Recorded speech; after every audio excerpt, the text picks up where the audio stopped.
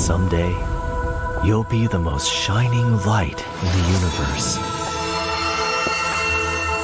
The star will be burned for you, my flare.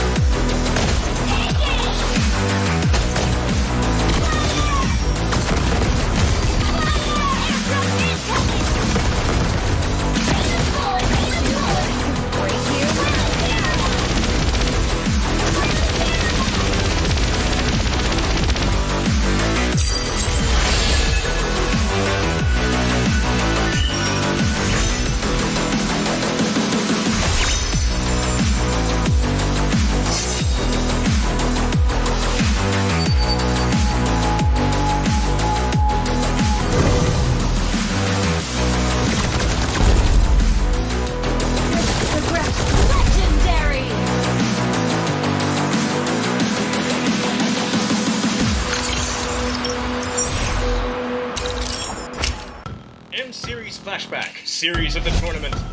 Welcome to Mobile Legends! As the first M-Series for MLBB, M1 was nothing short of incredible gameplay. But one series was above all the games. Stretched to a maximum best-of-7 series, the grand finals between RRQ Hoshi and EVOS Legends was a gem to rewatch. EVOS Legends become a legend!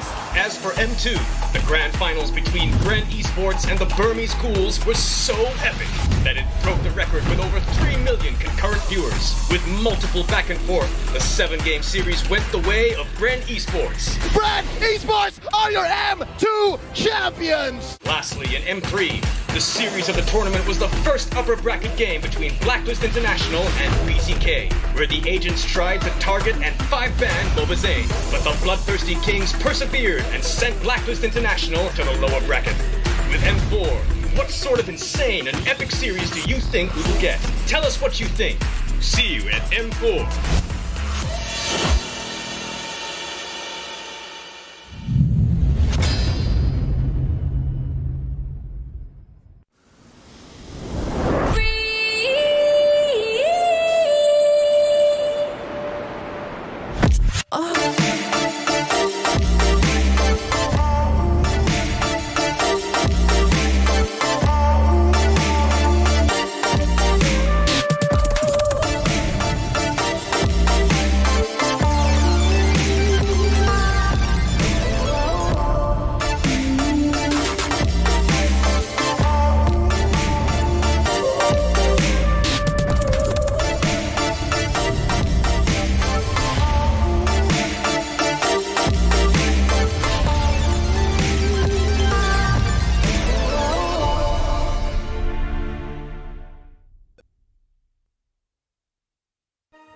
As a local craft, there is no shortcut to being authentic.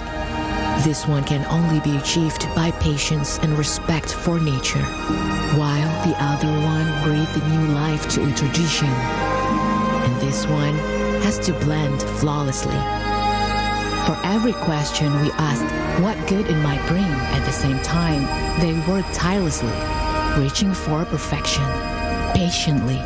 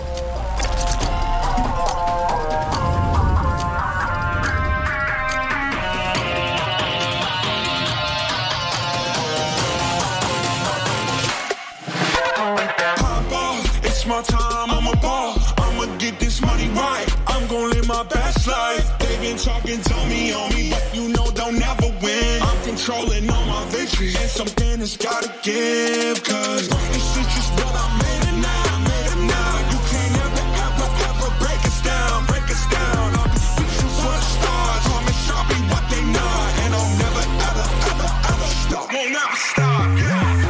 Touch your sky, you're made of silver and gold. Touch your sky, you're the greatest function now. You and I, we can make it out of the cold. Hang tight, we gonna reach for the greatness. We will always rise, we will never fall. We fight it out, always will be strong. Even though we know our backs against the wall. Can you take your aim? You know that this is.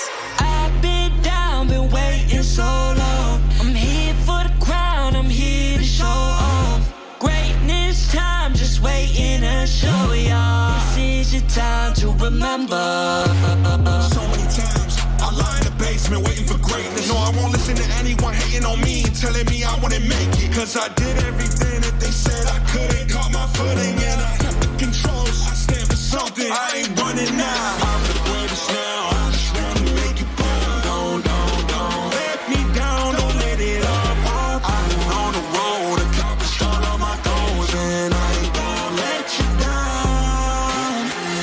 Touch the sky, you're made of silver and gold. Touch the sky, you're the greatest function now. You and I, we can make it out of the cold. Hang tight, we gonna reach for the greatness. We will always rise, we will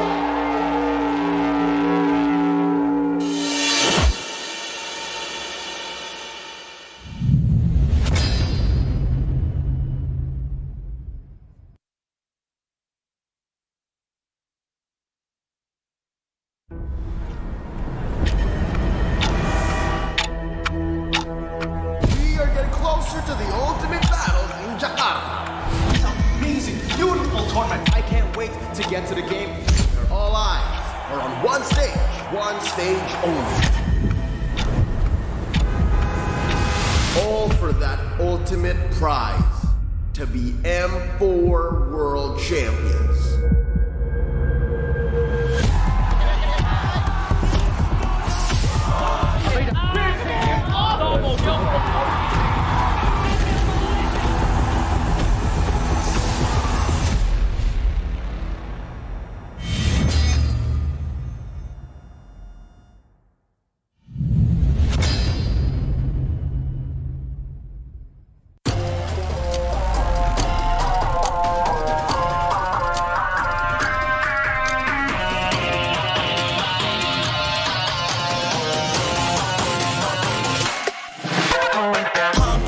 It's my time, I'm a ball. I'ma get this money right. I'm gonna live my best life. They been talking, tell me on me, but you know they'll never win. I'm controlling all my victories. It's something that's gotta give, cause what's the shit just what I made it now, I made it now. You can't ever break us down, break us down. I'll be reaching for the stars. Promise I'll be what they not. Ain't no never, ever stop. Won't ever stop, yeah. Touch the sky, you're made of silver and gold. Touch the sky, you're the greatest option now. You and I, we can make it out of the cold. Hang tight, we gonna reach for the greatness. We will always rise, we will never fall. We fight it out hard to be strong. Even though we know our backs against the wall. Can you take your aim? You know that this is. I've been down, been waiting so long. I'm here for the crown, I'm here to show off. Greatness time, just waiting to show y'all. This is your time to remember. So many times, I lie in the basement waiting for greatness. No, I won't listen to anyone hating on me and telling me I wouldn't make it. Cause I did everything that they said I couldn't. Caught my footing and I kept the controls. I stand for something, I ain't running now. I'm the greatest now, I just wanna make you proud. Don't let me down, don't let it all fall. I've been on the road, accomplished all of my goals, and I ain't gonna let you down. Touch the sky, you're made of silver and gold. Touch the sky, you're the greatest option now. You and I, we can make it out of the cold. Hang tight, we gonna reach for the greatness. We will always rise, we will never fall. We fight it out hard to be strong. Even though we know our backs against the wall. And again, pick your aim, you know that this is. Coming for the game, cause we ready for the victory. Hands off, I ain't giving up. They say that I finished what they want. I ain't never done. No. So turn it up. Hands up, all of you get your hands up. All of you raise your hands up. Listen to what you feel inside. We gon' turn it up tonight. We gon' turn it up. We gon' turn it up.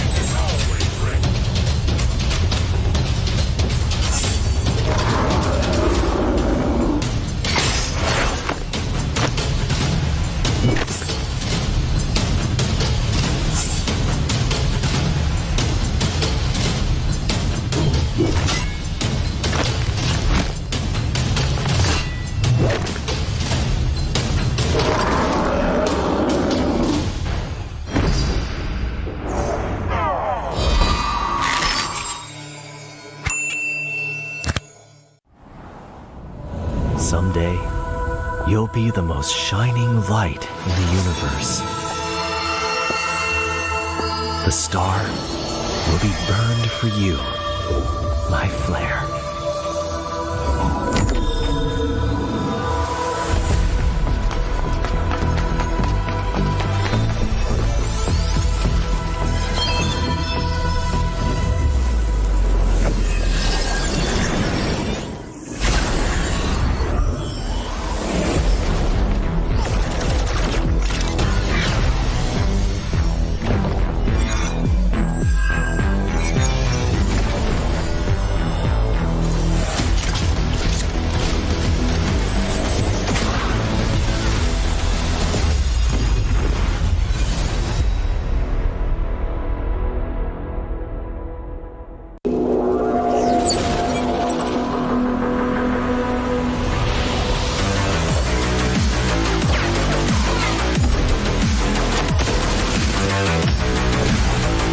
Here comes the brightest player in this galaxy.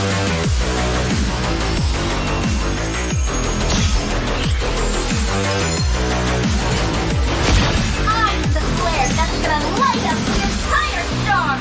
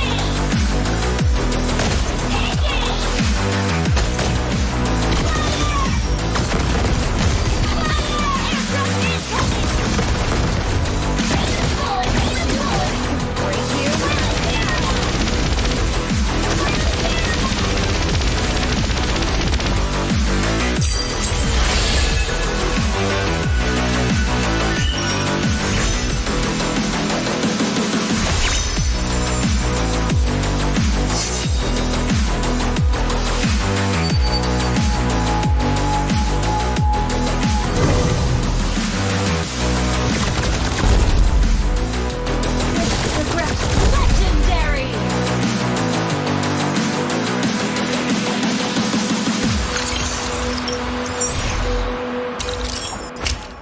M-Series Flashback, series of the tournament. Welcome to Mobile Legends! As the first M-Series for MLBB, M1 was nothing short of incredible gameplay. But one series was above all the games. Stretched to a maximum best of 7 series, the grand finals between RRQ Hoshi and EVOS Legends was a gem to rewatch. EVOS Legends become a legend! As for M2, the grand finals between Grand Esports and the Burmese Ghouls were so epic that it broke the record with over 3 million concurrent viewers. With multiple back and forth, the 7-game series went the way of Grand Esports. Brand Esports are your M2 champions! Lastly, in M3, the series of the tournament was the first upper bracket game between Blacklist International and BCK, where the agents tried to target and 5-ban Bobazane, but the bloodthirsty Kings persevered and sent Blacklist International to the lower bracket. With M4, what sort of insane and epic series do you think we will get? Tell us what you think. See you at M4.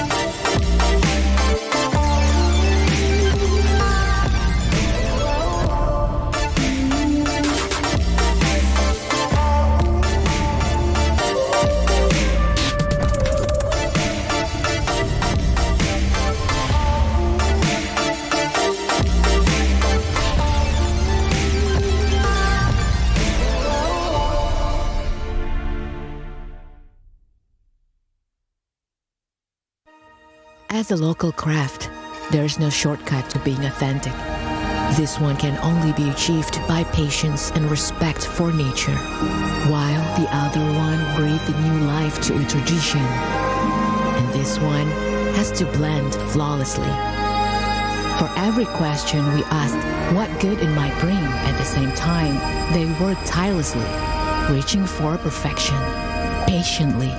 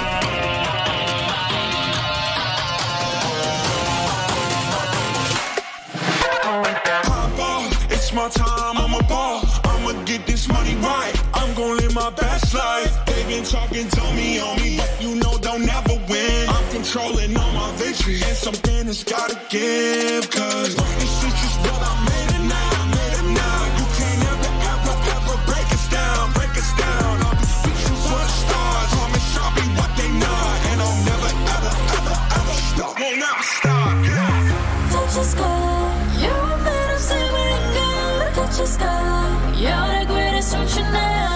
You and I, we can make it out of the cold. Hang tight, we gonna reach for the greatness. We will always rise, we will never fall. Fighting our eyes around me are strong. Even though we know our backs against the wall. Can you take your aim? You know that this is. I've been down, been waiting so long. I'm here for the crown, I'm here to show off.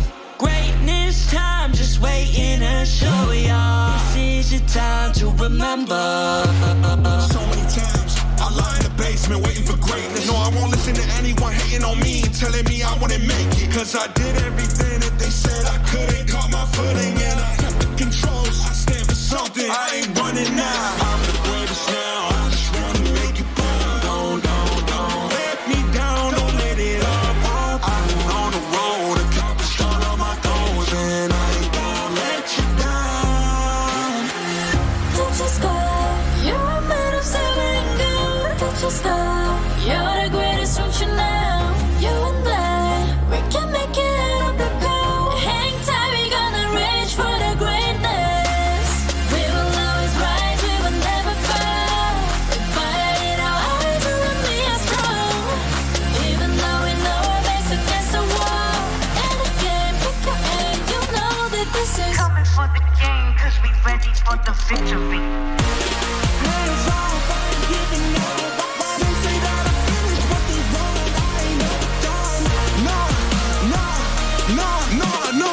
So turn it up, turn it all the way up.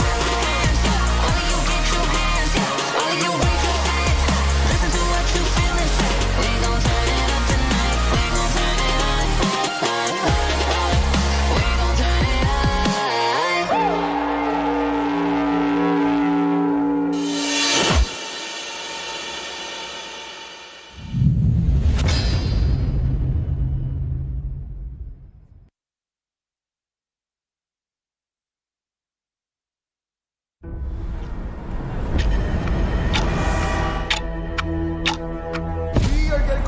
to the ultimate battle in Jakarta.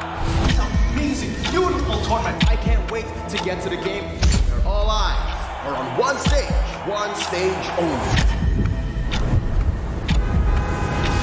All for that ultimate prize, to be M4 World Champions.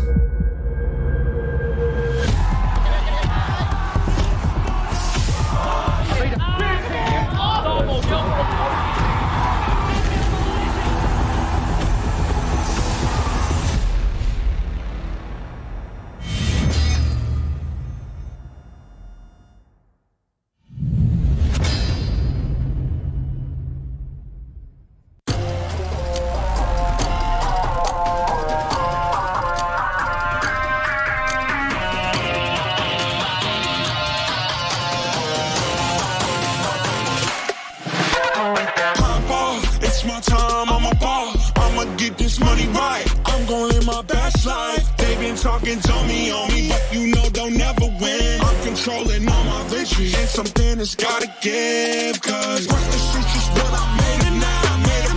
You can't ever break us down, I'll be reaching for the stars. Promise I'll be what they not. And I'll never, ever stop. Won't ever stop, yeah. Touch the sky, you're made of silver and gold. Touch the sky, you're the greatest ocean now. You and I, we can make it out of the cold. Hang tight, we gonna reach for the greatness. We will always rise, we will never fall. Fighting our eyes and be strong. Even though we know our backs against the wall. Can you take your aim? You know that this is. I've been down, been waiting so long. I'm here for the crown, I'm here to show off. Greatness time, just waiting to show y'all. This is your time to remember. So many times, I lie in the basement waiting for greatness. No, I won't listen to anyone hating on me, telling me I wouldn't make it. Cause I did everything that they said I couldn't. Caught my footing and I kept the controls. I stand for something, I ain't running now. I'm the greatest now, I just wanna make it proud. Don't let me down, don't let it all fall. I've been on the road, accomplished all of my goals, and I ain't gon' let you down. Touch the sky, you're made of silver and gold. Touch the sky, you're the greatest ocean now. You and I, we can make it out of the cold. Hang tight, we gonna reach for the greatness. We will always rise, we will never fall. We fight it our eyes and we are strong. Even though we know our backs against the wall. And again, pick your aim, you know that this is. Coming for the game, cause we ready for the victory. Hands off, I ain't giving up. They say that I finished what they want, I ain't never done. Nah. So turn it up.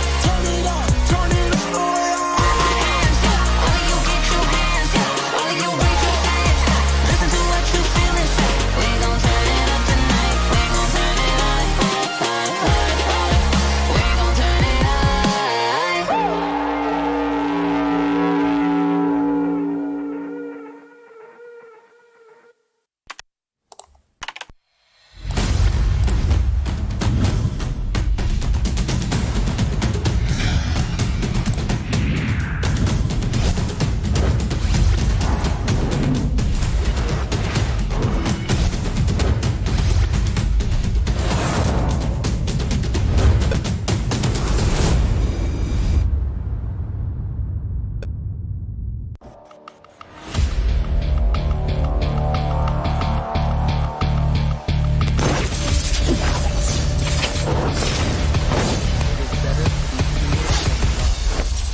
If you cannot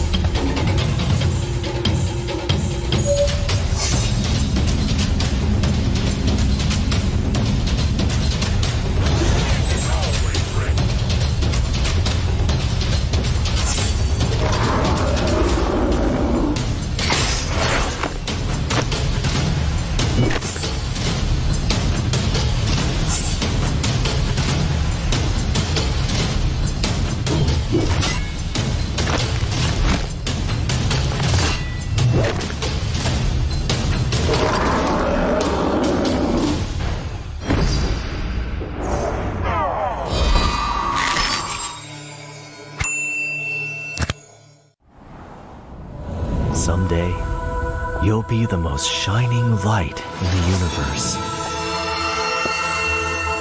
The star will be burned for you, my flare.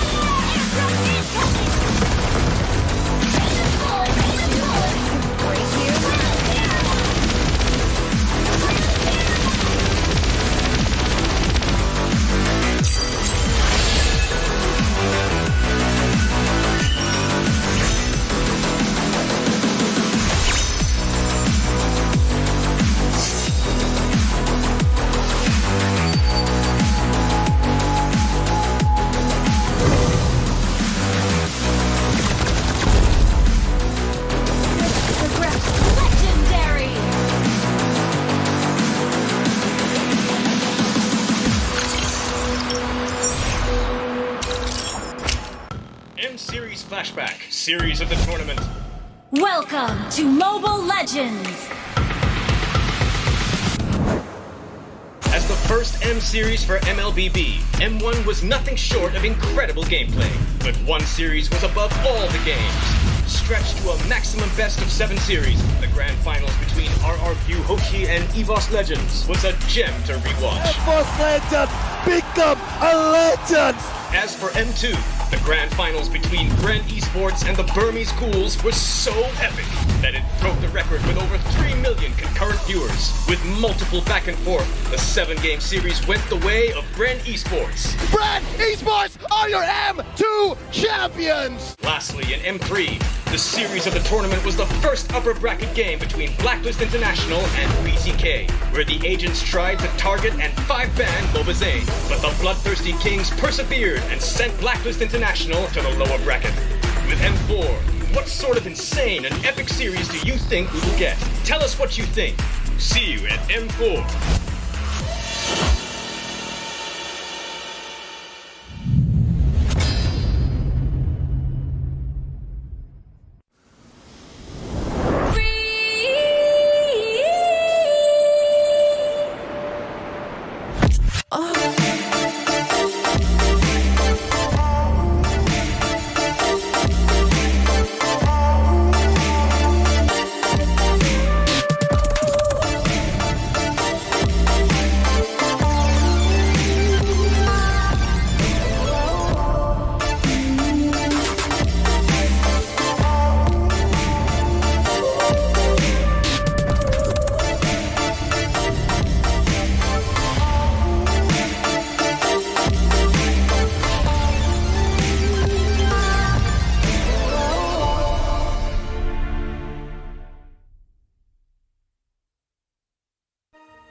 As a local craft, there is no shortcut to being authentic.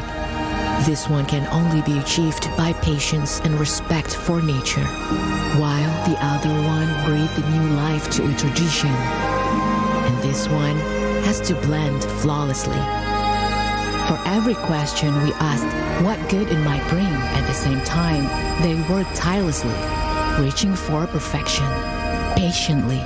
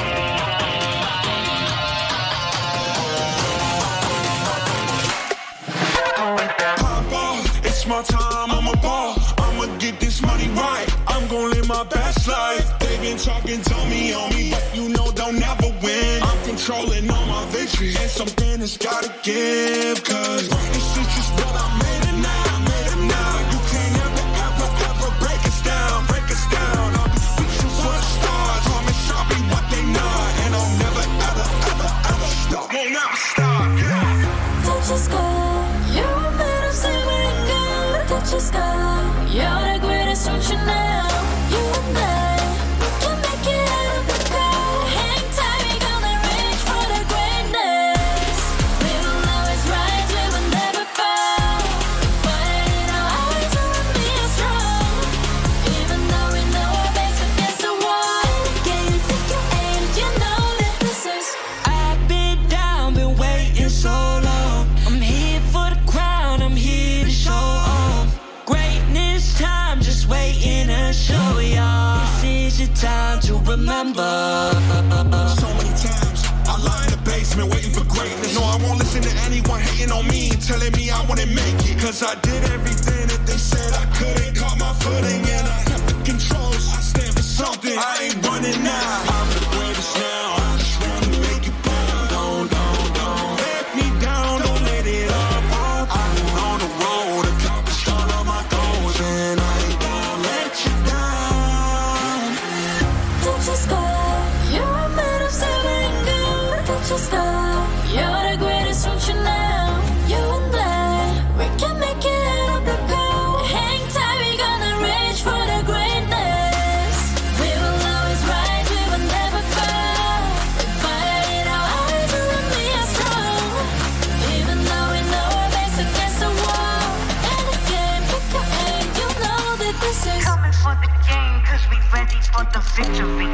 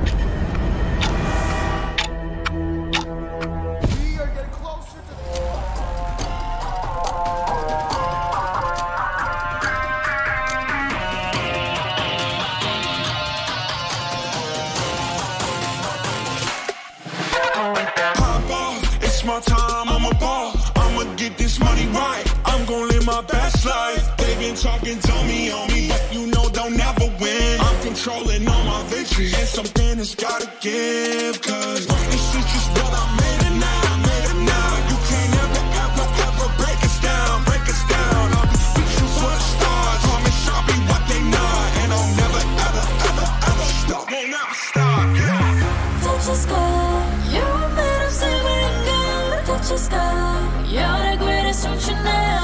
You and I, we can make it out of the cold. Hang tight, we gonna reach for the greatness. We will always rise, we will never fall. The fire in our eyes will be as strong. Even though we know our backs against the wall. Can you take your aim? You know that this is.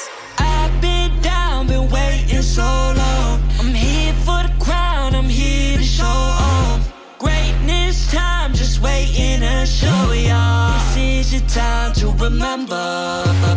So many times I lie in the basement waiting for greatness. No, I won't listen to anyone hating on me and telling me I wouldn't make it. Cause I did everything that they said I couldn't. Caught my footing and I kept the controls. I stand for something, I ain't running now. I'm the greatest now, I just wanna make it proud. Don't let me down, don't let it all fall. I'm on the road, accomplished all of my goals, and I ain't gonna let you down. Touch the sky, you're made of silver and gold. Touch the sky, you're the greatest ocean now. You and I, we can make it out of the cold. Hang tight, we gonna reach for the greatness. We will always rise, we will never fall. The fire in our eyes will be as strong. Even though we know our backs against the wall. And again, pick your aim, you know that this is. Coming for the game, cause we ready for the victory. Hands off, I ain't giving up. Why they say that I finished what they wanted? I ain't never done. No.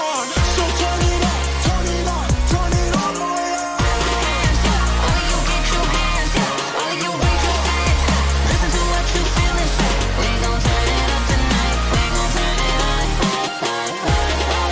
We gon' turn it up.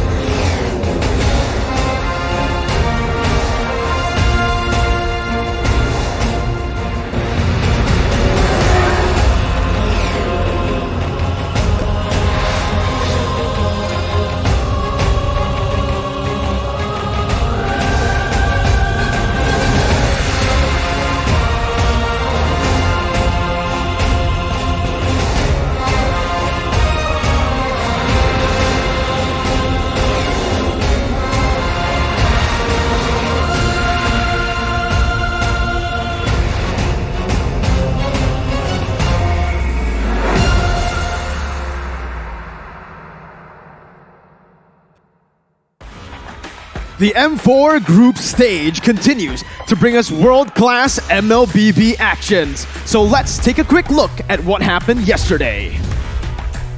It's raining RRQ in Jakarta during day 2 of the M4 group stage. Despite having the home ground advantage, Skylar and the legendary Lemon had to put all the stops to claim an unconvincing victory against occupied thrones. The Song Rajas were then dismantled by Echo of the Philippines with a stellar performance from Sanji the Wizard. However, win or lose, the fans are here to support with all their might. On the other hand, RRQ Akira is looking like the better RRQ so far. The Samba Boys defeated the Valley in the North-South America Derby thanks to Luiz's incredible Numenon Blast. They also destroyed the Malaysian champions Team Hawk with a formidable team fight composition featuring Joy and Terizla, while utilizing the power of RRQ Ultra Fans' buff. All MLBB fans in the world, let's support your favorite team with all your passion, regardless of where you are. Now, it's time for day 3 of the M4 group stage. Dare to be great. Welcome back, ladies and gentlemen, to the M4 group stage, live from the Bali United studio in Jakarta, Indonesia, for day number 3. Man, it's great to be here once again, and you can see the crowd, they're ready for this. Welcome to the caster desk. I am Mirko, joined here by Lafel and Arashi. How y'all doing? Ah! I feel good! You feel good? I feel great! I'm starting today with a lot of energy, man, because, again, the first 2 days, I was shocked. I lost my hearing. You've been yelling since before we even got on air, so quite a unique circumstance, I must say. Absolutely, but despite that, you know, ladies and gentlemen, M4 has been absolutely amazing. Why? Because M4 is powered to you by Moonton, presented by TikTok, the official content partner, supported by Secret Lab, the official gaming chair, and Esport Charts, our analytical partner, Gank, also our official merchandise partner. We have MeWatch, our media partner, and last but definitely not least, the Ministry of Tourism and Creative Economy of the Republic of Indonesia. Yeah, and I gotta say, for you guys watching at TikTok Live Carnival, cheer up for M4. Watch M4 matches on TikTok. Participate in Cheer Up for M4 activities by watching M4 matches on TikTok and using the exclusive customized gifts to cheer for the teams. There'll be a chance for you guys to be on TV and win abundant gifts. A lot of crazy gifts, but you know, Arashi has a special shout out to give to somebody here. He's sitting on the best gaming chair there is. Arashi, tell us. Guys, shout out to Secret Lab, the official gaming chair partner of M4. We're talking about a built-in lumbar support system right here that you can adjust to your spine, and an incredible magnetic memory foam head pillow. Of course, the brand new fabrics in all sorts of colors and designs. The M4 one is insane. The Secret Lab Titan Evo 2022 gaming chair is designed to keep everyone seated in incredible comfort for a long, long time.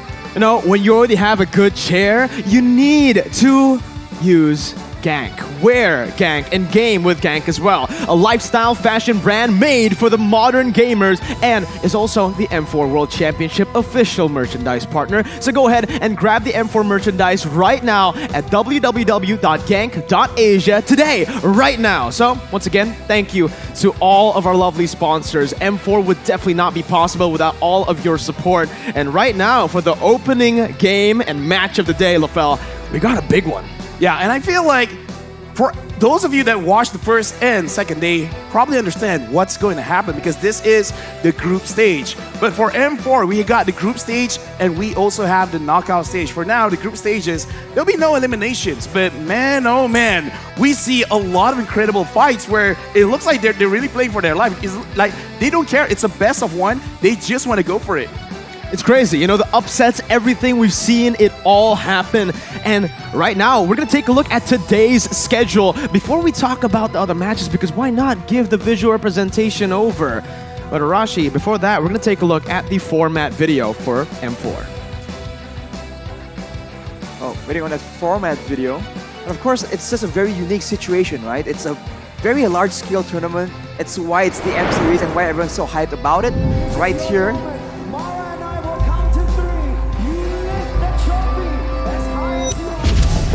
Best 16 teams in MLBB M4 World Championship will be gathered in Jakarta, Indonesia.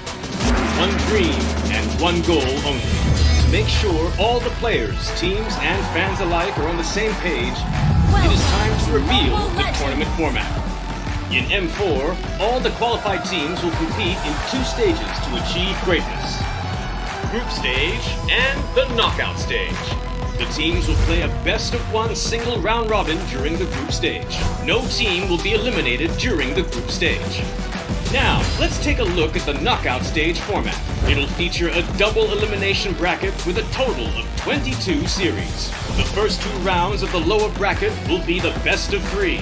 The other series will be best of 5. Except for the grand finals, which will be best of 7.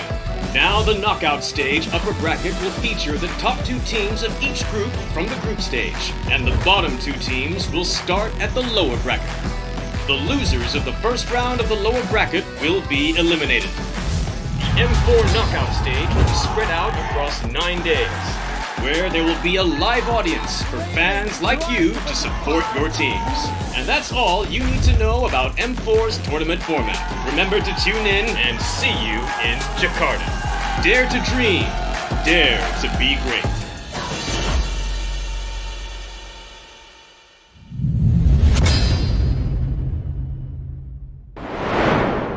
We've seen all of the teams have fought it out, but today we're gonna have another 6 matches where we're gonna see have they really switched it up for day number 3, where 6 matches. Malvinas Gaming going up against Onyx, Incendio going up against Burn, X-Flash, MDH against Onyx, Burn, X-Flash against Blacklist International, Dota going up against MDH, and we're gonna close it out with Falcon going up against Blacklist. we have a variety of different matches here, and the interesting part, of course, is the fact that these are different regions battling out against each other.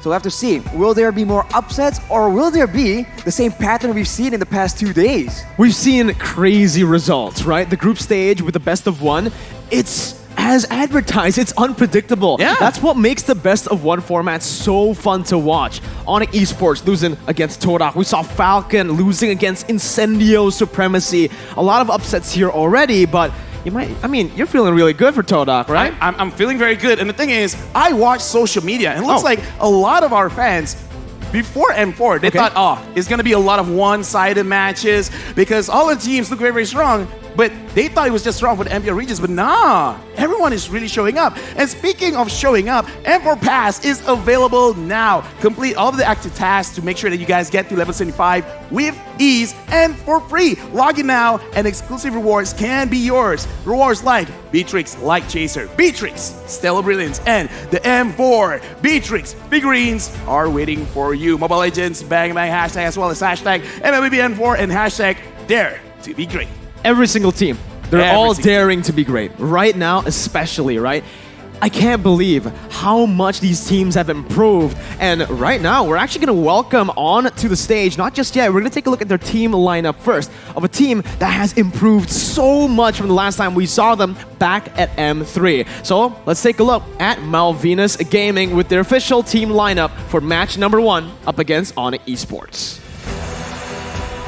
Next we have Malvinas Gaming with Harley in the mid lane, Dragon in the XP lane, Joel Crew in the gold lane, Prince Fran as the jungler, and Steve as the roamer. And this team has been so aggressive and they've been showing out against all these bigger names in the tournament so far. Yeah, here's the thing, right? Because even though new team, but they're making everyone sweat. Absolutely, man. Once again, welcome, ladies and gentlemen, the Peruvian Warriors, Malvinas Gaming. Malvinas again, like, I love whenever we go to world championships, everyone is so sweaty. But not in that kind, you know? Everyone is trying so hard, and Malvinas Gaming is really showing up, and I kind of feel like they're making a lot of people proud. Like, their name is getting bigger and bigger. For sure. This is a big performance, but they're also up against Onyx Esports from Indonesia. We have Drian in the mid lane, who's in the XP lane, CW in the gold lane, Kyrie in the jungle, and Keyboy as the roamer. Yeah, Onyx Esports, they'll be playing twice for today. They didn't do too well before, but today they got to prove themselves. The Indonesian champions with Kyrie leading the pack. Onyx Esports. Onyx Esports, you guys can't hear it, but here in the stadium, I feel like it's a stadium because we hear the chants from the crowd, really giving them the support they need to make sure that they do well in both matches for today. They definitely have the home crowd advantage, and you can hear, I hope you guys can hear the chants coming in from their supporters right now. They have the drums, they have the manpower, they have everything ready. But now let's take a look at what us talents think about the matchup. Now, I have a question for you guys before we take a look at the sure. talent lineup or the talent prediction. Onyx Esports, with their performance up against Todak, did that change? It doesn't look like it changed for most of the talents, but what about you, Lafel? Personally, I don't think it really changed because what Toda did is almost like a cheese, which really works out for a best of one. And I kind of feel like Onyx probably learned a lot from that match against Toda. I mean, the best of one, it just needs so much room for surprise tactics, and of course, Malaysia, Lofel, your region, is absolutely well known for that. So we'll have to see if it's a one-time thing. Has Onyx adjusted? Because of course, everyone has their eyes on this team. What do you think about that, Lofel? I think again, like you guys can see here on screen, but I'm choosing Onyx as well. And usually we see like a 80-20% kind of rate, but this is 100% because again, I kind of feel like what happened is just that they lost to a cheese, and I'm not really sure Malvina's gaming can they bring a level of strat that can really surprise anyone in the best of one. To be honest, right? When we're talking about cheese, sure, Todak, known for that. That's their identity, right? Now I'm hungry, me too, man. But it's fine because we're gonna be feasting on a good match. Wow. Right? Anyways, though, on Esports, right? They're known to be cheesy too, Rashi. That's their thing. We're gonna take a look at the keys to victory from Malvinas Gaming first, though, because they can definitely pull an upset. They have to utilize the hero advantage, especially in those team fights. They have to cruise around Joku's comfort heroes, because of course comfort heroes have a lot of power in the current meta that's so flexible. Watch out for mid and roam duo surprise attacks, and vamos Peru! Vamos push the tempo! They need to actually make sure that Onyx does not have space to actually strategize and operate. They must push the tempo and make it messy, make it a slugfest, because that is how they make Onyx be in the hot seat. Honestly, like, shout out to our scriptwriter because he's doing well. For sure. And keys to victory for Onyx. They gotta play aggressive this time to get Kyrie to let loose, because what really happened in the previous match was that Kyrie was severely pressured to the point that he actually still did well without the purple buff, but again, like, he is one of the playmakers for Onyx, so as long as they give him enough space, I think they just let him loose, do whatever you want. And CW as well, I kind of feel like the Beatrix, we haven't seen a lot of good things coming from the Beatrix, so I want to see if CW will change it up. Maybe he even brings back the Leslie. You saw in the fourth win condition there, play aggressively and let Kyrie let loose. That is something that they can absolutely do as well. But that begs the question, Lofel, are they going to focus more on that gold lane, or are they going to rely more on Kyrie for that early game playmaking? Onyx can do both. Yeah, why not do both? They can definitely do both. We've seen them do both in the past. Playing in the early game for Kyrie, and then later on, they're gonna maneuver over towards CW. Here, we're seeing the audience prediction, and Latam, 53% have predicted Malvina. So even in Latam, they're all mostly favoring Onyx Esports here from the audience prediction.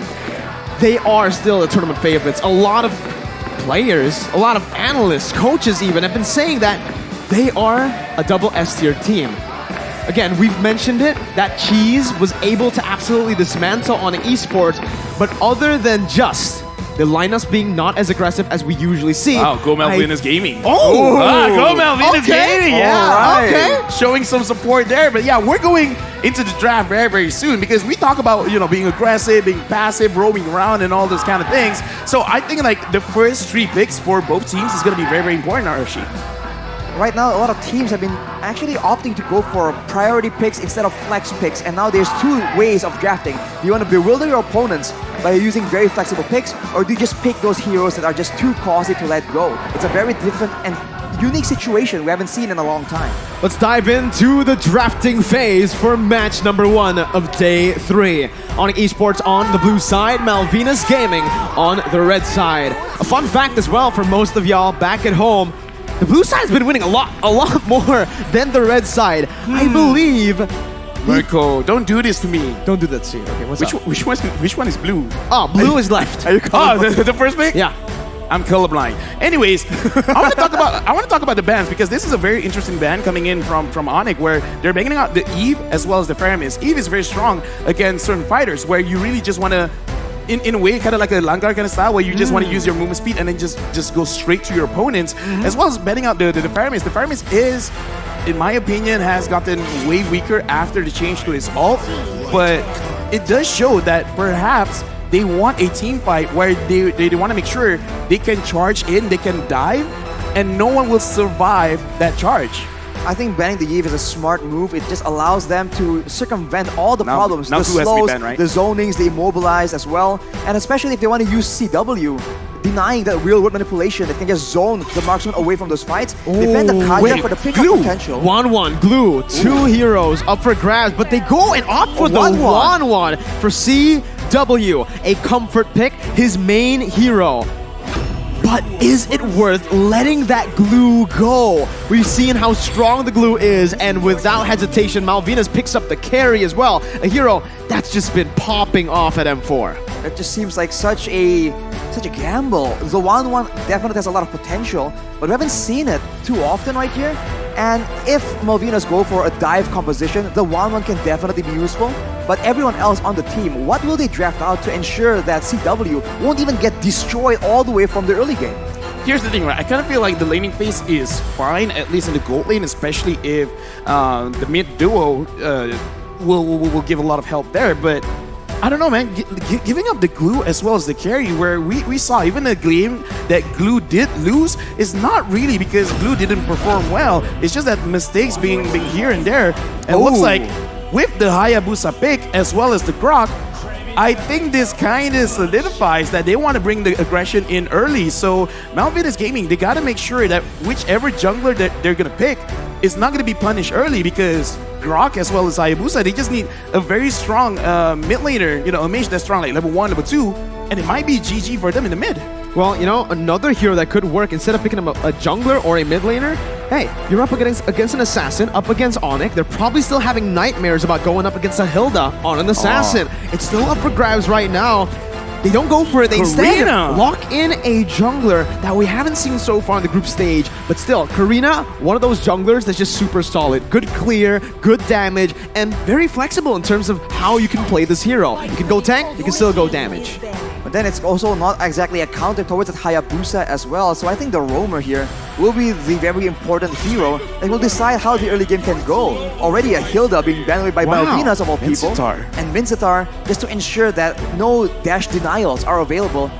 On top of that hook, it can be such a reliable engage tool for the side of Malvinas, who do want to push the tempo early on in the fight. This is kind of interesting because Malvinas Gaming, they themselves banned out the Hilda, where they could have used it to their own advantage to really harass the Hayabusa. And now Mincitar banned. I guess it's good because they do have a lot of dashes, but this is a pretty unorthodox ban, I gotta say, because usually people just go for the very, very safe pick. So it looks like Onyx probably has done their homework on Malvinas Gaming, knowing that this is a potential dangerous pick. Well, the other ban comes in, and it is actually going to be that Xavier.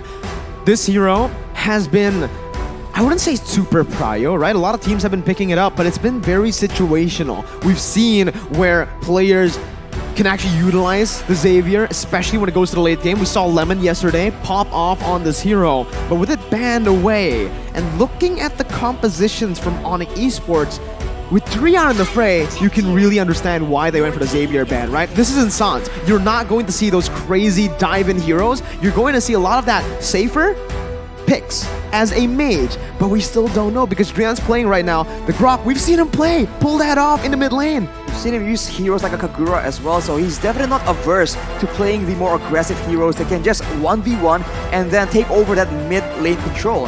Along with the Grok, as you mentioned, Mirko, they can definitely contest on the prio and allow that high roam playstyle that Onyx can use to shut down all these strong laners from the side of Malvinas Gaming. Looking at the draft right now, I mean, here's the thing. We got to look at numbers because numbers don't lie. Joe hasn't been doing well. So Malvina's Gaming picking out a Joe, I'm kind of iffy because, again, it is one of those very high mechanical heroes. If you can execute it, then you got a lot of TikTok moments. It looks great. But if you don't, then your team is really going to suffer. And something interesting about Lolita, man, every single World Series, like, it's never like super top tier, but Worlds comes in and suddenly Lolita is the most reliable roamer you can use. Like, a lot of damage, good setup, very easy to set up. So something about Lolita, man, but it looks like on it they're gonna finish off their draft with the Valentina as well as the Franco. So EXP Grok? EXP Grok for Boots, which is an interesting way to actually go at it, to use this draft. All right, I'm looking at it right now. It's pretty cool, bro, right? It's a good composition. They have solid pick. They have pretty good team fight with the AoE, but my main concern now is how is this Wan going to go up against the carry, who's been really good, and a Luo Yi. That's actually pretty solid. I really like the Luo Yi pick here up against a lot of melee that Onyx have drafted for themselves. That's a lot of damage, my guy. I'm sorry, but I gotta say, if they play it well, they can win mid and they can definitely put pressure in the jungle because Cho is strong level 1, Louis is strong level 2. Just get Louis to level 2 and then force fights because even though Valentina is very strong and with her passive, she gets to the level very fast, but a lot of crowd control makes it so that even if you can do damage, even if you can dash around, if you're not moving, it really doesn't matter. And look at the composition as well. The wave clear coming in from both these teams. You can see that they want to contest that early pressure. And I think level 2 and level 3 is going to be absolutely bloody in this particular match. Both teams have the heroes available to try and go for those big pickoffs or those big skirmishes with the whole team involved. Let's see if that happens early on here in match number 1. As both Onyx Esports and Malvinas Gaming, they've drafted a very aggressive draft. Let's head on over to the Land of Dawn for match number 1. In match number 1, man, I'm looking at the mid lane. How are they really going to play this out? Especially because we saw Franco yesterday, especially with the Legend skin, but he's not using the Legend skin. This is a nerf. He should have used the Legend skin, man, because somehow the hook rate with that is like, like 80%? It's insane when you use the Legend skin on this Franco. It's definitely a buff if you use that particular skin. We saw Mara pop off on that Franco pick, but here in the early game, against a Cho and a Luo Yi, it's going to be very difficult because there's not a lot of burst damage available for the side of Onyx Esports. In a prolonged fight, maybe something can be done here, but right now, Keyboy is just zoning Steve away, ensuring that the jungle denial does not happen yet again. Yeah, jungle denial is very important, but right now, looking at MVG as well as Sonic, it's look like they're not really forcing anything just yet. So maybe because even they see this as a very high-risk kind of play, they're playing it a little bit slow. But again, I kind of want to see MVG really picking it up. Once Prince Fran hit level 4 or once it gets to 2 minutes, I want to see them make a play. If not, they're just giving Kyrie way too much space, man.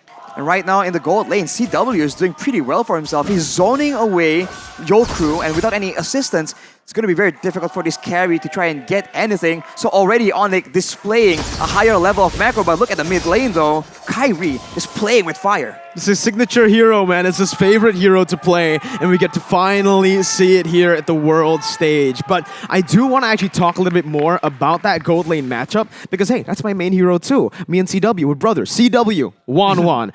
Up against the carry, you do have a winning lane. It comes down to a bit of a skill matchup, right? It's definitely advantageous for the Wan, but as long as you dodge from the spinning light wheel from the carry, you're all good to go. You could just all in, and there's nothing Jokru can really do if he's solo. And CW has actually manipulated the wave so well to get a level advantage here early on to put on even more pressure towards the gold lane while his team sets up for the turtle. Right now, looking at the situation, Malvinas Gaming is they're really trying to get this turtle. And Harley, I want to see if he can actually get a very big pull with his skill 1 and skill 2 combo. But looking at the map, it looks like Onyx, they're actually splitting their own attention, because at the bottom lane, Keyboy is waiting for carry to make a mistake. So it looks like Onyx, they're being slightly passive. They just want to establish vision and then try to see if they can use that vision to set up some kind of kill for themselves. They're not really looking at the turtle, they're just looking at kills. They seem to be trying to make sure that Joelcrew needs to walk up and then want to engage on him using Keyboy on that Franco. But Joelcrew has been very patient, just leaving farm out. And now Steve seems to be the main target for the side of Onyx. Steve gonna be caught there by the Bloody Hunt, and that's first blood over to Onyx Esports. And it's one of the worst targets for Onyx Esports to get a kill on, right? It's CW on that 1-1, a signature pick, and you could already see the rotations here from Onyx. They're going pretty aggressive. Yeah, like I said, right now it looks like they're not really thinking of objectives. They're just trying to rack up some kills, and I kind of feel like they're playing for the mid game. The early stages of the game, they kind of don't care so much, so I'm looking at the second or third turtle for Onyx to really show their true colors, because for now, looks like CW got caught! What a brilliant use of that ultimate from the Luo Yi. Getting to the back, not giving vision at all. And Stiff is here over in the gold lane, using the way to Dragon to lock Keyboy up. And it's another kill over to Prince Fran. 2 kills on the board as Rian rotates back down to save his turret. But man, MVG, they're utilizing the Luo Yi so well. It's a clean performance. That is such a creative use. And on the other side, you even see Dragon rotate to the mid lane to ensure that the lanes are all still being controlled. So Malvinas showing a lot of macro gameplay here, matching Onyx in that department. That is definitely a very impressive feat. Hey, that's what I want to see, but I want to see more of it, because if you understand where Onyx is around the map, you have a lot of ways to control Onyx with the Cho, with the Lu Yi, and then if everyone's controlled, because looking at Prince Friend, he's not going for a tanky build. He's using the mage emblem, so this is a damaged Karina. So as long as no one really hits her, she could potentially get the first Savage of M4. First Savage of N4. It's a tall order, but Malvinas might be able to make it happen. We'll have to see how the fights play out, because so far it's been skirmishes. In the big, massive team fights, I do think that Malvinas has, in a way, better of a composition. More crowd control, more AoE. Onyx seems to be a lot more geared towards the skirmishes. And you know, to add on to that, we said it, Onyx Esports in the draft have been struggling a bit. We saw it against Todak, and now we're seeing it again against Malvinas. Kyrie gonna be able to steal the purple buff away, and in the gold lane we're seeing a gank already with Joelcrew flickering out, but still getting hit by the Bloody Hunt as Rian brings him back with a knockout strike right there, and Steve is gonna be able to actually go up, zone the other members away while CW takes the turret. Prince Fran gonna be there, Keyboy gets a massive hook, but there's no follow-up from Onyx Esports. Both teams back away, and Onyx finally get that gold lead back into their hands. Honestly, looking at this game right now, I do want to ask Arashi, where I'm looking at both gold laners, the 1-1 as well as the carry. If we really go towards, like, I don't know, like a 17-minute game, which one is like more prevalent in the late game in this current meta? Is it still the 1-1 or is it the carry? I think carry will be doing a lot more damage, considering that in team fights, the damage isn't really reliant on combos and on skills, right? As long as Joelcrew is auto-attacking, basic attacking again and again, that damage will eventually stack up. And in the late game with full items, that is a lot of damage for both any squishy member or the tanky member. But if Onyx Esports want to actually get CW popping off on that 1-1, they need like a proper setup, a proper engage. And now it does seem like they are attempting to make something happen. Keyboy is looking for it right now, man. They can see it. They go for the hook. Steve is going to be caught by the Bloody Hunt as well. And that's the pick-off composition that Onyx Esports have built for themselves, right? We mentioned it. In the team fights, they might not be able to actually face off against Malvinas Gaming. Keyboy? But when it comes down to the team fights here, or the pick-off potential, Keyboy finds a hook onto Prince Fran. Kyrie jumps in, gets a shadow kill in with the killing spree. And it is just Kyrie going back and forth. 2 kills on the board by Keyboy. That's the setup. Dude, that was amazing. Like, okay, fine. Legend skin, no legend skin. It looks like the hooks are being very cooperative for today, and that is very smart because he flanked to the side because, okay, I got to make sure they don't see this coming, and that was an amazing play. 1.6k goal lead. Onyx is ahead, but again, they're ahead because they're able to kind of like split the fight off. And that's great. If they go for a team fight, it might not be so good. So as long as they keep their focus, this could be their game. Well, Harley's going to be caught there as Drian is able to flank all the way. CW is looking for one more. Way too aggressive. Gets picked off in the process as Kyrie has been going onto the turtle, just poking it down, picking it up for his team. Keyboy now caught. Going to be brought back by his team, but has the flicker. Dragon very close from that iron hook. Is going to be able to back off though. That was a very creative engage using the stolen teleport coming in from Drian, just getting all the way behind Malvinas Gaming and then using their own weapons against themselves. Unfortunately, as we saw earlier, CW was just a bit overeager to make that kind of play happen, but Keyboy is already yet again on the hunt. He has his sights set on Joe Crew. Joe Crew gonna be targeted down here as Kyrie jumps in, uses the shadow kill over to Joe Crew, but the RNG does not favor him. It's still gonna be Joe Crew, Coleman down. Keyboy running away as CW pops across Boltang onto Harley. Not gonna be able to find that, and it's actually CW who gets taken down. Dragon still hunting, but that's the way the Dragon's stolen away by Drian, kicking Dragon back and to actually disengage from this. Kyrie still doing all that he can with those quad shadows, but it is just gonna be a stalemate. Both teams backing off, no more kills on the board. Yeah, looking at that situation, I gotta say, man, because CW, it looks like he can reliably trigger the ult, but he's got to be careful of his positioning because more often than not, when everyone else is backing away, CW is going in front, and that is flashy. You know, like you want to get those crazy kills, but it looks like the damage is not there just yet. He's got to be a little bit mindful about when he goes in and where he positions himself. Well, let's take a look at the instant replay for the previous fight. It all began with that play onto Joe Crew, and unfortunately for Onyx, it just took a bit too long for that kill to be secured. Yeah. But they were still able to secure the kill, and CW goes for this play, but he lands way too close in the midst of 3 members of Malvinas. And as you mentioned, Lofel, I think that with this composition, CW can play a bit more reactive and use the crossbow of Tang as an outplay tool instead of an offensive tool, and maybe he'll have a lot more success in surviving these big team fights. Well, once again, we're going to have to see how this plays out. no way. CW is going to be able to catch them, but it's going to be CW who's the one who gets slain. Keyboy in the midst of it all going to be taken down as well. Prince Fran, oh my god! What is that? Almost just baiting it right amount of time for Drian to pick up a kill, but Drian now is able to actually maneuver out. Kyrie jumps in with a double kill, goes in for the shadow kill to pick up a triple, and Kyrie gets it done for Onyx Esports.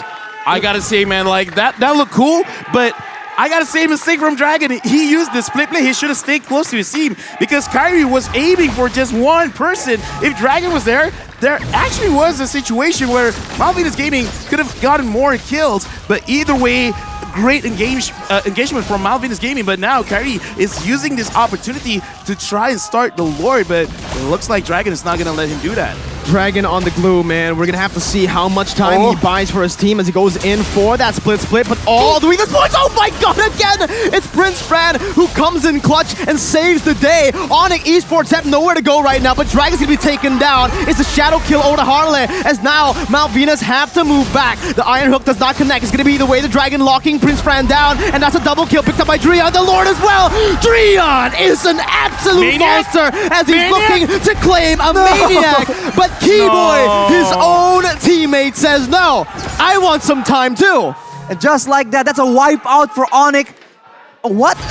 That was so insane, man. Malvinas were able to actually get the initial advantage. CW was picked off, but it doesn't even matter. With all the resources already used in that team fight, Onyx were able to just end and just wipe the whole floor with Malvinas Gaming. Kyrie on cleanup duty has been so intelligent with when he goes into these fights. Yeah, this does show a little bit of experience because Onyx, the moment they saw the engagement coming in from Malvinas, they just backed off, and Malvinas kind of didn't get the message because their HP was below half, way below half, and they still tried to fight it out, and I kind of feel like that was the biggest mistake. Looking at the player head-to-head now, CW as well as Joe Crew, the average KDA for CW as well as gold per minute is looking much better, and the average damage per minute, even though he keeps getting ganked, he makes sure he deals the damage before he gets taken down. He's actually been kind of like that tank, right? He's the one baiting out all the resources, and Drian has been the carry with Kyrie. As now, they are going to make their way for themselves towards that mid lane with the Lord, who's trying his best to just delay that Lord push with that top lane being pushed in. Dragon still buying some time, jumps in with the split, but got his Keyboy! My goodness gracious! With an Iron Hook out of nowhere out to Harley, as Kyrie jumps into the back line with a shadow kill, and that's gonna be Stiff falling down as well. Prince Fran's gonna be taken down with a crossbow Tang, and it's translated over to Dragon. Onyx Esports with a 9.7k gold lead. They're gonna go for Dragon before they end the game. Now they're still going for it. The Winter Truncheon was popped in, but it's a wipe out for Onyx Esports as they seal their first win at M4. Congratulations to Onyx Esports for winning the first match of the day. And looking at the game, like, this is the thing about Mobile Legends. It's not how you start, it's how you finish. And it looks like Malvinas Gaming they kind of like let go of the gas a little bit too soon going up against Onyx.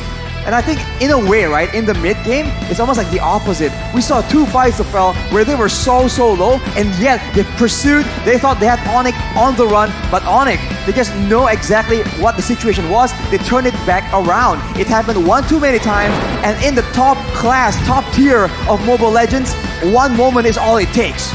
It is all it takes, and One moment. one Kage is all it takes too. Because Dreon, oh my god, what a performance by Dreon, man.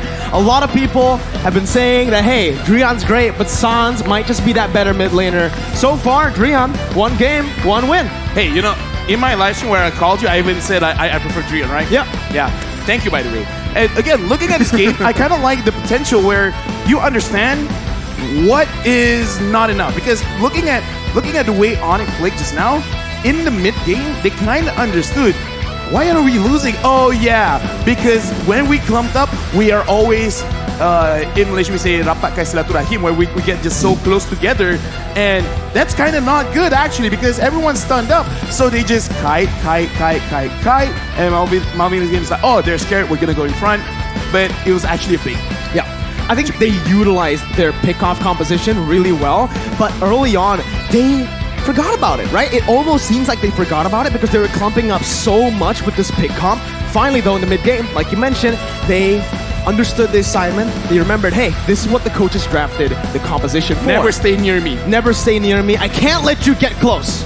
Considering the AoE, the combo that's available for Malvinas, you saw that in that Lord fight, they used the bulk of their spells to try and ensure that CW is gone, and yes, he was, but guess who has about 6 to 7 kills on the side of Onyx? It's Kyrie and Dreon, and with them not being locked down by any kind of spell, not being pressured by any kind of damage, they just completely went in full aggression and there was no solution at all.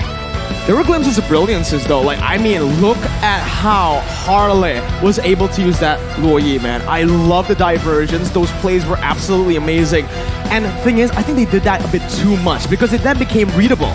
Right. I mean, you do it once, it's surprising. You do it again and again, it becomes a bit of a pattern.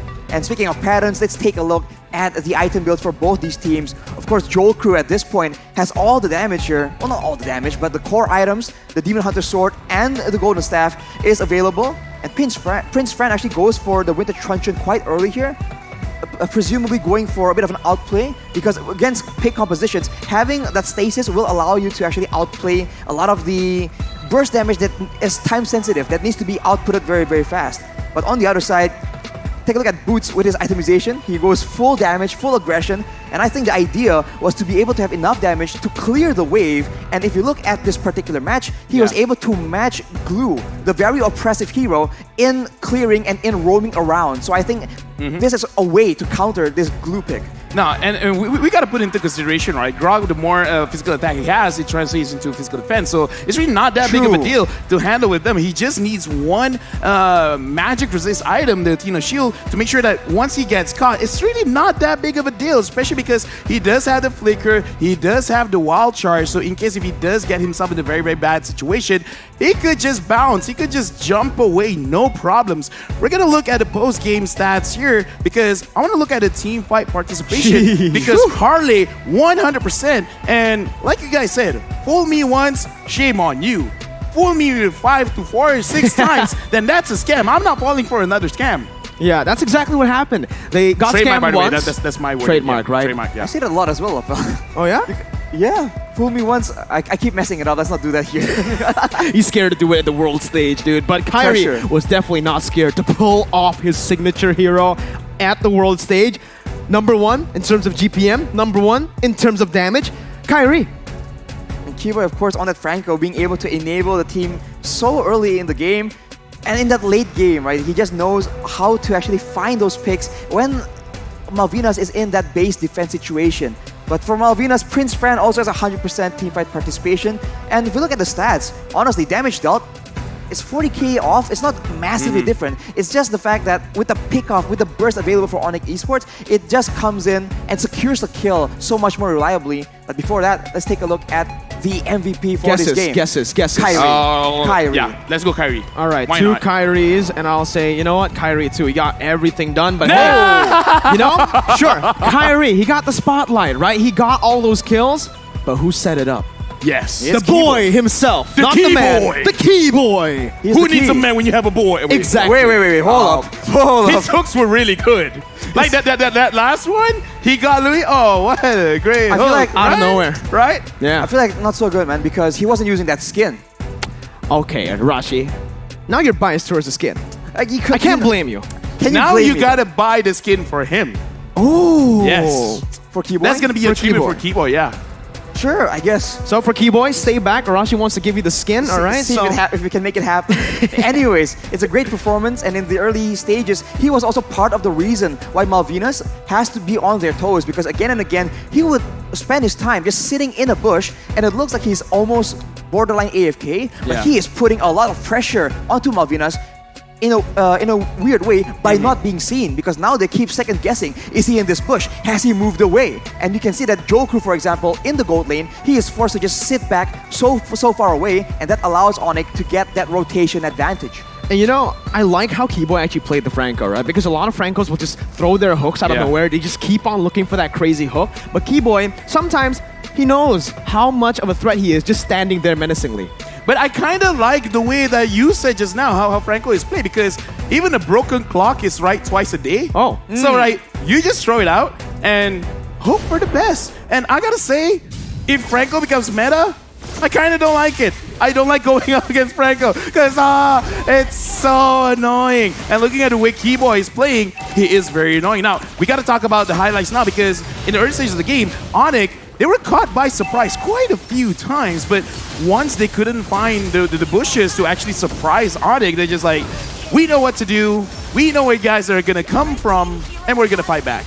And this is what the situation we've been talking about, right? Will Onyx rely on Kyrie, or will they rely on CW? And in this game, Malvinas seems to be putting all their effort to ensuring that CW does not get out of Yeah, look control, at this fight. denying him, just bursting him down. But afterwards, right, we talked about the possibilities, the flexibilities from Onyx, and they just rely on Drian and Kyrie. And look at the play. It's Yeah. just so well timed, right? It's not just very flashy and very quick. It's when he comes in, when he uses each spell to get the most value out of it. That is what makes Kyrie such a menace to deal with in those big team fights, despite being an assassin.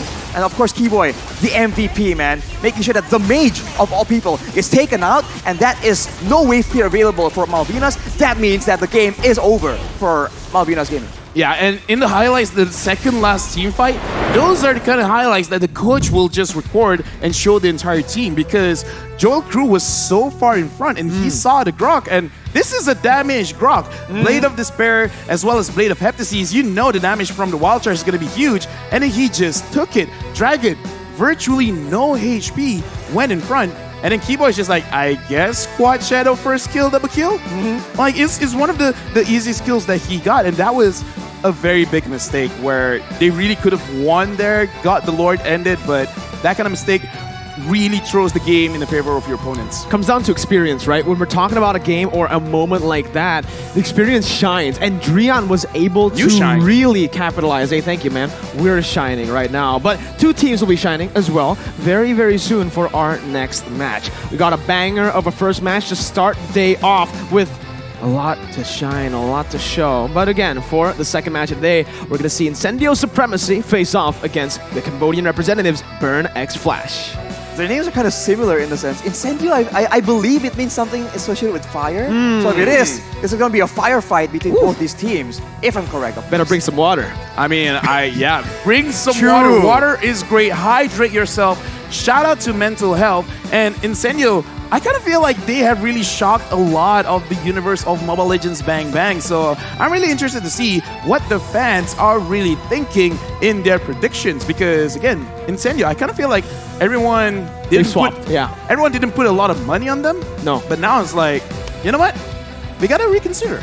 Well, we'll get time to reconsider as well as to our predictions for match number 2. So again, we're going to take a quick break. Don't go anywhere. Stay tuned. It's been Mirko, Lafel, and Arashi. We'll be back in a bit.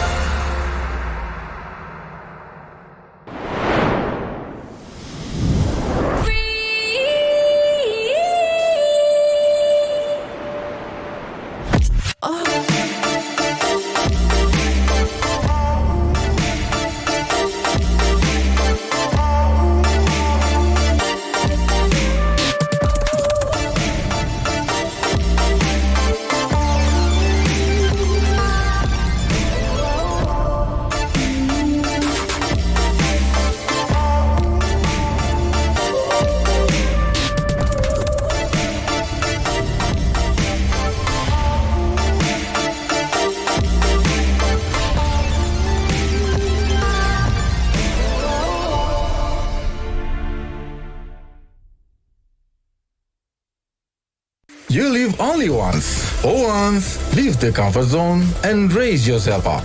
Find a new environment. Live life in a different way. Follow your heart. Learn a new thing. Go for a new challenge. Risk up your life through a wonderful journey.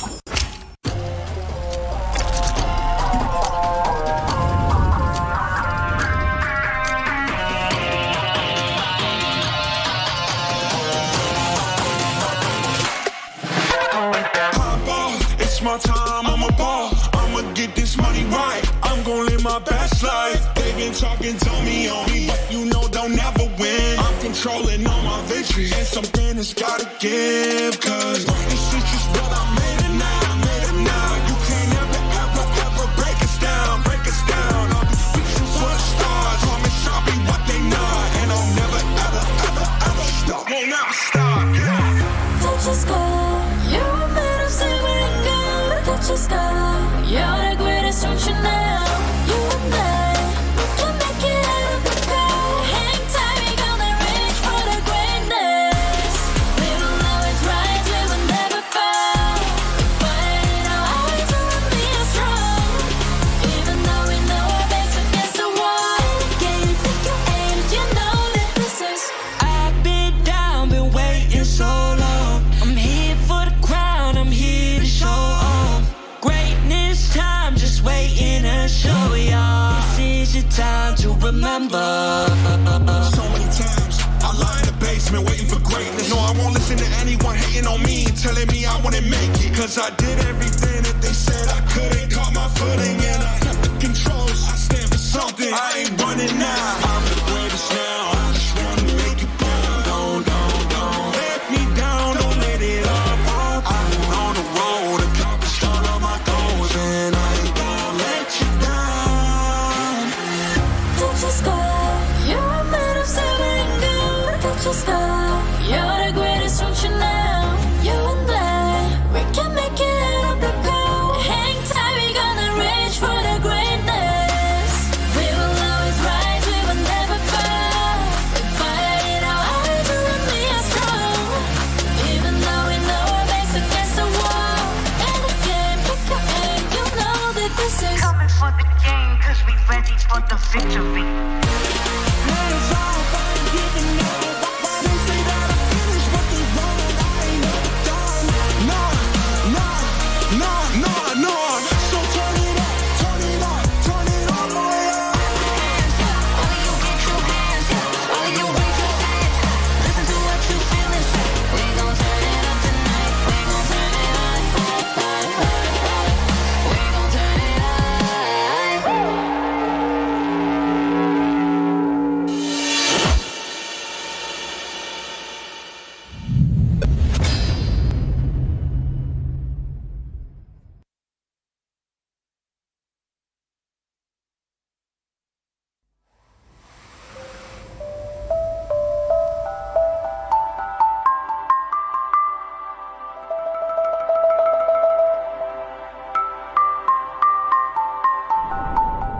អ្វីៗគ្រប់យ៉ាងតែងតែប្រែប្រួលទៅតាមពេលវេលា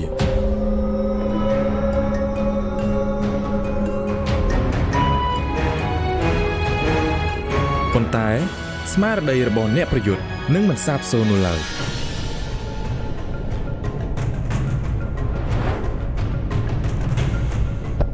ពួកយើងម្នាក់សុទ្ធតែមានចំណុចខ្សោយរៀងៗខ្លួន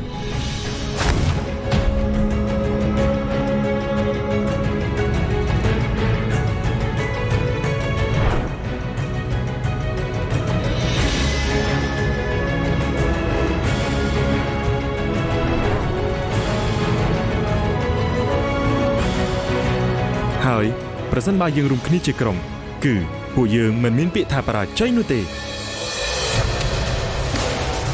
ការតំណាងឲ្យប្រទេសកម្ពុជាទៅប្រកួតជើងឯក M4 It's like a dream come true នេះគឺជាសុបិនដែលខ្លាចជាការពិតដើម្បីមោទនភាពជាតិខ្មែរយើងក្រាបឡើងហើយតស៊ូទៅមុខទៀតដំណើរផ្សងព្រេងរបស់ពួកយើងមិនមានភាពងាយស្រួលនោះទេស្មារតីអ្នកចម្បាំងខ្មែរនឹងតែងតែស្ថិតនៅក្នុងខ្លួនយើងជានិច្ចក្រុម Burning Flash នឹងចាប់យកឱកាសមួយនេះហើយធ្វើឲ្យមោទនភាពជាតិយើងថ្កុំថ្កើងនៅលើឆាកអន្តរជាតិ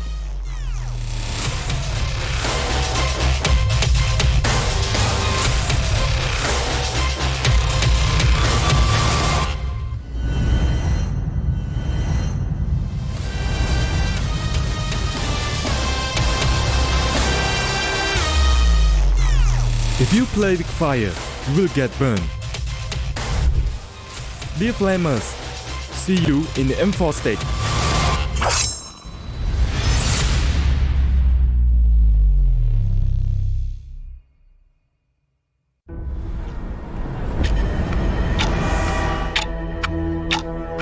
We are getting closer to the ultimate battle in Jakarta. It's an amazing, beautiful tournament. I can't wait to get to the game. All eyes are on one stage only. All for that ultimate prize, to be M4 World Champions.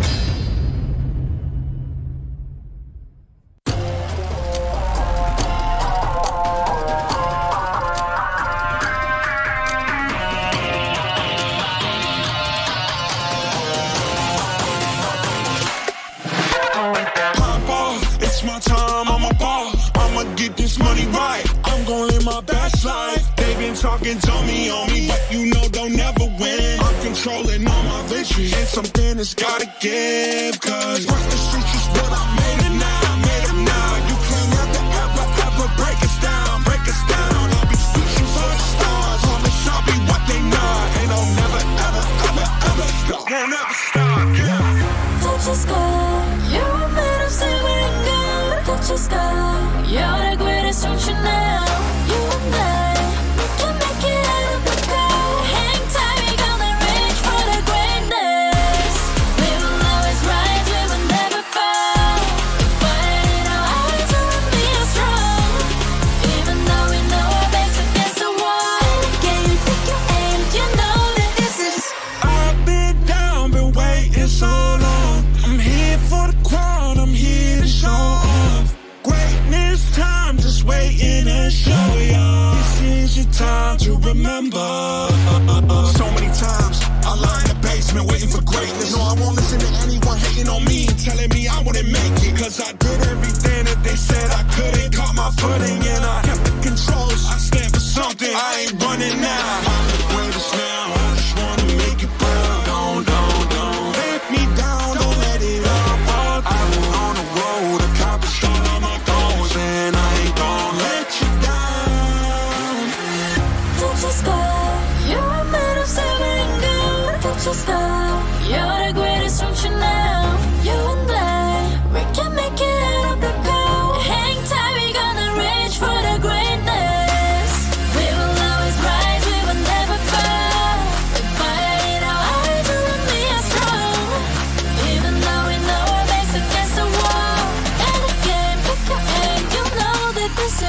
for the game, cause we ready for the victory. Hands off, I ain't giving up. They say that I finished, but they wrong. I ain't never done. No. So turn it up, turn it up, turn it all the way up. Hands up, all of you get your hands up. All of you raise your hands up. Listen to what you feel and say. We gon' turn it up tonight. We gon' turn it up. We gon' turn it up.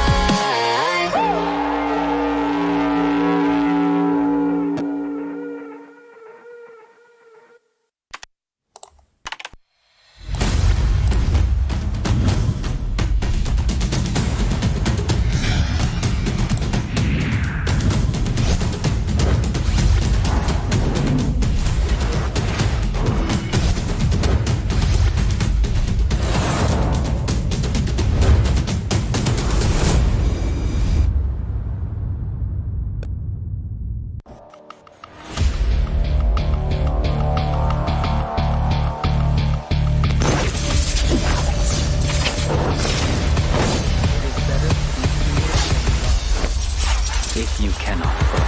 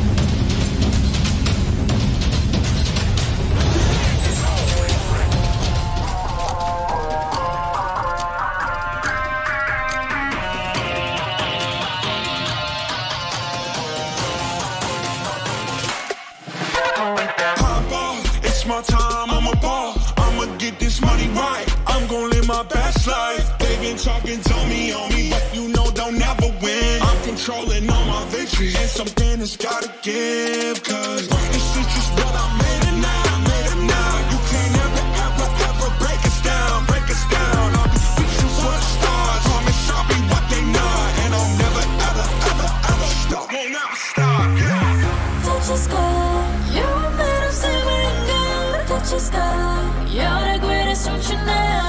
You and I can make it out of the cold. Hang tight, we gonna reach for the greatness.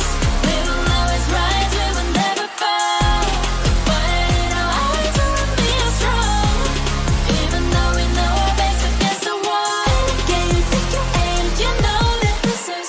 I've been down, been waiting so long. I'm here for the crown, I'm here to show off. Greatness time, just waiting. remember. So many times I lie in the basement waiting for greatness. No, I won't listen to anyone hating on me, telling me I wouldn't make it. Cause I did everything that they said I couldn't. Caught my footing and I kept the controls. I stand for something, I ain't running now. I'm the greatest now, I just wanna make it burn. Don't let me down, don't let it all fall. I've been on the road, accomplished all of my goals, and I ain't gonna let you down. Touch your sky, you're made of silver and gold. Touch your sky, you're the greatest function now. You and I, we can make it out of the cold. Hang tight, we gonna reach for the greatness. We will always rise, we will never fall.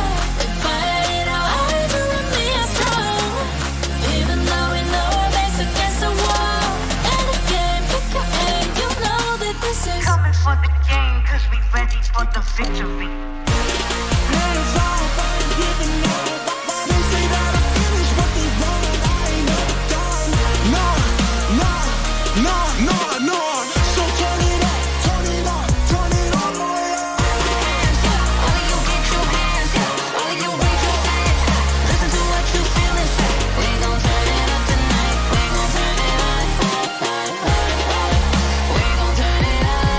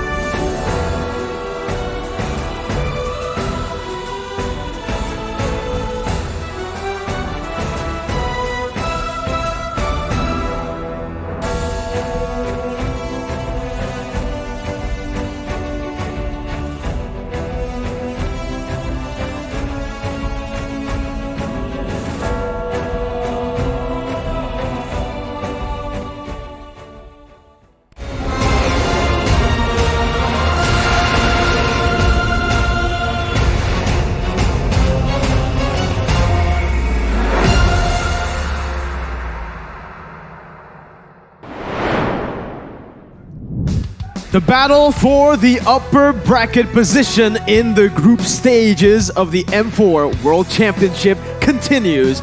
Now, with match 2 of day number 3, Incendio Supremacy faces off against Cambodian champions Burn X Flash. Welcome back, ladies and gentlemen, to the caster desk. It's me, Miracle, again with LaFell and Rashi. Why'd you take so much time? Come on, man. I want to just let you show off your poses, man.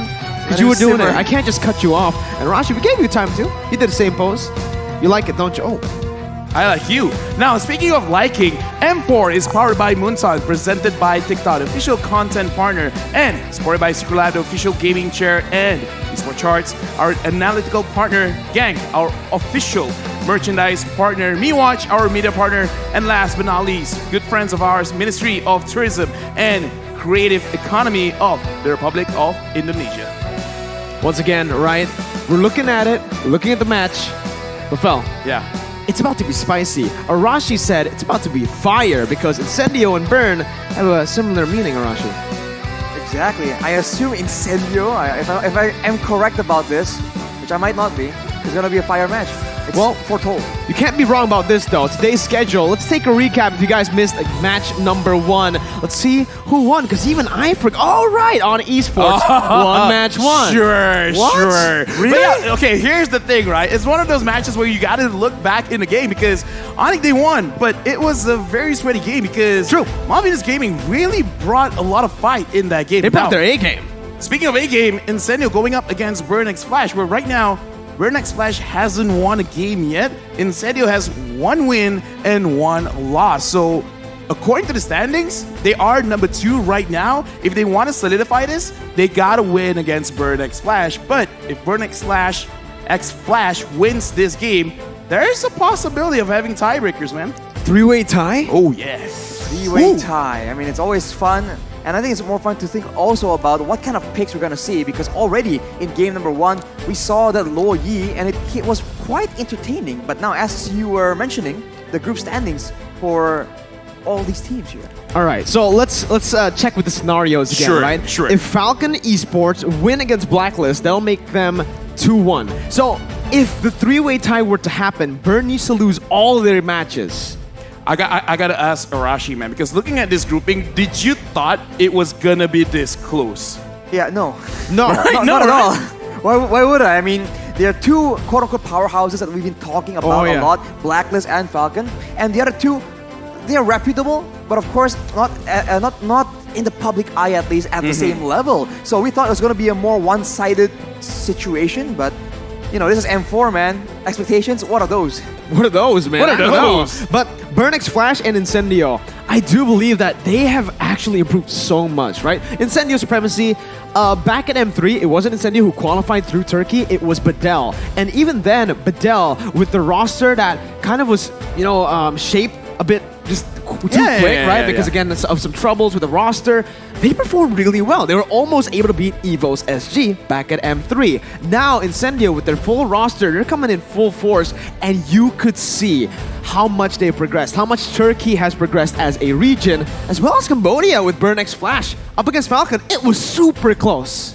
Yeah, and by the way, for everyone at home, make sure you guys take a sneak peek at all the M4 events and about all the rewards you can get. M4 Pass is already available for you guys to purchase. Exclusive rewards like Beatrix, like Chaser, Beatrix, Stellar Brilliance, as well as the M4 Beatrix, figurine, and more awaits you. M4 Sport Chassis is now available as well in the game for you guys to open for loads of M4 Pass experience. And to add on to that, on the day of the M4 finals, January 15th, expect to get a free avatar border. Free! Lafel, you don't need to spend any cash. It's free. You know what free is, Arashi? 0.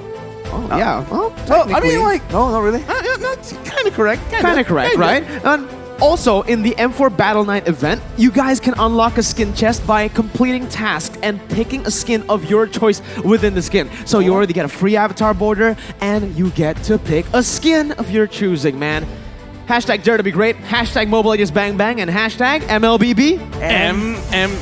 M4. Does it look correct on screen? I'm not so sure. Yeah, I can't really tell. You know what I can tell? What can you tell? The M4 Pass is available right now. That's what I can tell from Gaming, playing MLBB all day. And you guys can reach level 75 with ease and for free. For free? Log in now, again, and get exclusive rewards. I am looking for the skins, the Light Chaser, and the Stellar Brilliance, but I'm especially waiting for the Beatrix figurine, all right? We didn't get the Roger figurine last year. We gotta try hard now. Rashi Lafel, after this, we're gonna have to try hard, okay? Try hard back at home, guys. Hashtag Mobile Legends Bang Bang. Hashtag MLBB M4. And hashtag Dare to be great. I think I got it right. There you go. M4. That's how you do it. I'm not gonna try because I'm colorblind, so I'm not so sure which one is left and which one is right. Nice. That's exactly what it means. But hey, Arashi and Lafel and everybody watching right now, Incendio Supremacy, I think right now we can call them the dark horse. Nobody expected them to be this strong, taking Falcon down, and it wasn't even close. Let's take a look at their official lineup here, up against Burnex Flash. Are they gonna bring the same roster, or is it a change? gonna be Rosa in the mid lane, Alien in the XP lane, Sunshine in the gold lane, Tenzi in jungle, and Apex 47 as the roamer. I gotta say, man, for Incendio Supremacy, it's all about the draft because if they get the heroes that they are very familiar with, they will look awesome.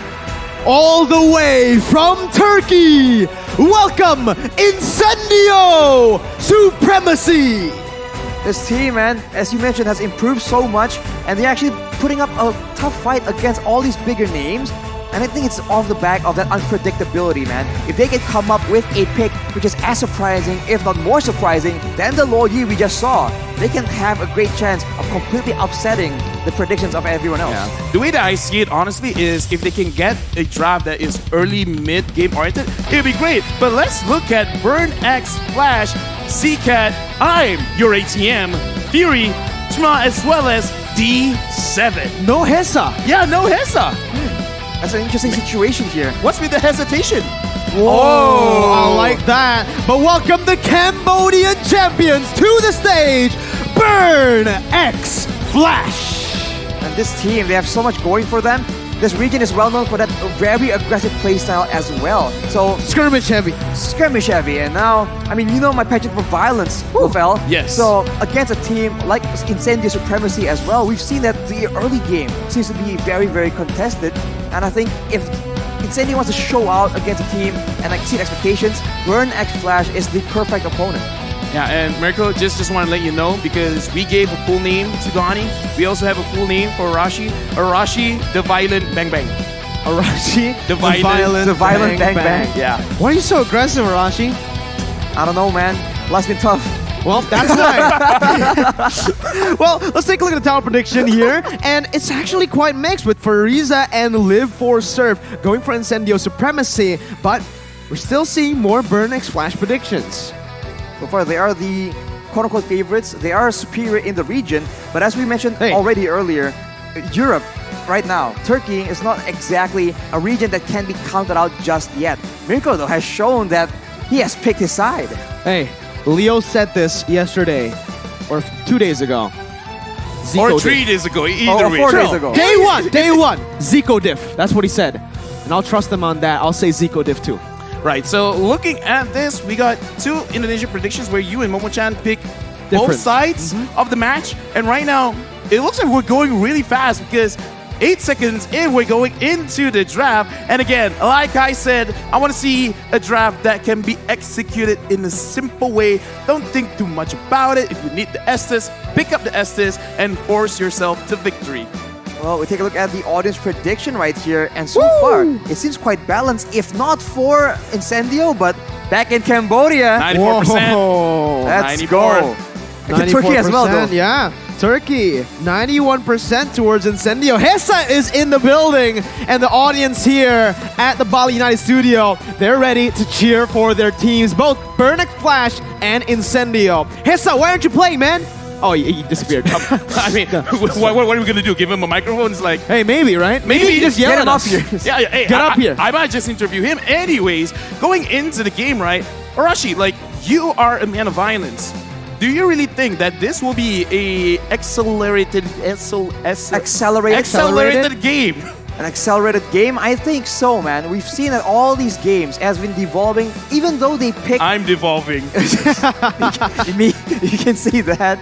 But even though teams are picking these late game compositions with proper strategy, with proper macro, they are finding success all the way into the early game. I mean, Carrie used to be a very token late game pick. Now, you can see her winning lanes, dominating all the way and taking control over the game from the mid game towards that late game all the way. So I think that is just the nature of the current meta, and we get straight into it looking at the drafting phase right here. Kaja and Fanny, early game aggression being banned away. Instantly, right? No hesitation because he's in the crowd. So funny. So original. I wonder who I got it from. Yeah. Got it from your daddy, man. King of Anyway, looking at this, Kaja banned, Fanny banned, so it looks like Burn X Flash is really thinking about this second ban. I like it because as the first pick, blue side, you have control of how the draft is gonna look like, because whatever you ban is something that they can take and it's something that you don't want, correct? mid control has been super important, right? And again, that just goes to show what you said. The first pick, getting that mid lane control with the initial first pick, whether it's the roamer, even sometimes the mage, if Yves is open, has been really crucial here at M4. I think it depends on what you want to try and do, right? If you want to go for a bit of flex, maybe first pick you can actually like play around a bit. But if you want to secure the prior heroes, being able to pick up 2 in the second pick actually has a bit of value as well. So it depends on these coaches and what exactly is their approach to this drafting phase. But so far, for Burn X Flash, it does seem like, as you mentioned, to control the mid pressure, and then maybe from there on, if you can combo that with a strong jungle, that just ensures a very smooth rotation of the 3-man roaming squad from the mid lane. The Joy still a fan favorite when it comes to the bans here. We've only seen it 3 times, I believe, 2 or 3 here times, yeah. at M4. But I think he has a negative win rate so far right now. And when Joy wins, it's kind of like not because of the Joy. True. I mean, like, Right. it's annoying, it's very hard to catch, but it's never really been the winning factor. It's not like a Franco, it's not like the Benedetta. So you're kind of there doing what you're supposed to do. You're a distraction. Yeah, Kind of. kind of. But I mean, we've seen Joy being You're a used in the distraction. jungle. Thank you. Yeah, well, you guys are very distracting to me, actually. Hey, It's looking too good. Whoa, Whoa. you're cute, my guy. Hey, but the Joy is also a very cute hero. But the issue is, I think it has so much more potential in a lane where you can actually bring that vengeance, because that just supplements the squishiness, one of the weak points of this Joy pick. But a lot of teams have been using it in the jungle where you're forced to be using a retribution, so you are more prone to just being bursted down and locked down with crowd control. You know, something that I saw from Burn X Flash was that Fanny up against Falcon. And man, Chama is so good at this Fanny, right?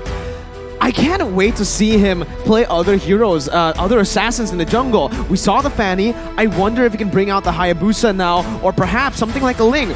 2 heroes that we have seen find a lot of success here at M4.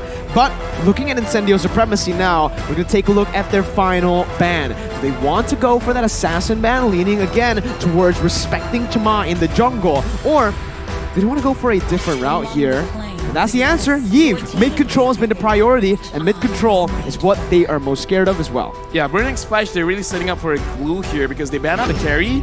And looks like, no, they are prioritizing on the 1-1 with a 100% win rate so far. But banning out the Eve, it looks like whatever Burn X Flash is gonna take, if they do want to kind of like force fights, having fighters, it's gonna be great. But having a 1-1 in your lineup, I kind of feel like you need distractions as well to make it easier for the 1-1 to actually use their ult. So disruptions, heroes can dash in and just make sure that the opponents cannot actually sit in a proper front-to-back formation. That makes a lot of sense. But in the current meta, we saw the Grok being very, very effective at doing that, just walking around, denying crowd control, and also just knocking everyone up with a wild charge. The glue, though, has been the more popular pick, but now it's at Fairness as well, being picked to remove a counter for the glue. But as we mentioned, Lafel, I think we did discuss that it seems very, very situational, and even when it's supposed to shine, it doesn't seem as strong, like a top tier pick. Yeah, I kind of feel like this is almost one of the situations where they're already familiar with what Premise is trying to do, and the ult being changed is not too bad for them personally. And I kind of want to talk about the glue as well, because I kind of feel like everyone is agreeing that glue is super strong. Has been picked up 4 times, but only won once, which is very crazy to see, because yeah, you're very strong, but apparently people have already found ways to deal with this glue, and looks like a lot of damage coming in from Burn X Flash, because picking up this Farsa, it looks like range will never be a problem. So even if 1-1 can't catch someone with her ult, you got Farsa to just burst them down with some meters coming in from out of nowhere. You got Poke, you got a solid frontliner, and a 1-1, right? So far, it's looking like a front-to-back composition from Burn X Flash. Meanwhile, Incendio, they're building towards a dive composition here already with the Ferromis and the glue that really wants to just dive and split the team up. Well, they're diving here towards a Fredrin, though. That's a lot of crowd control, and that combo, a Farsa and a 1-1, right? Everyone getting chunked down by the Feather Airstrike can allow for a very devastating crossbow of tank that can be transferred to multiple people. So if Incendio doesn't get careful with how they want to draft here, it's going to be confusing, but whoa, it's going to be a Clint. I gotta ask you, Mirko, because yeah, you play the gold lane a lot. How does this matchup look like between the 1-1 and the Clint? Clint has an insane advantage up against the 1-1, right? Obviously the range and the poke, and obviously just the base damage in the early game. Clint absolutely dominates the 1-1. Thing is, it needs to be a 1v1, it needs to be a duel. It almost never is a duel in the gold lane. You always have someone coming by towards that gold lane, whether it's the roamer, or if you're looking at Burn X Flash's composition, it should be both roamer and mid laner. They picked that Farsa for a reason. It's for that additional mobility with Wings by Wings, and Clint's gonna be very, very careful. He has to be very careful, because if he's not, he's gonna be punished early on. And as you mentioned, Mirko, the Clint needs to actually get an advantage in the laning phase. Otherwise, the pick becomes quite irrelevant in a sense. There's no real reason to pick it against that 1-1. So if in the early game, Burn X Flash just moves a lot of members, all the way since level 2 even, they can completely shut down the Clint because they can read how the Clint is supposed to be playing. Unless Incendio has some next level mind games here, it's going to be very difficult for this gold lane to actually pay out. Right now, looking at the ban, because they could have used the Lolita for themselves, so either they don't favor the Lolita or it's showing that they want to group up together, because so far, the Lolita has been used when going up against like a Nestus, like a Paramis, where you know they will come together. So Lolita out of the picture, does this kind of show what kind of draft they want? Technically, there is a possibility of the glue going as a roamer, like being placed as the roamer for the team. It's not the craziest idea. It's not the craziest idea. I mean, we're seeing 2 roamer bans already, right? That might be Incendio saying, hey, we already have a roamer, you just don't know it yet. Maybe you still think it's going to the XP lane. It's still, you know, a possibility, and the Paramis can also still be flexed as well if you really want to. So this is the current meta, guys. You never really know what's going to happen. What about the Clint, no? The Clint as a roamer? Clint jungler, mid laner. That's quite the old meta. Toda would have done it. Yeah, exactly. Mid lane, yeah. Todak would have done it. Lafel calling you guys out, guys, on the stage. But Burn X Flash will ban away yet another jungler. So it does seem like they want to have a bit of an advantage there, trying to make sure that with the quick roaming Farsa, they can combo that with a strong jungle that they can use to shut down the game completely. Although for Incendio, the Grok will be picked.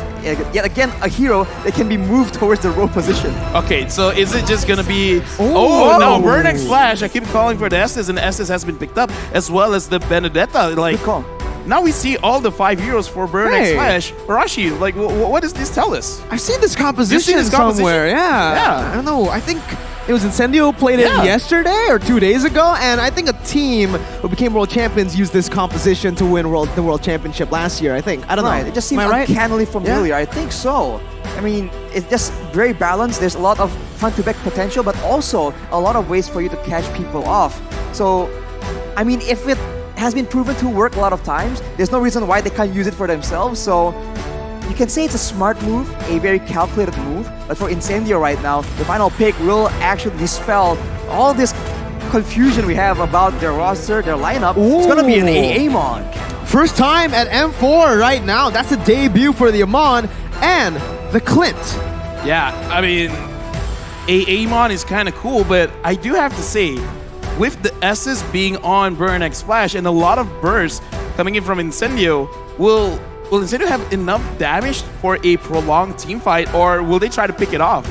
I mean, if they get an advantage, they can burst down too hard for the healing to work, but so cute. So cute. He's supporting Burn X Flash. We saw some supporters as well for Incendio, but for both the compositions, again, quick fire predictions. Arashi first, who do you think has the better draft?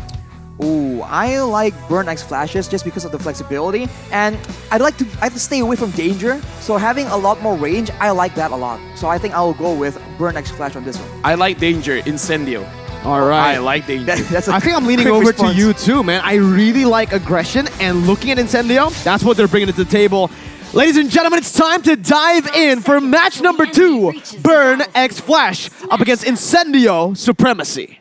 Looking at this game, if the aggression works, where should it work at? Because right now, looking at both teams, if they get... And wait. I saw the Grok with a marksman emblem, so it's going to be a lot of physical attack. And I guess this is a glue roamer. Is this what's going on? Oh, so it is a glue... Wait, what is going on here? I think it is a glue roam. I mean, you called it out.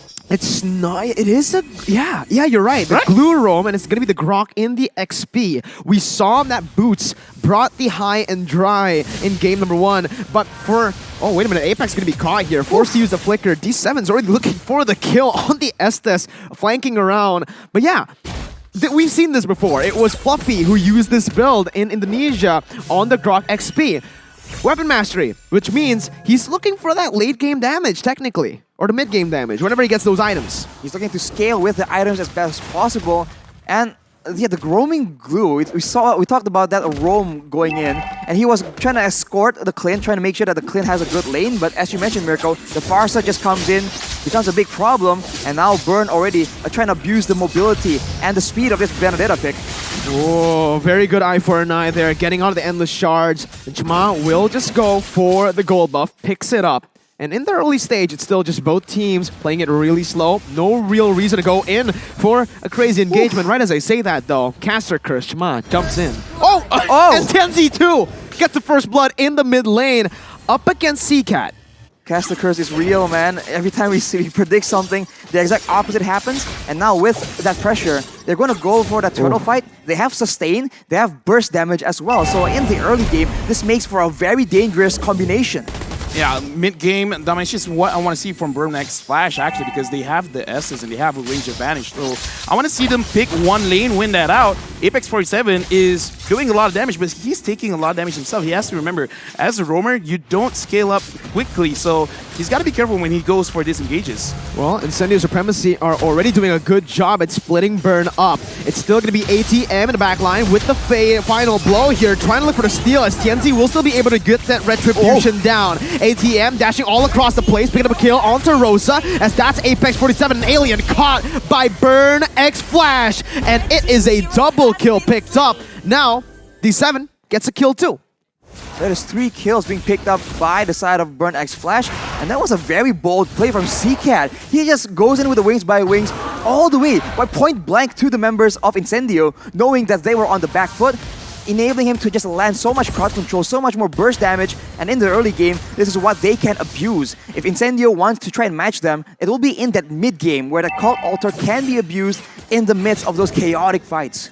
Well, Incendio, they're kind of like high risk, high reward kind of strat right now, because a lot of bursts, but because Burn X Flash, they do have the S's, it can mitigate a lot of damage. So looking at how it's setting up right now, looking at the emblems, even this S is putting a lot of stats onto healing, and that was a good burst. Can they do it over and over again? That's the big question, right? Can they do it when an Estes is around? That's the problem. Although they do have the chance of like crowd controlling the Estes to mitigate that healing, but already rotations are being made. Incendio are trying to make sure that they exert their own will, but look at the response, just quick coming in from Burn X Flash. Very good rotations here by Burn X Flash already. Again, helping the gold laner Fury, who's not in a good matchup up against the Clint. But now it does seem like with both teams rotating towards that top side, both teams will disengage, but Incendio will actually still try to look for a commitment here with the endless shards being placed on the Fury. But with D7 there, that answers your question. The burst is not enough just yet. Now it's going to be the Cult Altar placed in again. Chama going to be caught, but has the healing coming in from D7 as Apex 47 jumps in with the split, brings Chama back onto Incendio, and it's a 1-for-1. The roamer traded in for the jungler. Oof. Still worth it for Incendio as the turtle spawns in to the Land of Dawn. There was one more weak point on Sunshine, so Fury almost used that crossbow of Tang, but that is what Burn X Flash can afford to do right here. Despite everyone rotating to cut off Fury from his team, the support comes in, the healing comes in, and if Incendio clumps together, you can see that the Feather Airstrike is devastating. Right now, Burn X Flash, they're looking pretty good, pretty solid, even though Incendio has a small goal lead, but looking at this, Apex 47 wants to get a cash, but it's easier said than done. Feather Airstrike by Seacat just to buy some time, poking him down. Alien going to be able to actually use the Furious Dive. Wait, it's a kill over. ATM was able to find Tianzi in his own jungle, invading out of nowhere with the Petrify, gets that kill down, and instantly Incendio have lost turtle control. Unless Apex can make a miracle happen, doesn't look like it's going to happen though. It's such a tough situation for Incendio right now because Burn X Flash, they have the superior poke damage and they also have the superior sustain. So unless Incendio can get a very decisive engage onto the members of Burn X Flash, it's going to be very difficult for them to even get anything. And even if they engage, they need to make sure that it it's on D7 because, as you mentioned, Lafel and Mirko, that healing is just way too much for them to deal with in this early game without any items. Right now, I just want to talk about Burnix Flash because I'm your ATM right now. He's banking it on because TNZ can't do anything to this guy. This Benedetta is causing a lot of problems, not just with damage, not just with the control in confusion, but actually being a target of getting bursted down and taking absolutely no damage. That's got to be demoralizing for Incendio right now. That is what happens when your composition has a very short window of damage. If you compare that to Burn X Flash, the longer the fight goes, the more they have an advantage. We saw it earlier in the turtle fight, and I think Incendio understand it as well. They want to get in, get their benefits, get the pick off, and get out before the fight gets out of control. Good opening by Chama over to Alien, dealing some damage out as Fury is actually looking for all the weakness points, gets it, wild charge forced in.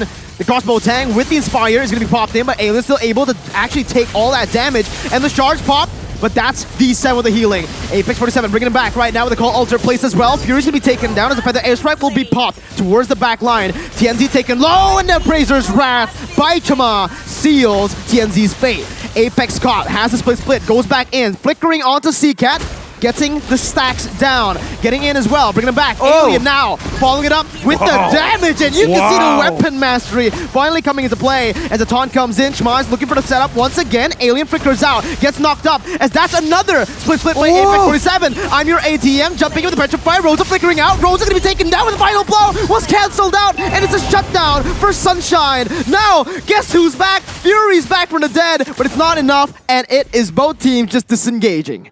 Wow, they spent so much time trying to get into that fight that Incendio, they're able to wither most of the storm and then later on finally use that cult altar effectively. That is not what Burn X Flash were looking for. Let me just put into perspective how long that team fight was. Glue used the split, his ultimate 3 times, and Grog used the wild charge 2 times. Both ultimates. Imagine 5 ultimates from just these 2. That's a long team fight. That's a very long team fight. I almost ran out of breath. Oh, yeah. Hey, you know, good job. Hey, thank you, man. Yeah, congrats. Yeah, you breathe, man. That's crazy. I breathe. You breathe good. But now, it's Incendio that's on the back foot. They went for the turtle, but is that enough? Because Burn goes for the pressure, and now Alien is the one being targeted by Fury and D7. Okay, that damage is pretty disgusting, right? You saw it. One attack with the power of nature. Okay, so here's the thing about burst compositions, right? You always got to make sure that kind of everyone, or at least 2 members, are focusing on the same target, and I kind of feel like that's what's making Incendio's draft looks not so great right now, because everyone is targeting their own thing. Like, whoever's closest, let's go for the target. Now, TNZ and Rosa, they're waiting around the orange buff. Can they actually catch it? Yep, that's your answer right there. Seacat's gonna be caught. Rosa pops the call altar again, just trying to get out of there with Sunshine backing him up. It does seem like Incendio will take control of the bottom lane, with Apex 47 acting as a roamer, but because he's so sustainable, he can actually act as an XP laner too, just be a distraction. I'm your ATM, try to go for the Petrify, jumps out with the eye for an eye, but gets gunned down by Sunshine, and that's the mid lane pressure being placed on by Incendio. And they get that top lane too. It's so good by Incendio right now. They're winning in the structure department. They took the mid tower and you're moving towards the top tower as well. So with the control, they can look to face like this. And ooh, that was a very, again, dangerous attempt from Alien. And we saw this is what they do. They hide in the jungle, they cut you off from your team, and before you know it, you lost 2 members before the fight even begins. Yeah, right now, Apex 47, I'm seeing that he's just more or less being a distraction. Of course, he would try to get someone. TNZ just caught Seacat, and right now, it looks like, I don't know which items that really made the difference, but Incendio, all of a sudden, is like, yeah, let's fight. Like, let's just go for it. We can get the kills now, guys. Let's go. Incendio have something against Seacat, man. He's been taken down 5 times, and TNZ has always just been on that. Apex 47, again, just opening up the map, again, acting as a distraction as he goes in for the split, but will be taken down by the crossbow tang. It's translated over to Rosa with the help of that final blow, dealing so much damage while charge connects onto 2, but Sunshine's free hitting. D7 still helping the team sustain with the Appraiser's Wrath being placed by Chama to pick up a double kill. It's a 3-for-1, and Burn have turned around a fight 4v5 without Seacat. That is insane. They're just going in so aggressively and they get clumped up. Seacat wasn't there initially in the fight, but he actually made it there. And that is something you cannot do against this composition. We talked about diving in towards crowd control, and Burn X Flash has an abundance of CC that they can use to stop Incendio in their tracks. Oh, Jama, again, taking some damage, but he is a Fredrin. Yeah, right now, looking at the composition, right, I kind of feel like Sunshine is already on board. Like, I want to fight with you guys. So, Burn X Flash, they got to start focusing on actually getting Sunshine down first before they start a fight. Because in this team fight right now, what's happening, Arashi? Initially it was a cold altar, but again, everyone's clumped up so deep into each other, and their member that's been shining so far is TNZ. It's an assassin that can delete one person, but he cannot delete the whole team. So we saw that TNZ was able to do a lot of damage, but everyone else are still able to survive and do the damage, and eventually Incendio just ran out of steam.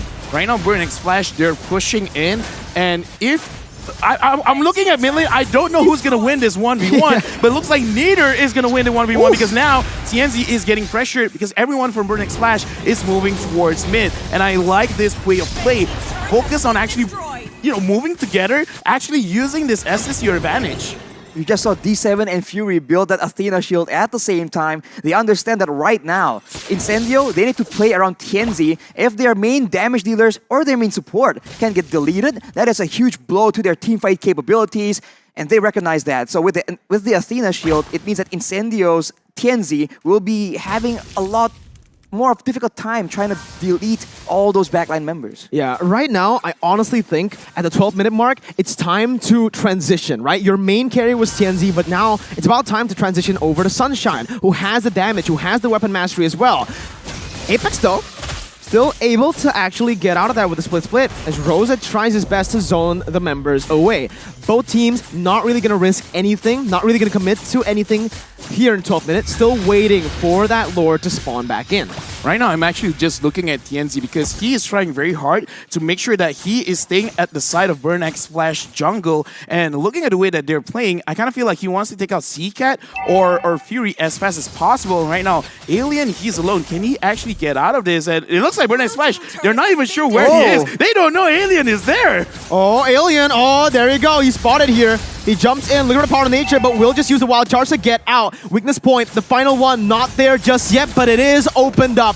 Alien isolated from the rest of the team. Fury has the crossbow tank, but will not use it, and that might be a mistake, as that's an endless charge placed onto him. Schwan's gonna be isolated, and he's gonna be taken down. The crossbow tank is dealing damage to himself with Apex on him with a split, and Fury now with no ultimate. It's gonna be ATM jumping with Petrify, finding the jungler, shutting him down. Apex running for the hills. The Feather Airstrike comes down to poke them down. Fury with the kill spree, chasing them down, looking for more weakness points on the board, but Sunshine comes in, gets the shutdown back. ATM loses his immortality. Rosa is all alone, and it's Burn who come out on top.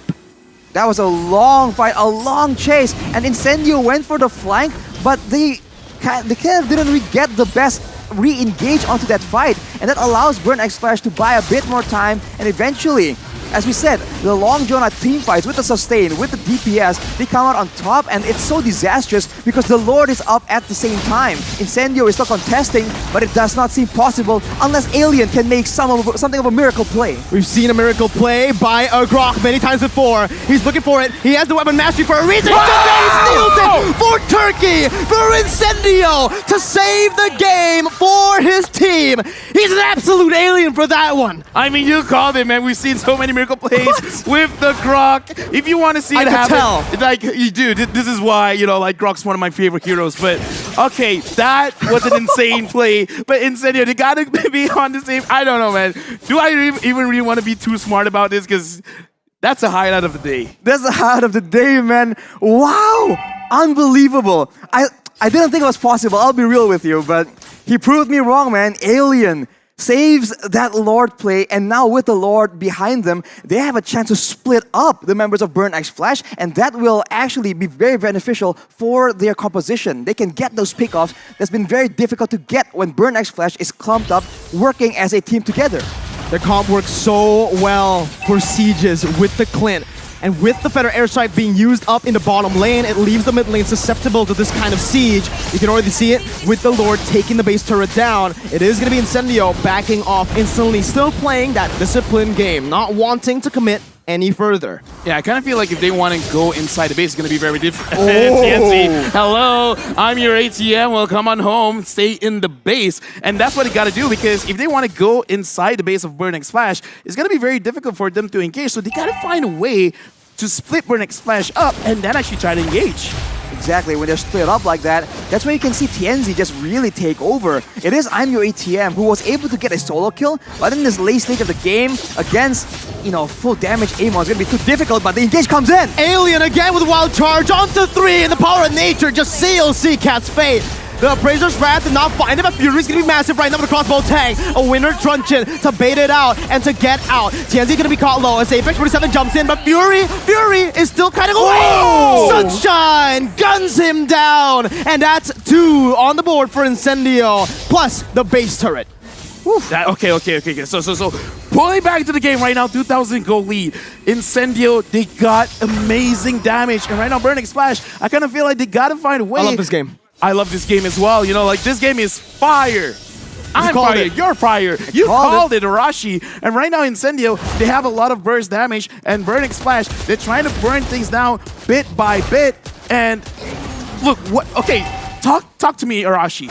What does Incendio got to do? What does Burn X Flash got to do to actually close this game? All right, for Burn X Flash, I think they have to try and get their sights onto Sunshine. Yes, TNZ is a problem, but they have items, they have ways to deal with that. Winter Truncheons, Magical Defense, Athena Shields, they have built that already, but Sunshine has been free hitting. He has 1 death right now. That is not okay. For Burn X Flash, the main damage dealer needs to be taken out, unless they want to lose in the whole front to back, because Fury on the 1-1 cannot just do the same kind of damage in a team fight like Sunshine on this Clint. And for Incendio, on the flip side, they can do what they've been doing right here, split up the team, ensure that the Estes cannot get full value from the blessing of the Moon Goddess, and beware of the Feathered Airstrike poke damage. If it's down, if they can force Seacat to use it, they must do so. Oh, that was such a good eye for an eye to get out of the Endless Shards, but the basic attack is all TNZ needs. ATM buys the Winter Truncheon, but it's not enough. It is not enough. 1-man disadvantage right with the Lord spawning in. And what is Incendio going to do? They started up instantly. I thought they were going to wait for the Evolved Lord, but no, they're going at it. They can't waste any time.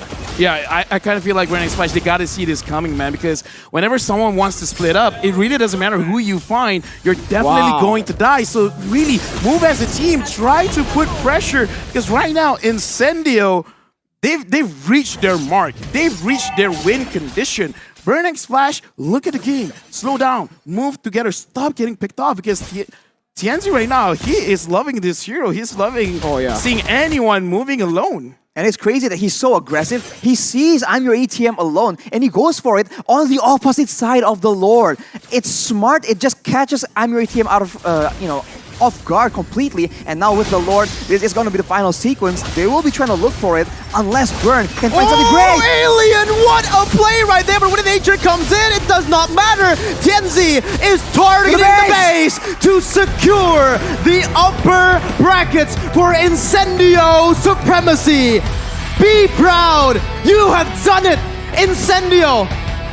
Dude, beating Falcon. Apex, and now Burn. Apex 47, he did the heart. He's happy, but I can see his hand shaking. He's like, we won. It was close. We won, but dude.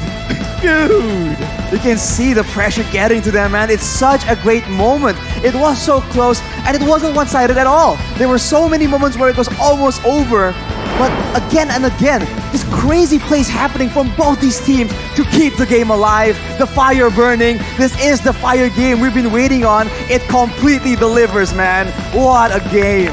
Battle of Dark Horses, you could kind of call it, right? Wow. Or the Fire Horses, because both teams brought fire to the stage. Man, again, let's talk about it. For me, give the MVP over to Alien. Just give it over to them, man. That Lord Steel, hello? And the final fight? The amount of damage coming from the Grog is like, one slap, you're like 50% HP gone? And go green, Power of Nature. Power of Nature, man. And he goes in at the right time again and again. He is the main engage tool. And it's just so unexpected, I must say. Like, I was thinking that they're gonna approach it differently, but we were in the middle of a sentence and he just goes in. And when your marksman just gets chunked to half HP in a single second, at that point, it's just so difficult to recover.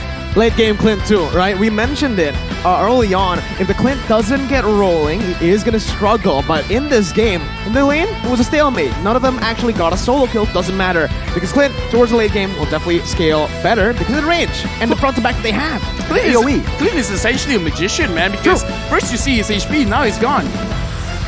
Yeah, exactly. He's not shooting bullets. They're just straight up bombs. Because of the passive, right? How it works. Every time he uses a spell, his next attack hits hard and it hits everyone at the same time. So when everyone's clumping up to get healing from the Blessing of the Moon Goddess, they're also lining up for that perfect collateral coming in from Clint. CCAT did not get to play it. So frustrating, man. And towards the end, they moved it over, not just to CCAT, but also to I'm Your ATM. On a Benedetta with an eye for an eye, you would think that he could actually get out of the burst of the Endless Shard, but no. Yeah, in the early stage of the game, sure, you can avoid a lot of damage, but once TNZ locks onto you, you could dash all over the place. Doesn't matter. The Endless Shard would just keep on coming. And the basic attack too. And the basic attack too. I think initially it's because you can block the abilities with the eye for an eye, but in the late game, look at those attacks, dude. Those attacks I'm hit just gonna hard. press this button over and over again. Eventually, you'll die. Exactly, that's what happens towards that mid-game to late game. And once your EXP lane cannot sustain alone, cannot split push, it's very hard to win that macro game. And look at Incendio, that late game macro, it's all in their hands. That's why they were able to actually catch the members of Burn X Flash off guard when they're trying to push out lanes, when they're trying to set up for the Lord. They just get completely taken out, and numbers advantage is just so massive in the late game. You can say goodbye to Wanwan's 100% win rate because it's down, it's gone now.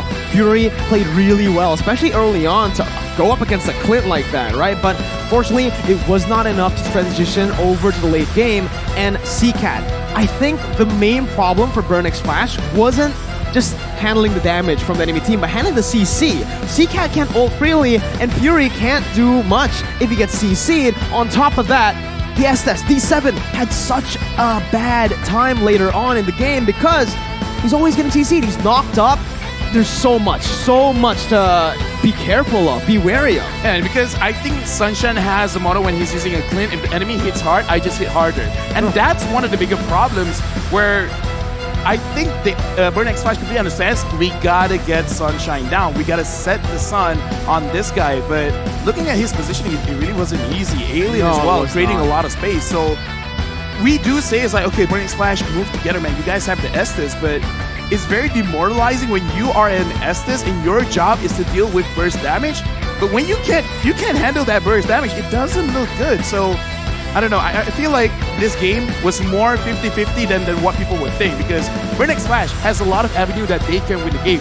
It's just difficult to handle TNZ in the late game with Aemon bursting out very fast and that clean being kind of unfair. You have to remember that the glue as well, it wasn't shining a lot, but the glue was such a big nuisance, diving in towards that backline, being so tanky due to the regeneration coming in from that split, right? He just dives in and makes everyone move around again and again.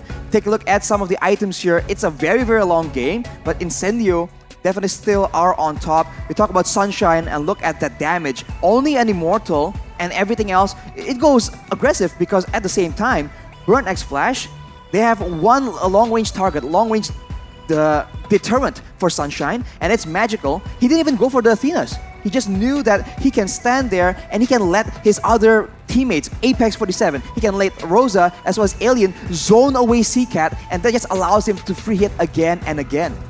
And to add on to that, right, I want to talk a little bit about the gold lane matchup here.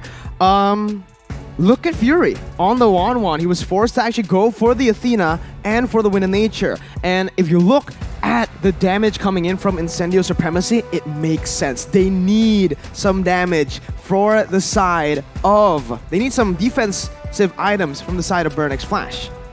Yeah, defensive items, it just makes it so difficult. So like, you know, if they wanna actually survive in the late game, it's gonna be too difficult. And if they wanna try and itemize in a very simple manner, it also makes it so irregular in how they want to play it out, because for Burn, it's not like CCAT has no damage, but the fact that he is under fire, being chased by so many heroes that can burst him down, it's so difficult. Whereas for TNZ and for the rest, he has a Winter Truncheon, and that's about it. They can call it a day. Let's see. Man, there's so much damage, right? You would think that they would have a little bit more defensive items because they were able to actually win in a lot of these prolonged team fights, but no. Instead, they just went full-on damage with the weapon mastery that they have as well. It really benefited them, right? I mean, we saw even in the late game, Alien, Grok's supposed to fall off damage-wise. Not with that emblem, though. I mean, this might be the resurgence of the strategy, especially with what LaFell said, right? No. We have to see, like, if the damage just scales and gives him a lot more physical tankiness. That is why this Grok is such a unique hero and has so many uses. In this post-game stats, we can see that the carry is definitely TNZ with a 76,000 damage dealt, but Apex 47 as the sandbag as well. He was just so obnoxious. The Forgotten One, D7, he did so much for his team. It was a solid performance with the S-Test, but unfortunately, it just was not enough. The healing did well, especially in the mid-game, but Arashi, when you talk about that late game where the damage just constantly scales for the Amon, the Clint, there's not much you can really do. Exactly. I think the flexibility, right? You guys were talking about aggression so much, and I thought that my prediction, Burn X Flush was gonna win, but you guys and Incendio Supremacy proved me wrong completely. So it just shows again how reliable, how good aggression can be in this higher stage of the game. When you are the proactive one, when you are the one that can suddenly make the play happen like Alien on that Grok, you already have an advantage compared to Burn, who was just waiting and just, on their toes on who is actually gonna make that first move. All right, man. Incendio, they broke the curse too. They won on red side today in the second match. So, Arashi, MVP, I think we can agree we want to give it to Alien, right? Do you think Alien's the MVP? I think so, man. Come on. There's no question about it. Stealing the Lord, getting the fights done, and we'll see. It's actually TNZ. TNZ who played very well too, right? You could see that TNZ picked CCAT off so many times early on, and later on, he transitioned. He didn't just stay on CCAT because he knows that D7, he read that. He changed. Exactly. I mean, he was able to adapt his playstyle depending on what the circumstances were, and he is able to adjust and see like who is actually the most disturbing member on the team, because in a team fight, when the skirmishes were happening, he was going for Fury, he was going for CCAT. But once he understood that, oh, this is a macro game now, when we're playing for the late game neutral objective, the Lord, he just keeps going for the split push. He catches the Benedetta off guard again and again, and I think it's still a well-deserved MVP, but of course, shout out to Alien, man. Shout out Alien, man. Oh my god. He saved the game for his team, but obviously, looking at this, I really want to take a look at the highlights again because that game was full of it, man. It was all filled with just TikTok moments here and there. I just really want to see the Grok steal again, dude. That Grok steal was magnificent. Yeah, we were saying it's difficult. It's over. There needs to be a miracle, and it happens. Wow. The wild charge is a miracle. You can't write a better story, man. Like what? And it's insane. It happened towards Incendio, one of the dark horses, one of the teams that almost everybody wrote off, right? Again, this wasn't a team that wrote off. Okay? Not wrote off. No, not wrote off. Wrote off because, well, I think we can agree. Coming into M4, we weren't really talking about Incendio. Looking at Group A, we thought, hey, it's gonna be a very smooth ride for Blacklist and Falcon. Right, but this is why it's so good. No one wants to watch a tournament where it's already predetermined, pre-decided. These are the games we want to see. The aggression, how it's so intense and it can go either way. And I think for sure, for TNZ, this game was like that. He was having a difficult time in the early game due to that Benedetta, but he persevered. He understood that, all right, in the late game, he just knows the power spikes and he knows that towards that moment, 1v1, bring it on. You know, I need to ask you this question too, Arashi. Amon, first time picked up, instant win, right? And MVP. Is this hero back in the meta? Is he going to be prioritized from this game onwards? Or do you think this just works for this composition that they've gone for, which really prioritizes crazy aggression? I think that as an assassin, it works really well, but also depending on what kind of composition, as you mentioned, Mirko, because if he is going to go in alone, he does not have the mobility. He has the concealment, right? He can like be a bit slippery with how hard it is to catch. But if he's going in alone against multiple members, he does not have the same kind of mobility like a Lancelot, like a Hayabusa, for example. And I think that's why Hayabusa just stands out so much more in the meta. But right now, we take a look at the highlights, Mirko, and that is what we've all been waiting for, Oh man. yeah, man! I just want to. I really want to watch that game over because of how interesting it was. Right, very slow pace, but it was a very intelligent game. Heavy macro. Then when we got to the mid game, it was just skirmishes on top of skirmishes. So we got both styles. Right, we saw Incendio style, we saw Burn style as well. Keep in mind, you were saying that, oh, this game is still pretty slow, and then all of a sudden it Boom. picks up. The cast of curse is so real, but we have to see, man. The highlights here will really show, again, the brilliance of that game and how well it is for both these teams to actually make the plays happen at such a tense situation. Remember, this is M4, and there were so many eyes, so many expectations on them, and they performed absolutely well from both these teams. To look at this fight right here, as you can see, the backline is never safe. No, it Apex wasn't. 47 comes in, Alien comes in, and before you know it, if you're not careful, an invisible TNZ will take you out. Here, man, you can see it, right? That it's just really good micro. Every single team fight was full of this, right? Even here, you can see it was so good initially for Incendio Supremacy. They got the pick onto Seacat, who isn't in the fight, but Burn was able to actually outmaneuver and use that choke point to turn the tides around. And hey, a couple of minutes later, it happens, but it's Incendio who wins it again. I think it's just a very interesting situation here where both marksmen are critical to winning in the late game, but they have different solutions. For Incendio, it's going to be an assassin. For the side of Burn X Flash, it's going to be a mage. It just happens to actually coincidentally favor, and that is that steal. He's alone too. There was no distractions. There were no combos being used. He just goes in solo and gets it done. No one set Alien. that up for him. I agree. No one set that up for him. And right now, Rashi, with this, I think we are going to throw it over to LaFell for an interview with Incendio Supremacy. But we're going to hold on to that for a bit here, and we are just going to be talking about the game a bit more, right? Man, I really think right now with the day, how the day is going, Grok's going to rise in popularity here in the M4. It's a very funny situation, right? Because now this Grok pick is not just, it's strong, we've seen it, okay? It's very strong, but it's also flexible. So we talked about the two styles, going for prio heroes and going for flexible picks. Grok is both, so he's definitely important. All right.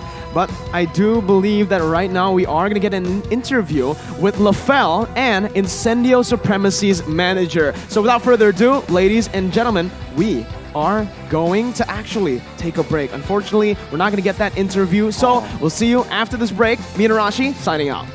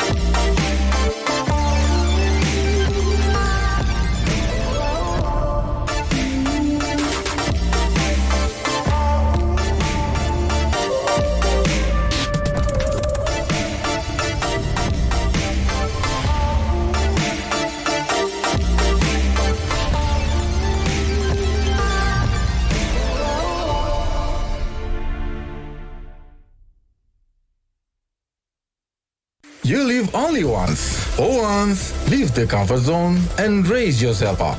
Find a new environment. Live life in a different way.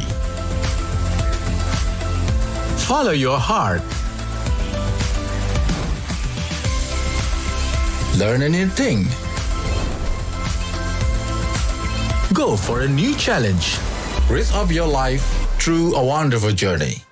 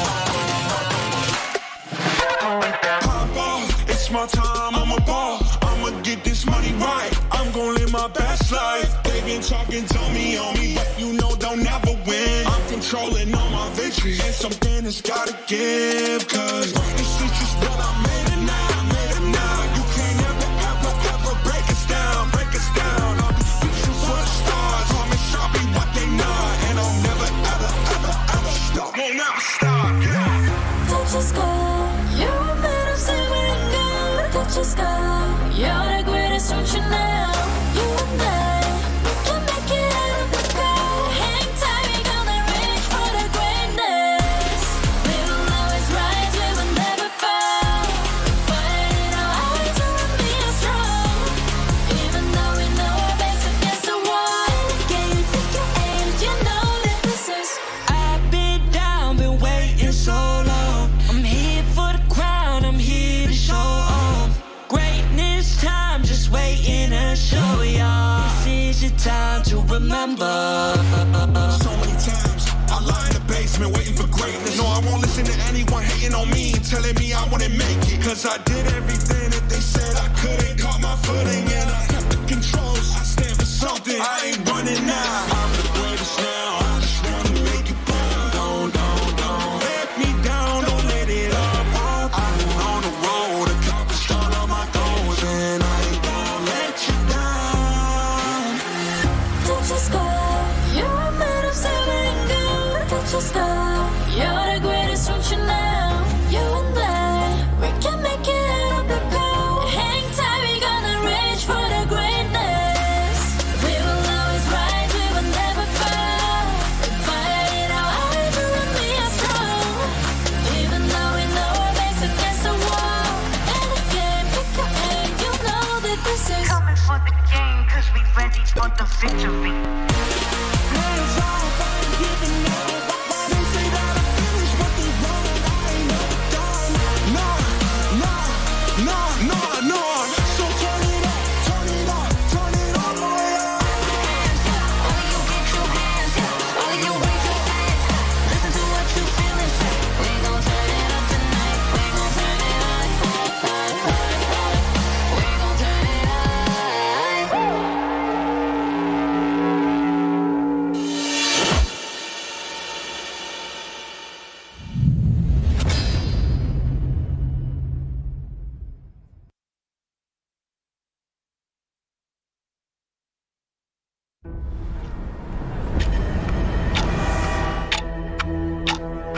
We are getting closer to the ultimate battle in Jakarta.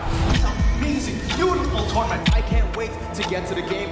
Where all eyes are on one stage only.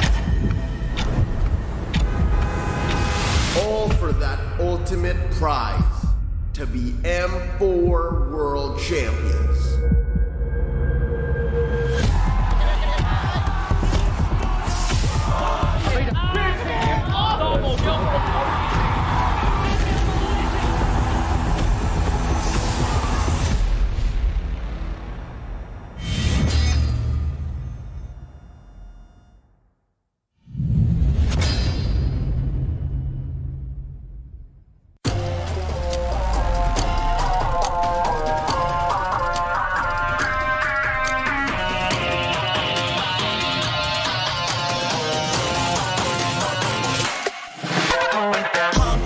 It's my time, I'm a ball. I'ma get this money right. I'm gonna live my best life. They been talking, told me on me, but you know they'll never win. I'm controlling all my victories, and something has gotta give. Cause this is just what I made it now, You can't ever break us down, I'll be reaching for the stars, promise I'll be what they not, and I'll never ever stop. Won't ever stop, yeah. Touch your sky, you're made of silver and gold. Touch your sky, you're the greatest function now.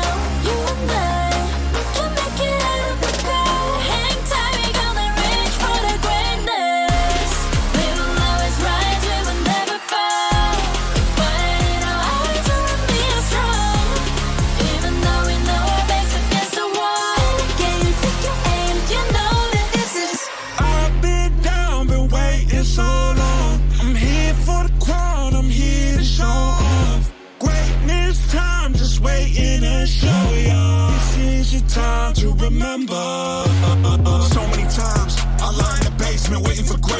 won't listen to anyone hating on me and telling me I wouldn't make it. Cause I did everything that they said I couldn't. Caught my footing and I kept the controls. I stand for something, I ain't running now. I'm the greatest now, I just wanna make it proud. Don't let me down, don't let it all fall. I've been on the road, accomplished all of my goals, and I ain't gon' let you down. Don't just go. You're a man of silver and gold. Don't just go. You're the greatest function now. You and I, we can make it out of the cold. Hang tight, we gonna reach for the greatness. We will always rise, we will never fall. With fire in our eyes, you and me are strong. Even though we know our backs against the wall. And again, pick your aim, you know that this is Coming for the game, cause we ready for the victory. Hands off, I ain't giving up. They say that I finished, but they wrong. I ain't never done. Nah. So turn it up, turn it all the way up.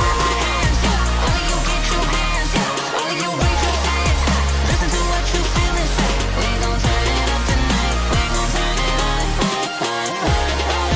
We gon' turn it up.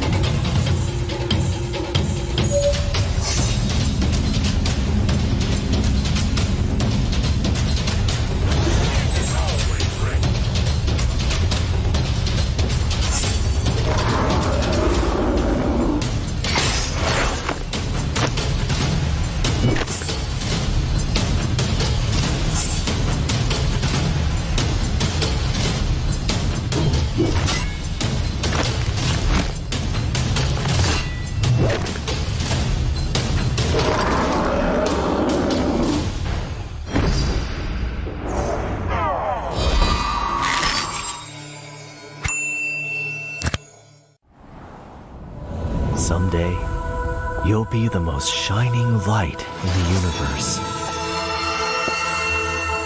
The star will be burned for you, my flare.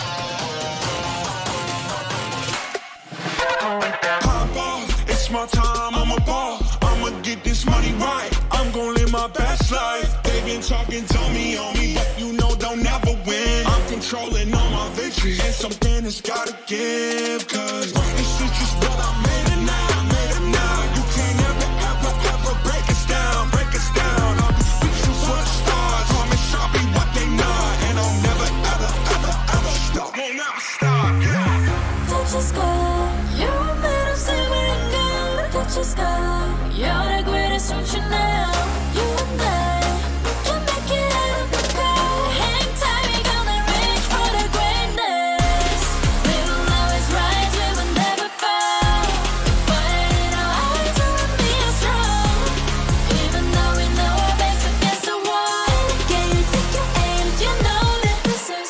I've been down, been waiting so long. I'm here for the crown, I'm here to show off. Greatness time, just waiting to show y'all. This is your time to remember.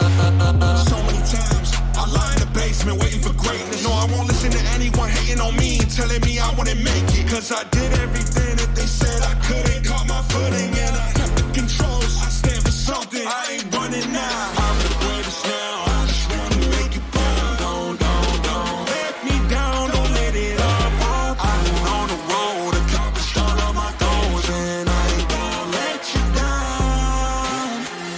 Touch the sky, you're made of silver and gold. Touch the sky, you're the greatest function now. You and I, we can make it out of the cold. Hang tight, we gonna reach for the greatness. We will always rise, we will never fall. We fight it out, eyes on me are strong. Even though we know our backs against the wall. And again, pick your aim, you know that this is. Coming for the game, cause we ready for the victory. Hands off, I ain't giving up. Why they say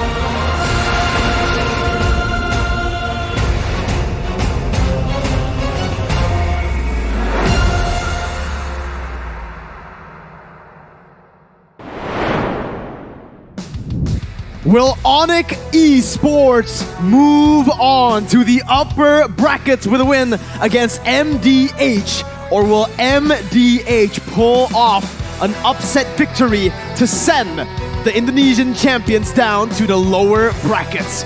Welcome back, ladies and gentlemen. M4 group stage day number 3. Still on the desk with me, Mirko, Lafel, and Arashi. Just gotta join y'all. It's nice that your name now is Arashi. Arashi. Now I know you got some kind of accent over there. Arashi? Arashi, yeah. We go southern. Before we start. I mean, here's the thing. World Championships. We're moving all around the world, aren't we? No, we're just in Jakarta. I mean, Jakarta's great though. Yeah. Jakarta's a global city, man. It is a global city, and hey, right now, M4 has been absolutely amazing, hasn't it, Lafel? Oh, it's been great, man. Especially for you as a Todak fan. I'm a fan of Mobile Legends Bang Bang in general. I have no biasness. What is this Todak team you're mentioning? Because all of the teams have been great. A lot of versatility in the draft as well. Absolutely, you know? And because M4 has just been absolutely amazing, M4 is powered by Moonton, presented to you by TikTok, the official content partner, supported by Secret Lab, the official gaming chair, and Esport Charts, our analytical partner. We also have Gank, our official merchandise partner, MeWatch, our media partner, and last but definitely not least, the Ministry of Tourism and Creative Economy of the Republic of Indonesia. Thank you so much for getting this event to a point where it is right now. It would definitely not be possible without you guys. And once again, we've gone through 2 incredible matches. We're going to take a look at today's schedule to recap for everybody who missed the first 2 matches and to see who's actually winning and what are the patterns. Because yesterday, or the first 2 days, the left side has been winning every game except for the final one. Well, we have a difference here, kind of, unfortunately. So the pattern will not be continuing. But in case you guys missed it, unfortunately, Malvinas Gaming suffered a defeat to Onyx Esports, and then Incendio Supremacy, led by the literal Turkish alien, were able to take out Burn X Flash. And now we're on to MDH going up against Onyx Esports, and later on with the rest of our coworkers, Burn X Flash against Blacklist, Todak against MDH, and Falcon against Blacklist again. Can't wait for that one, man. It's one thing to see the visuals, right? But there's another story that can be told. All right. Because I actually went off stage to see some of the members of Incendio Supremacy. That's why I had to leave you guys. Like, I told the production team, it's like, no, I gotta leave now. I want to meet them, right? Yeah. They were shaking. They were happy, but they were like, yo, that was a tough match. Speaking of which, this is a tough group. Todak and Onyx right now are up so far in the upper brackets. MVG and MDH are in the lower brackets. But right now, look at the score. 1-1 for Onyx, 0-1 for MDH. MDH, realistically, if they win this, they could tie it up. Definitely, they can, right? And if they win another, then they get to go to the upper brackets. And Onyx, say goodbye to the upper bracket position. Thing is, that's the pattern so far for Onyx Esports, Arashi. M3, MSC, lower brackets, and even elimination in the group stage. It's like I want to keep it low-key, keep everyone's eyes off them before they just come out and surprise everyone.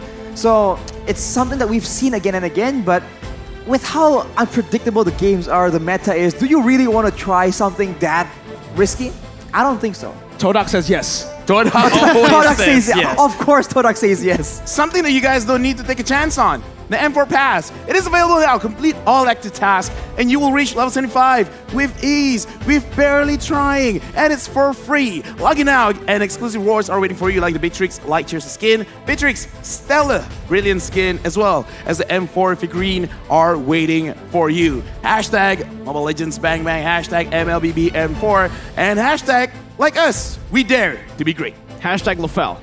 Hashtag Mirko, hashtag Arashi Violence Bang Bang. And, you know, I like that nickname, really do. And honestly, speaking of aggression, volatility. That's been the name of the game in the group stage. So for you guys, you probably haven't gotten the best percentage in your M4 guess, but hey, it's still live and you guys can now guess and probably win the underdog bets, man, because holy, there's so many crazy upsets happening all the way from December 26th to the 15th of January. You guys can get up to 10,000 pass XP, which would be enough to upgrade the pass by 10 levels. 10 levels. Don't miss out. Hashtag MLBB. M4, hashtag Mobile Legends Bang Bang, and hashtag Dare to be great. It's D-A-R-E, not T-H-E-R-E. Dare to be great. Imagine if someone uses the wrong hashtag. It's like dare to be great. There, he's there. He's right there, just to be great. Yes. Just standing there menacingly. Just like glue every single game. like and Franco. too. Just posting up. Swag walk. But you know what? Let's welcome or let's see the official team lineup for MDH Esports first. The team that qualified from the Mekong qualifiers. They have used this roster for a long time now, right? And looking at it yesterday, we saw that same roster. They're gonna be bringing up the same roster again here. No changes, Arashi. Need my help in the mid lane. Needs help. The king in the EXP lane. Hey, the king of comedy in the gold lane. I love him. Joga in the jungle, and Narc as the roamer here. This is that squad, and they are making an appearance. Welcome, ladies and gentlemen, from Vietnam, MDH Esports. This is going to be a very tough match for them going up against Onyx Esports because MDH, they got to be creative. Not just that, they got to be decisive because you can't second guess yourself. If you want to pick it up, pick someone up. If you want a team fight, everyone better stick close together. And now you have to ask, in the drafting phase in particular, can they outsmart or like outmaneuver this team? Onyx Esports of Indonesia, Sans in the mid lane. He's back. Boots in the XP lane, CW in the gold lane, Kyrie as the jungler, and Samo in that roaming position. It's a complete switch up. Welcome, ladies and gentlemen, swapping in the roster, showing confidence in Jakarta, the Indonesian champions, Onyx Esports. Speaking of looking confident, man, like I managed to see Onyx Esports setting up, and Kyrie looked at me and he's like, "Hey, we played together," and I was like, "Yeah, good luck," and he's like, "Thanks. This game will be ours." Like his face shows his eyes, like, "Yeah, this game we're gonna be good." Hey, Kyrie said my jungler was galing, which means good in Philippines, Tagalog. You've been very diligently reminding everyone that has been the case. But the talent predictions here, on paper, it should be one-sided, but Sith from Malaysia, LaFell. Yeah, I'm honestly worried because here's the thing, right? This is a Malaysian thing. If Sith is on the desk, if he's casting, it's usually long games. Usually some issues going on here and there. And that's why sometimes his prediction goes in his way, but it's a weird way that it happened. Wow, Arashi, you went for Onyx Esports. I wonder why. Wow. Are you Indonesian? By any chance? Are you biased? Are you biased, Arashi? See, you wouldn't know, you wouldn't realize it from a glance, but I am Indonesian. That's crazy. What? Wow. Who would have thought, man? Lim Kochel, your twin, in the Indonesian desk, he went for Onyx Esports too. And these guys, I don't know if they went for Onyx, honestly. To be honest with you, I don't know what jersey they're wearing. You can't tell, you know. No. I mean, like, you guys can't hear it, but they're singing. They're singing. They look anthems. happy. They made a song. They have a rhythm for this team, and it shows just the passion of the Indonesian fans, Onyx Esports. But now, let's talk a little bit about MDH and their keys to victory, Arashi. Better target selection and team fight initiation. That's back to the basics. They have potential, but they need to make sure that the foundations are solid. Invade the enemy jungle, constantly pressure Kyrie like in day number 1, switch up that draft, offer multiple playmaking heroes, and need my help. He really needs some help if he really wants to win that mid lane. He is up against Suns, right? That's the scary, aggressive mid laner from Onyx Esports. I kind of feel like the keys to victory, the first 3, yeah, let's try and be as professional as we can, and then the number 4th one, let's be creative. Let's see what's the number 4th one. Kyrie must take all the attention away for CW to close the game. They did it for the first one this time. Look, his laughs. No, you're doing it wrong. Oh wow, his laugh to frown in gold lane. All right. Okay, you know what? I think he can see the future. Jida Aiko as well as Combat Cat Gaming. He has so many names after the combat. But speaking of which, let's look at the audience prediction. Is this a surprise, Arashi, that a lot of people are going for Onyx? The Vietnamese people have actually opted more for only 40% esports. 40%. Vietnam, come on. Oh, Thoughts? Casters, yeah. I can't think. Sorry. Okay, no worries. No, I mean, like, looking at the audience, and I'm like, wow, they're taking my breath away. But Onyx has been a very, very prominent name when talking about the top tier contenders for this tournament. So it's not really a surprise, but this is when they're up against the toughest of odds. This is where your team needs you the most, guys. Come on. So it's like the worse it looks, the more help you need. Yes, of course. A friend in need is a friend indeed. Indeed. That's why he's the analyst. I wonder why he's violent though. Imagine that a violent analyst is like, these numbers don't match. The gold advantage. Play according to the data, man. I mean, come on, you have retribution. True, right? That was what happened when Alien stole the Lord last game, and these kind of moments can happen. Even though on paper, Onyx Esports look like the strongest team, here, MDH, they can still pull off an upset. We've seen this team go to the late stages, and that's where they actually shine. Mirko, I gotta tell you, man, like my life, I've got a motto. Okay. If it's confirmed, it's not confirmed. Like no matter what, anything wrong that could happen, it could happen. Right? So it's like, sure, on paper, everything looks good. But I don't believe in paper. You believe in? I believe. PDFs. Some PDFs lie Digital though. paper, go green. Look Go at this. green. The analyst is like, no, PDFs, man, they don't change. I believe in numbers. Well, we'll see right now because draft. Whoa! Wow, Super whoa, whoa, whoa. fast drafts. What happened, man? Yo, We got guys, straight chill. into it. 3 bans instantly already. The coaches aren't playing, man. They are serious about this one. Both MDH and Onyx, so much stakes on them right now. So much pressure. Yves and instantly the Fredrin locked in with a carry by MDH. Whew, this Yves pick, man. I really think I might be biased because I'm a Yves player, but it's such a versatile hero.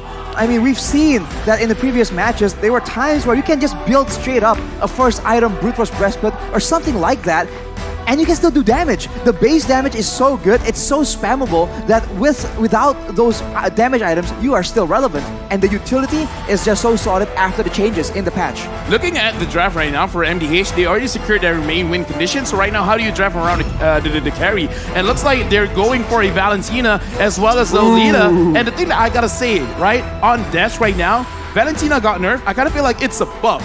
Because you nerf Valentina, now it's being let through more often. True. Like True. no matter how strong you are, if you're always banned, you're not that strong. Oh. So right now it looks like the lane is getting picked up. I gotta ask you, Mirko, what do you feel about this lane going up against a Valentina, Lolita, as well as a carry? Well, it's pretty scary, to be honest with you, right? The Valentina, the Lolita, they're really good actually at just stopping this lane. But the thing is, honestly, it's Kyrie.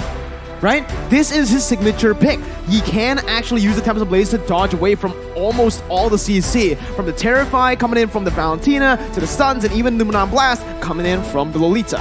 We're definitely going to see a lot of acrobatics required to even begin to have an impact in this game. But Onyx, they like it the hard way. For Vietnam, they have banned away the Franco as well, so we won't be seeing that aggressive posting that we've come to expect. But now for Onyx Esports, it does seem like they want to try and mitigate any kind of counter to the Ling or any kind of dive towards that back line. Right now, because the Valentina is there, do you think that Onyx Esports, they really should be careful about their next pick? But before that, let's look at the comparisons between the King as well as Boots. We're looking at the average damage taken. The King has been absorbing a lot, 7,000 in average, and Boots 5,000 in average. But the thing is, the kill participation as well as the KDA, Boots has been doing well. He's been appearing in a lot more fights, and he doesn't die as often.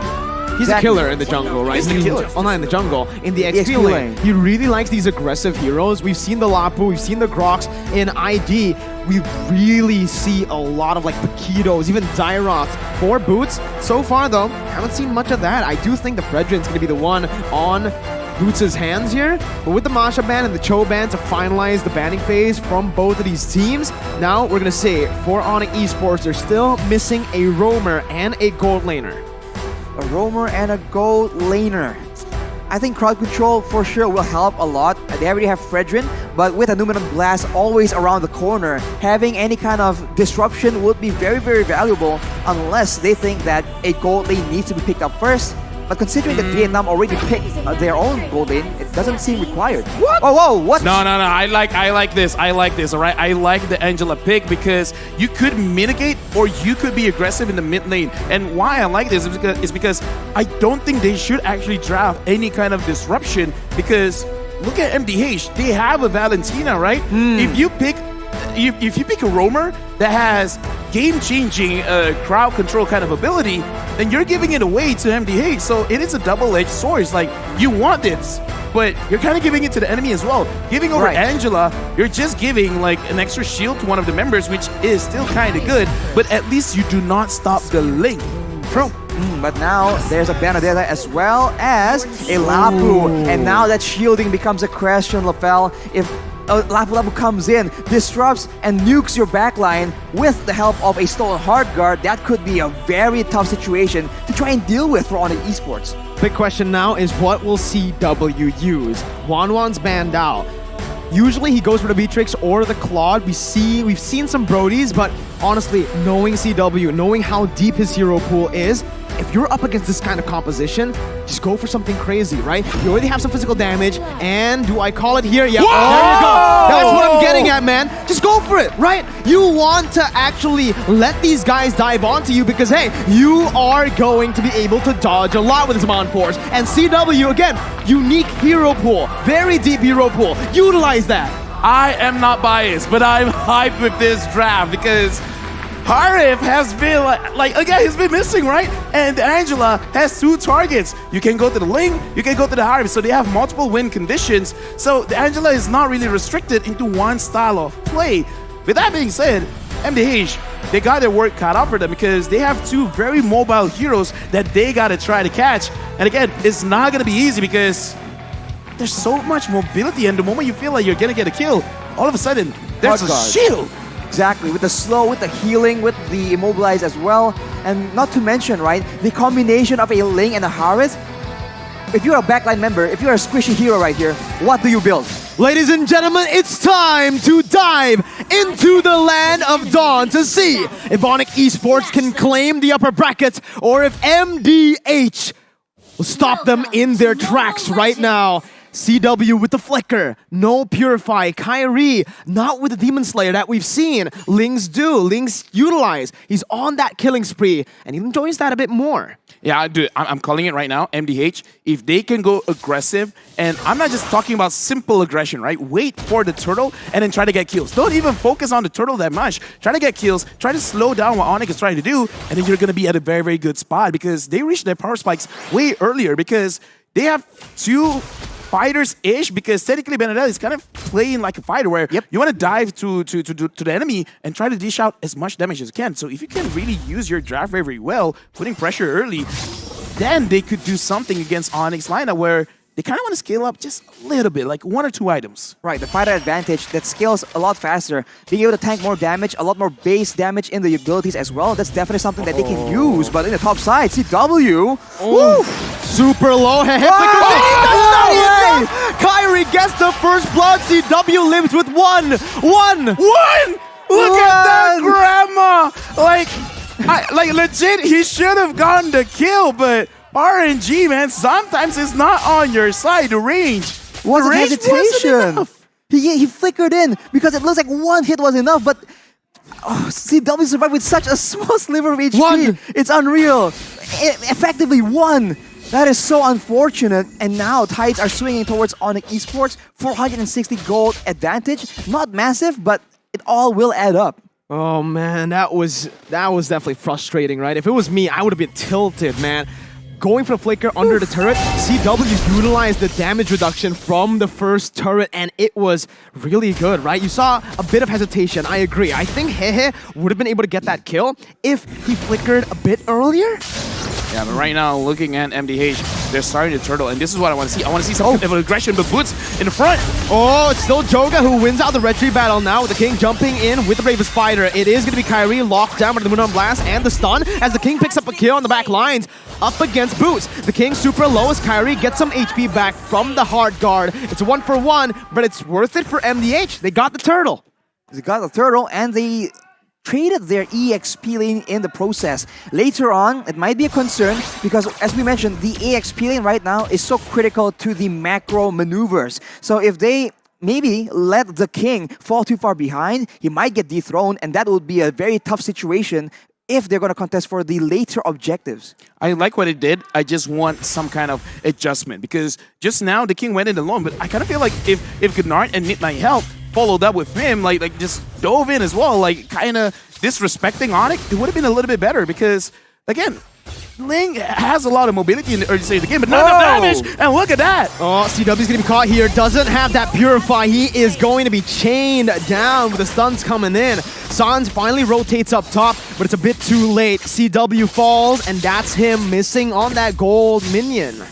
No gold income from that lane for him right now, and that was such a good engage. Beautiful. Coming in from the undetected bush for Nart. This is why the Lolita is just so dangerous and so oppressive as well. There's a lot of stuff that Nart can block on that bulwark, and of course in the early game it's deceptively high damage to clear the waves as well. I want to pay attention towards the Harry because the mystery shop gets you items a little bit easier, a little bit faster, but look at this. He's putting points not only to the penetration but also to the cooldown. So for you to be able to dash a lot in the Zaman Force, you need at least around 33% cooldown. So if you build the cooldown boots as well as the Calamity Reaper, you can already go very, very aggressive. So he's gonna get his power spike way earlier compared to MDH. Now there's a question from me, right?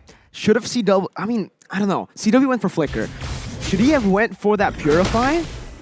I feel like considering that there's two massive engages that are kind of telegraphed, it's not required, but it could be used as MDH goes in. That's a lot of resources placed down already. Need my help. Gonna use the real world inflation. 2 real world inflations popped in as Kyrie jumps in with the Tempest Blaze now, targeting towards Need My Help, but it's gonna be Kyrie stunned up. Still able to dash out with the Finch Poise and the Defiant Blade, but it's a 1-for-1. Mid laner for XP. Kyrie opting to go for the trade onto the purple buff instead of forcing and committing onto the turtle. The efficiency of Kyrie though, understanding that okay, we don't have control over the turtle pit, we might as well go for something else. And on that Ling, what can be more valuable than that purple buff? He goes in straight for it, and it's not ideal, but how quickly he makes the decision is very, very impressive. Yeah, again, like Kyrie is a different beast whenever he's using a high mobility kind of hero.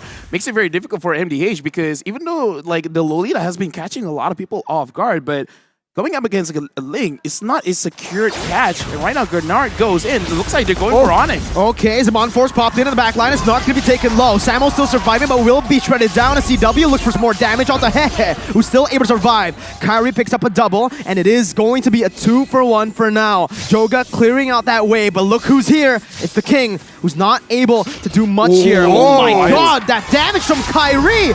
Picking up a monster kill, and Joga's gonna be next on the chopping block. Kyrie with a Tempest Blaze now, looking for that kill, but will not be able to get in range. Samo just walks by, sends some love. Sense of love literally his way. And that is the speed that Onyx is playing with right here. They're abusing that Link pick. And if we take a look at the items, the Berserker's Fury has been built up. That is why the crits were hitting kind of hard. And of course, with a Vampiric Scepter, he has a bit more sustain, so it's not as easy to take him out. But Boots now is the target. Uh-oh, 1 HP from Boots gonna be shredded down by Hehe as Kyrie tries to look for some sort of trade, but it will not work out. It's still just MDH getting that kill for free. Meanwhile, in the mid lane, final blows gonna be popped into the back line, and CW jumps in with his Zaman Force all the way, dodging everything, but he's gonna be terrified here. CW still flickering out, getting out of harm's way. Wow, that was an insane team fight. I was about to say CW, bit too aggressive, but it works this time. Yeah, I gotta say, like, the way that Onyx is playing with their items is very, very impressive because looking at how Kyrie is itemizing for himself, because he actually used the new attack speed items to make sure that he can farm a little bit faster, but the moment he has the Berserker's Fury, he is not shying away from the fight. Like, right now, he is almost optimal in terms of the way that he's using the timing with his items. And the same thing can be said with CW because, like I said, he has enough cooldown, so if he sees an opportunity, he can actually go for it. He does not need to wait for the second item to really be effective. Joga again with a final blow, but it's going to be the turtle cancelled out. Joga forced to use that eye for an eye on cooldown now. The Sans pops in, that real world. Kyrie, beautiful Tempest Blaze to get out of that one with the help of the hard guard. Now, He's going to be able to try to sustain back up as CW zones them off. Oh my goodness, CW jumps on to 4, and nothing is going right for MDH here. The Praetor's Wrath as well. CW looks for the cleanup. Need my help, needing some help now, but it will not be enough. CW picks up the kill. He's looking for the shutdown from Hehe. That is unfortunate. CW greeting out to try and make an outplay onto Hehe. Unfortunately, he just gets taken out. That's a shutdown at the hands of the marksman. But look at Hehe now. Another shutdown. No. And it's a godlike for Kyrie, who's now 7-0 and 1. Dude, like Kyrie right now, he's taking. He's mad. He is mad. No wonder when I saw him, he had a very big grin on his face because he's like, the coach says link. I'm happy. But yeah, like you guys probably can't hear this, but we're here and the crowd, like the way that they reacted when like CW stayed a little bit too long and he died, I was like, oh. Like I like the synchronization, and then when Kyrie gets a kill, it's like, ah. You can hear the home crowd advantage right here. But CW, he's so aggressive right now because, he needs cooldown, Lofel, but he did build a holy crystal already, so... No, he doesn't need it anymore. It's like, yeah, I'm just going pure damage, man. Exactly. He thinks that the mobility is sufficient. Now, look at that burst damage.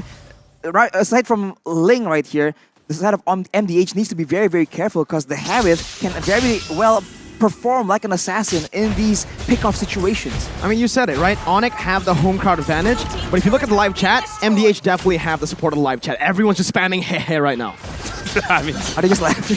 No, they are supporting from MDH. Yeah, dude. Come on. Like, everyone here watching Mobile Legends Bang Bang, they just really like very, very good games. Isn't that right, Mirko, right? Mm-hmm. Yeah, and for sure. And right now, looking at the game, it's not even that big of a difference because no matter how much we see Onyx is performing mechanically, the goal difference is just 3.4k. That is a lot, don't get me wrong, but it's definitely comebackable. It is comebackable. Kyrie trying to make a play here on the other side of the map. Again, he is a Ling. He's super mobile, especially now that he's been getting all the purple buffs, right? No one's been able to really invade and contest.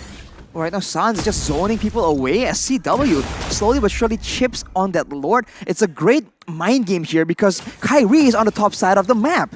If you just look at the vision, you wouldn't expect that the Lord is being taken, but Onyx, they're just showing MDH different looks. And now when they go for the Lord, actually, MDH are just not convinced. They're not sure. And Onyx might just sneak this away.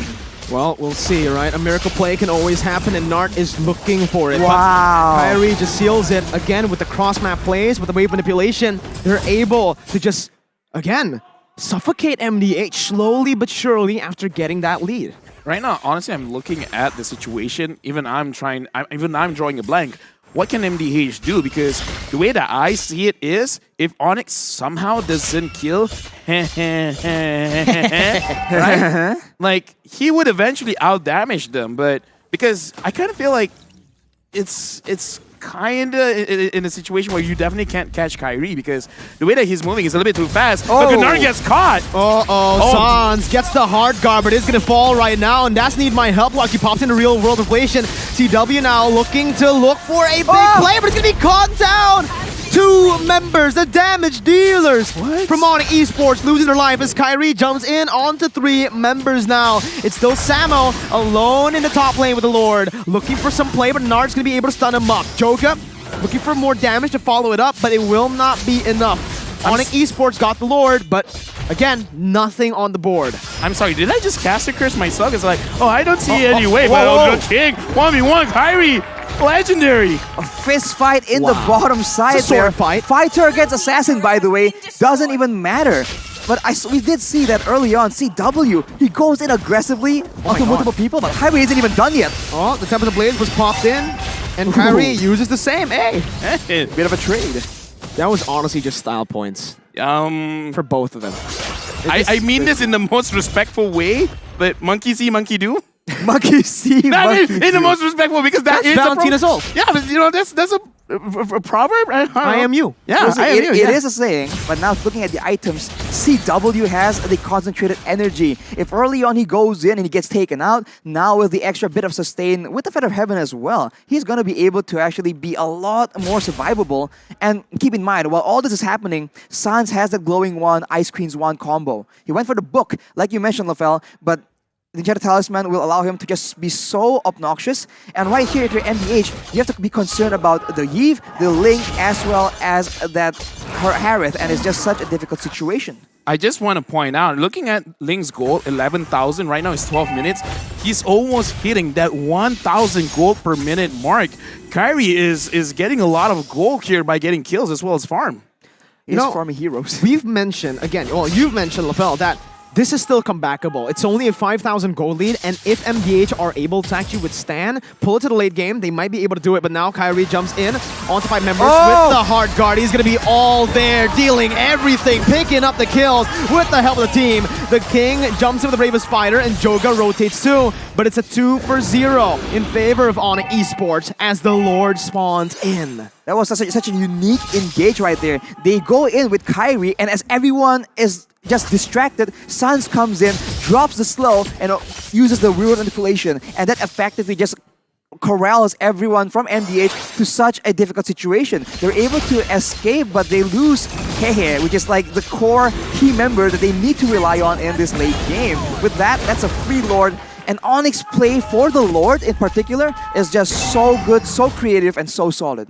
I would say like that was almost too easy because they didn't even really have to focus on any target because even their like focus attack kind of feels like an AoE at this point because Kyrie goes in, he hits 3 people at the same time. And then, like, when CW engages with Zaman Force as well, his Chrono Dash is actually hitting quite a lot of people. So that's why it ended so fast. The burst damage is a lot, but the fact that the burst damage hit on 3 people at the same time, that was unfortunate positioning by MDH, making it easy for Onyx. Uh-oh, Joga here. Okay, still able to get out. Again, that's that tank Benedetta build that's really helping them out here in a position where they are behind 8,000 gold. But again, this is the question I want to ask. MDH, you said it's still comebackable. Now, is it still comebackable? And if so, how do they get it done? They have to wait for overextension from Onyx because they cannot outrange Onyx at this moment. So if Sans uses the world manipulation, that already zones out Hehe, the main key to victory, away from these big fights. So they have to wait for a base play for sure. But Onyx, they're way too smart to make a mistake. But look at that! Boots jumps in, finds 3 on the taunt, and the Dumanat Blast will be popped in, but it only finds Boots. CW with Zaman Force just dashing all across the place. Kyrie picks up a legendary. Joke is gonna fall as well as Kyrie wreaks havoc in the backline with CW, who's looking for a triple kill. But it is all that she wrote. Onyx Esports, once again, they want the upper brackets. They'll break the curse and they'll move on from the group stages. I mean, look at that, man. Like, sheer confidence moving all across the map. It really shows micro and macro play is strong, but they put in a little bit of spice in there. It looks like MDH, they couldn't handle the heat. I would hate to be any team going up against Onyx right here because as we mentioned, there's so many things to watch out for. You said it yourself, Rafael. Everything begins so quick and ends so quickly as well. Who do you try and focus? Who do you look out for? Because everyone can be a threat, and Onyx is so good at switching it up. They feint out, they show you one guy, they use the other to take you out.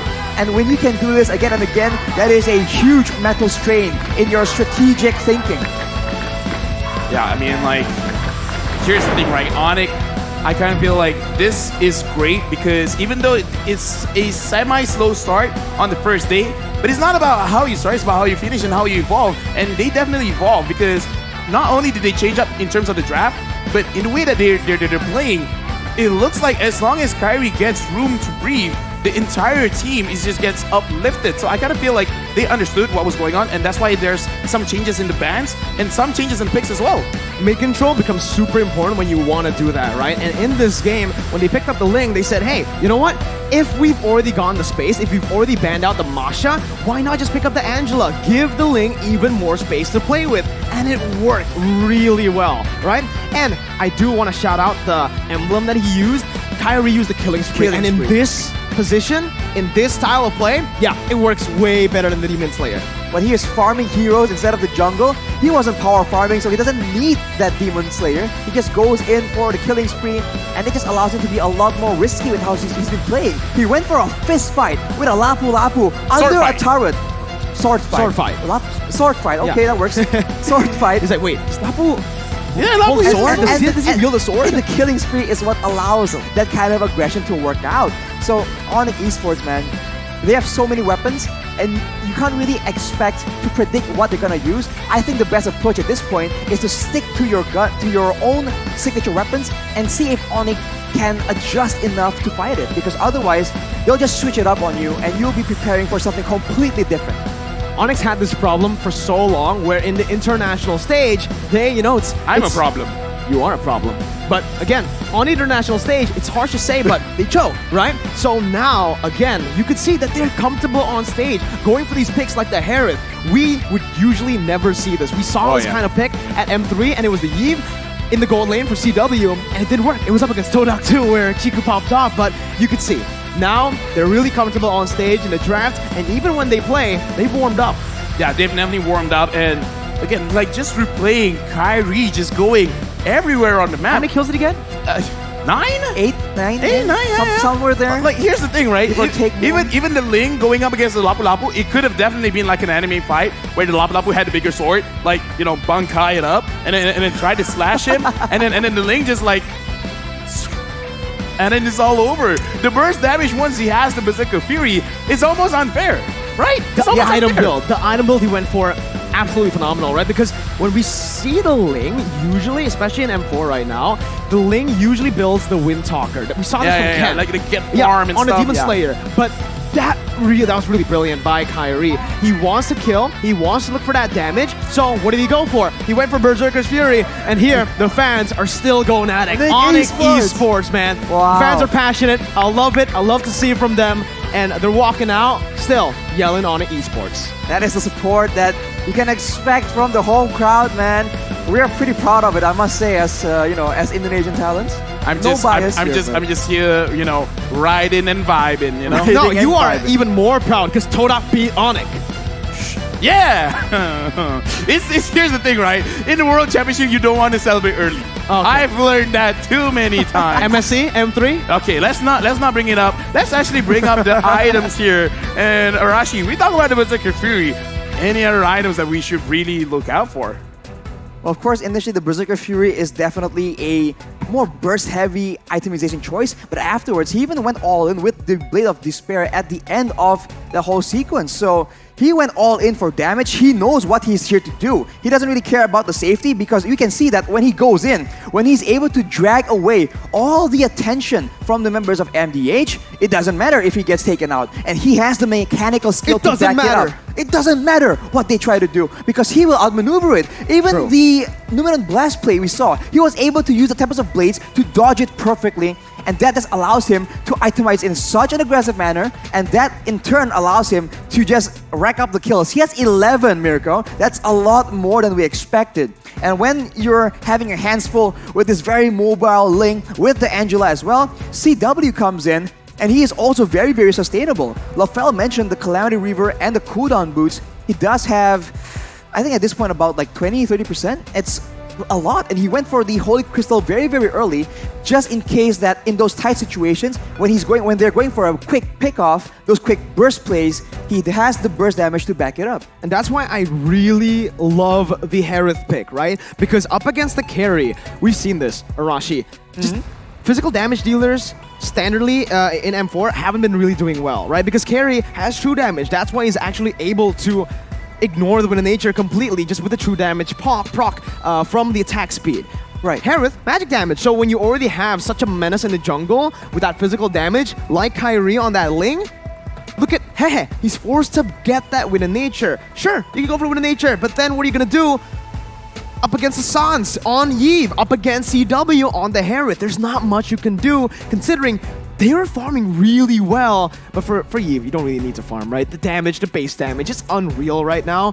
He just bursts everyone down. I just feel like MDH got out-rotated because they want to be the ones crashing the party. They want to engage. They don't have the long range available to kite away from these big fights. But Onyx were able to just kite around, maintain distance, and eventually that range really paid off. Look at the team fight participation coming in from Oh my Sans. God, again. 88%. But look at Kyrie on an assassin. That's not a mage, by the way. That is an assassin. He has 82%. Rich guy and the my carry. God. This man. Two he's games just- in a row. He's just too greedy. He's taking all the cards for himself. For a good reason, right? He's just that good. 993 GPM, dude. I think the last time I saw 1,000 GPM was back in the hyper carry meta, right? The jungle, when it was all just about the jungle. Getting this level of GPM as a jungler when you have a gold laner that's winning, that's absurd.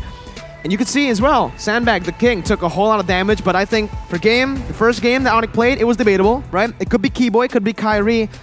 Now I think we have to say it has to be Kyrie for the MVP here. Signature. Everything he did. It is. And yeah, he gets it, right? There is no doubt about this MVP. No questions asked. Give him the MVP. 11, 0, and 3. 993 gold per minute, as we mentioned. 82% kill participation. How can you play so aggressively and have 0 kills? Angela. It's okay, true, fine. He's cheating, but MDH, they were trying so hard to catch him too. All the focus was on to try and shut him down. That's why everyone else had so much space to maneuver. We'll see a bit of that in the highlights coming here soon. But you can see that he is drawing so much attention that allows Sans, allows CW. Everyone just has so much space to just tactically move around. In the early game, we did say, LaFell also mentioned that the fighter advantage, it's a real thing. But right here, once the fights gets messy, once they can find the right targets, and once Kyrie starts picking up some kills, right here he has 5 already. Look at the damage. It just can't be ignored. It can be considered DPS. And while you're concerned with that, look at CW. This is how he's been playing the whole time, just dashing in again and again, and they can chase so far away. Right here, unfortunately, he does get shut down. So he has that to his name, right there. Doesn't get the shield proc. Right afterwards, though, boom, just like that. You just cannot stand with this man. And the king, I guess he thinks it's a 2v1 with a turret on his side. Doesn't matter. And this is that play. Everyone with their eyes on Ling does not realize the Yeef in the side, in the bush. There was no vision available. Man, what a play, but we have LaFell, Kyrie, and Coach Aldo standing by on the stage for the interview. Let's throw it over to them. Thank you very much, Merkel, as well as Arashi, for the post-game analysis. And yes, my name is LaFell, and I'm with the MVP of the game just now, the best jungler in MBL Indonesia, as well as their coach. Let's welcome Kyrie and Coach Aldo. Give them a big round of applause. Kyrie, now again, that was an amazing match. You guys closed out so fast. Before the game start, I saw you here setting up. You were smiling. You looked like you were ready. Did you guys already anticipated that you were gonna use the Ling in this game? No, I laughed because we were singing. You guys were laughing because you were singing. Now, Kyrie is here, but I also want to ask Coach Aldo, because in this group stage, it started off with Onyx going up against Toda, and I don't know why, but so far Onyx going up against Toda, it's been up and down, but Toda has won quite a lot. How did you guys feel after the first day, and how do you guys readjust for today winning 2-0? I think for the match against Todak, we need to give it up to Todak. They draft well, they outdrafted us, and yeah, we just reset and focus on the next game, and yeah, we leave the past behind and just see the next one. Kyrie, since you were in the game itself, when Todak pressured you a lot, was it annoying? Actually, it is, but I'm used to it, so I just tried to find a way to still win without getting the blue buff. But all right, that's the mentality that we need. Thank you very much. That's the mentality that we need. Try to win even while being pressured. Now, since Onyx Esports, you guys are starting in the upper brackets. If Blacklist does well today, they will be going to the upper brackets as well, and there is a chance, Kyrie, that you will be going up against Blacklist. Are you looking forward to fight with them? Yeah. Yes. Give a little bit more. You're going up against Blacklist. Why do you want to beat them? Because they always beat me. He wants to beat them because they always beat him. Guys, give a big round of applause for Kyrie. I mean, come on. You are mechanically gifted. And right now, with everyone watching, you guys are doing well. You guys are starting in the upper brackets. Kyrie, is there anything that you want to say to everyone that came here, that supported Onyx, as well as everyone at home watching? just continue to support us and look forward in our next matches. And we're gonna prepare well for the playoffs. Yes, looks like Onik will prepare well for the playoffs. Thank you again very much, Kyrie, as well as Coach Thank you. Aldo. You guys are amazing. And with that being said, they have secured the upper brackets. We will see what will go on for the rest of the day because, again, a lot of great matches will be happening again very, very soon. And with that being said, I'm going to throw it over back to Mirko as well as Arashi to give their thoughts as well.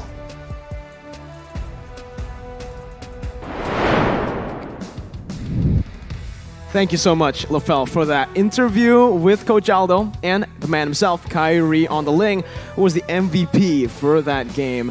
Again, Arashi, they're ready to face Blacklist, man, and Kyrie wants to get revenge.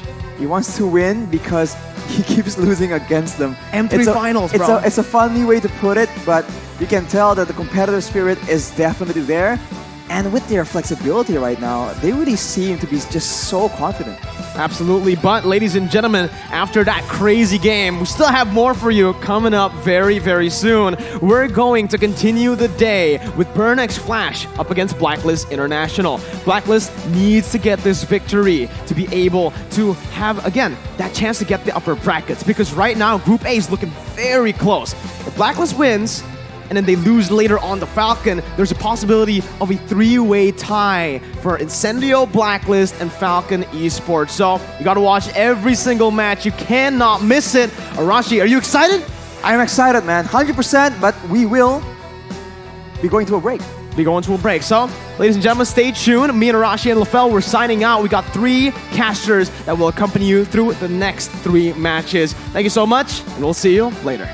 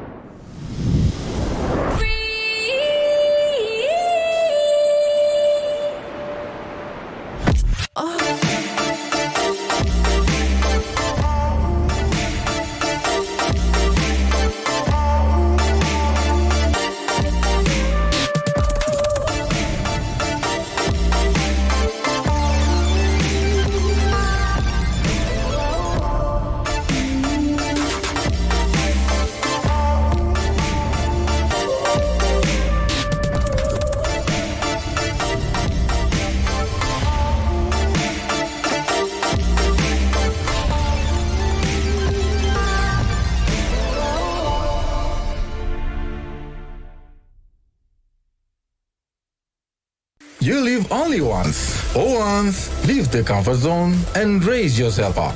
Find a new environment. Live life in a different way. Follow your heart. Learn a new thing.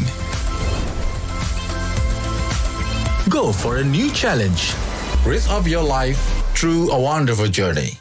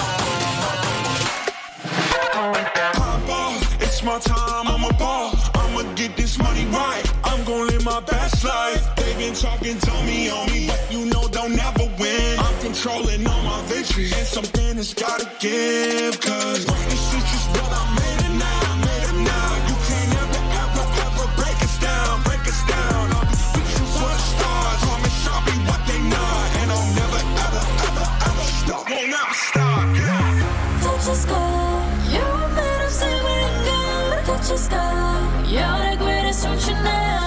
You and I, we can make it out of the cold. Hang tight, we gonna reach for the greatness. We will always rise, we will never fall. We fight in our eyes, we are strong. Even though we know our backs against the wall. Can you take your aim? You know that this is. I've been down, been waiting so long. I'm here for the crown, I'm here to show off. Greatness time, just waiting to show y'all. This is your time to remember. So many times I lie in the basement waiting for greatness. No, I won't listen to anyone hating on me, telling me I wouldn't make it. Cause I did everything that they said I couldn't. Caught my footing and I kept the controls. I stand for something, I ain't running now. I'm the greatest now, I just wanna make it burn. Don't let me down, don't let it up. I've been on the road, accomplished all of my goals, and I ain't gonna let you down. Touch the sky, you're made of silver and gold. Touch the sky, you're the greatest ocean now. You and I, we can make it out of the cold. Hang tight, we gonna reach for the greatness. We will always rise, we will never fall. We fight in our eyes, and we are strong. Even though we know our backs against the wall. And again, pick your aim, you know that this is. Coming for the game, cause we ready for the victory.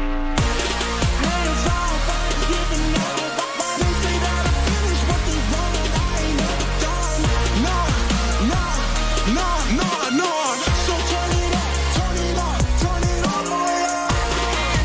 All of you get your hands up, all of you raise your hands. Listen to what you feel and say. We gon' turn it up tonight. We gon' turn it up. We gon' turn it up.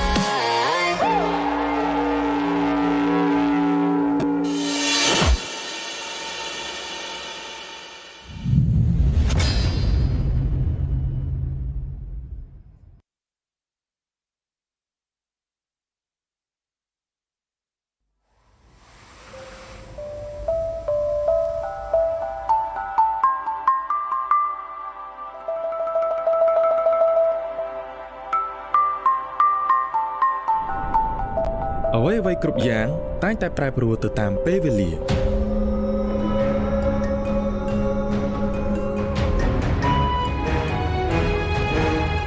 ប៉ុន្តែស្មារតីរបស់អ្នកប្រយុទ្ធនឹងមិនសាបសូន្យនោះឡើយ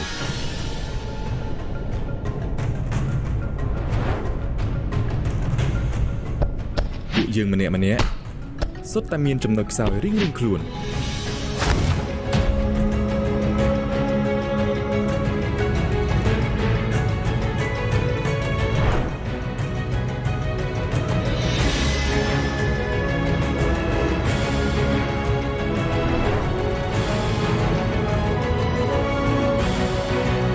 ហើយប្រសិនបើយើងរួមគ្នាជាក្រុមគឺពួកយើងមិនមានពាក្យថាបរាជ័យនោះទេ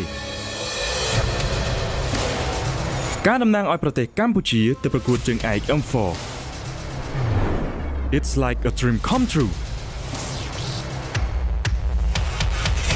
នេះគឺជាសុបិនដែលខ្លាចជាការពិតដើម្បីមោទនភាពជាតិខ្មែរយើងក្រាបឡើងហើយតស៊ូទៅមុខទៀត ដំណើរផ្សងព្រេងរបស់ពួកយើងមិនមានភាពងាយស្រួលនោះទេស្មារតីអ្នកចម្បាំងខ្មែរនឹងតែងតែស្ថិតនៅក្នុងខ្លួនយើងជានិច្ចក្រុម Burning Flash នឹងចាប់យកឱកាសមួយនេះហើយធ្វើឲ្យមោទនភាពជាតិយើងថ្កុំថ្កើងនៅលើឆាកអន្តរជាតិ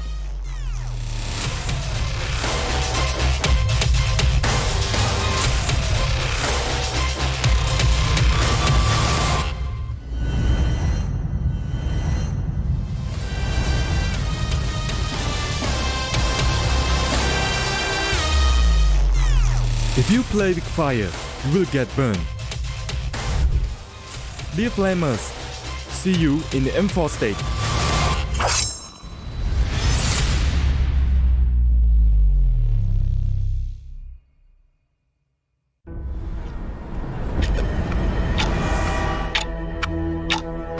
We are getting closer to the ultimate battle in Jakarta. It's an amazing, beautiful tournament. I can't wait to get to the game. Where all eyes are on one stage only.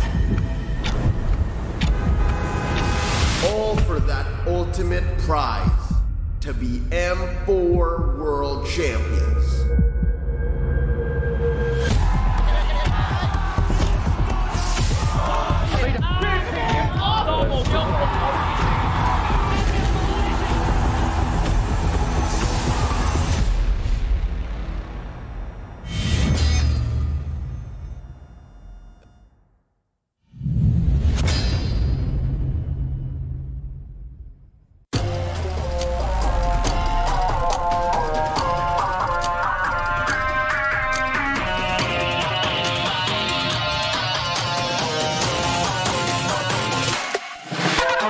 Pop off, it's my time, I'm a ball. I'ma get this money right. I'm gonna live my best life. They been talking, told me on me, but you know they'll never win. I'm controlling all my victories. It's something that's gotta give, cause watch the streets is what I made it now, made it now. You can't ever break us down, break us down. I'll be reaching for the stars. Promise I'll be what they not, and I'll never ever stop. Won't ever stop, yeah. Touch the sky, you're made of silver and gold. Touch the sky, you're the greatest ocean now. You and I, we can make it out of the crowd. Hang tight, we gonna reach for the greatness. We will always rise, we will never fall. The fire in our eyes will be strong. Even though we know our backs against the wall. Can you take your aim? You know that this is.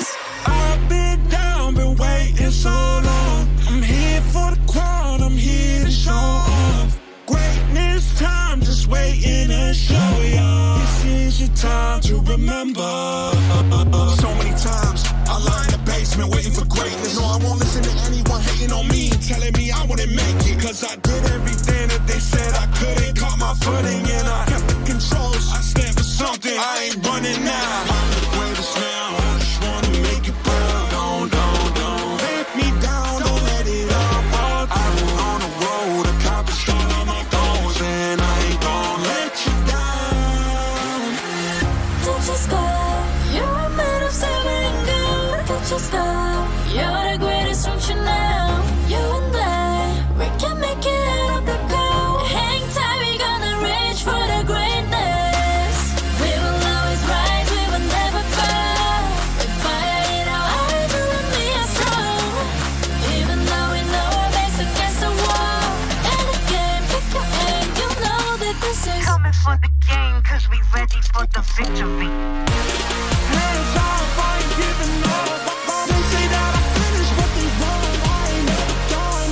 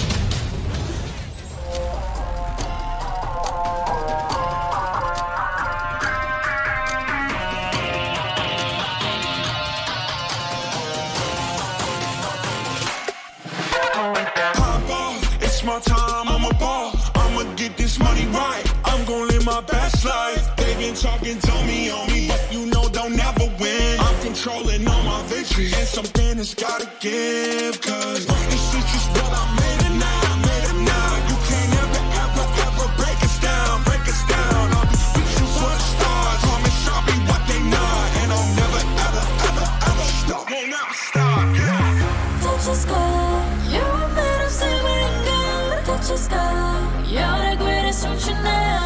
You and I, we can make it out of the cold. Hang tight, we gonna reach for the greatness. We will always rise, we will never fall. Fire in our eyes, we are strong. Even though we know our backs against the wall. Can you think you ain't, you know that this is. I've been down, been waiting so long. I'm here for the crown, I'm here to show off. Greatness time, just waiting to show y'all. This is your time to remember.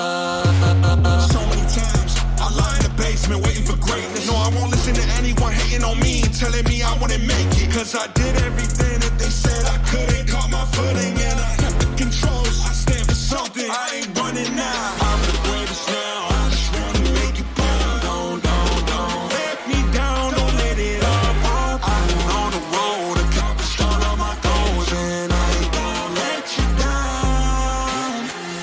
Touch the sky, you're made of silver and gold. Touch the sky, you're the greatest ocean now. You and I, we can make it out of the cold. Hang tight, we gonna reach for the greatness.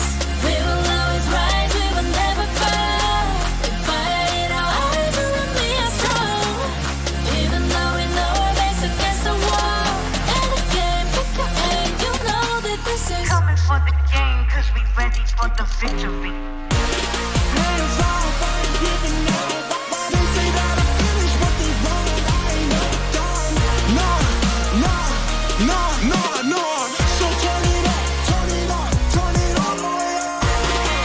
All of you get your hands up, all of you raise your hands up. Listen to what you feel inside. We gon' turn it up tonight. We gon' turn it up. We gon' turn it up.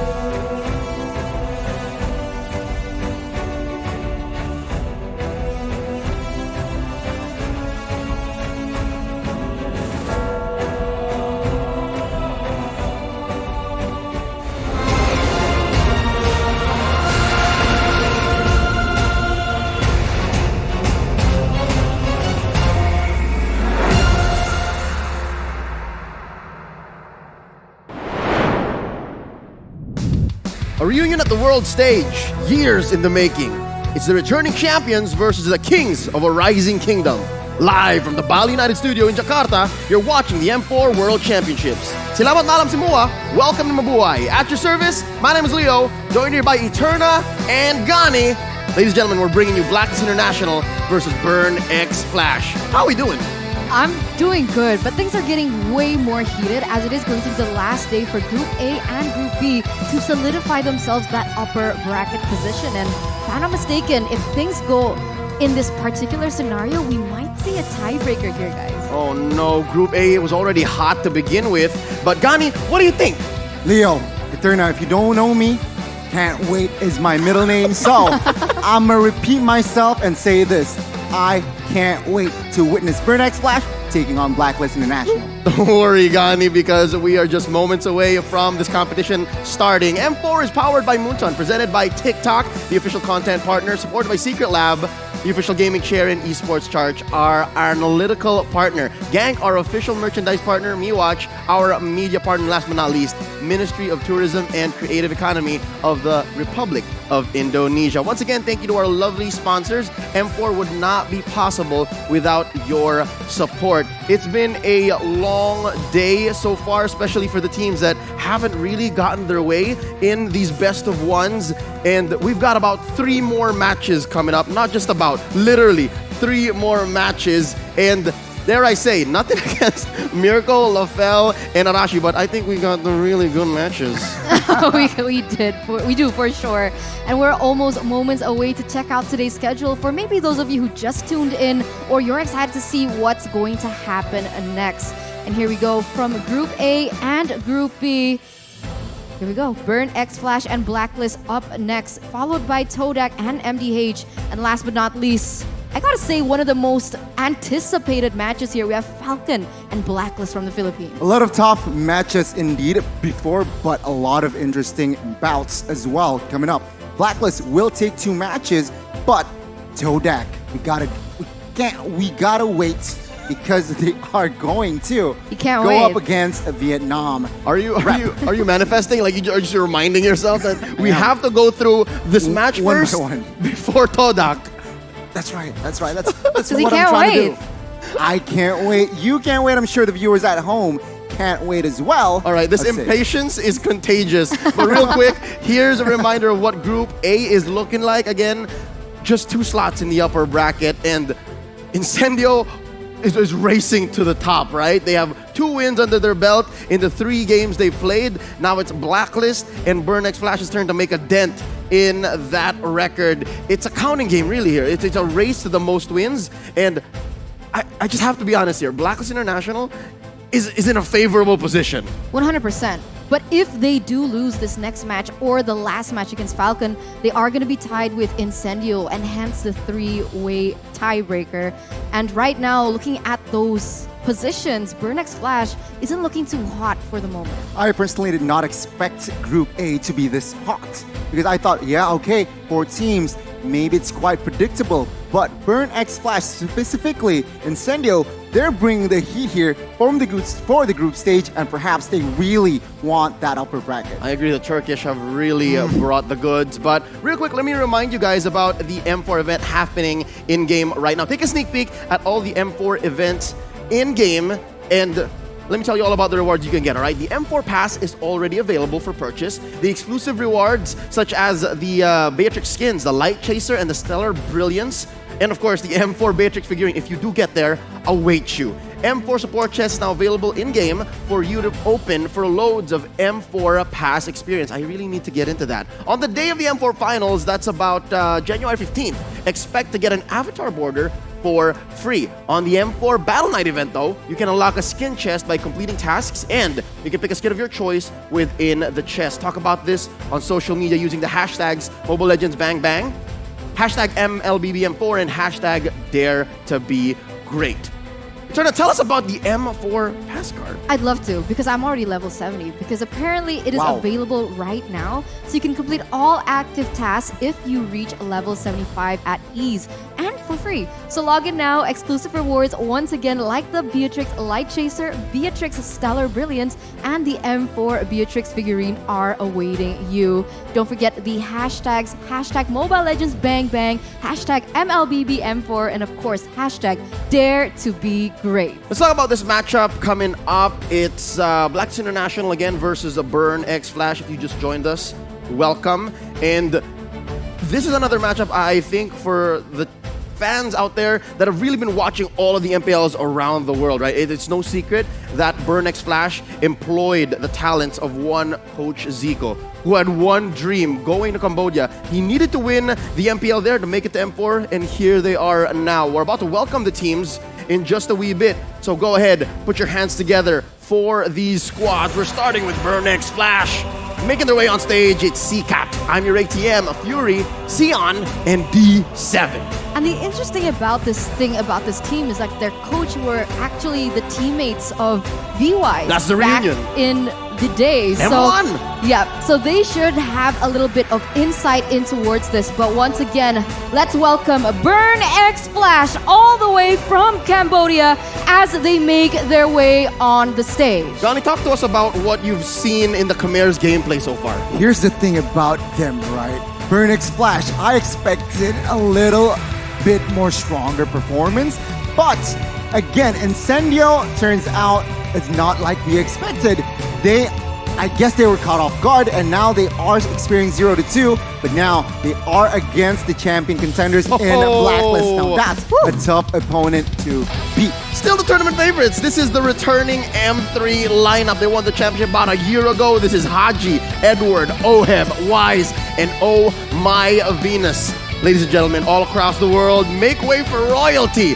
Dare I say, this is the most dominant team we've seen in the history of MLBB so far. Actually, you know what? They are the first team to come back to the world stage after winning a championship the year prior. The first ever defending champions here, Leo as well as Gani, and that is breaking history, making new history as they're looking for anyone else to break their code. This team looks focused, and take a look at the stage presence. They are feeling confident, they want heat, and boy, oh boy, let's witness disaster. First, let's talk about Blacklist first, and of course the predictions, but let's see.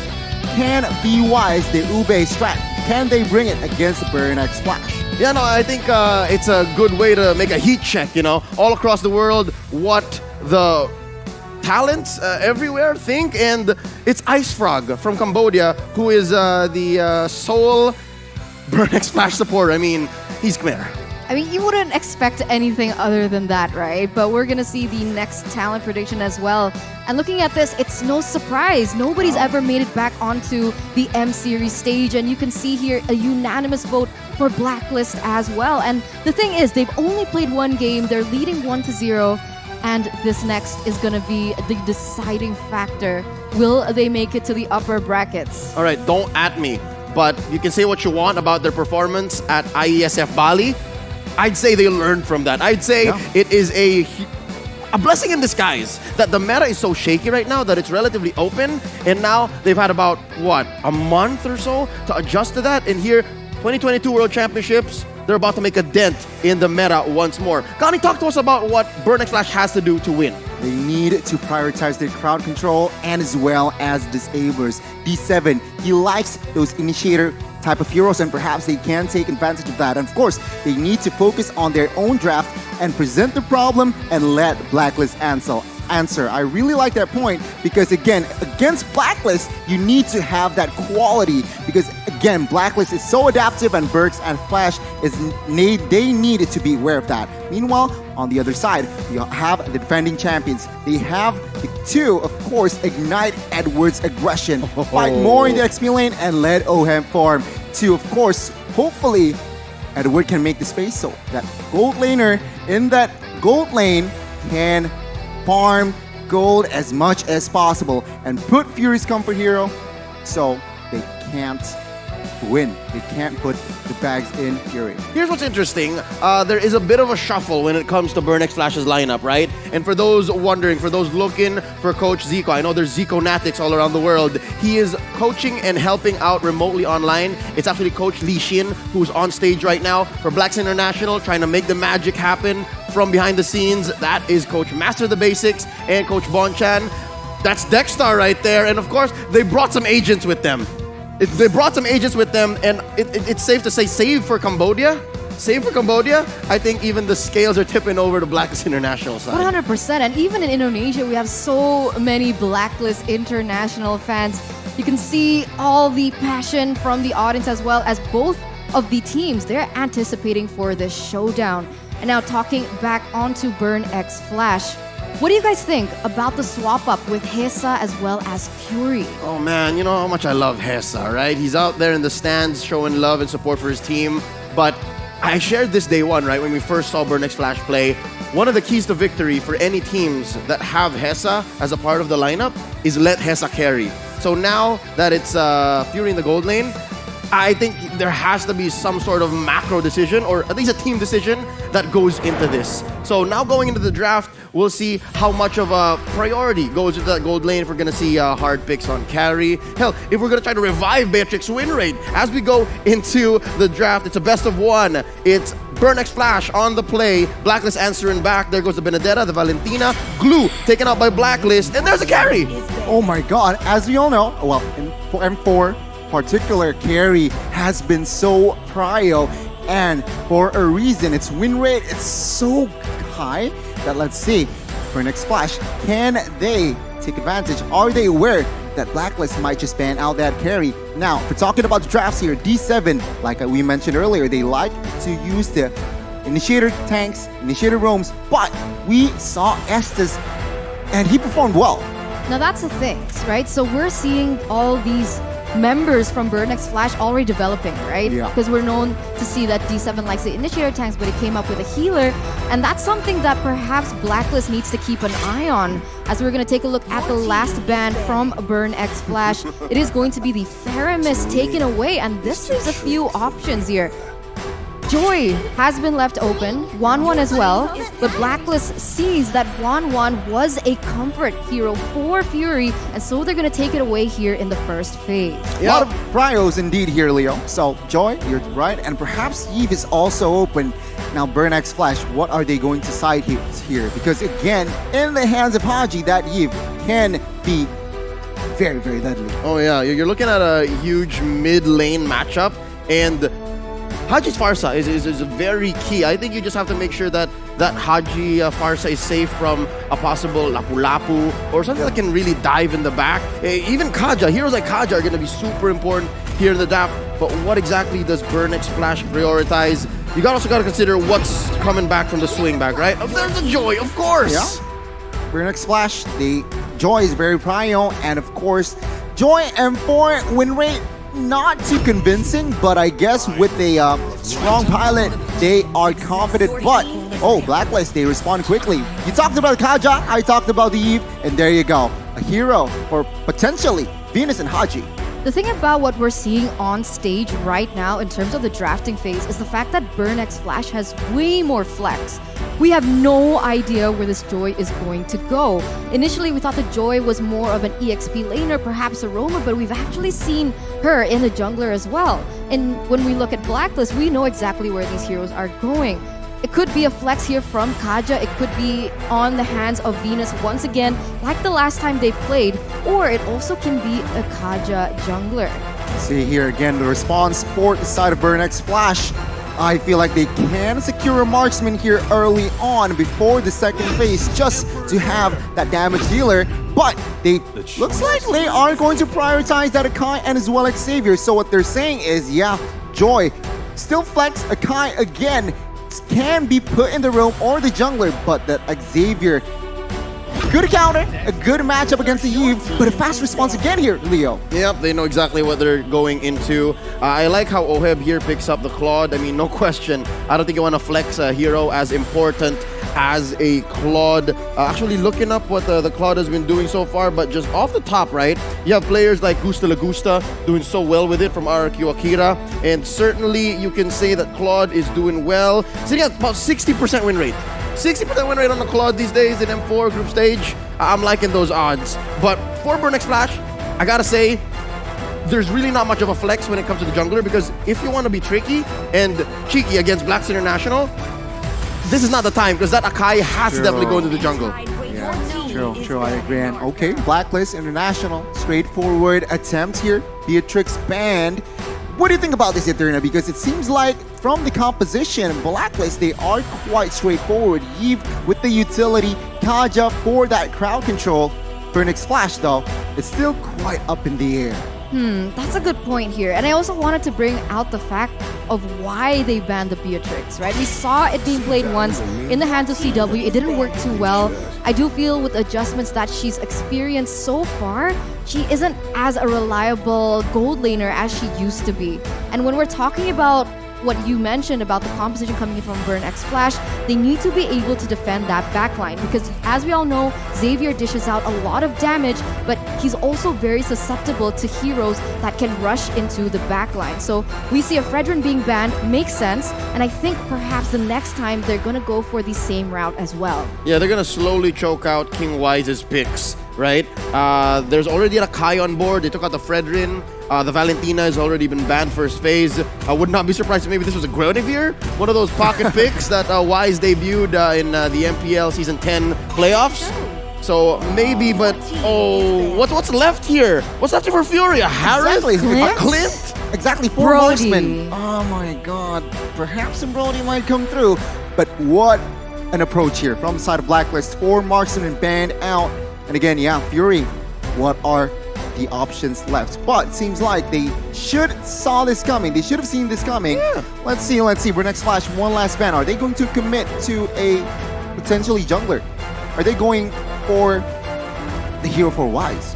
Yeah, no, this right here might even go last pick. Wise has a hero pool about the size of a dictionary. I agree. Right? You know, he can make Layla work in the jungle for all I care. But I think this is going to be an Edward pick. On the swing back, definitely. Let's see what Burnex Flash has in... Lapu. Oh, yeah, see, that's why. They wanted to make sure that whatever I'm Your ADM was going to bring in, he was at least choosing his poison. So no Fredrin, no Lapu Lapu.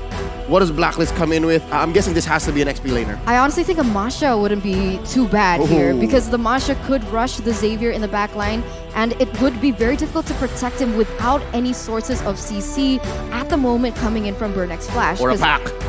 Exactly. Maybe a pack. Like those 2 heroes can find angles onto the back line.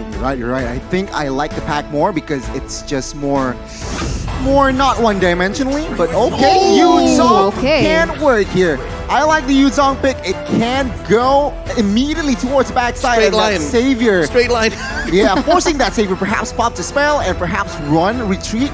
Now Burn X Flash. Last 2 heroes, what do they need? They need a marksman. They need a solid one. I feel like they lack DPS. So with the marksman, a lot of the marksmen banned out, what are those left? They need a marksman and a roamer. Honestly, Melissa could work here. Melissa might work. Because right now, Blacklist has so much dive that the Melissa, with her go away, it could actually help her in those team fights. I'm with you there. Maybe even a solid alternative would be a Clint if the Melissa is a little too cheeky. There was a time in the past maybe 3 months that Melissa was a big pick, but no. We're gonna go ahead and pick up Brody, who got a small buff in the recent patch, and then channeling a little bit of those Matilda Airlines vibes. Matilda has been here and there here in the group stage, don't you think? It's a little bit shaky hero as well. In the M4, win rate not too hot, but I guess, again, Matilda provides with that guiding wing, can assist a lot. And of course, that extra quote-unquote flicker might just get your team easy to disengage, easier to engage as well. But now, let's see, the final pick. They need a jungler. They need a hero for Wise. Jungler or roamer? It's gonna be a jungler. Oh, unless this is gonna be Kat jungle. There you go. You're right. Kaja will No. Wait. This could also still... Use never mind. All right, too cheeky. No, I was about to say Jungle Angela. Nothing is impossible, all right?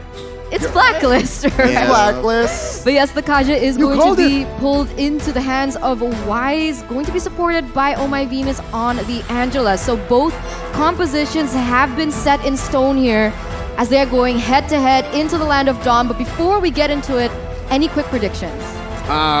Looking at their lineup here, This is so Blacklist. I gotta say, this is so Blacklist. And with that Angela pick, I can't remember the last time I saw Blacklist field an Angela, but this is Ube across the map. All right. Yeah, V can be anywhere and then just jump in. Well, I expect a slow early game here. Perhaps pre-4, nothing much will happen, but perhaps after 4, especially level 8, that is just all-out war from both teams. Let's see. All right, going into game 1, in the best of 1, it's Blacklist International versus Burn X Flash. Folks, mind the rotations here. Where do these junglers start first? Welcome to It seems like, okay, Akai and as well as Kaja will start from the bottom. So Akai will have that orange buff, but Blacklist will prio that purple buff. So rotation-wise, they will meet topside in the first few minutes. Oh, this is interesting, right? Because like you mentioned, there's not going to be too much of an early game here because most of the heroes that both of the teams have opted for are going to be reliant on that level 4. We have the Xavier who needs that Dawning Light as well as Haji with the real-world manipulation. So in the early game, they do have a buff for Burn X Flash because they brought the Matilda. It is going to help them to clear those waves, but the way that Oh My Venus is rotating here. Oh yeah, no, the Queen started early. I'm your ATM getting in a Wise's face. Little Wanderer going over. Retribution used very well here. Kaja securing it. That's a small advantage for Blacklist. Both teams are doing their job, right? Poking, trying to deal damage, trying to give out information as well. But oh my god, see that? What was that? Flicker. Oh no, he's a little too forward. Oh, gets that love strings on, but could not get the stun. We're going to see, right? Because in terms of a gameplay, Blacklist, they're really used to these slow-paced games where Burn X Flash, they're notoriously known to try and end things early. So if this goes until follow-on 5, but Zcat! Oh, great use of the guiding winds. Thank you so much, D7. He needs to be careful at this point, right? He missed the flicker in that early part. He was a little bit too forward in his positioning. Luckily, D7 was still able to get him out with a guiding wind. But if that continues to happen, Blacklist are definitely going to be able to capitalize on those mistakes. And that is why, also why Matilda is quite prio here with the saves, with the assist, with that guiding wind. Can come to clutch when your team needs it. Okay, first hurdle, you can see your top side is already both teams are already rotating top side. That's an early use of the Black Dragon form here. Edward jumping on to Sion, and here comes the Heart Guard. Can Sion get it? Oh no, first blood drawn by the Queen. Turtle here gonna be taken by King Wise, and there's an early Dawning Light. One problem I see for the Burn X Flash lineup is already they are behind when it comes to range. Usually Matildas are used to try and move around your main damage dealers, but here he's been using it to try and save a Seacat who's a little too forward. So already in the early game, it's very tough for Burn. Which is quite interesting, right? Because Seacat is on a Savior, which, well, his ultimates can be used globally, but now I'm your OTM trying to somehow steal. Cheeky move, but of course, with that Retribution, he is able to receive it. Now, Blacklist, textbook Blacklist here. First 3 minutes, total, only first blood. So I guess Burn, they need to be careful not to get driven by the gameplay of Blacklist International. When we're talking about tempo here, it does seem like Blacklist is still playing safe. They're not looking for anything too crazy because they also understand that they need to wait for their power spikes to happen, whereas Burn X Flash, they're going aggressive. Oh no, heavy spin on the Angela.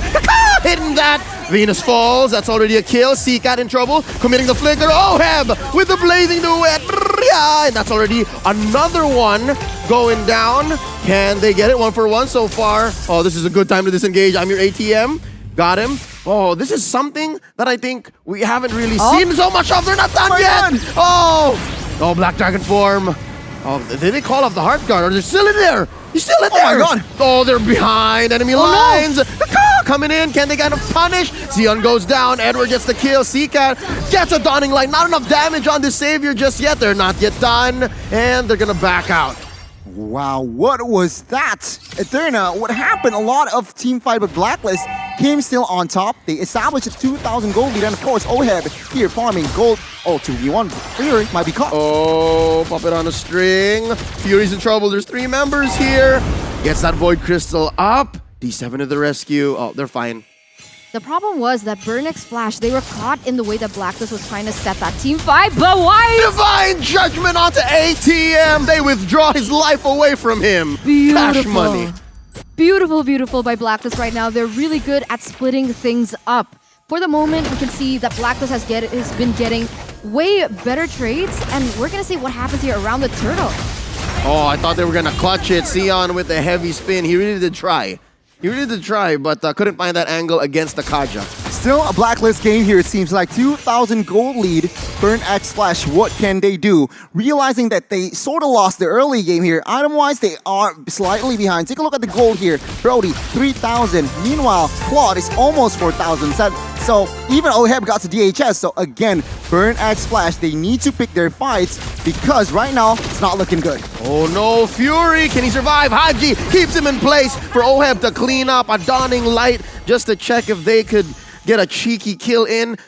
Oh man, can I just say, I think Seacat Savior might be the one thing that can save Burn X Flash right now. But wait, down bottom, 3v2. Oh no, Sion gets slowed down. Few bullets in him. Oh my Venus, keeping tabs on the back line. Love waves out. Here comes Wise. And they find him. He does have the Divine Judgment on. Ooh. Oh, there's a pull! Sion goes down as well. Oheb, BMI on forward. They are in deep, taking down tier 1. So aggressive coming from Blacklist. They see the opportunity. They see the weakest link is Fury at the moment, realizing that this KDA is 0-1-0. They're doing a great time at punishing him. Meanwhile, Oheb already 3-0-0 KDA, and he's not even at the golden staff yet, but here we go. So much poke, so much damage, and I get what you mean about the fact that they're losing in terms of that range. They are playing the back row game here. Burn X Flash. They need, again, to be more patient here. Wait for the farm, wait for the items, because Blacklist right now, it was 2,000 1 minute ago. And take a look, it got doubled. 4,000 now, and I'm your ATM. Oh, forcing out the Blazing Duet and the Heart Guard. Oh my Venus saving Oheb up top. I'm your ATM. I think is another way that Burn X Flash can come back. If he can scale up and get into that back line again, make this range deficit less of a factor, then maybe Burn X Flash can make a comeback here in the mid game. A turtle is up. Haji answers back with an RWM. D7 very low. ATM dashing on through, could not get that ult to pop off. But right now, I don't think it's a non-factor. Burn X Flash, maybe they should just take it easy, take what they can from their side of the map. I don't know, because when it comes down to the team fight, it's going to be a little bit too difficult. Right now, Blacklist, they were relying on the fact that they can go in full. They're all dive heroes except for Haji, but because of the buff towards the Eve, nothing can basically cancel that ultimate. The only person who can do it is Franco as well as Kaja, and the Kaja is on the wrong side of the team. Oh, that's just unfortunate. The thing about Blacklist, right? I can see why they draft Claude. There's a Kai. There's also Matilda. It's just so hard for you to face check even. And there's a Joy. There's a Joy as well. And so again, he has already the Golden Staff and DHS. Again, Akai, you jump in, what he's trying to do. I have movement speed, attack speed, and as well as that the DHS just melts any tanks. Oh no. Oheb just picked up Oheb just picked up his golden staff, so all the more there are gonna be some moments where unless it's a 3v1, he won't need Oh my Venus help. But look, this is what I was talking about. Fury almost getting out of there as soon as he dives into that bush, gets an ult off. He's the one who's torn apart instead of those memories. And now D7 gets on out, gets that dash, pulls Sion out of there, and they survive. That's the problem of the lack of CC that Burn X Flash has in their arsenal. The only thing that they can rely on is the Mystic Fields from Seacat, but if Seacat gets out of position a little bit, he gets taken down with the Divine Judgment coming in from Kaja. So what exactly can Burn X Flash do here, Goni? I mean, it's a matter of, they need divine intervention, right? Blacklist, they are ahead, 6,000 gold lead, and take a look at the map. They are really good at controlling this map so that Burn X Flash struggle to farm. And we can see here, in the next minute, the Lord will be up, and Blacklist, they are still just choking on Burn X Flash. They are low-key toying with their food, But let's see. Burn X Flash, they need divine intervention. Yeah, and that's going to come in the form of a mistake from Blacklist International. But with a lineup like this, right? With a lineup that has global presence. Now, Edward just gets one on Fury. Here comes Oh My Venus. Sion trying to push him underneath tier 2 turret. But the Black Dragon's going to survive, going to get away with it. Here comes Haji to the rescue. Didn't need it much. So here's what you guys were talking about, right? They're going to start choking out the jungle. Almost took the life out of Seacat there. And now they're going to start taking these buffs and even small cams. Not looking good here. 20 seconds to the next Lord and Burn X Flash. They are, again, they need to pick their fights. They need to realize that they have Xavier, but I'm your ATM. What are you doing? Doesn't have a Divine Judgment on, though, so he is going to survive. Ghana, you were just talking about how the Lord was away a minute, yeah? I thought Burn was going to try to play it safe. I thought they were going to not cross any turrets or at least show themselves. But they got another pick off down there, and it was on Fury. So it's so hard. It's so hard to be Burn right now. Right now, Black is already on to the next objective. And as I was thinking about it, right, I see the way that Venus is rotating. Most of the time, Venus is on Venus's own. And so I thought that you could pick Venus off alone, but the way that he's rotating, it's beautiful to see. It's so difficult to pick Venus off at this point. Blacklist International.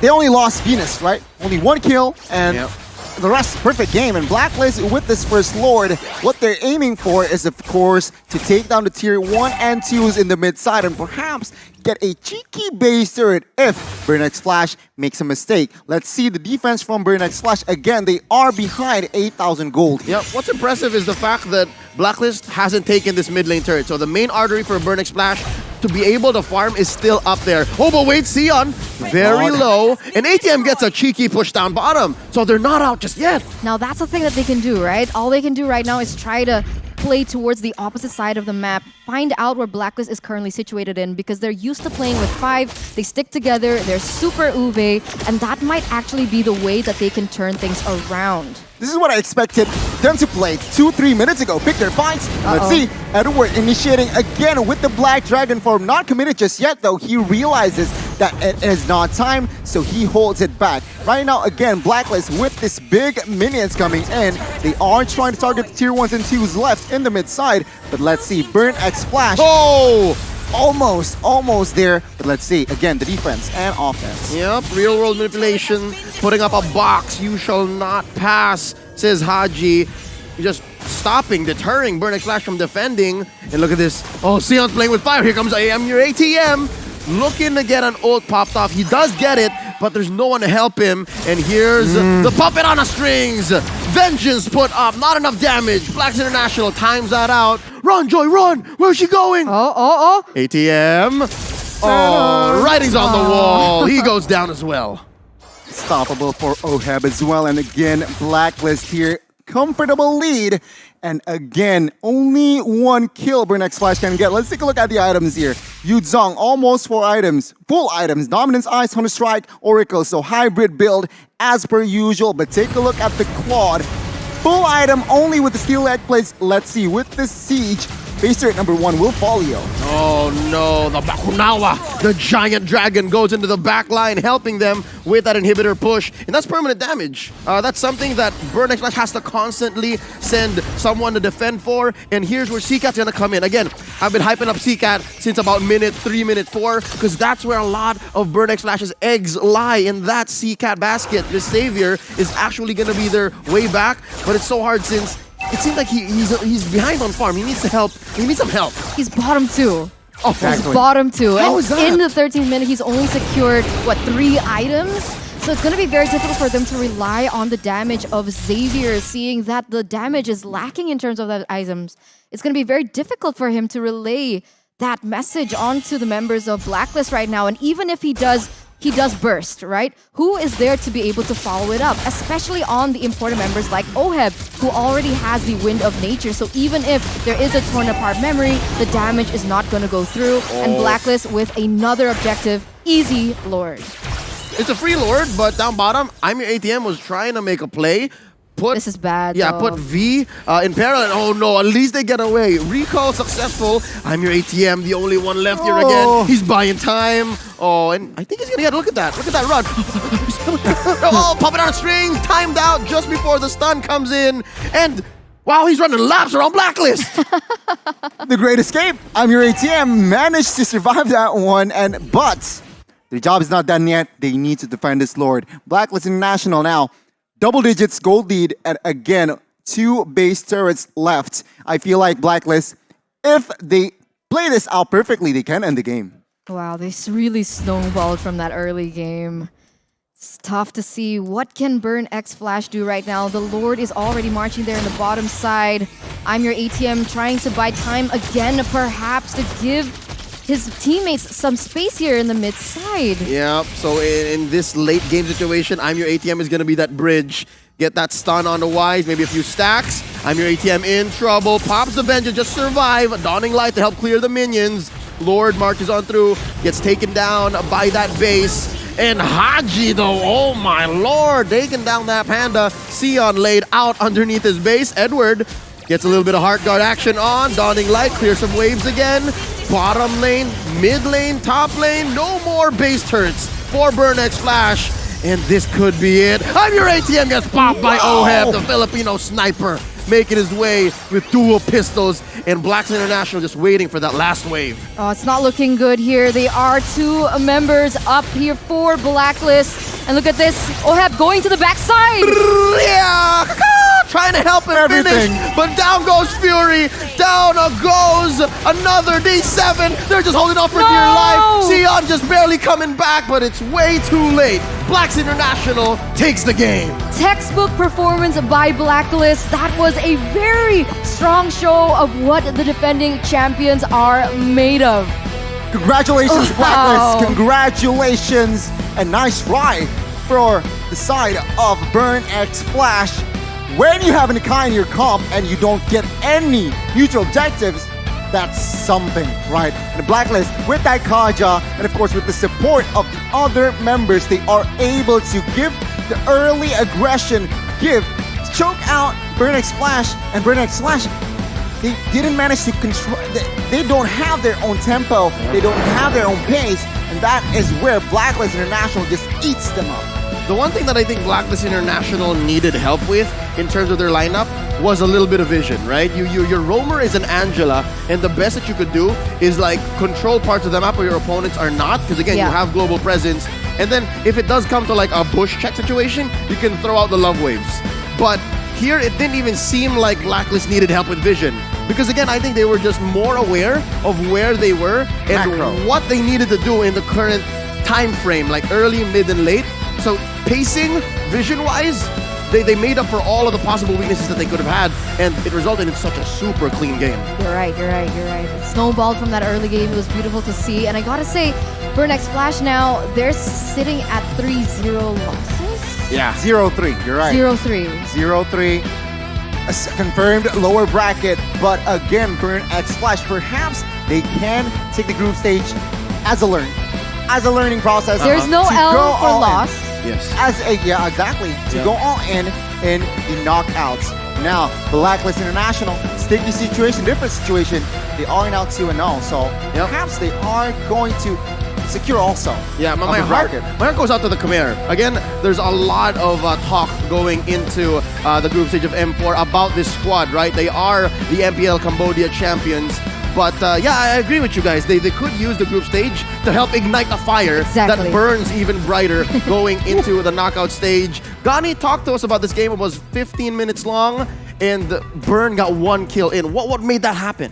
It was textbook from Blacklist, 15-1. Burn X Flash only managed to catch Venus once, and after that, it was just all Blacklist. Low-key, a perfect game. Take a look at the composition. Edward just knows what he does best in that EXP 404 as a Yuzong. He knows when to come in, he knows when to back, and of course, Wise with that utility jungler coming in on that Kaja. Brute Force Blessed Thread for extra movement speed as well, and of course that Thunderbolt for extra mana regen as well. Works well because now with that items built, he is tanky, he is ready to just secure neutral objectives, and 10 assists he got. Now, let's talk about Oheb. 703 on a Claude against Sakai, against Joy, and as well as Mathilda. You're right, Golden Staff VHS, Corrosion Scythe, and don't forget, he still respects and build the Athena and as well as Wind of Nature. Now, I like that approach from Oheb, but Burn X Flash, what can they do differently? Personally, I don't like their Kai pick that early. It was something that I think they just reverted to. It's a safe pick. And the way that Sion played, you know that they had a plan and they were trying to execute on it. But here in this about 16-minute matchup against Blacks International, just wasn't in the cards. It really wasn't. And now we're going to take a look at the post-game stats to really see the numbers. Because when we just see the kills, it feels very one-sided. But it turns out, in terms of those stats, it was one-sided as well. And notice that 3 members from the side of Burn X Flash, unfortunately, 0% KDA. That shows how difficult it was for them to even get a proper team fight going. Yeah, no, that was what Gani was pointing out, that they only killed Oh My Venus once, and it was Sion and D7 who did it. But here's what I was talking about, how it was Sion who was trying to make a play with Arakai. He was the one who got dealt the most damage. It's hard. Again, against Claude with that DHS and Golden Staff, as in Kai, what he's trying to do. Remember, he is the jungler. You don't have Flicker, you don't have Sprint, you have Retribution. So once you go in, you just soak in damage, and there you go. It's clear on the numbers, but congratulations, 3 Blacklist members, 3 different Blacklist members got the title here. Oheb, Haji, and as well as Wise. But take a look at the numbers. Damage taken, of course, still Burn X Flash, but damage turret, of course, neutral objective, it's just significant. Yeah, with this kind of stats on the board for Blacklist, it's hard to read who exactly the MVP is, right? I might be giving Oheb here a little bit of a hard time, maybe nitpicking, but with this kind of game, 754, it's a perfect game almost, you could say. This is actually a relatively low GPM. Right? 15 total kills, 15 minutes. Yeah. 1 minute. Here we go. MVP, let's see. Who is it gonna be? It's gonna be Oheb. There you go. On that Claude. I'll say what I can about my little brother, but no, he's still the MVP. 703, 66.7% on that KP. Sprints is the name of the game. Like we mentioned earlier, he still built defense items, even though they are so much ahead. So far ahead, Athena and as well as Wind of Nature is the way to go. And of course, that Corrosion Dispatch is a must-build item on a marksman especially. Oheb was basically free hitting at towards the end. I mean, nobody from the side of Burn X Flash could touch him, and therefore he was able to deal out the damage that he was meant to build, right? I mean, with the items, we have the slow coming in from the Corrosion, the additional attack speed from the Golden Staff, and even if he goes in, even if you want to try and kill him in that spur of the moment, he still has that Wind of Nature and the Athena Shield. So even if they wanted to rely on the damage from CCAT, from Xavier, it wouldn't go through. If there is something I want to talk about wherein I have theories as to why it's just 754 GPM, is because we'll see in the highlights what kind of rotations Oheb was doing. Because usually the 800, 900 gold laners are the ones who just stay to their lane. But here you'll see that Oheb was dealing with quite a bit because Burn X Flash understood that with this kind of lineup, and I think that's why CCAT was also very upfront, even in the early game, right? He was so active, he was also so proactive. Remember, he can be assisted by that Angela, and that is why he's so confident in rotation. But take a look at this. Fury gets hammered even from the early game. They understand they need to target that gold lane, and Blacklist International, once they got the bot turret, what they do? They're just having fun. They go to the top side, they go to the mid side, and Burn X Flash, they got read by Blacklist like a book. I get it now. I think here's the one key thing we didn't notice. KL1 was rocking an Avarice. He was farming heroes, not minions, not lanes. So I guess that's what led into this clean but relatively slow-paced game that Blacklist employed. Because again, with the clean game of 1 to 15 in 15 minutes, they definitely could have gone much faster. But I think they just said, you know, we'll take it our pace. Burn X Flash is already out of their element. We'll take it this way and we'll execute. I didn't think they had a really good start as well. I don't know what happened to CCAT with the flicker. What was he? And he was so forward. Again, that's what I was talking about. He's just always... Yeah, I mean, that wasn't a good approach from side Burn X Flash, but again, something to learn. Against the defending champions, not an easy task, but Blacklist International showed composure, so respect as well in this game. So I personally can't wait the match. Blacklist and as well as Falcon. Yeah, no, both because it's an awesome matchup upcoming and it's just because you're Gani. All right? Speaking of the next match, coming up next, it's going to be a clash between the Vietnamese MDH Esports and the M Series All-Timer in Todak. That's coming up next. Ladies and gentlemen, I hope you guys stay with us because we are going to go on a quick break. Last few words, Eterna, about that last match, because I think there's a lot more that we can take in, because this is the return of the Avarice Claude, if I'm not mistaken. We haven't seen it in quite a while. Sorry, I was trying to translate something in Filipino. You were okay, all right. I was trying to say Lang Malakas Blacklist. Does that make Blacklist sense? Lang Malakas. Blacklist Lang Malakas. All right. Understood. We'll talk about the Claude Avarice After. backstage. Bagani? I love it. I love it. A good good results. But again, let's see. Can't wait. Can't wait for the next match. I love it. That's what I was waiting for. Folks, stay with us. You're watching the M4 World Championships. Don't go anywhere.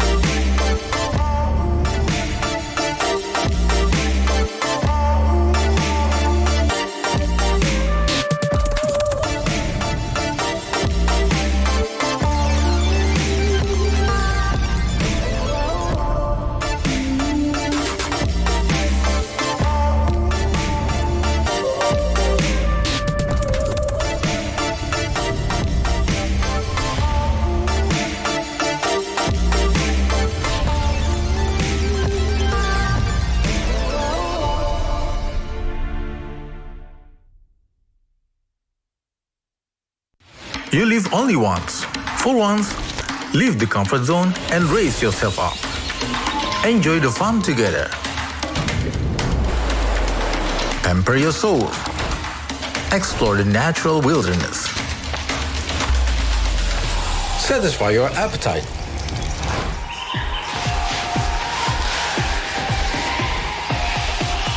Raise up your life through a wonderful journey.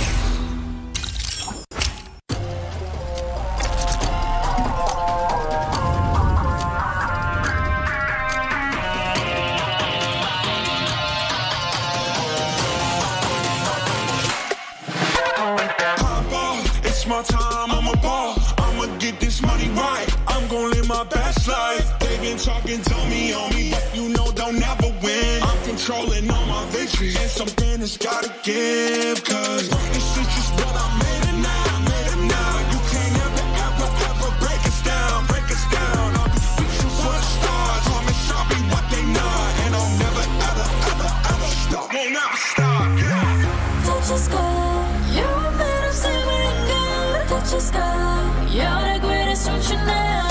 You and I can make it out of the cold. Hang tight, we gonna reach for the greatness. We will always rise, we will never fall.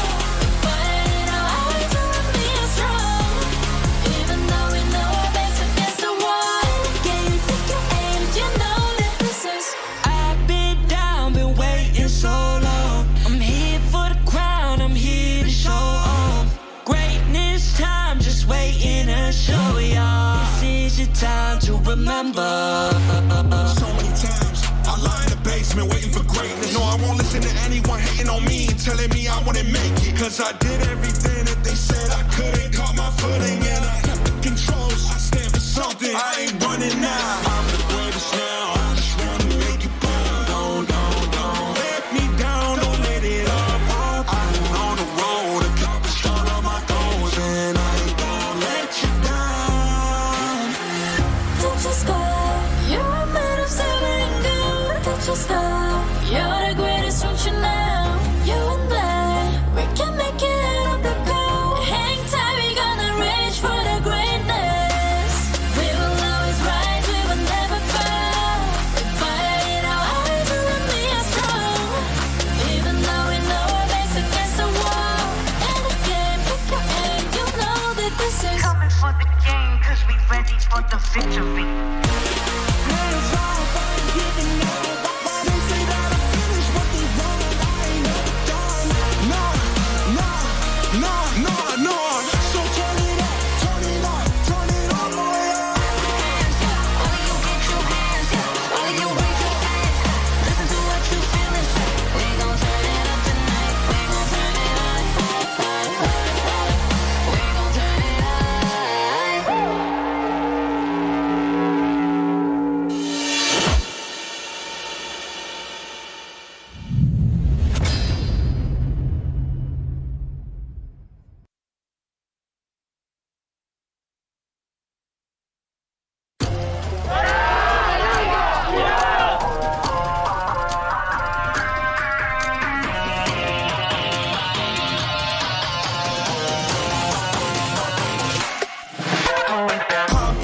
It's my time, I'm a ball. I'ma get this money right. I'm gon' live my best life. They been talking, tell me on me, but you know they'll never win. I'm controlling all my victories, and something has gotta give. Cause this is just what I made it now, You can't ever break us down, I'll be reaching for the stars. Promise I'll be what they not, and I'll never ever stop. Won't never stop, yeah. touch the sky, you're a man of silver and gold. Touch the sky, you're the greatest function now. You and I, we can make it out of the cold. Hang tight, we gonna reach for the greatness. We will always rise, we will never fall. Fire in our eyes, you and me are strong. Even though we know our backs against the wall. Again, pick your aim, you know that this is. I've been down, been waiting so long. I'm here for the crown, I'm here to show off. Greatness time, just waiting to show y'all. This is your time to remember. So many times I lie in the basement waiting for greatness. No, I won't listen to anyone hating on me, telling me I wouldn't make it. Cause I did everything that they said I couldn't. Caught my footing and I kept the controls. I stand for something, I ain't running now. I'm the greatest now, I just wanna make it burn. Don't let me down, don't let it up. I'm on the road, accomplish all of my goals, and I ain't gonna let you down. Touch the sky, you're a man of silver and gold. Touch the sky, you're the greatest function now. You and I, we can make it out of the cold. Hang tight, we gonna reach for the greatness. We will always rise, we will never fall. We fire in our eyes, you and me are strong. Even though we know our backs against the wall. And again, pick your aim, you know that this is coming for the game, cause we ready for the victory.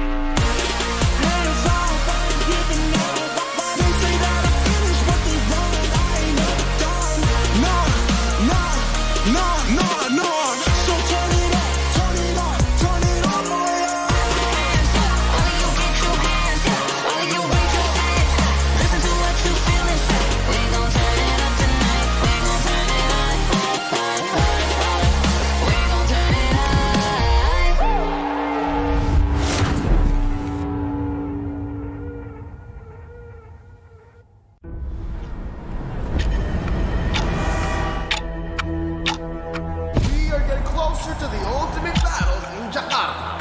It's an amazing, beautiful tournament. I can't wait to get to the game. Where all eyes are on one stage only. ultimate prize to be M4 World Champions.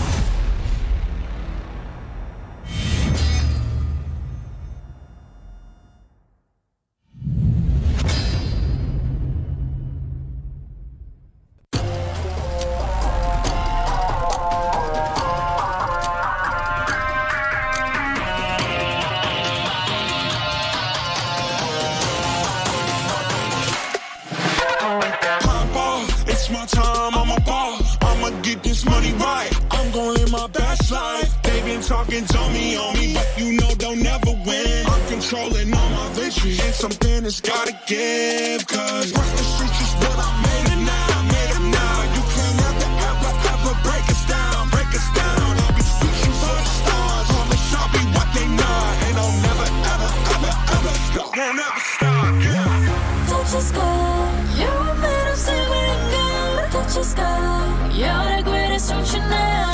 You and I, we can make it out of the cold. Hang tight, we gonna reach for the greatness. We will always rise, we will never fall. Fight in our eyes, we will be strong. Even though we know our backs against the wall. Can you take your aim? You know that this is.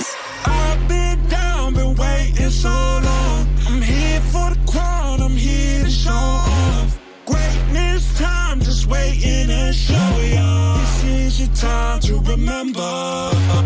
So many times, I lie in the basement waiting for greatness. No, I won't listen to anyone hating on me, telling me I wouldn't make it. Cause I did everything that they said I couldn't. Caught my footing and I kept the controls. I stand for something, I ain't running now. I'm the greatest now, I just wanna make it proud. Don't let me down, don't let it all fall. I've been on the road, accomplished all of my goals, and I ain't gon' let you down.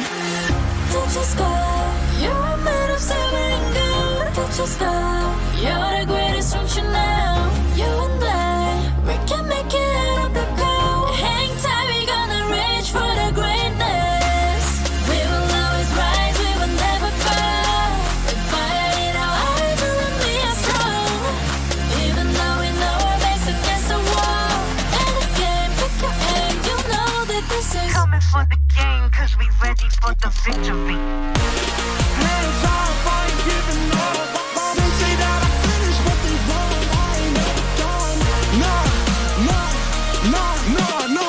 So turn it up, turn it up, turn it all the way up.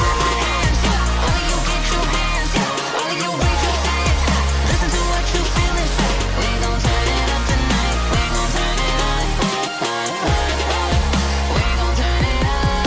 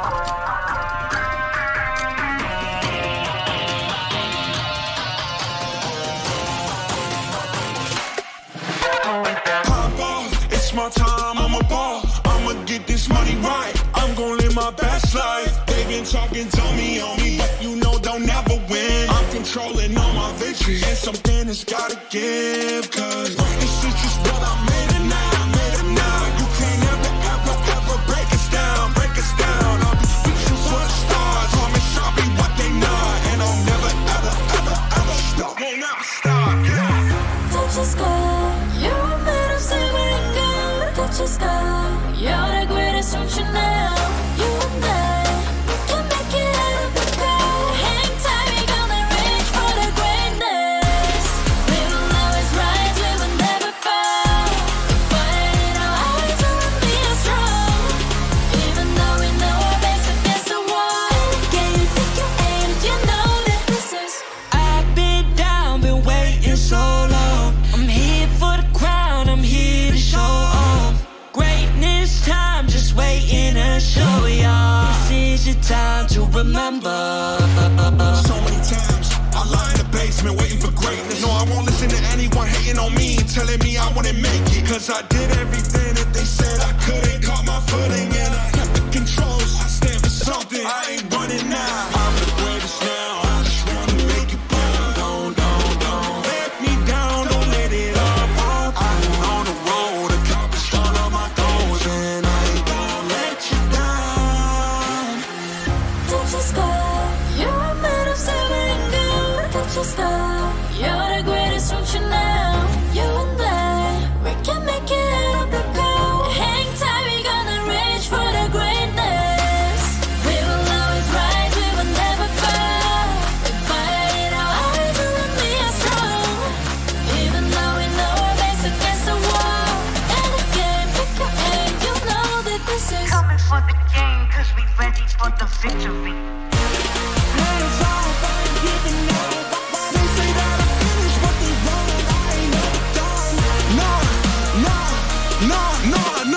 So turn it up, turn it up, turn it all the way up. All of you get your hands up, all of you raise your hands up. Listen to what you feel inside. We gon' turn it up tonight. We gon' turn it up. We gon' turn it up.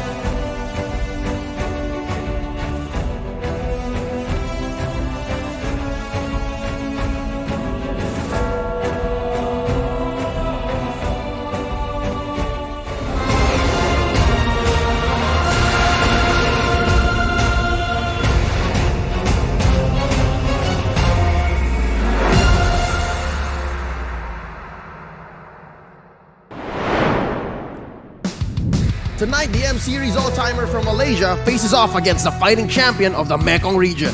Live from the Bali United Studio in Jakarta, this is day 3 of the M4 World Championships. Salamat malam semua, welcome and mabuhay. At your service, my name is Leo, joined here by Gani and Eterna. Hello, everybody. We no longer have to wait. We no longer have no to waiting. wait. I feel good. I had my caffeine and I'm in a good suit. So let's just jump straight ahead to the land of dawn. How are we feeling, Eterna? We're good. All right. M4 is powered by Moonton, presented by TikTok, the official content partner, supported by Secret Lab, the official gaming share and esports charts, our analytical partner, Gang, our official merchandise partner, MeWatch, our media partner, last but not least, the Ministry of Tourism and Creative Economy of the Republic of Indonesia. Without your continuous support, the M4 World Championships would not be possible. Coming up next, it's going to be Todak versus MDH. It's the second to the last matchup, and boy oh boy, is it just me or these best of ones, despite them lasting maybe anywhere between 15 to 20 minutes, are still quite high stakes? There's still quite a little bit of stress and pressure going in. Of course, because everyone wants to be fighting for that upper bracket spot. Even though nobody's going to get eliminated in this group stage, they want that extra life being in that upper bracket. Whereas if you fall to the lower bracket, you're only going to have one life left. Seems like from the today's schedule, Onyx, they won their last 2 matches, but Blacklist in the earlier match, they won against Burn X Flash. Clean. Now, let's shift our focus to Todak and MDH. MDH, last time around, earlier today, they lost against Onyx. So can they bounce back is the question. Yep, it's a matter of a reset. It's a matter of mentality, and the Vietnamese, the only representation that we have from the Mekong region among those 3, maybe more great nations down there in Southeast Asia. Well, they're here and they're fighting for more than just themselves. Here's a quick look at the standings, and we have to really consider exactly what's going on in Group B, because I'm not sure if my math is right, but this might be the group wherein there might be some calculations going on. Right now, Todak is looking to definitely secure that upper bracket slot. Oh yeah, you're right. Yeah. No, this is the last match in Group B. Yeah. You're right. So MDH here, despite what they do, I think the upper bracket is set. It is Todak and Onyx here. Regardless, Todak winning or losing, they will secure that upper brackets. Meanwhile, MVG, MDH, they need to fight for that knockout stage from the lower brackets. Yo, that's mad gila. That's crazy to think Mad that gila. Todak topped their group, and again they drew into history. And this is just how it is on international tournaments, right? It's just Onyx can't get one over Todak. So now it's MDH who's coming in from left field saying, you know what? Maybe you can get Onyx, but not us. So that's what the Vietnamese are coming in here against the Malaysian all-timers. And remember, the order of where they stand in those brackets will show who they're going to be fighting against when it comes down into that knockout stage. So that first, second, third, fourth is also still quite important. It still matters, but let me tell you guys all about the M4 Pass. It's available now. Complete all active tasks and you will reach level 75 with ease and for free. Log in now and get exclusive rewards like Beatrix's Light Chaser and Stellar Brilliant skins, and of course that M4 Beatrix figurine. If you work hard enough and you play, they're all waiting for you. Go ahead and use the hashtags Mobile Legends Bang Bang and hashtag MLBB M4 and hashtag Dare to Be Great. Have you been guessing, Eterna? I have, but I've lost a lot of my guess coins. But you guys can also guess too, because the M4 guess is now alive. Join the guess from December 26th to January 15th to get up to 10,000 pass EXP, which would be enough to upgrade the pass by 10 levels. So don't miss out on that. Get on your phone right now. And don't forget, if you want to share that onto social media, you can do that with the hashtags hashtag Mobile Legends Bang Bang, hashtag MLBBM4, and of course, hashtag Dare to Be Great. Ronnie, there are some groups and some matches that I would rather not guess coin with. Right. And it's just too 50-50. Sometimes it's just so unpredictable, Leo, but I wish I had my own M4 campaign. But let's now shift our focus to the Todak. Let's see. Who will they bring today? Yep, they are coming in, and if I'm not mistaken, the word down the grapevine is they are actually shuffling it up. Here we go. Let's welcome the Malaysian All M Series attendees: Chico Guys, Formaze, Momo, Rival, and Yumski. Is that? It is. It's Formaze. Oh no, Moon. Where's my boy? Wait, that means they're switching things up yet again. Yeah. Chico Guys in mid. A lot Exactly. of teams today has shaken things up, but let's see. You know what? Whenever Formaze walks into a room, and I've seen this in the hotel, I've seen this in the studio, he brings with him such a great vibe. It is what. Look, I can look. tell, I He's can tell. He's happy to play. He is happy to play. And welcome on stage Todak representing Malaysia. They are the runner-ups from their respective region, but the way that they have been performing, they've beaten the champions of MPL ID. So they are a strong contender here. But they're going against MDH Esports. Yep, making their way on stage at the Vietnamese squad. Need my help, the king, Joga, and Nart. Amazing team. It seems like result-wise, not too convincing, but my guess is now they are trying to shake things up here in Group DB. So let's see, what do the Vietnamese have to say in the Land of Dawn? They're still looking confident here, Leo and Gani. And this is the type of mentality that we want to see on the world stage, because that's something that we also need to discuss. Todak, time and time again, they have been the representative for the region. So coming against someone who's veterans on that M World class stage, it is quite difficult. But look at the way that they're going about it. They're sitting with style, they're sitting with confidence, putting on the headphones, as we're also going to take a look at the talent predictions. Yep, across the board from Mangjin down to Oppa, they're saying, you know what? I think Todak's gonna take this. Seems like the Swordfish all across the board is going to have the favor. It's going to have the favor here for our first batch. But take a look at the second batch. There's one from Vietnam themselves, Mainon, MDH Esports. Mainon still believes that you are not gonna langar over all of us. Nope. The Mekong River runs strong, and here tonight, maybe. Because again, it's a best of one. All right? Anything can happen. I'm loving what Coach TNTK is rocking. You see that vest? Oh, yeah. He came for business. Arashi is rocking the same fit, I swear.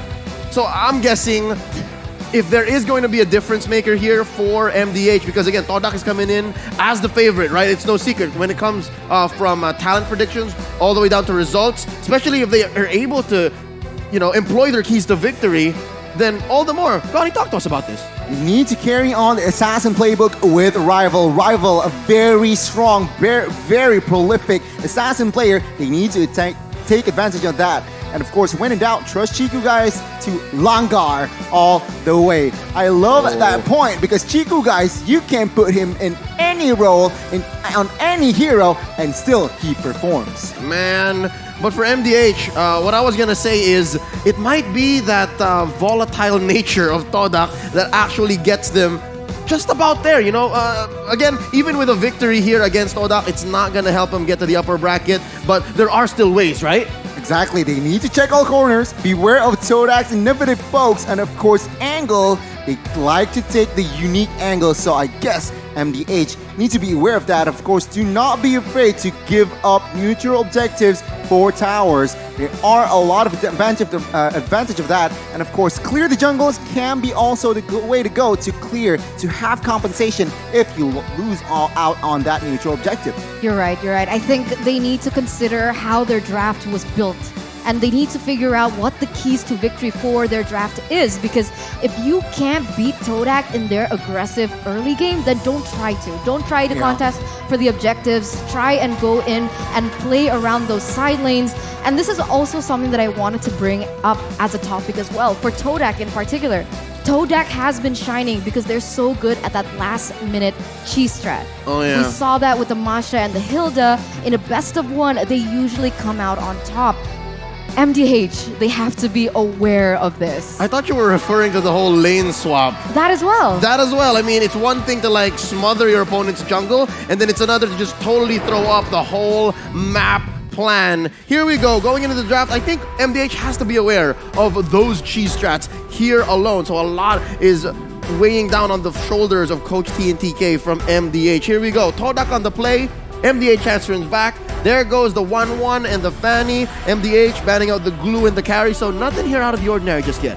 Still very prior heroes here banned out for side of Melee from the side of Todak and as well as MDH. Now, Todak, what are you going to prioritize? Are they going to prioritize Eve? Because usually Todak, they play reactively, they like to adapt. So being the first pick, perhaps they are trying to secure a very prior hero, then see what to do. If I may, in a lineup that has the Chico guys in mid, you can expect something else, something spicy, because if it's Todak playing and then you have a mid laner that's Moon, say, then that's where you can expect maybe the Farsa or the Eve. Yeah. But if it's Chico guys, the last memorable moment I saw him in mid, he was playing Minotaur.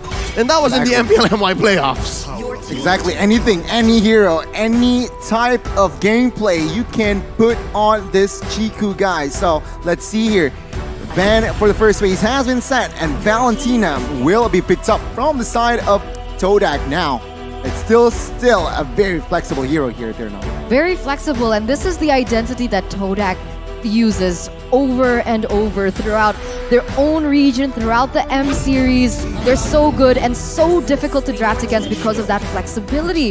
Now, MDH Esports, they are going to be responding with a Fredrin and a Yve pick. Now, this might be hard, right? Because when you see a Valentina on the opposing end, you don't want to be picking up heroes with really make it or break it ultimates, like the real world manipulation and even the ultimate from Fredrin.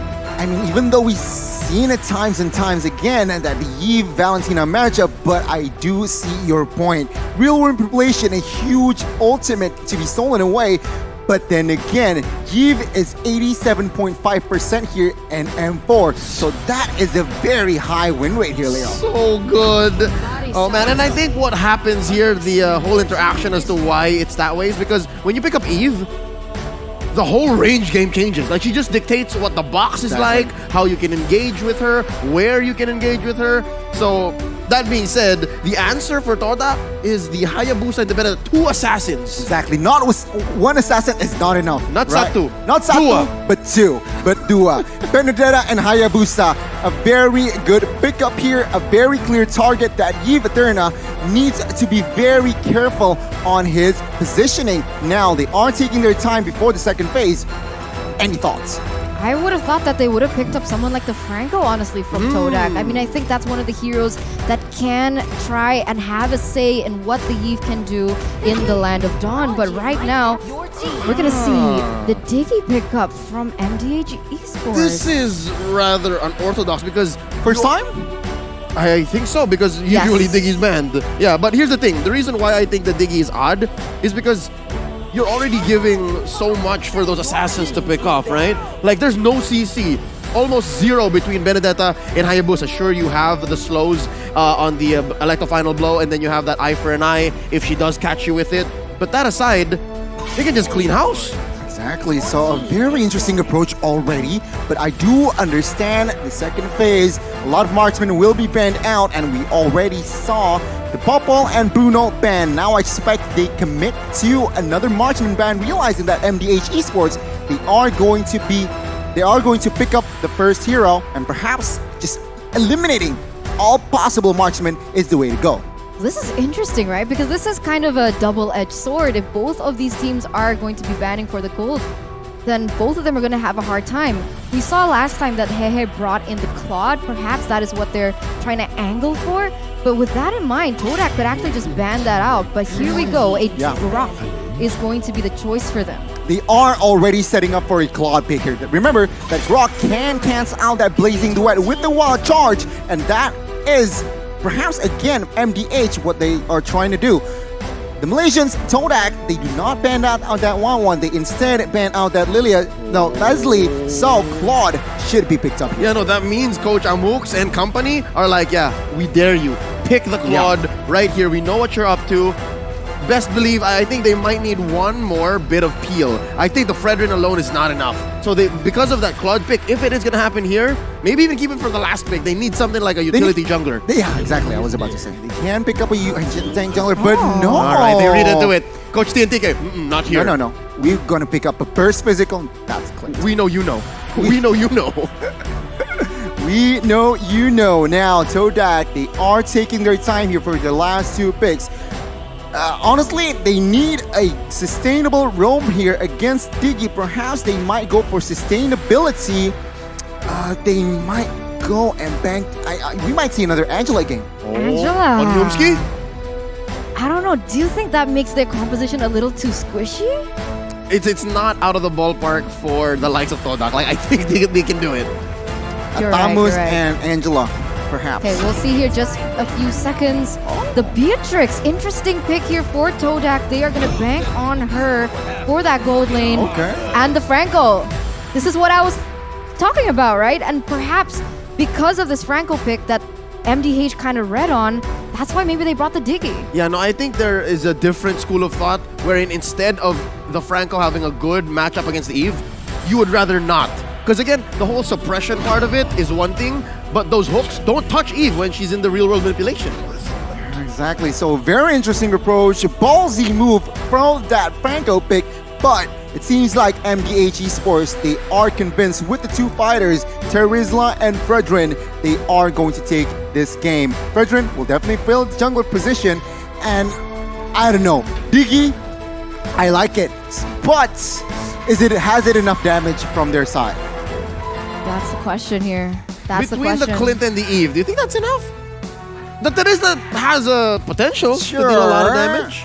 Perhaps that Diggy will bring on Impurage as well. Oh, Can we have bring seen the Divine Glaive. We have seen lethal Diggies. Exactly. Like Yeah. 4 or 5 auto alarm bombs could do the job, but here we go. Loading into the Land of Dawn. Once more, it's Todak versus MDH, and both sides are bringing in their own flavor, their own spice. I haven't been to Vietnam, so I don't know what kind of spice they're packing in their cuisine, but in their drafts, boy oh boy, Coach TNTK, I love it. He swerved us with the Clint. Here we go.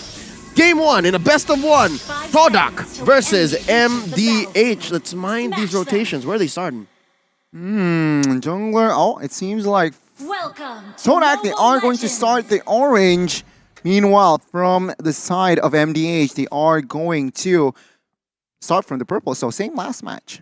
And I really want to check out anything. Is there anything in peculiar in terms of those spells and those items here? Okay, so flickers. 4Maze brought in... Oh, but very early hook here. And Trouble already committing that flicker, and Nart to the rescue. We're okay. You were saying? Like, yeah, it's very clear that MDH, all they want to do with this Diggy is babysit the gold lane. But 4Maze, he's a little trouble. Oh, yo, this is what 4Maze does. If I'm not mistaken, maybe a couple years ago, LaFell and Gideon were telling me that this is the signature 4Maze gameplay, and he just goes into the back line. Again, we are going to witness that in today's match, but it's still a very clear 2v2 bot side. Remember that Clint has no flicker, so perhaps Rival here, who is clearing jungle bot side, might take advantage of that. We'll see. Early rotation, but top side, something is brewing up, but Vendetta can smell it. Oh, close call. Close to 1 HP almost. Yeah, he nearly got taken down there. There's a lot of emphasis, as you can see here, coming in. But wait a minute. Okay, Todak, they're playing very aggressive here in the early game. They're trying to put as much pressure as they can. Understanding they do have the Assassin. They do have Hayabusa as their jungler. And that's the kind of edge that they want to work on. Yeah. Please do note as well, Gnart will have that ever, so no Impurage Diggy. Again, the damage from Yves and Clint, is it enough? Let's see. Potentially a huge clash here. My God. The King just leans into it. No penalty zone just yet. First blood drawn by 4Maze in his debut game at M4. Beautiful, beautiful, beautiful. Todak now going to be leading in terms of that gold as well because they were able to get that neutral objective. Now, how are MDH going to try play about this, right? Because in terms of that early game, MDH has way more of ability to kind of work with. They need to be a little bit more safe when it comes down to that rotation, and they are trying to play for that, so they do still have the ability to come back in the game because it has only been 3 minutes. Oh my God, a flicker. Oh no! They chunked down on that cowboy. Another kill down bottom. I think that was a key kill. I think they really need to take care of hey. And it's curious as to, I guess why. Nart couldn't have done anything. Yeah, he was a little bit too far back here, but oh my God, another war is brewing up. Oh, down bottom. Oh, real world manipulation committed here by Need My Help and pushes back Todak. picking their fights, picking their battles, a disciplined play from the Malaysians here. And again, MDH. Clint, main source of damage dealer, 0-1-0, level 4, not a good start. Todak, they are trying to expand in the map control and taking a look at the emblems.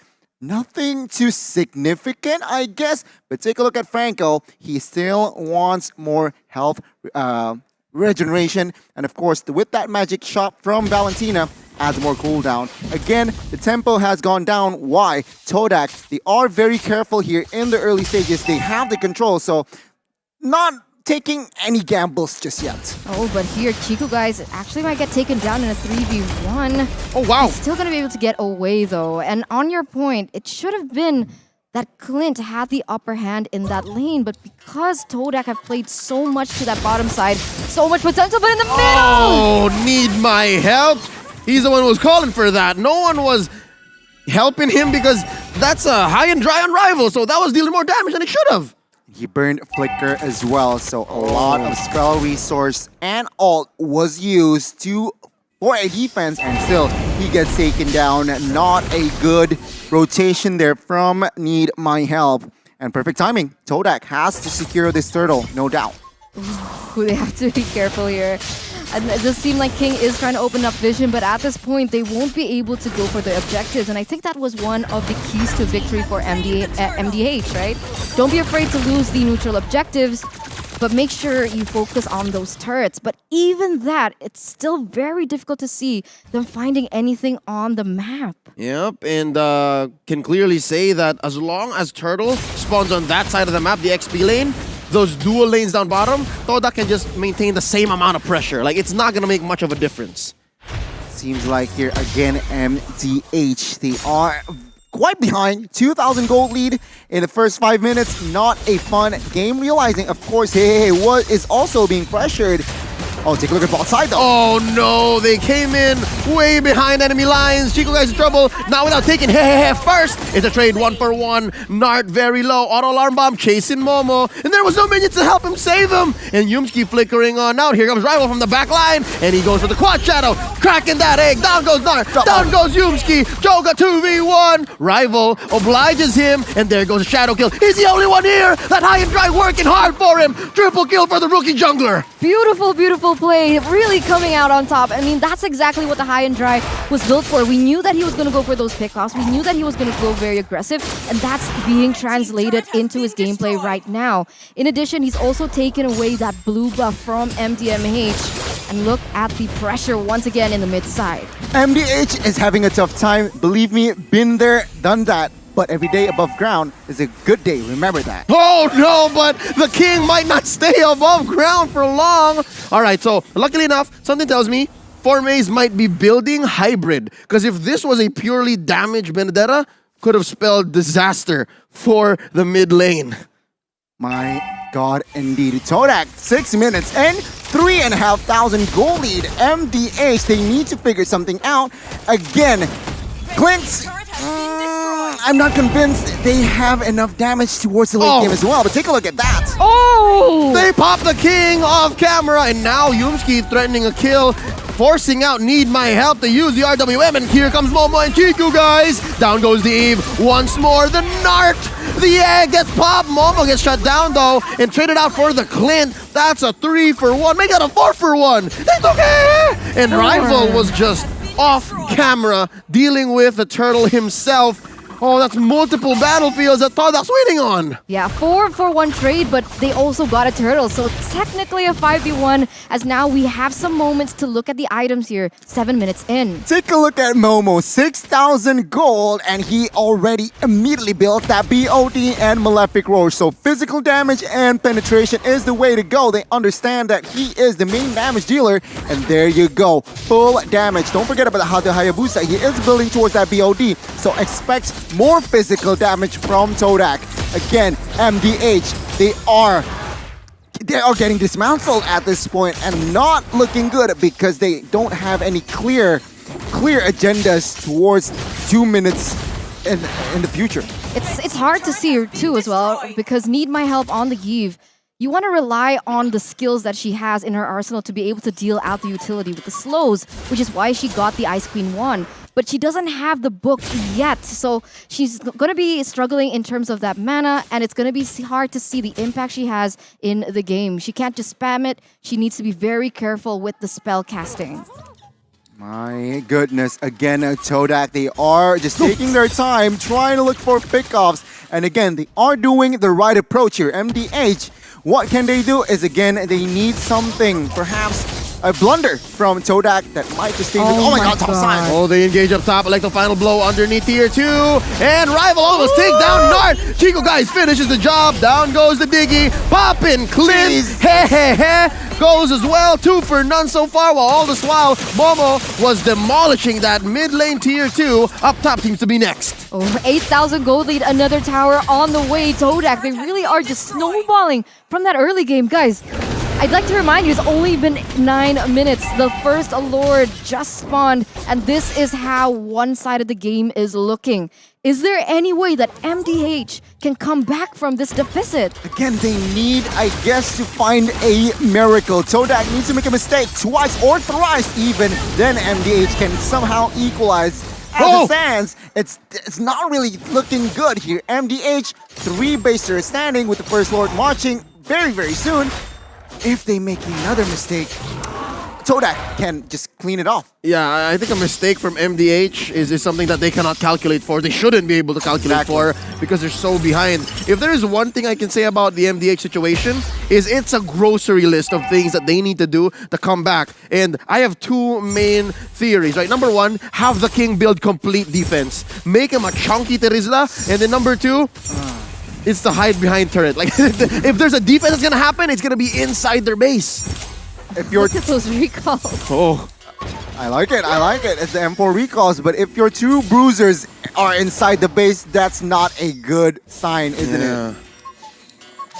Let's see the marching Lord in the mid. This is a level 1 Lord, mind you. So they should be able to. Oh no, they catch it! And that's a half health Clint running back. And they are just raining down upon this turret. He gets popped by 4 maze, making a beeline into the back line. And Need My Help puts up the RWM, quelling this siege. They live for now. Are they gonna go for it? They're 1 man down here. I guess it's equal 4v4, but Need My Help! He is the one to go down next. Chiku, guys, coming in, taking down Need My Help, and the base is going to be up next on the docket. Bottom lane taken down, top lane, it's the minions working on him.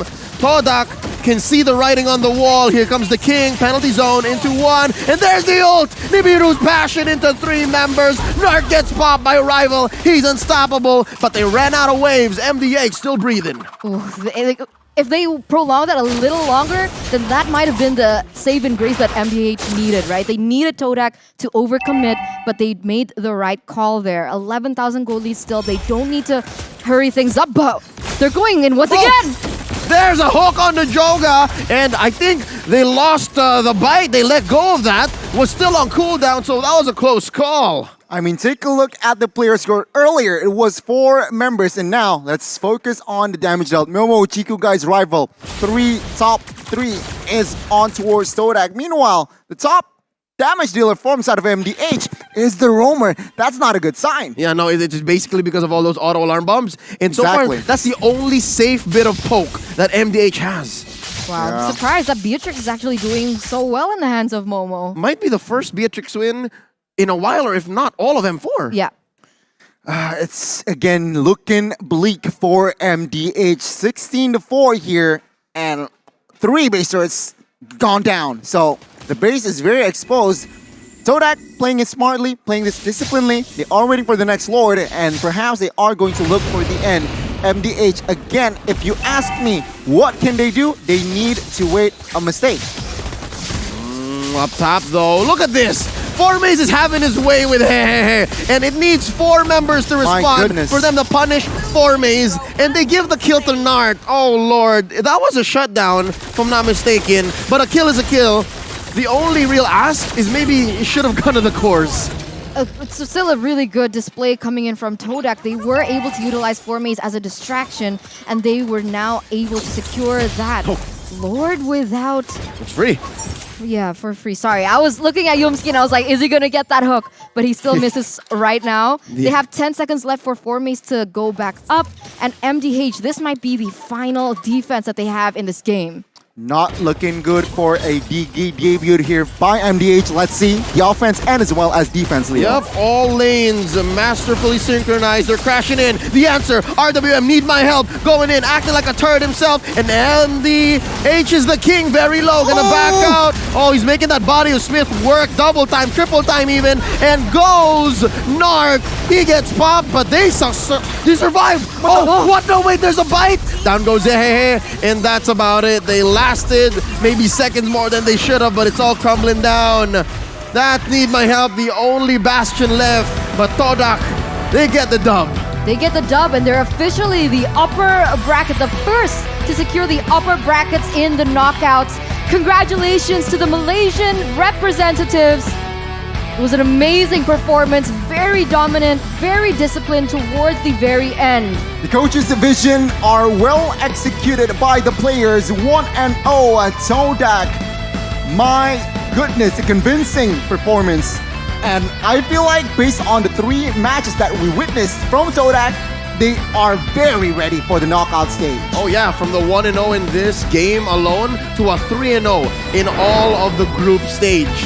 Wow. Todak is just wowing us. I previously rated Group A as a 5 out of 5 must-watch, totally fire bracket. And who'd have thought that Group B would have been just as hot?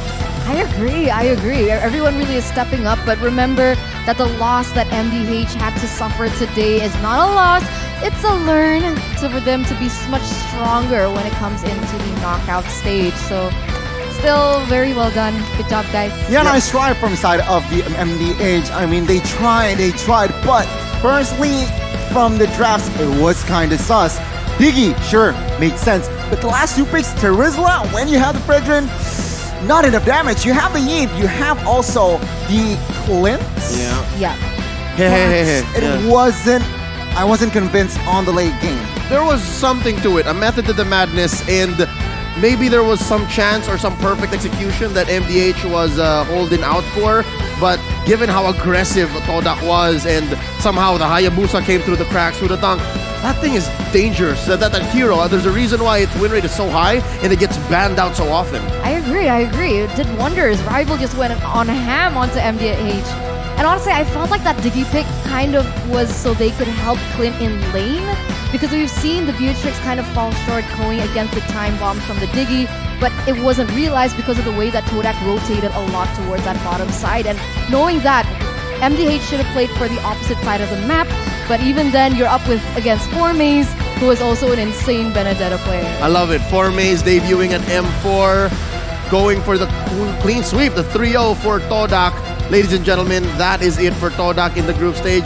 Johnny, let's break down this best of 1. We shall we? Let's see. It was a 21-5, almost a 14-minute game time, but it seems like Chiku guys, Formace, Momo, Rival, Yumski, they understand what they are going and trying, willing to do. Take a look at Rival. He builds Endless Battle, BOD, Hunter Strike, and Malefic Roar. Why? He wants to true damage from that Endless Battle, but he also wants penetration from Malefic Roar and as well as Hunter Strike. A very, very smart approach.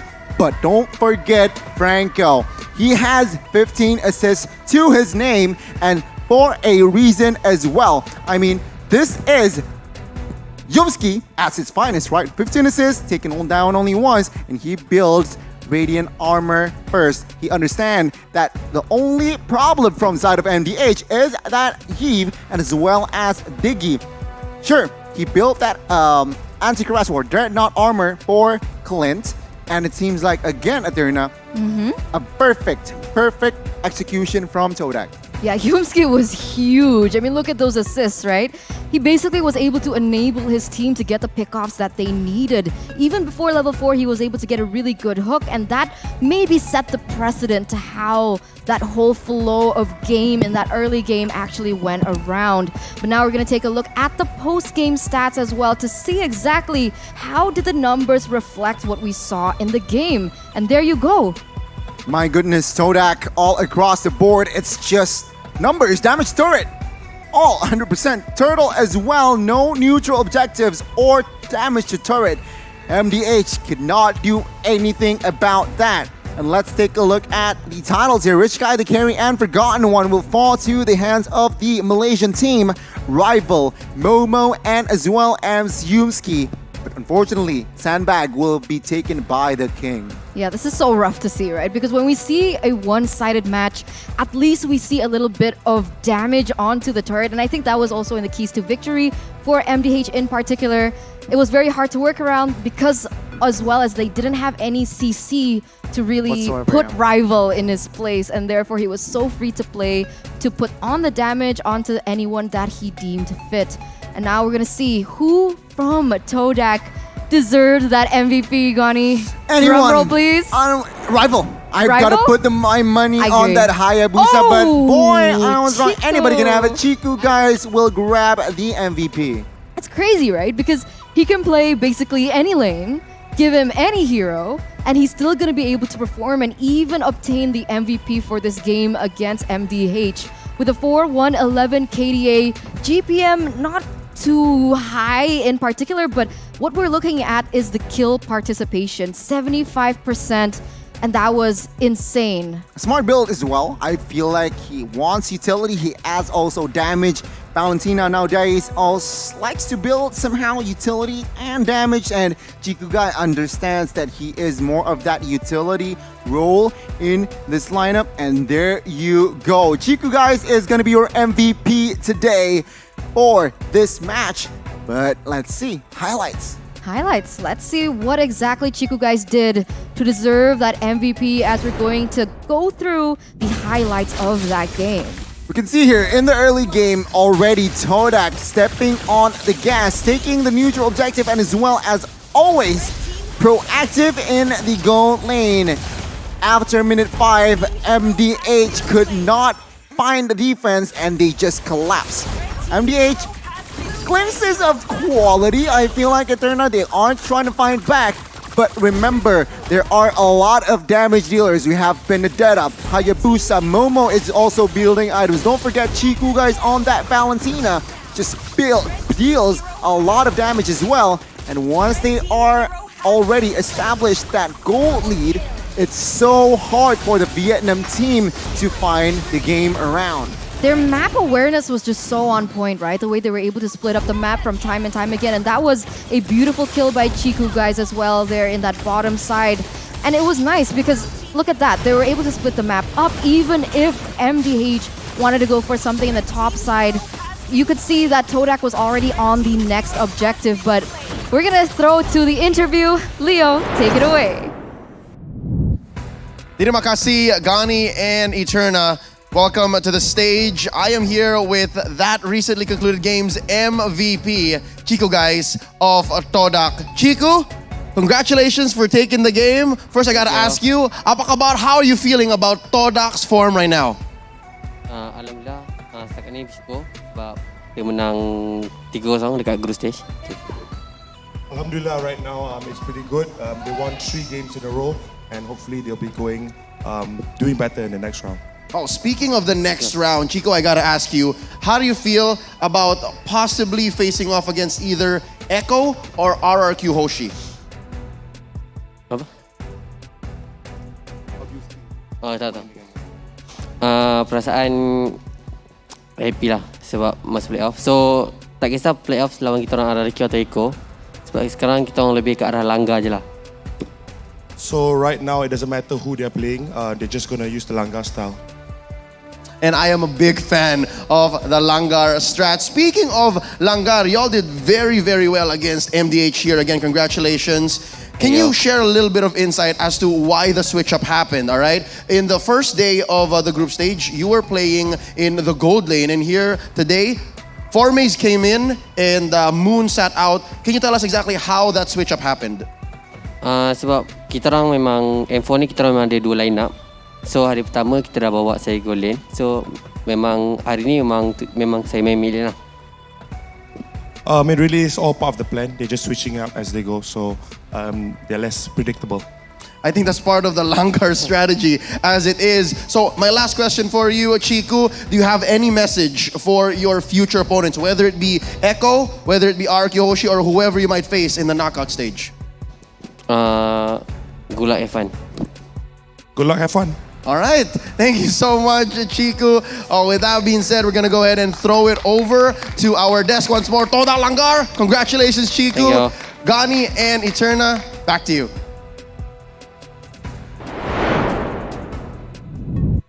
Thank you so much, Leo. Thank you so much, Chiku, guys, as well, for that wonderful interview where we got a little bit of an insight as to Todak, right? So the way that they switch things up, it's because they have two separate lineups to make sure that they're unpredictable. Very flexible, very adaptive as well.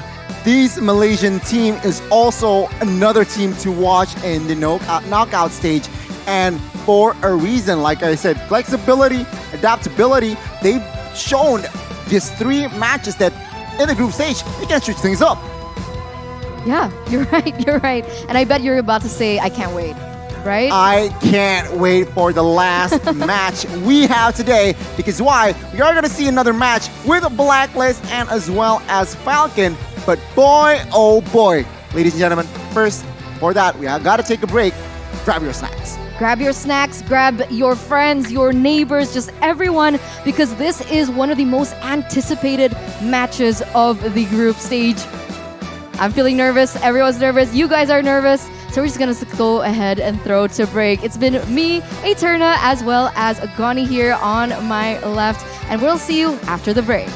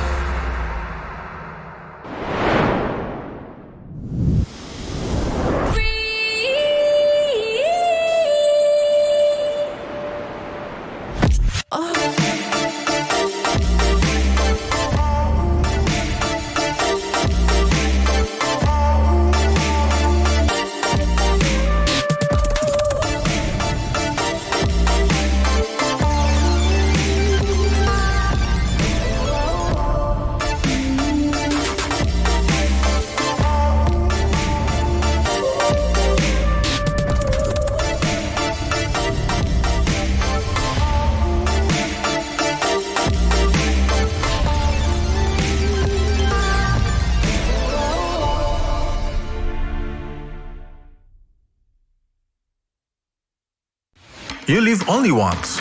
For once, leave the comfort zone and raise yourself up. Enjoy the fun together. Pamper your soul. Explore the natural wilderness. Satisfy your appetite.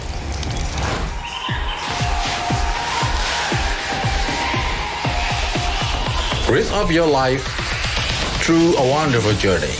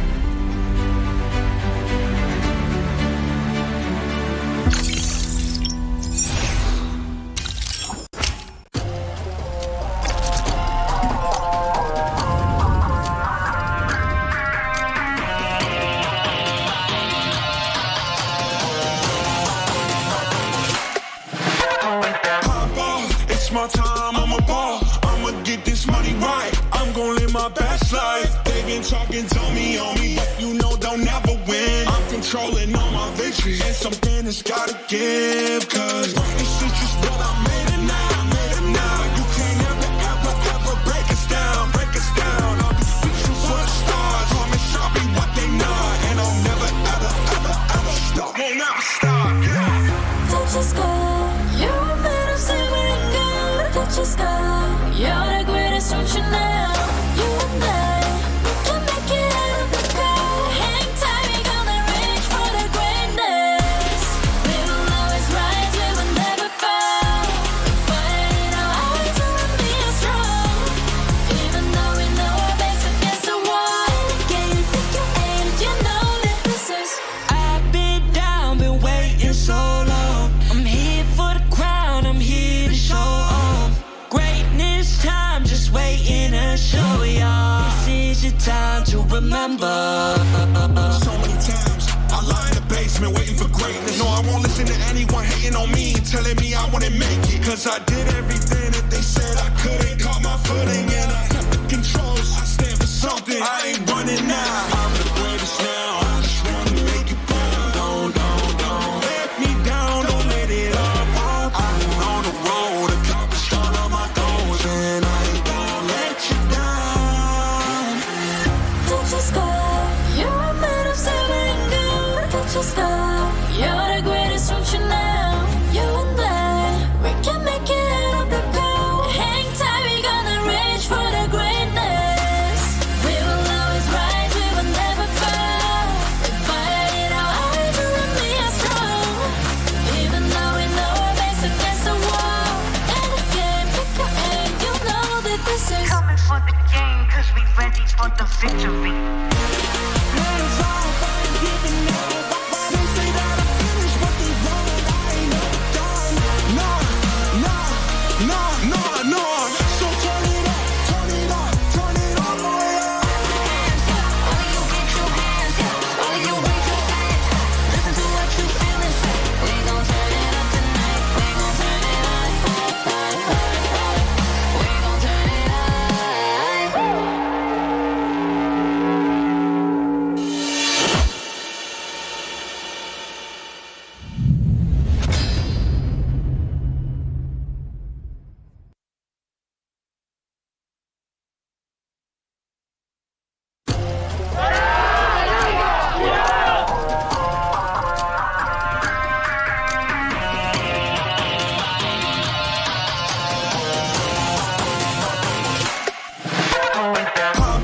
It's my time, I'm a ball. I'ma get this money right. I'm gon' live my best life. They been talking, tell me on me, but you know they'll never win. I'm controlling all my victories, and something has gotta give. Cause this is just what I made it now, made it now. You can't ever, ever, ever break us down, break us down. I'll be reaching for the stars, promise I'll be what they not, and I'll never, ever, ever, ever stop. Won't never stop, yeah. Touch the sky, you're a man of silver and gold. Touch the sky, you're the greatest option now.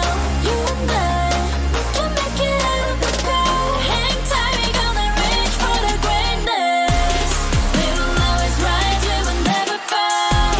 Fighting our eyes and we are strong. Even though we know our backs against the wall. Can you take your aim? You know that this is. I've been down, been waiting so long. I'm here for the crown, I'm here to show off.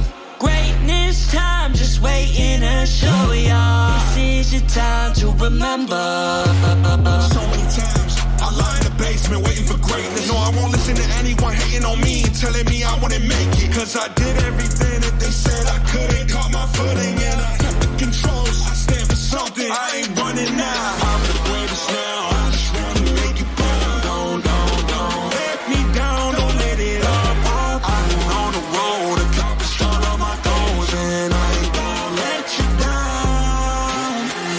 Touch the sky, you're a man of silver and gold. Touch the sky, you're the greatest option now. You and I, we can make it out of the cold. Hang tight, we gonna reach for the greatness.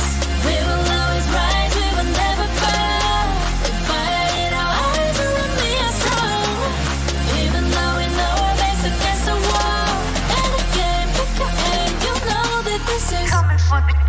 cause we ready for the victory. Hands off, I ain't giving up. They say that I'm finished, but they wrong. I ain't never done. No. So turn it up, turn it up, turn it all the way up. All of you get your hands up, all of you raise your hands up. Listen to what you feel inside. We gon' turn it up tonight. We gon' turn it up.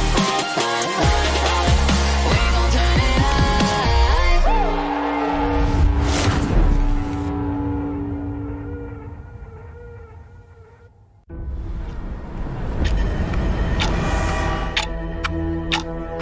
We are getting closer to the ultimate battle in Jakarta. It's an amazing, beautiful tournament. I can't wait to get to the game. Where all eyes are on one stage only. All for that ultimate prize, to be M4 World Champions.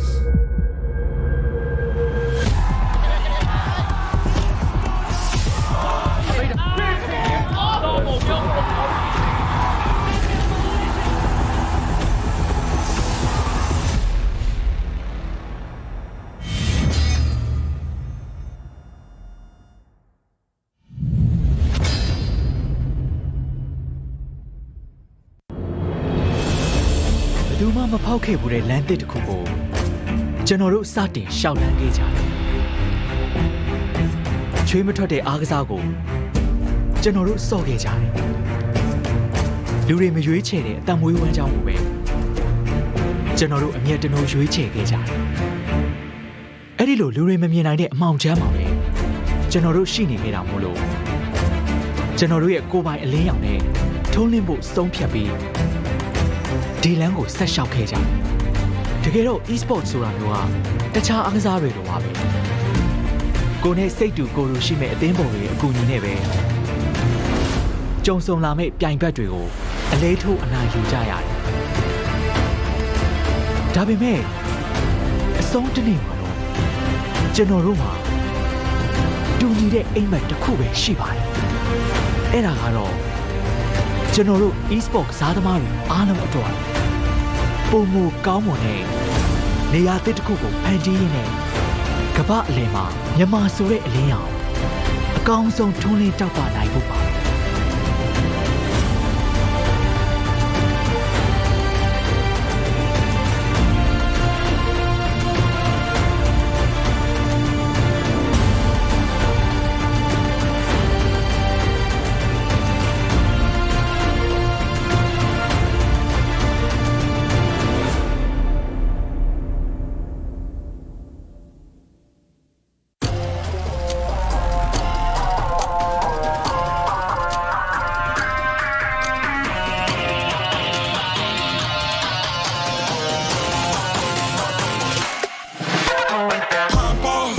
My time, I'm a ball.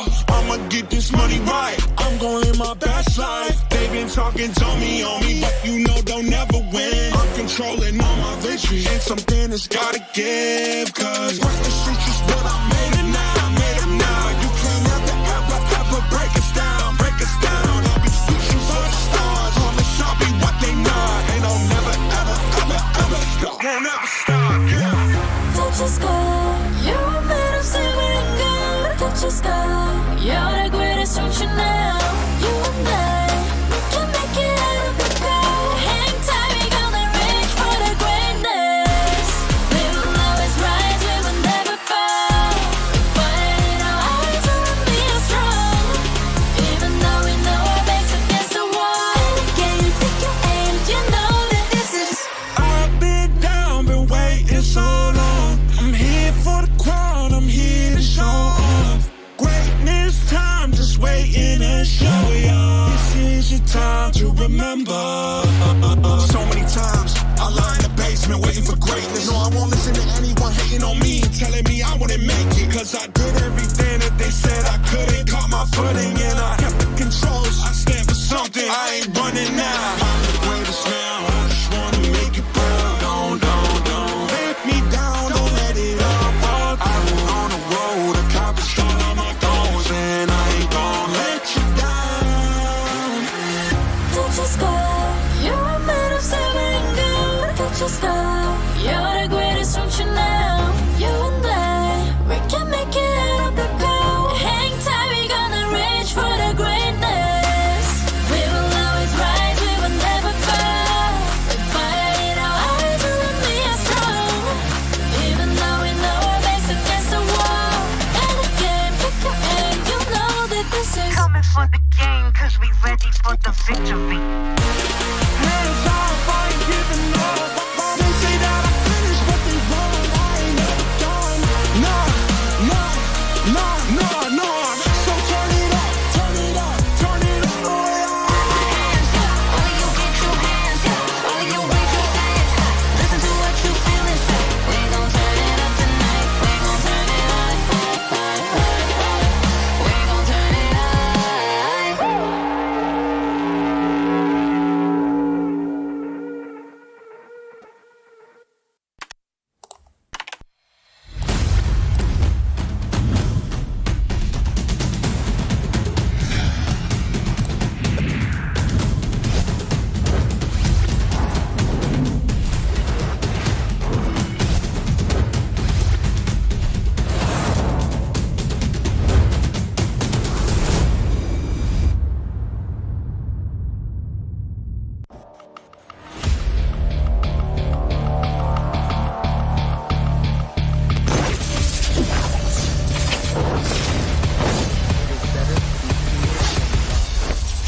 If you cannot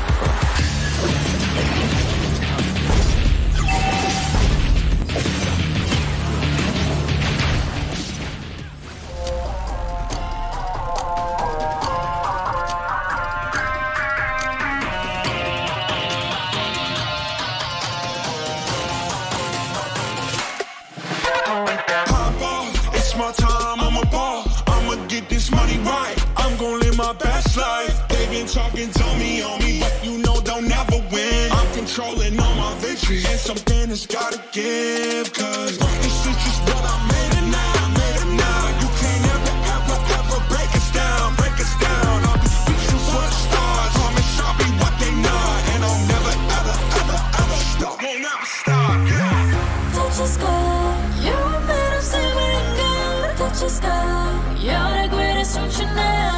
You and I, we can make it out of the cold. Hang tight, we gonna reach for the greatness. We will always rise, we will never fall. With fire in our eyes, you and me are strong. Even though we know our backs against the wall. And again, you take your aim, you know that this is.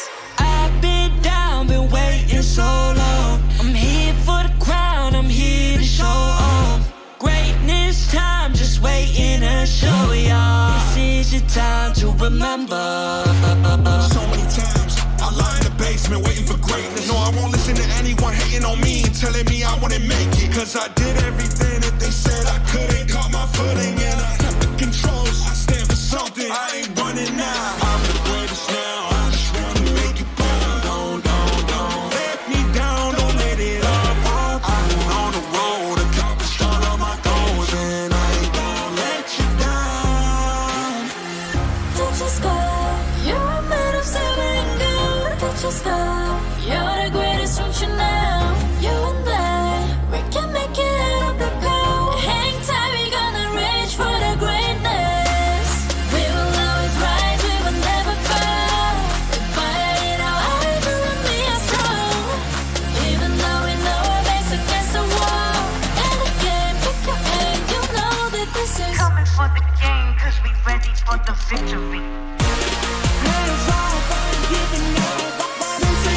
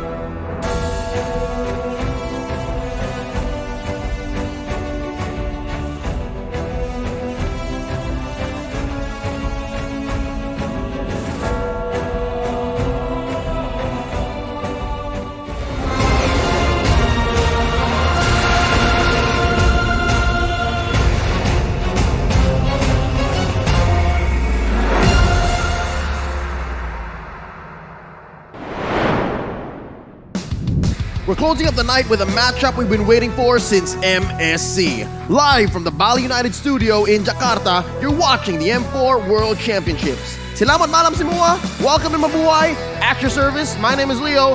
Here at the desk with Gani and Eterna. And we're down to our last best of one for the evening. And I think the story tells itself. Yeah. I don't want to add anything to it because you know how great things are. You just have to let them unfold. You're right.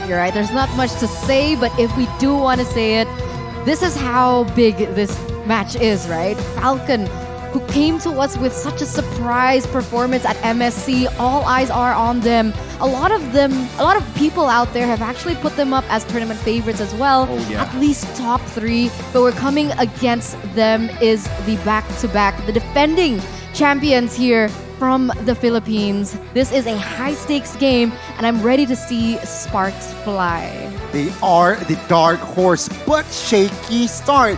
Now, Blacklist International, on the other hand, very solid and strong start. But before we get into it more, we should say thanks to our sponsors, Leo. Yep. M4 is powered by Moonton, presented by TikTok, the official content partner, supported by Secret Lab, the official gaming chair and esports charts, our analytical partner, Gank, our official merchandise partner, MeWatch, our media partner, and last but not least, the Ministry of Tourism and Creative Economy of the Republic of Indonesia. Terima kasih. We cannot really thank you guys enough. This amazing event wouldn't be possible without you. Now, with that being said, I think you just had to really put it in there because some history going into this banger of a best of one.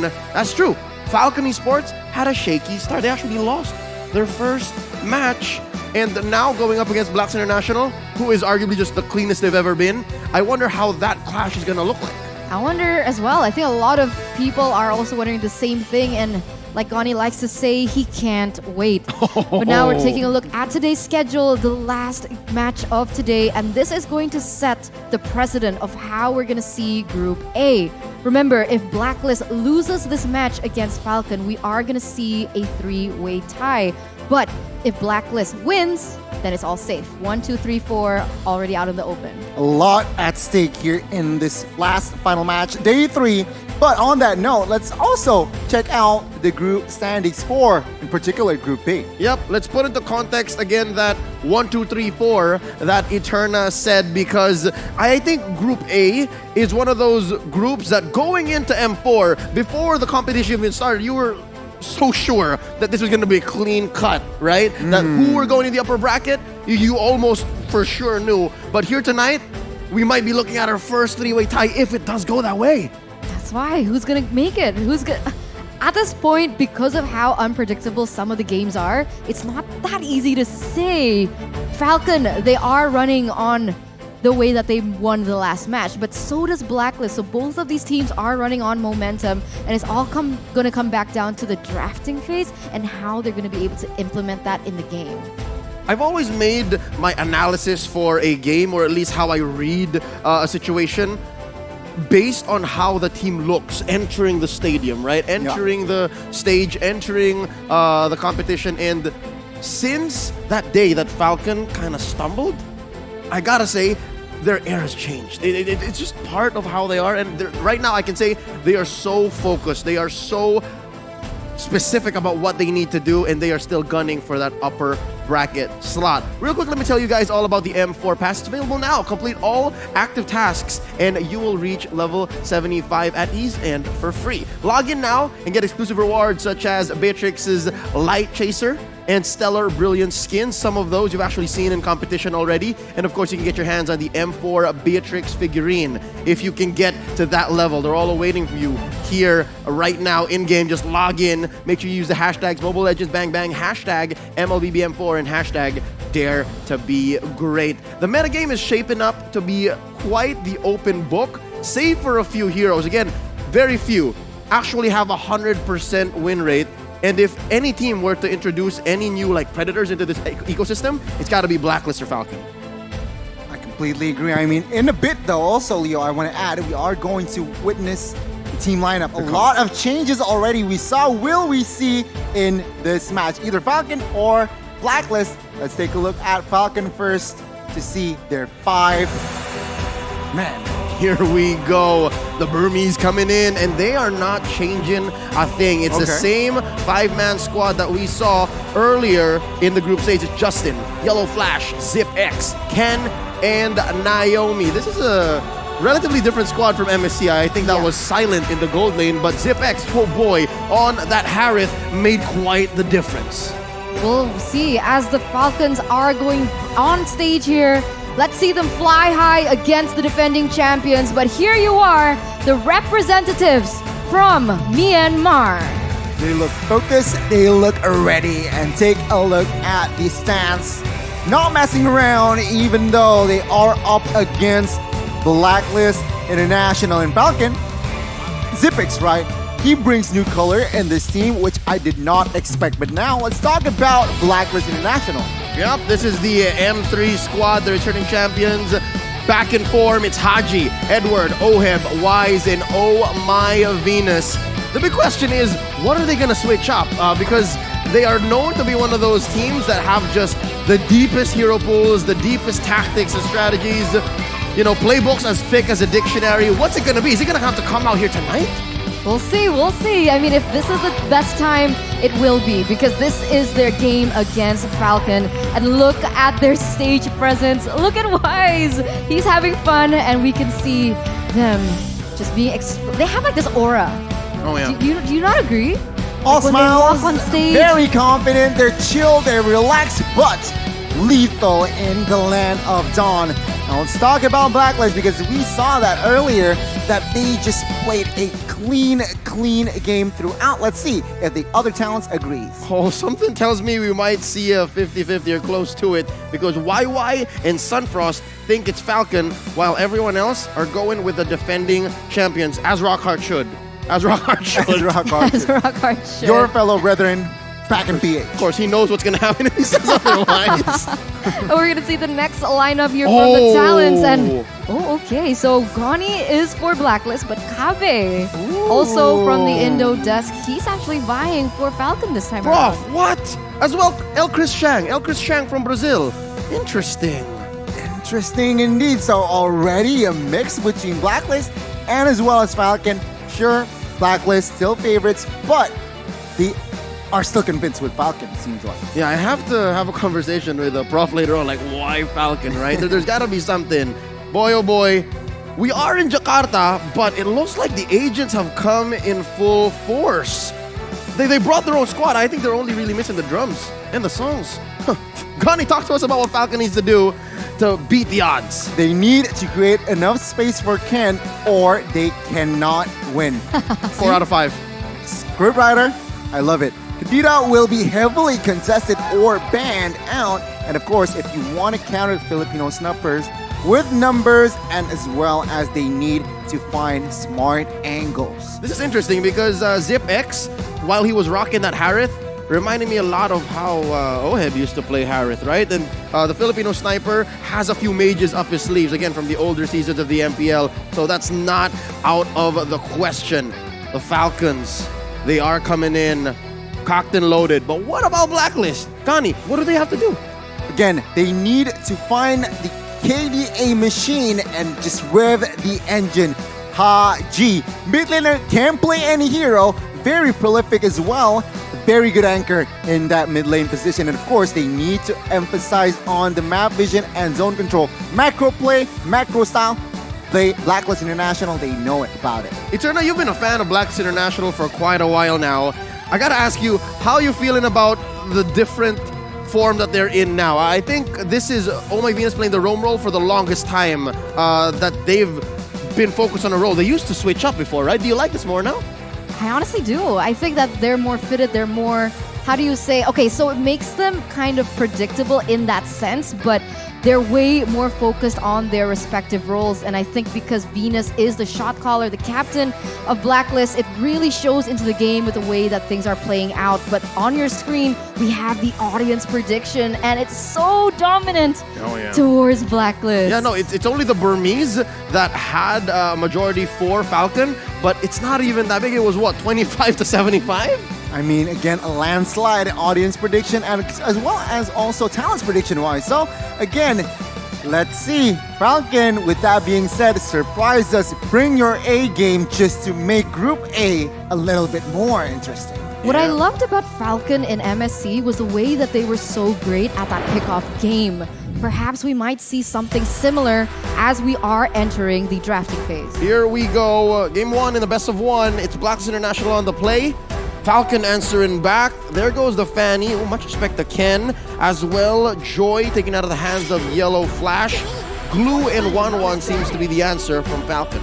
Just Brown Bands up to this point. Blacklist, yeah, saying bye-bye to the Assassin Fanny and as well as Joy, who is such a nuisance. But do also note that usually Joy, she's usually banned out from the people that is on the red side. So it seems clear to me that Blacklist, they do not want a Joy, even though they are the first pick. Quick theory. The reason why they ban out Joy is because Joy is so good at breaking up Ubes.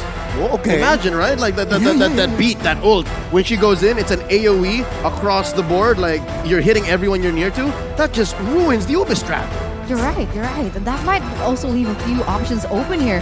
The Kaja is still up for grabs here if Blacklist want to pick it up themselves. The Yves is going to be taken out though here in the first phase by Blacklist themselves. And now who will be the choice for Falcon? The Valentina opened up. Kaja opened up. Exactly. Even the carry is actually still up for grabs. That is also why they are taking their time here. They are thinking about it because the last time around, Blacklist, they picked up the Kaja with a very positive outcome. I mean, if it ain't broke, don't fix it, right? Falcon here really taking their time. What are they going to pour? Kaja, Valentina, or they might open up both heroes. Yeah, it's come to the point wherein if Blacklist is willing to take out the Joy this early and the Eve, both heroes are willing to play, then that puts Falcon in a position where, okay, so I guess you're driving us into a certain direction as well. This is what you call proactive banning. It's not even respect that, it's not even preventative bans, it's more of like, we want to take this out because we are playing a certain way. There goes the Valentina, and just as quickly, the carry! Exactly, it was banned out 2 matches prior, but now it seems like we are going to see the nose of Carry in the Land of Dawn. Falcon, the 2 heroes, we talked about the Kaja, will they pick it up to deny one of the Venus's hero? So, any ideas here, Leo? If it goes to Falcon, who's gonna play the Kaja? Is that Naomi? Is it gonna be a roam Kaja? Well, it would be, honestly. I mean, that's the way Naomi likes to play. He likes the pickoffs, so it would suit his way of play. We're gonna see here, Fredrin is also still up for grabs if they want to go that route, but they're going for a different strategy here. Faramis gonna be the first pickup for Falcon, along with... Yeah, no, that Faramis on Ken, that Faramis on Justin is a signature pick, and they go ahead and pick up the Lapu Lapu. It's been a while since we saw Lapu Lapu this early on picked up, like at least in the first phase. Dare I even say in the first 2 picks. I mean, for a reason as well. I mean, that Bravest fighter can immediately jump into the back lines, trying to dismantle Carry in a sense. But then again, without, let's say, she has to use that flicker as well to give the surprise element. But without a flicker, it's gonna be so hard to just jump in towards the backside, so we'll have to see. But Blacklist International, first phase, what are they going for? Yeah, no, the question is, why are they picking the jumper in or the solution to no problem quite yet, right? I'm not sure. That's what I was about to say. I'm not sure what the interaction is between the carry and the Lapu Lapu immediately is, besides the fact that I can jump on you. So now, Blacklist can play around that, and something tells me they're overloading the Lapu Lapu. They're just saying, yeah, no, we dare you. Come jump into the backline. We have a Diggy, and then the Saber's Mystic Field's gonna stop you anyways. And then you're going to get shredded down by the carry. So in a way, it does make sense what Blacklist is trying to do in the first phase. Coming to the first from Falcon though, what are they going to secure? I think they should secure a gold laner, to be honest, up till this point, because if not, it's going to be taken away from them. Maybe, can be a gold laner, but I would prefer an assassin first. But no, yeah, assassin. Signature Naomi here. Natalia. That's textbook Naomi. If I'm not mistaken, he's one of the few that's actually making the Natalia roam work in the current metagame. And this is a debut hero right here for the first time, making it onto the world stage in M4. Yeah, it has not surfaced at all. And I would have thought that if it would, definitely from the hands of Falcon. And we're going to see that At MSC, he shredded his opponents. They literally could not get out of their base. It was so clean to watch, but they need to be able to pair this up with a really tanky Jungler. Yeah, I mean, we expected perhaps that they are going to need another frontliner, but Falcon in the second phase will ban out that Benedetta and Blacklist International. Let's see the head-to-head here between Zipix and as well as Oheb. Yeah, so Oheb already has his hands on a hero that he's comfortable with. There's the carry, but for Zipex, the Harith hasn't surfaced quite yet, and I'm not sure where Coach Dale is and Coach Zaya are when it comes to the second phase. I think they need to see more. I'm guessing maybe the jungler is going to come up first. Maybe this is one of those few times that the jungler is picked up first in the second phase before the gold laner. Ban Ling for Blacklist. Ken's used it twice in a row. Yeah. There you go. Ling's ban. From the future? Maybe. I mean, it makes sense as well. They have the Xavier, they have the Diggy. Yep. Ling can easy targets, basically, right? So they eliminate that option, and to that, like you said, Eterna, positive win rate in the hands of Falcon. Ling ban out. They might commit another assassin in the last ban. So we'll have to see. Meanwhile, Falcon, they can eliminate the hero for Lapu Lapu. Yeah. The matchup. Make it a better matchup, right? But here's the question. In the words of Key and Peele, what about the Hayabusa though? What about the Hayabusa? That's the thing, because Ken is an assassin player. I haven't seen him use a tank jungler just yet. I'm sure that he should have adapted to that meta, but the heroes left for him since the Fanny was banned away would be the Karina, the Benedetta is gone, and the Ling, who's also been banned away. So would he go with the Hayabusa or the Karina here? I like the Hayabusa more. I like the Hayabusa. If it were to be like left up in the air, I guess they should pick up the Hayabusa. Very strong, very prio in this current patch. And Blacklist will not ban that out. They will instead ban out a hero potentially for Zipex. Oh yeah, no, that's mad respect. Coach Master the Basics and Coach Bonchan saying, nah, we don't want to see that. You did very good on the Harith. So now the question comes, is this a Hayabusa or is this a hero for Zipex? I mean, looking at the composition, they do have two physicals, and that Harith just makes sense. They need magical burst, they need magical DPS as well, and that Harith, Blacklist read them like a book. Perhaps Falcon now are taking their time slowing down. I see a hero. Wait. Alright, there you go. Martis jungler. It's for Ken. It is for Ken. Second time here in the M4 stage. Still 100% win rate. Okay, and this leaves the question for Blacklist. Who are they going to be picking up? They still need someone to be able to handle that side lane. And going against a Lapu Lapu, what's your best bet? I mean, the Fredrin is still open for them to take. Oh no. Is that characteristic of Edward though? Would he prefer someone like the Paquito? Yeah, I think he can. But I love how Falcon just read into the situation. It's like this is one of the few times that an Esmeralda in this current metagame is good against its matchup. Because again, Lapu Lapu makes shields, so Esmeralda, she take away the shields. So it's just basic logic in the MLBB world. But let's see what he picks up. It's a Uranus, it's a classic! And as well, the Baksha. Goodness me, Baksha for Wise and Uranus will be picked up here. So what they're saying is, yeah, we have damage dealer already in that Savior and as well as carry. It's someone to cover, but take a look at the last pick. Lunox picked up again, saying, okay, Baksha, Uranus, what are you gonna do? I have the Lunox mid-game, you're gonna melt. I had to check my calendar. Is it a Thursday today? Because this is quite the throwback. It's been a while since we last saw a Lunox in the gold lane, and a while more since we last saw a Baksha in the jungle. But again, some tools are just built for certain situations. I'm wondering if this is ideal for Blacklist. I wonder if they woke up today and decided, like, I have a feeling we're gonna have to rock the Uranus and the Baksha. I mean, both compositions have been set in stone with really out-of-the-box picks today. So we were thinking that something crazy was going to happen. It's already being seen in the drafting phase. A Lunox pickup, a Uranus, and even a Boxia. But when we're looking at both compositions, who are you leaning towards most?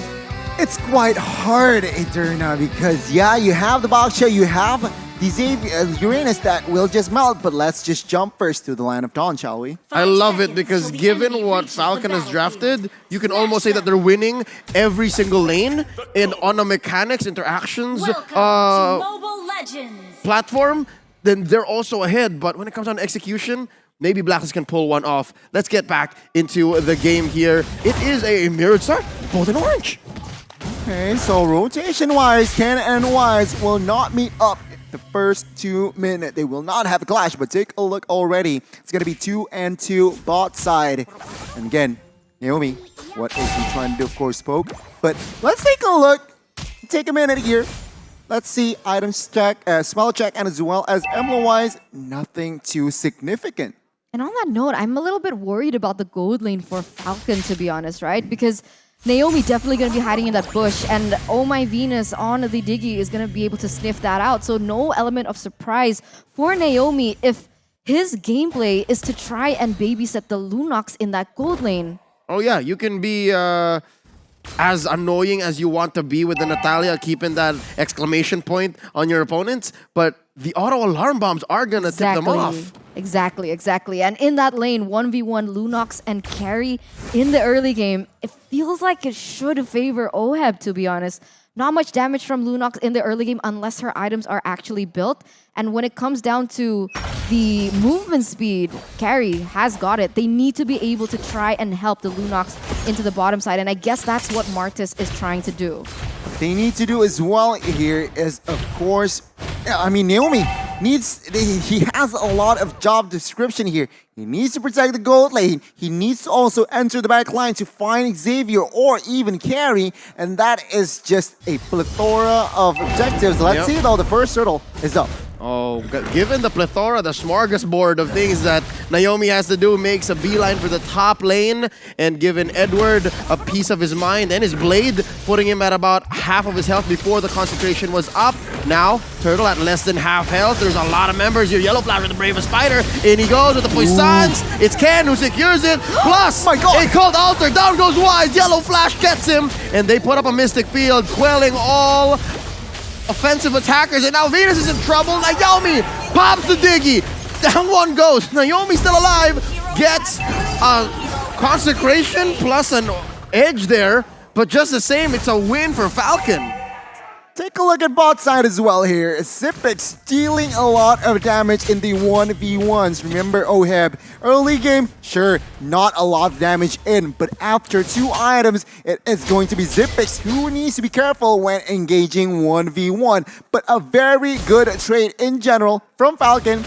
800 gold established, and they got the turtle. But Wise, sneaky jungler, he gets some compensation. Yeah, that was barely a trade, honestly. I didn't think that Blacklist was able to do much in that team fight. I think they kind of overcommitted onto that and even lost the turtle. But if we take a look at the emblems here, Gani, anything that stands out? Honestly, standard build. But what I do want to notice is, again, we see a Diggy that is average, so no MP rage. But take a look at the engage. Wise and Venus looking for a kill. Pops the Poissons, cancels out the reverse time.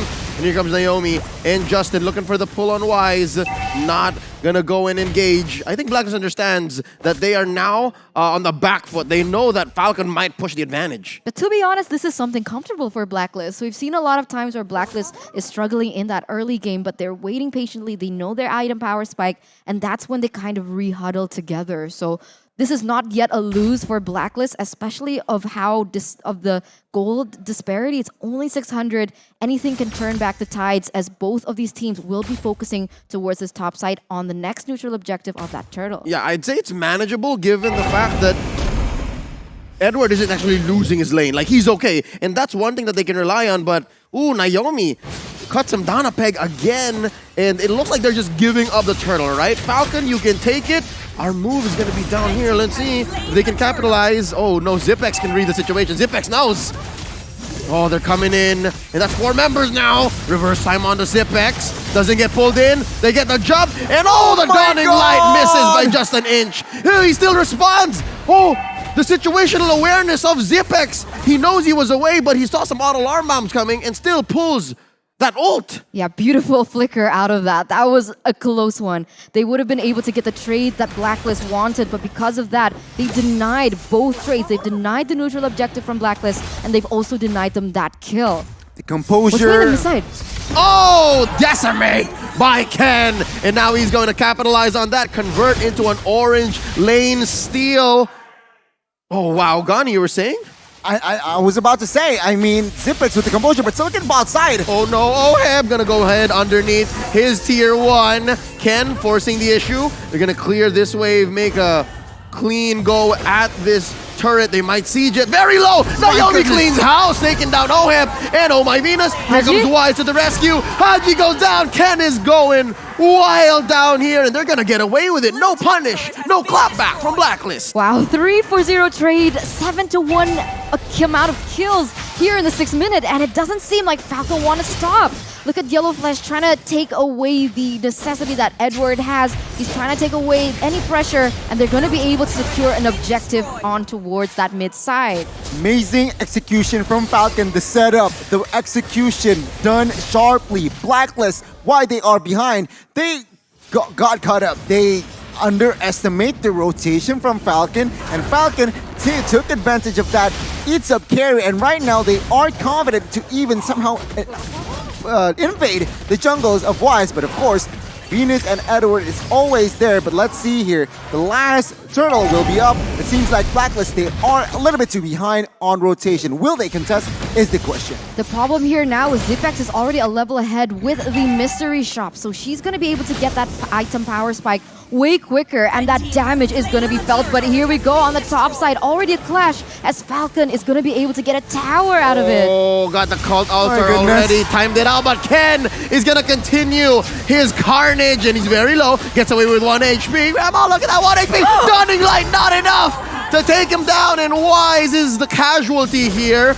Taken down by Justin, and there's a pull. That Shadow Stampede gonna put Oheb in danger's way. Wow. And he gets a double kill. Justin Johnson is going ham. He gets a double Naomi, and that's a wipeout. Blacks International losing 5 men, and it's Yellow Flash traded off. Wow! Falcon Esports. This is the Falcon that we were waiting for since MSC. The way that they're able to just make their own tempo, push it on Blacklist of all teams, and be the dominant force. Now, with a 6,000 gold lead in the 8th minute, Gani, what are the items telling us? Check the Lunox out. Zipex, 2 items, Clock of Destiny, Lightning Truncheon, and I believe that he is on his way towards Divine Glaive. Why? He wants the penetration. He wants to penetrate Wise, and as well as Uranus. So let's see, Falcon, is this the way to go? Because they are in a good position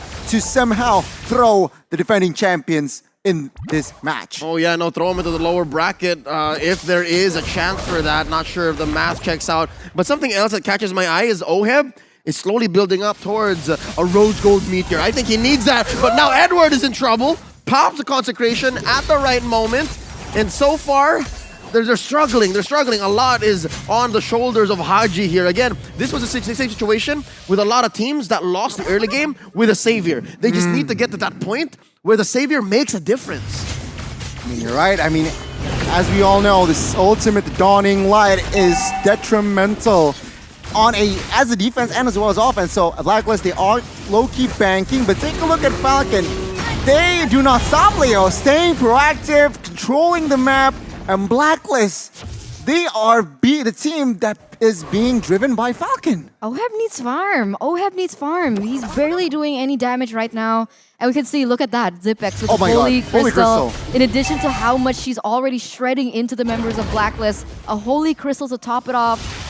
Gonna increase that magic damage, just needs some more penetration to, like you mentioned, really get into Wise as well as Uranus. It's so clear, but doesn't that hurt? The fact that the Uranus and the Baksha were the last picks? Exactly. And then the Lunox was right. the answer. It's so perfect the way that Falcon orchestrated this situation. And not even to mention how Ken is having almost a perfect game as a Martis. He's taking everything away from Wise. And to add to that, remember, the carry was the first pick, right? Yeah. And not considered as an asset, but take a look, 0-2-1, not a fun game. Let's see the defense by Blacklist. Oh, top lane here going to be the first target. Oh, there you go. See, this is a sign that maybe Blacklist still has some life in them because that Mystic Field, if there was enough follow through, could have been a shutdown. Could have been a shutdown. Yeah, the damage. We're definitely feeling the damage from Haji right now. Let's see what they can do with this. They're trying to clear that mid side. Falcon already eyeing that bottom side. They want to take as much turrets as they can get here in the 10th, almost 12th, 11th minute. Eterna. Come on. Yeah, Come oh on, man. counting. I can't believe Justin Johnson as well having quite the perfect game. He just built a lightning truncheon. And to add to that, he has a 308 scoreboard, which in total is 12 total kills. He's just one shy off, so to 100 KP. Huge play here, huge game for Justin, almost a perfect game. And again, we are going to see a reset. We talked about this. They have Diggy, they have Xavier. Their high ground is strong. And of course, with that carry, they can't just melt out down Lords. So Blacklist, they still can turn this game around. Yeah, Falcon watched a lot of Blacklist games. They know that Oh My Venus likes to camp those bombs into that bush. So it's Ken who's cleaning up house. And it makes sense because, again, I think last we checked, he was building some defense items. This might be a tanky Mardis, and that's exactly what's choking Blacklist International. The presence of Mardis, the presence of Ken, the Burmese Python. You can see, though, that Blacklist, they're trying to prevent the lanes from freezing. You can see that they were actually kind of stalling it from coming in because they know how much Oheb needs that farm. They're relying heavily and banking on Oheb and Haji right now. And right now, Falcon, now they're forced to come a little bit closer to Blacklist. I wish I could see the equipments here for both teams, but it seems like now Falcon, they are 10 seconds away to perhaps another Lord Siege. Blacklist still far behind gold-wise here. They need a mistake from Falcon. Yep, I was going to say, one of the few ways that Blacks can come back possibly is if they do this. Yes, number one, stay in their base, don't cross any thresholds that you might not come back from. And almost. So close. Oh, so close. Imam almost stole that away. The KDA machine was about an inch away from getting a Luminous Lord for Blacklist, but not today, says Ken. Not today.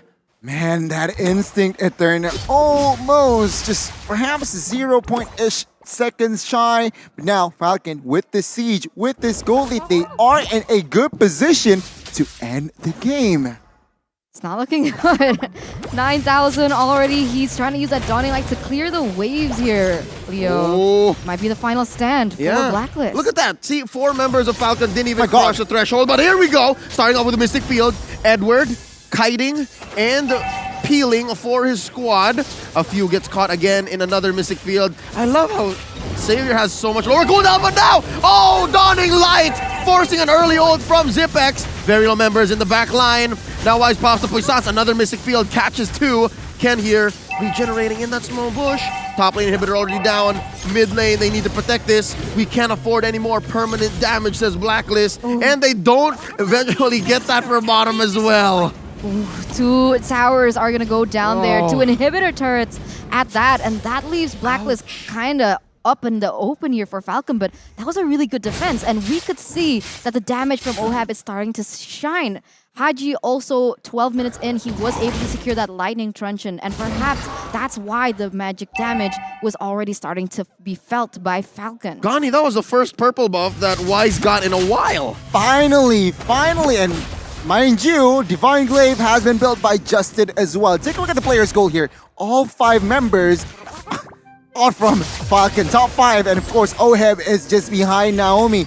That speaks a lot. Yep. Oh, look at Zipex with a trademark Ruby DD play. That's his teammate. They eventually convert into a mid lane inhibitor, but they take down Edward along the way. That's 5 members of Falcon knocking down the base of Blacklist 4v5. I wonder, can they do it? Mystic Field setup. They're focusing on clearing the waves. Naomi? There's a huge one up top. Naomi with 1 HP gets away. These siege minions, man, they're so chunky, but Blacklist still in this. The more long this game progresses, who is it gonna favor here, Gani? Is it Blacklist with the carry to be able to go into that late game, or can Falcon actually close this out? Because every time they go in for that engage, it doesn't seem like it's happening. And look at that final item for Oheb here. We mentioned earlier that Xavier and as well as carry, sure, very fast clearing Lord, fast clearing heroes, But Falcon can also close out the game if and only if, because the base is just too exposed for now. So Yep. I guess they need to capitalize on that managing the waves. And now with the Lord up 15 minutes in, Blacklist, they gotta gamble it. They gotta try and steal this Lord. If not, looks like they are still confident enough. Dawning Light is up. No, just as much as that flicker in Lunox play was Ruby DD signature. Defending this way is also Blacklist's philosophy. just modus. Yeah, no, they've been doing this for years now. So I'm guessing there is still that savior backup plan. And so far, we've seen that there are signs of life.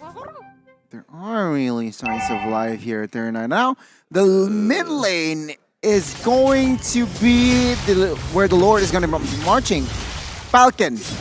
Let's see the off. Oh no, I want to see the items first, but they pull in Wise. Oh, no. He's very low, and he still survives. An early puissance. Edward? Edward this time. It's Naomi on him. The execute doesn't finish him off. Naomi got to burn, and Haji shuts him down. That's quite a bit of gold in the pocket of Blacklist, but now they have a Lord, a Luminous Lord marching in. A cult altar popped in. OM goes down. Haji goes down. So does Wise. It's over. The Falcon has landed. I repeat, the Falcon has landed. Victory for the Burmese. Wow, what a crazy play there at the last moment where Lunox flickered in and used their ultimate, and that was it. That was it for Blacklist. Look at the passion on stage right now. Congratulations, Falcon Esports from Myanmar, as you have taken that upper bracket spot away from Blacklist. And this means that we're in a three-way tie. We'll have to see, right? Yeah, right. We have to see. We have to count 2-1, 2-1, 2-1. But man, congratulations. What a performance by Falcon. Blacklist International just flabbergasted, I feel like. They aren't able to find the lead early. They were quite behind. And it's just down to the very last second where Falcon was just dominating in a bit. Yeah, sure. Glimpses of mistakes were made. But just in general, it was Falcon Esports taking control, knowing what they need to do, and it's just a clean, sharp game from the dark horse of M4. From about minute 4 or minute 5, Blacklist International was holding on by a thread, and that thread's name was Haji. They were just waiting for the savior to try and make a play and for him to go online, because I think the whole carry ship just sailed already. Like, it was so hard to come back as a carry, and a lot of your engages and a lot of your comebacks were going to be off the back of the savior. And we saw that while they were defending the high ground, but it come to the point where Falcon was just way ahead. They were literally soaring over Blacklist in terms of value. And what was that, 12K, 13K ahead? Yeah. It really was just the numbers game, just way out of Blacklist's reach. It was too late. It was too late. As like you mentioned, they're banging on Haji, but even like I saw the timer, 12 minutes, and that was when he was able to get his hands on that lightning truncheon. It was a little too late by that point. He had the divine glaive at the end, but that was when the Lord was already knocking on their base. So, really good try from Blacklist. Falcon was just really good, and I do believe it really just started from that draft. Yeah, shout out. I was about to say shout out to the coach. I mean, yeah, okay, Baksha, Uranus, last pick. Gold lane, Lunox, and Zipix was a monster on that Lunox. 0 deaths, sure, 0 kills as well, or perhaps 1 kill, but 6 assists. His damage, he knows what to do, he knows where to be, and my goodness, what a saucy draft. Not just that, he pulled the Ruby DD. He did it. He did. Flicker in. Twice. Twice? Twice. Dua times. Oh, wow. One when you said Ruby DD, and the second time was right before the end. the game. Oh, wow. Put a little salt on it too, huh? That was amazing. And you know what? I also want to see what Ken was building. Because legit, he was really just squeezing the life out of Wise, squeezing the life out of Blacklist. Because again, OM needs farm, Haji needs farm, and he was taking all of that away. Man, oh man, I can't wait to see the item builds. Of course you can't. Of course I can. Of course you can't. But what a match, right? In general, Blacklist International, where they got driven by the side of Falcon. Oh, I have no words. All right, well, maybe we'll have some words for the item builds. Check it out. It was a 16-minute game. Gani, talk to us. All right, you can see here, Justin, 3-0-12. Again, 1 shy away, 1 point shy for having that 100% KP. Let's talk about Zipix, 4-0-6. On that Lunox, he built that Clock of Destiny Lightning Truncheon early, and then he immediately built that Holy Crystal. Why? He wants more magic power. Remember, Edward and friends, they were behind on gold, so their defense items, questionable. That is why Zipix took advantage of that, and we can see him popping off. Now let's talk about Naomi here, Natalia. When you have a robe Natalia, you have to finish the game early. 60 minutes, not too early, but the snowball from the early game, they got it. It was a check, check, check. And that was why Falcon, still from the early game, managed to just snowball and snowball, slowly but surely suffocating Blacklist. Team fight-wise, control map-wise, and Blacklist, they were just like what Leo repeatedly said. They were banking on a savior to make a saving grace. Save on the savior. I'm also looking at Oheb. I think I made the call earlier that he's trying to build a rose gold meteor. And here you see that wasn't the case. He just built a casual defense item and then eventually turned it into what would have been a corrosion scythe and a golden staff. So even then, you're like, so what do? Do I build more damage offense so that we can fight back, or do I build defense so I can survive? So it's really difficult watching Blacklist here in this game. They're very difficult. I mean, look at his gold, 9,000, and that's the same gold as the roamer from Falcon. So that shows how far behind Blacklist actually went. And we're going to see the post-game stats as well here, Gani. Tell us what's up. I mean, Justin, as LaFell likes to put it, the Japanese villain has the forgotten one, but the carry and as well as Rich Guy will fall to the hands of Zipix and as well as Ken. Meanwhile, Sandbag will be Edward from Blacklist, but what we can tell is Justin is, again, 94% KP. Damage to turrets very significant. And of course, no neutral objective secured for Blacklist. And the reason why is because of the Burmese Python himself, Ken, who was the rich guy. Again, you would have thought it was Zipex, or given how many kills that Justin was around for, you would have thought it would have been one of the Faramis. But no, it's actually on Ken. Still, because again, he was farming Wise's jungle. For about half the game, Wise couldn't even get a small camp. It's because of this Martis, because of Ken.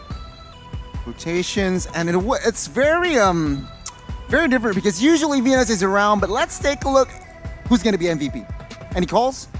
Ooh, from Falcon? They all played very well. Yeah, Justin confused. Yeah, Justin set up a my lot. money's on Justin. Highest KP. My money's It seems on like he's Justin. very comfortable on the Faramis as well. He did use it in the previous game, but the MVP for that game is indeed Justin. With a 3-0-12 KDA, a 93.8 KP. That's gotta be the highest KP we've seen. Exactly. Save for 100. Save for 100. Some teams actually have 100% Wow. on their MVPs, or have 100% close to. But yeah, no. Justin was the shot caller. Justin was the boss. Exactly. And the villain became the hero here. The villain became the hero, and item-wise, very smart as well. He wants to spam his skills. Enchanted Talisman built, utility glowing one, and he wants that penetration. So Divine Glaive built, and as well as Lightning Truncheon. So congrats, Justin. But in a bit, we are going to see the highlights. Yeah, we'll see exactly what the impact of this Faramis in the hands of Justin were in this game. I'm really loving that penetration. I'm loving that Divine Glaive plus glowing one because, yeah, he may burst you down and then you get away with it, but he leaves you with a message. He leaves you lingering, wondering, like, am I gonna live? Am I gonna live? Nay, you are gonna go down. And here in the highlights, you'll see how it was pretty 50-50 up until Falcon found that angle, and then boom, this is the way.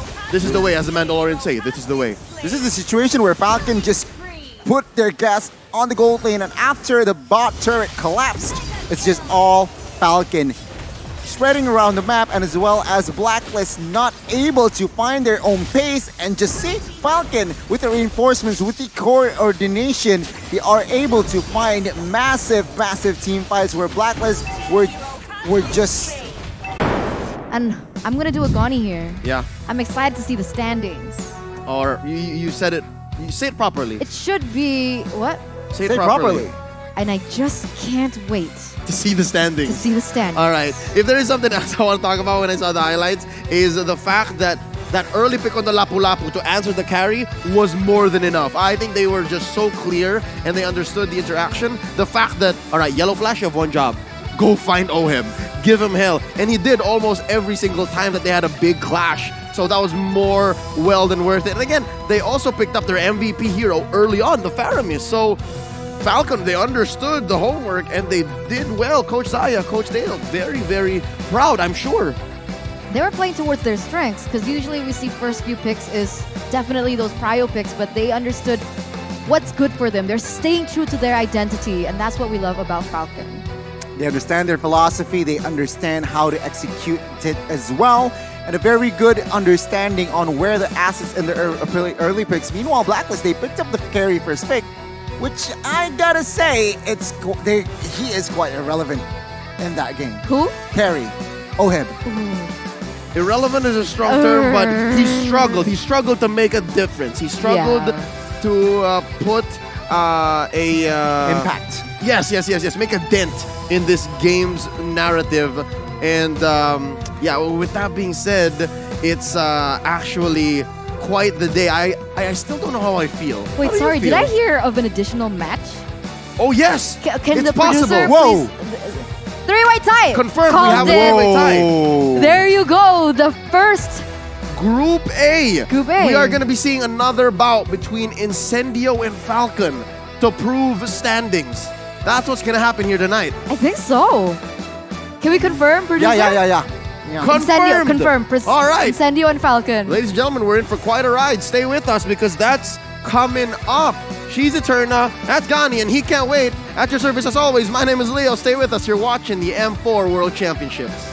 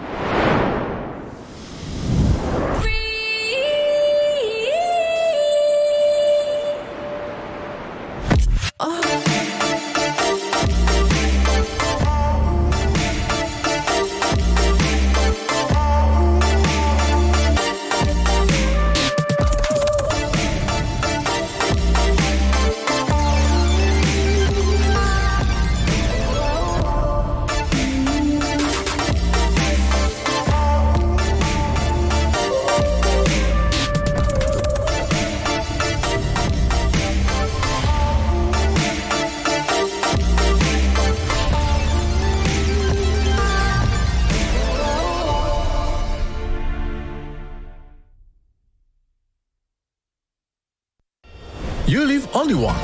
For once, leave the comfort zone and raise yourself up. Embrace new sensation. Celebrate new happiness. Find new excitement.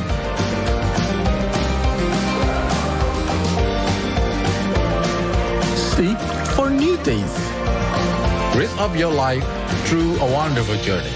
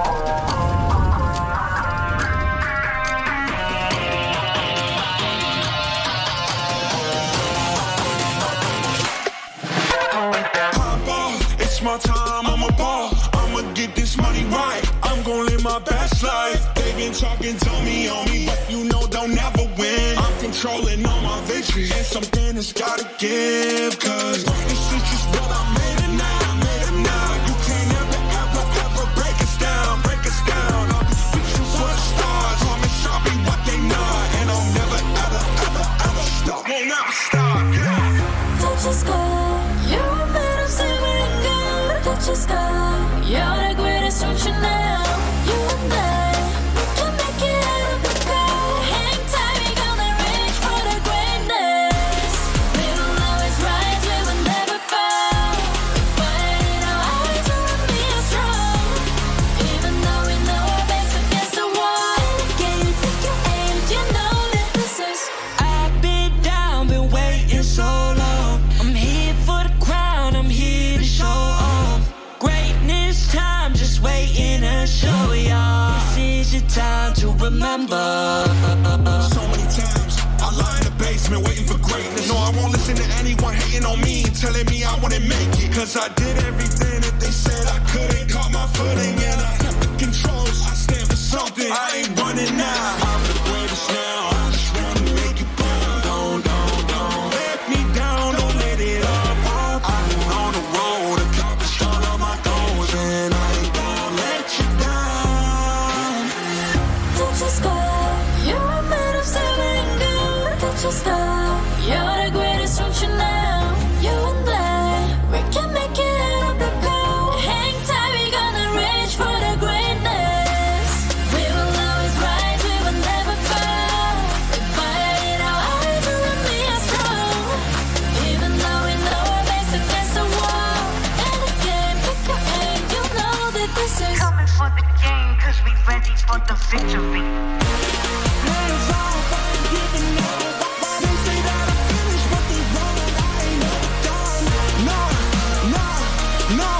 No.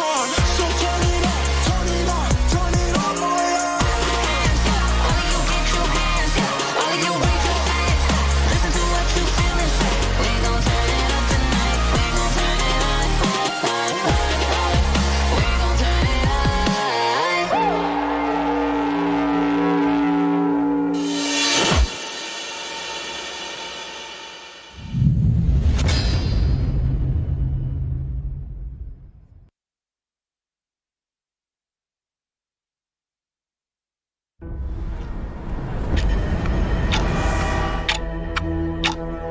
We are getting closer to the ultimate battle in Jakarta. It's an amazing, beautiful tournament. I can't wait to get to the game. Where all eyes are on one stage only. All for that ultimate prize, to be M4 World Champions.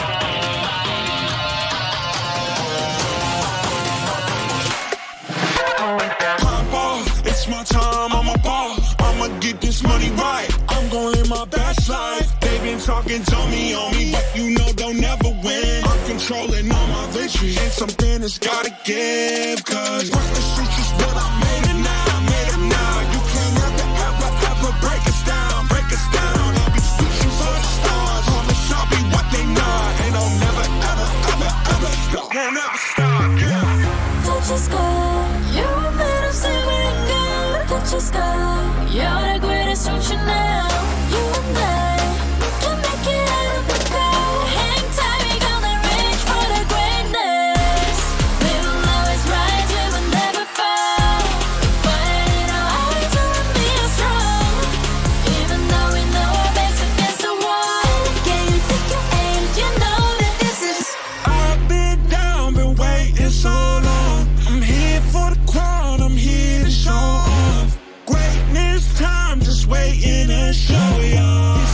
need time to remember.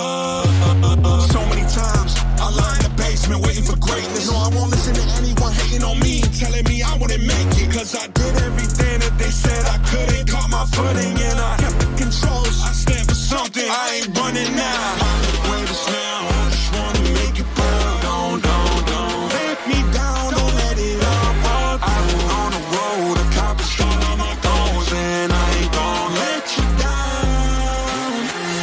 Touch the sky, you're a man of severing gold. Touch the sky, you're the greatest function now. You and I, we can make it out of the cold. Hang tight, we gonna reach for the greatness. We will always rise, we will never fall. We fire in our eyes, you and me are strong. Even though we know our backs against the wall. And again, pick your aim, you know that this is Coming for the game, cause we ready for the victory. Hands off, I ain't giving up. They say that I finished, but they wrong. I ain't never done. No. So turn it up, turn it all the way up. Hands up, all of you get your hands up, all of you raise your hands up. Listen to what you feeling, say. We gon' turn it up tonight. We gon' turn it up. We gon' turn it up.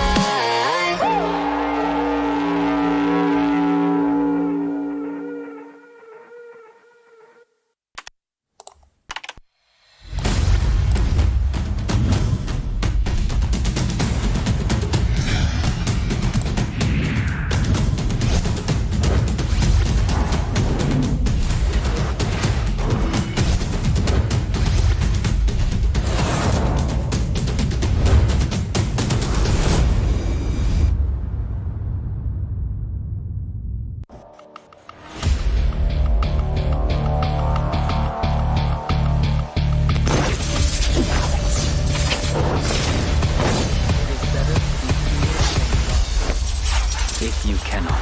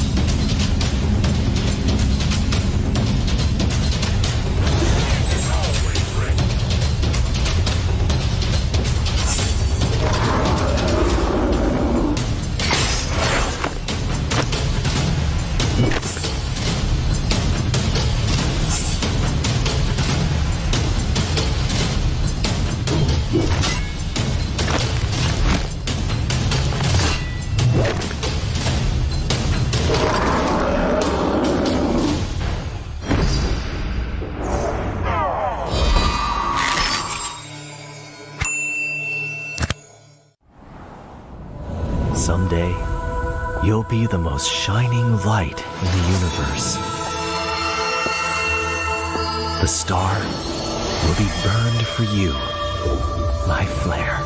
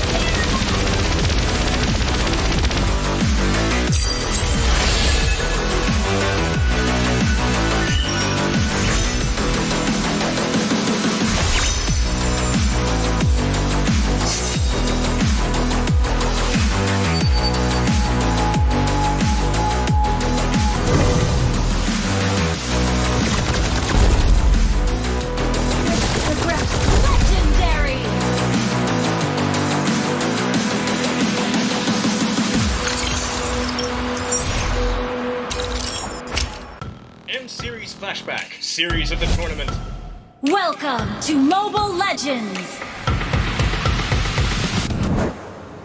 As the first M-Series for MLBB, M1 was nothing short of incredible gameplay. But one series was above all the games.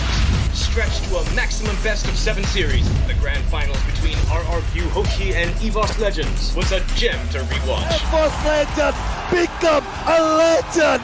As for M2, the grand finals between Brand Esports and the Burmese Cools was so epic that it broke the record with over 3 million concurrent viewers. With multiple back and forth, the 7-game series went the way of Brand Esports. Brand Esports are your M2 champions! Lastly, in M3, the series of the tournament was the first upper bracket game between Blacklist International and BTK, where the agents tried to target and 5-ban Mobazane, but the bloodthirsty Kings persevered and sent Blacklist International to the lower bracket. With M4, what sort of insane and epic series do you think we will get? Tell us what you think. See you at M4.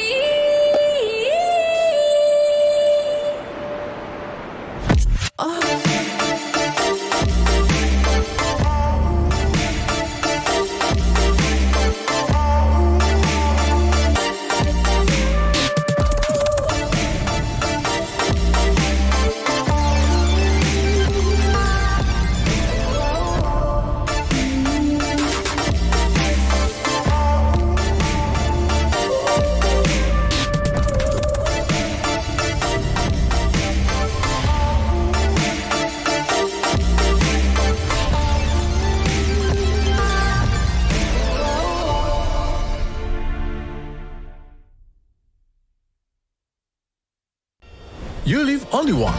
For once, leave the comfort zone and raise yourself up. Embrace new sensation. Celebrate new happiness.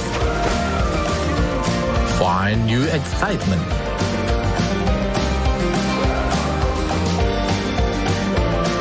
Seek for new tastes. Raise up your life through a wonderful journey.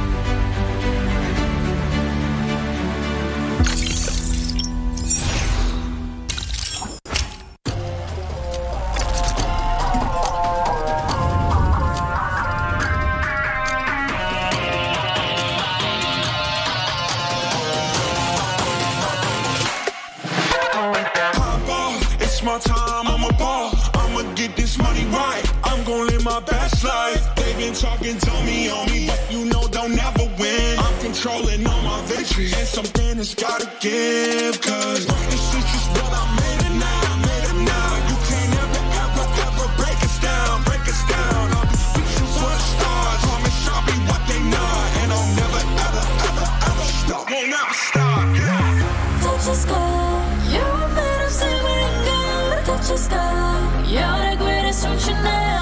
You and I, we can make it out of the cold. Hang tight, we gonna reach for the greatness. We will always rise, we will never fall. We fight in our eyes, and we are strong. Even though we know our backs against the wall. Can you take your aim? You know that this is. I've been down, been waiting so long. I'm here for the crown, I'm here to show off. Greatness time, just waiting to show y'all. This is your time to remember. So many times I lie in the basement waiting for greatness. No, I won't listen to anyone hating on me and telling me I wouldn't make it. Cause I did everything that they said I couldn't. Caught my footing and I kept the controls. I stand for something, I ain't running now. I'm the greatest now, I just wanna make it proud. Don't let me down, don't let it off. I'm on the road, accomplished all of my goals, and I ain't gonna let you down. Touch the sky, you're made of silver and gold. Touch the sky, you're the greatest function now. You and I, we can make it out of the cold. Hang tight, we gonna reach for the greatness. We will always rise, we will never fall. We fight in our eyes, and we are strong. Even though we know our backs against the wall. And again, pick your aim, you know that this is. Coming for the game, cause we ready for the victory.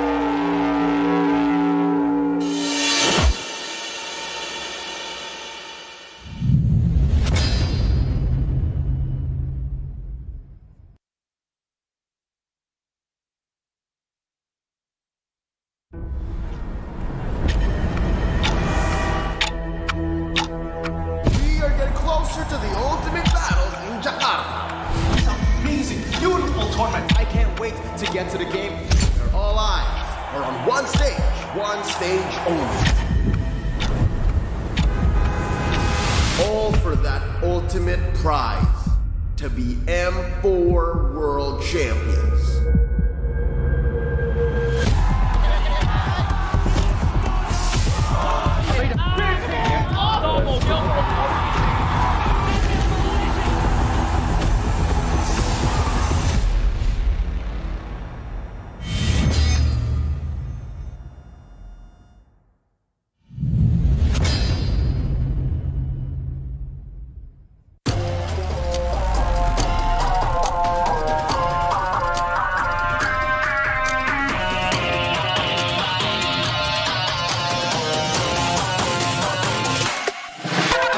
Pop off, it's my time, I'm a ball. I'ma get this money right. I'm gonna live my best life. They been talking, told me on me, but you know they'll never win. I'm controlling all my victories, and something has gotta give. Cause reckless is just what I made it now, made it now. You can't ever break us down, break us down. I'll be reaching for the stars. Promise I'll be what they not, and I'll never ever stop. Won't ever stop, yeah.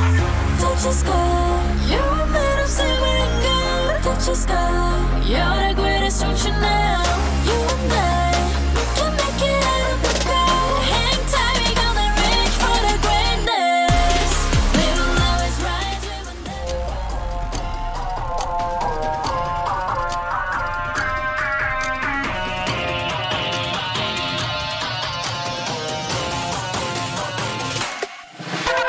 Pop off, it's my time, I'm a ball. I'ma get this money right. I'm gonna live my best life. They been talking, told me on me, but you know they'll never win. I'm controlling all my victories, and something has gotta give. Cause this is just what I made it now, made it now. You can't ever break us down, break us down. I'll be reaching for the stars. Promise I'll be what they not, and I'll never ever stop. Won't never stop, yeah. Touch your sky, you're made of silver and gold. Touch your sky, you're the greatest option now. You and I, we can make it out of the crowd. Hang tight, we gonna reach for the greatness. We will always rise, we will never fall. We fight it out, always will be strong. Even though we know our backs against the wall. Can you take your aim? You know that this is. I've been down, been waiting so long. I'm here for the crown, I'm here to show off. Greatness time, just waiting to show y'all. This is your time to remember. So many times I lie in the basement waiting for greatness. No, I won't listen to anyone hating on me, telling me I wouldn't make it. Cause I did everything that they said I couldn't. Caught my footing and I kept the controls. I stand for something, I ain't running now. I'm the greatest now, I just wanna make it proud. Don't let me down, don't let it all fall. I've been on the road, accomplished all of my goals, and I ain't gonna let you down. Touch your sky, you're made of silver and gold. Touch your sky, you're the greatest option now. You and I, we can make it out of the cold. Hang tight, we gonna reach for the greatness. We will always rise, we will never fall. We fight it out, always will be strong. Even though we know our backs against the wall. And again, pick your aim, you know that this is. Coming for the game, cause we ready for the victory.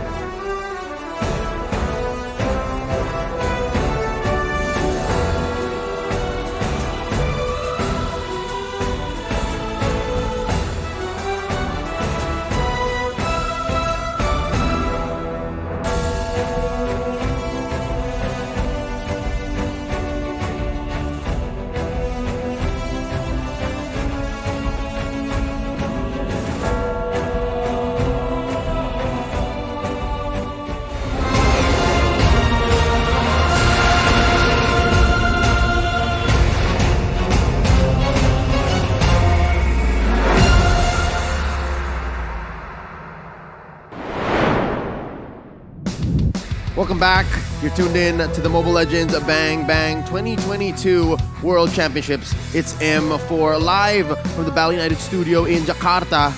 You're tuned in on the desk at your service. My name is Leo, joined here by Mirko and Gani. We'll be covering the tiebreakers, starting here with the first one up on the docket. It's Incendio Supremacy going up against Falcon, who just recently won in a dominant fashion against the returning champions. Mirko, did you see that coming? Yeah. What, the Blacklist match? Or the Incendio match? Well, the Falcon coming up on top match. Well, you know, again, both times, Falcon versus Blacklist, definitely did not expect it to be such a stomp, right? I expected Falcon to actually win, predicted them to win, but wasn't in that fashion. Did not predict them to win in that fashion. And same thing goes for the first time Incendio and Falcon actually met. Incendio stomped Falcon. Will it be repeated or not? Now that's the question, because personally, I did not expect that quality from Incendio. But boy, oh boy, so what a match, right? Will it be a repeat? Incendio, can you repeat it? Or will Falcon prevail and secure the first extra point? Ladies and gentlemen, this is going to be a 3-match tiebreaker, if you're curious. So let's see. Another 3 more matches you can't wait for, because all of these 3 teams in Group A have scored an even 2-1 record. So with that being said, we're gonna have to go through all of them once more, and only if they all come up even again, then there will be additional matches. But we haven't gotten there yet. We don't have to worry about that. Hold up. Because here tonight, it's going to make all the difference. Who's going to go up into the upper bracket? There's only room for 2. One of these teams are going to be relegated into the lower bracket. Now, going into this match, I have a question for the desk here. Do you think Falcons win in such dominant fashion against Blacks International just recently, mere moments ago, you think that's going to be good for them? You think that's going to be enough for them to go roll in with momentum? Or will that kind of fire, that kind of, dare I say, rage, catch them off guard against a team that has had quite a few hours of rest like Incendio? See, it comes down to this, right? It's a double-edged sword. You will never know for sure, but personally for me, looking at Falcon and looking at how they've been performing at M4, they usually like to play with a warm-up game, right? So they've already gone that warm-up game up against Blacklist International. They're fired up. Justin smashed the headset down to the table. He is on fire. And hey, I like that. From them, looking at it, they're fired up, going up against Incendio. They want revenge too. I don't like that so much for the phone or the pair of headphones. But Gani, your thoughts? The way I see it, right? Momentum is everything. And Falcon, they, like you said, Leo, they dominated against the defending champions. So of course, morale is up there. Everything is vibing. But they need to be aware of their, again, tempo. They need to have, their momentum needs to be a controlled momentum, right? True. Against Incendio, remember last time it happened, they actually lost. So they need to stay composed. They need to stay within their own tempo. The question really is, Incendio, like you said, they had that break. Now that break, is it beneficial to them or is it actually a disadvantage? I'm looking more at Falcon. Again, you mentioned that little incident with Justin, right? Again, can't make this up. Y'all saw it on live broadcast. Again, out of joy or out of passion. Exactly. He was just so into the game that as soon as they won, they broke that base. Boom, right? I'm guessing that's where Incendio can come swoop in and take advantage of that. And you guys are hot. All right, because we've seen it happen, right? Alien earlier today stole a lore that clearly did not belong to the Turkish and then took it and then rolled with it and won. So it's that same effect here. It's that same window that I think Incendio can take advantage of and then, just play through the tiebreakers with. Both teams are coming into this match with momentum, right? Incendio won their match and Falcon won their match.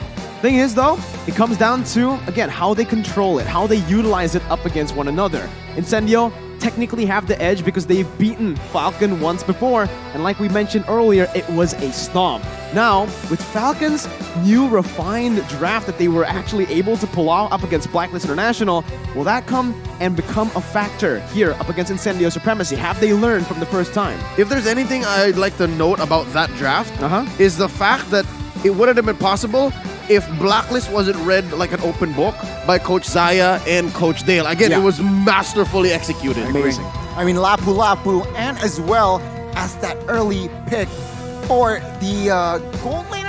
Wait, Lapu Lapu. Faramis Lapu sorry. Lapu.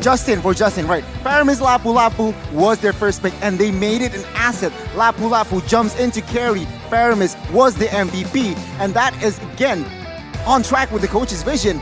If Falcon can replicate that approach, we got a clear victor. Yep, well, Gani, you're no longer going to have to wait because we know how you get. Here we go, jumping into the drafting phase. It's going to be Incendio Supremacy going up against Falcon once more. So hot, Sorin with their morale. It's Incendio, the Turkish on the play, and the Burmese answering back. There goes the Valentina. Of course, the glue, as you do, take it out in the first ban.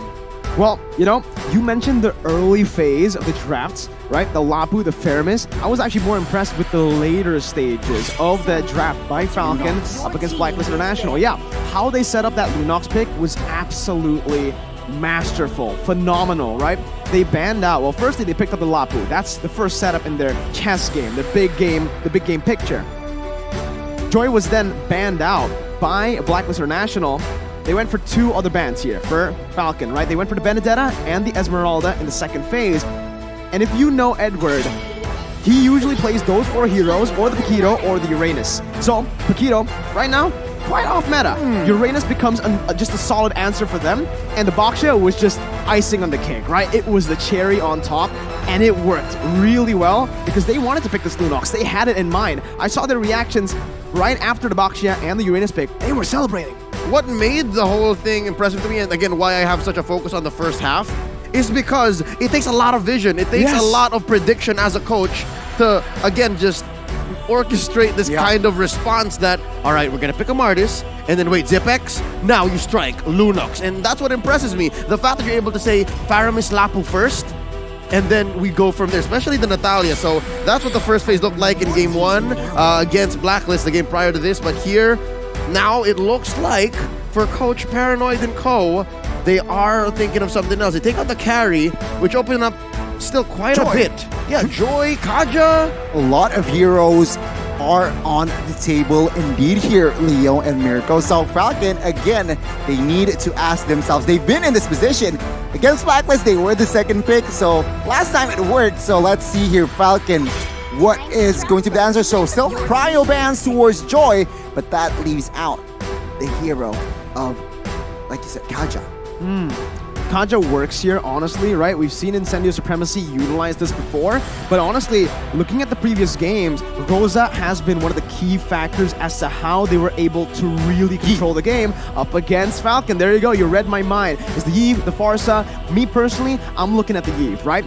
Gideon has mentioned that he personally likes the Farsa a bit better than the Yve, especially in this matchup, but for me, that utility for the Yve doesn't. Yeah, no, Yve is a battle mage, and that's the reason why she's more in trend now as compared to Farsa, because Farsa, you know when she's ready, you know when the Wings by Wings is up, you know when they're ready to engage. On Yve, you can count the RWM, but sometimes she'd still survive. So I like this here. Now, what's the response from Falcon? Oh Lord, something tells me a Faramis is coming up. Oh, Lapu Lapu, you're right. Perhaps another Faramis here, but they're so good at that. They're taking their time. They're taking their time here because they know Faramis against Yve, not a good matchup for that Faramis. So they need to be careful here. That is why they just secure the Lapu Lapu, but they are taking their time. Perhaps they might secure Marksman first, but no. Yeah, Marksman, Claude. The Claude pick comes in here with the Lapu, which is quite interesting for me, right? We haven't seen Claude. Well, we have seen Claude find success. Oheb was absolutely phenomenal on that hero earlier on, but hasn't seen a lot of success on other games, right? Especially Zipex. Looking at him, he usually likes these unconventional gold lanes and the Irithel. Irithel has fallen off since he's last played it.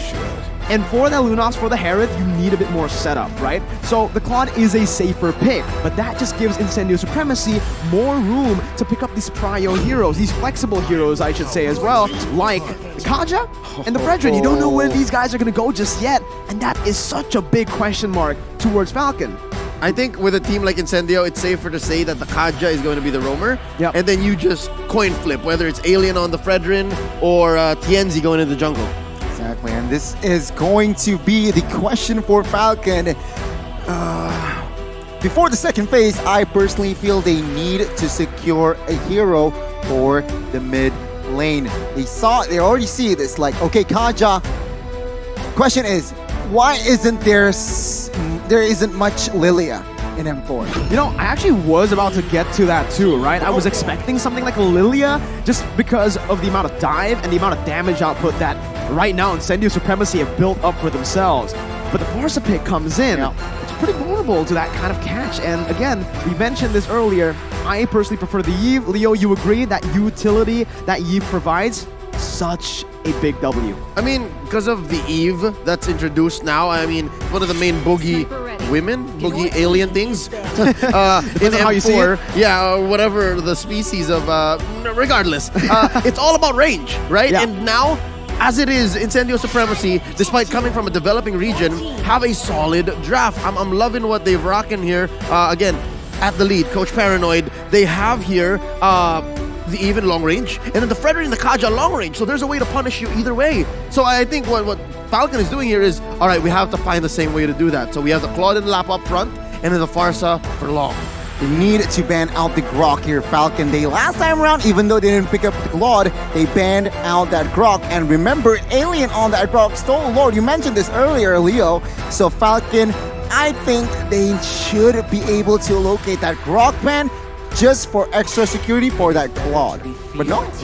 You're thinking the Grok, they're thinking the Amon. I'm thinking the Yuzong. Okay. You have a Farsa, you have a Claude, you have a solid back line that's pretty vulnerable up against someone that can really dive towards that back line. And the Yuzong, that's the answer towards this kind of composition, right? We've seen this many times before. Even up against Blacklist International, what gave them so much trouble was the Yuzong. And here, I do believe we are going to see that Grok ban coming in, not from Falcon, but from Incendio. Very interesting because they realize that Falcon will have the first pick and that they have yet to secure a roamer. Again, Grok can create problems. Why? Grok Farsa, very fast clear, and it equals to fast rotations. Falcon with the first pick, they are now taking their time here. It seems like they should be able to pick up. I personally feel I like a jungler first. I'm and thinking then Bene. Bene can work. As a no. As a jungler. Jungle Bene is neither here nor there, but she's still better as an XP laner. She's able to draw lines so much better. And again, this is so Blacklist versus Falcon. Again, you give a Martis to Ken, and he's gonna start choking you as soon as he finds the window. But. There's a difference now. Incendio Supremacy has a Kaja. They have a way to stop the Martis, which Blacklist didn't have. You're right. Regardless, because now, yeah, you can weave through all the CC, but Divine Judgment, that's not CC, that's suppression. On top of that, the slows, utility coming in from the Eve, the poke also. There's just so much right now from Incendio Supremacy, and they're gonna actually pick up the Clint, which is a solid hero up against the Claude.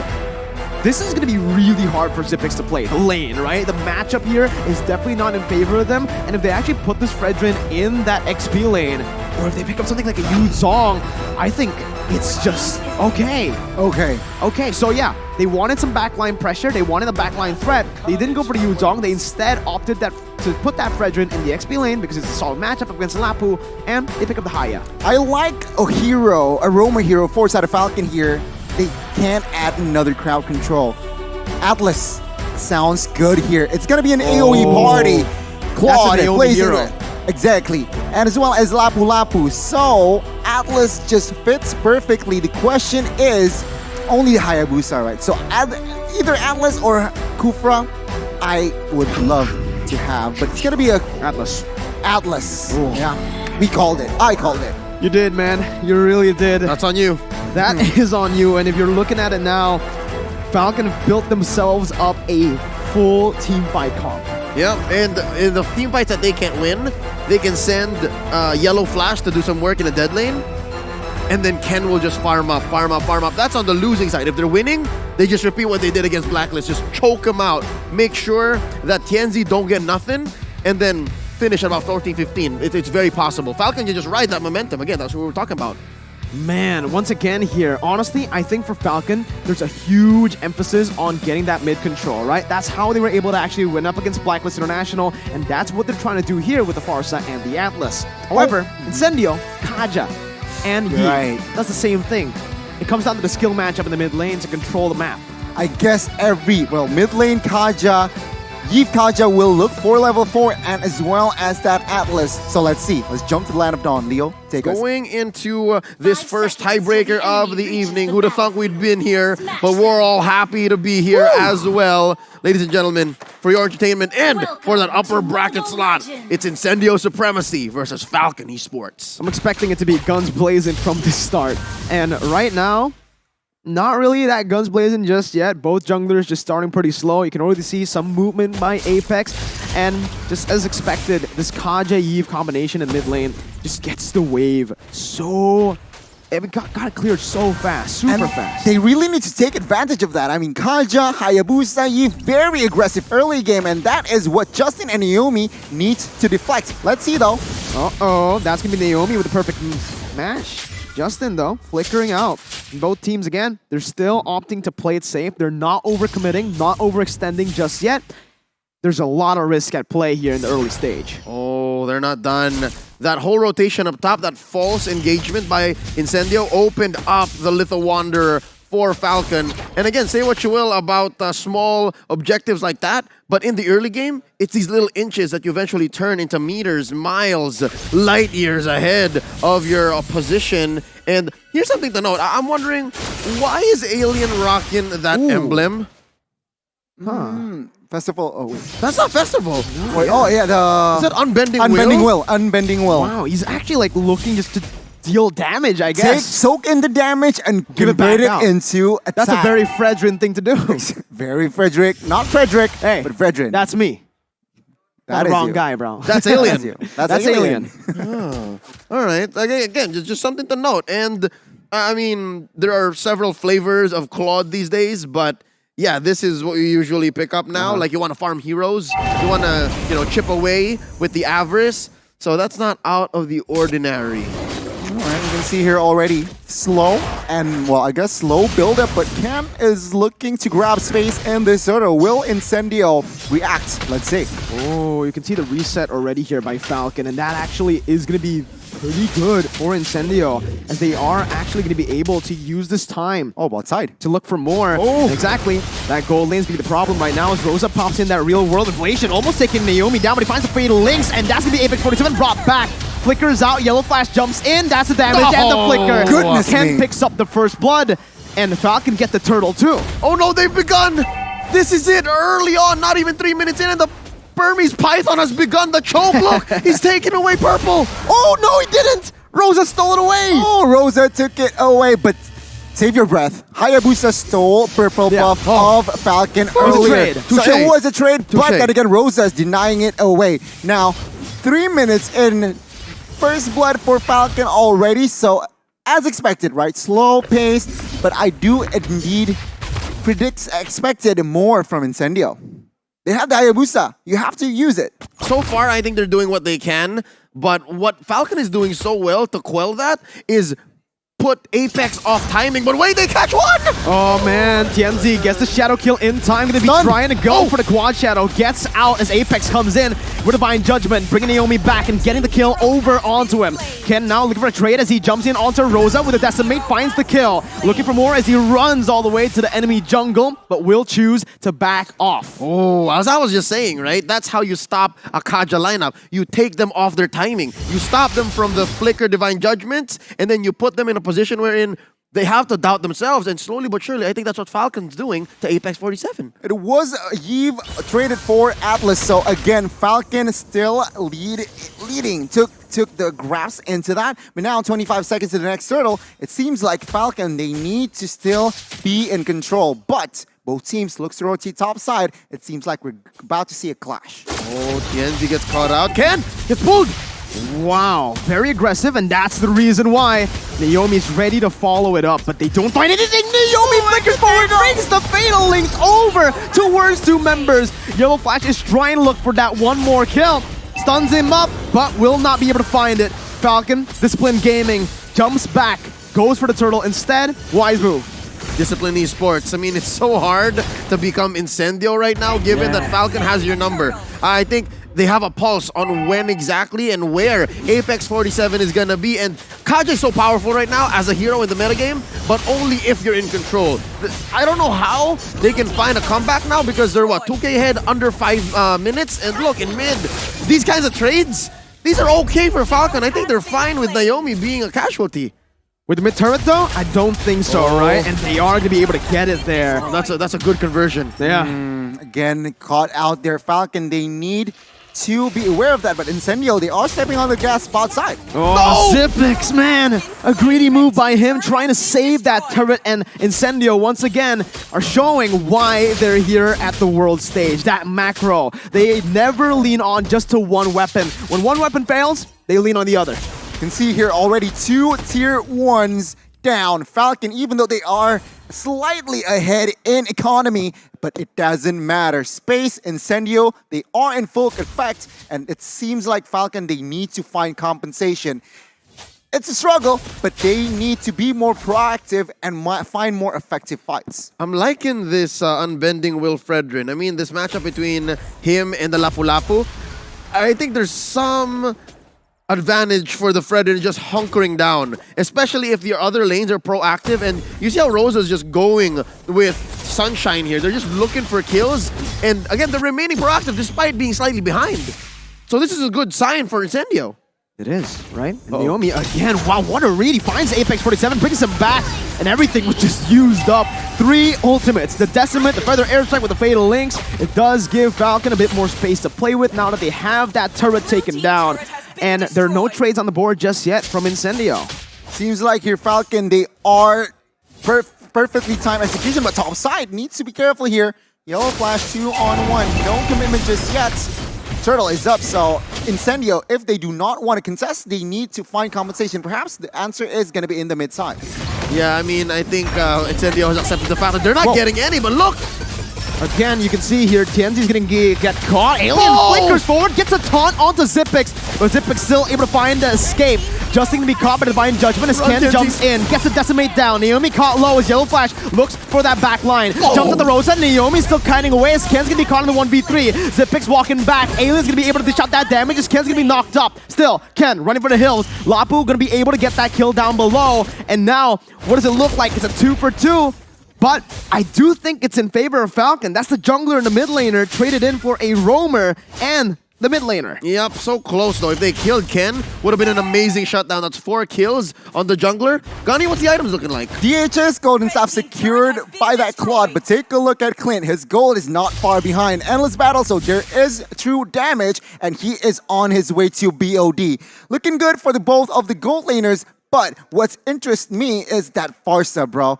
Clock of Destiny, Lightning Truncheon is about to come, so it's gonna be very, very interesting to see. Oh, it's on. Alien gonna be caught down as a Feather Airstrike comes through. Apex 47 with a massive Divine Judgment, but Zipix, wow, has that BMI placed in the right position, doesn't get bursted down in time, and that's another very good trade by Falcon, picking up the XP. I feel like they're waiting on Sunshine. That whole engagement in mid could have been disastrous for Falcon only if Incendio Supremacy had Sunshine with the right items. You see how they were all like at half health, maybe less, 2 or 3 members of Falcon?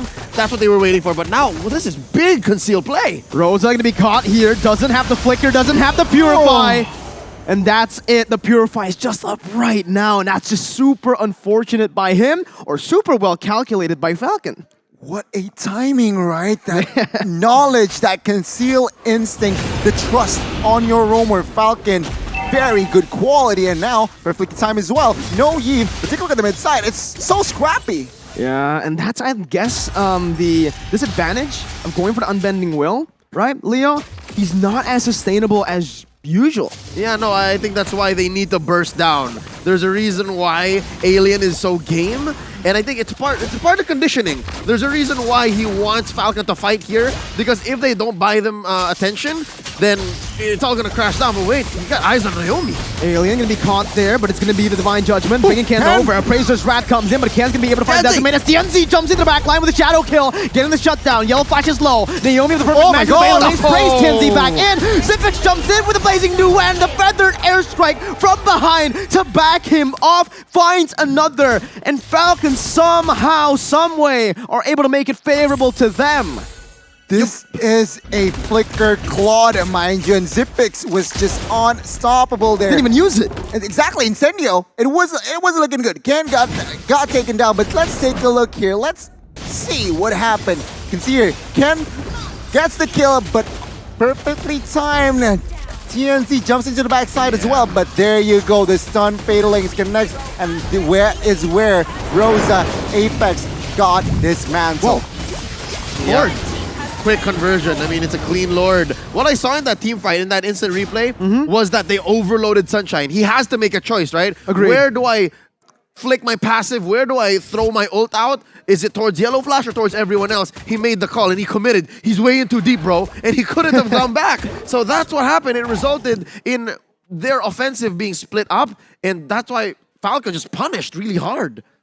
Just the damage dealers, right? Having a better opening, in my opinion, and a better follow-up technically right now, because for Sunshine, in terms of mobility, he can't really match that of Claude, right? And here, for the items, Gani, you can already see as well that the Clint still working on that BOD. Finally gonna get that power spike, but is it too late? Let's see though, because Martis builds semi-hybrid. He builds that Hunter Strike, and the rest is just full defense. Why? He wants that movement speed from that brute force breastplate and as well as Hunter Strike, and he wants some extra penetration, adding some sauce. But take a look, Divine Judgment. Only onto Yellow Flash right now with a Shadow Kill too. That damage reduction from Bravest Fighter doing him justice. As Falcon just back off completely. Hey, Yellow Flash back to full HP. Oh. TNT with the jukes though. You Gets see out. that? That's all 4 shadows, but no! No, the timing, my goodness. Naomi says, I'm into deep, bro. I already saw him earlier. We gotta kill him. But they're not done. They are done, man. With just that kill, they're baiting out the real world inflation. Naomi's gonna be caught there, but he is very low. Zipix, whoa! Very aggressive BMI, almost getting caught himself. But they will just be happy with the trade over with 2 tier 2s. What was that? Zipix trying to protect Naomi? He's like, take me! Take me instead, psych! Like, what happened? But again, Falcon here already expanding. Incendio, they are in a bit of a big economy-wise and as well as map-wise. But man, Falcon, sharp as heck.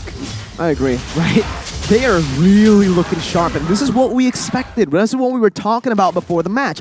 Was the momentum of the game going to help them? Naomi seems like he is going to help the team here.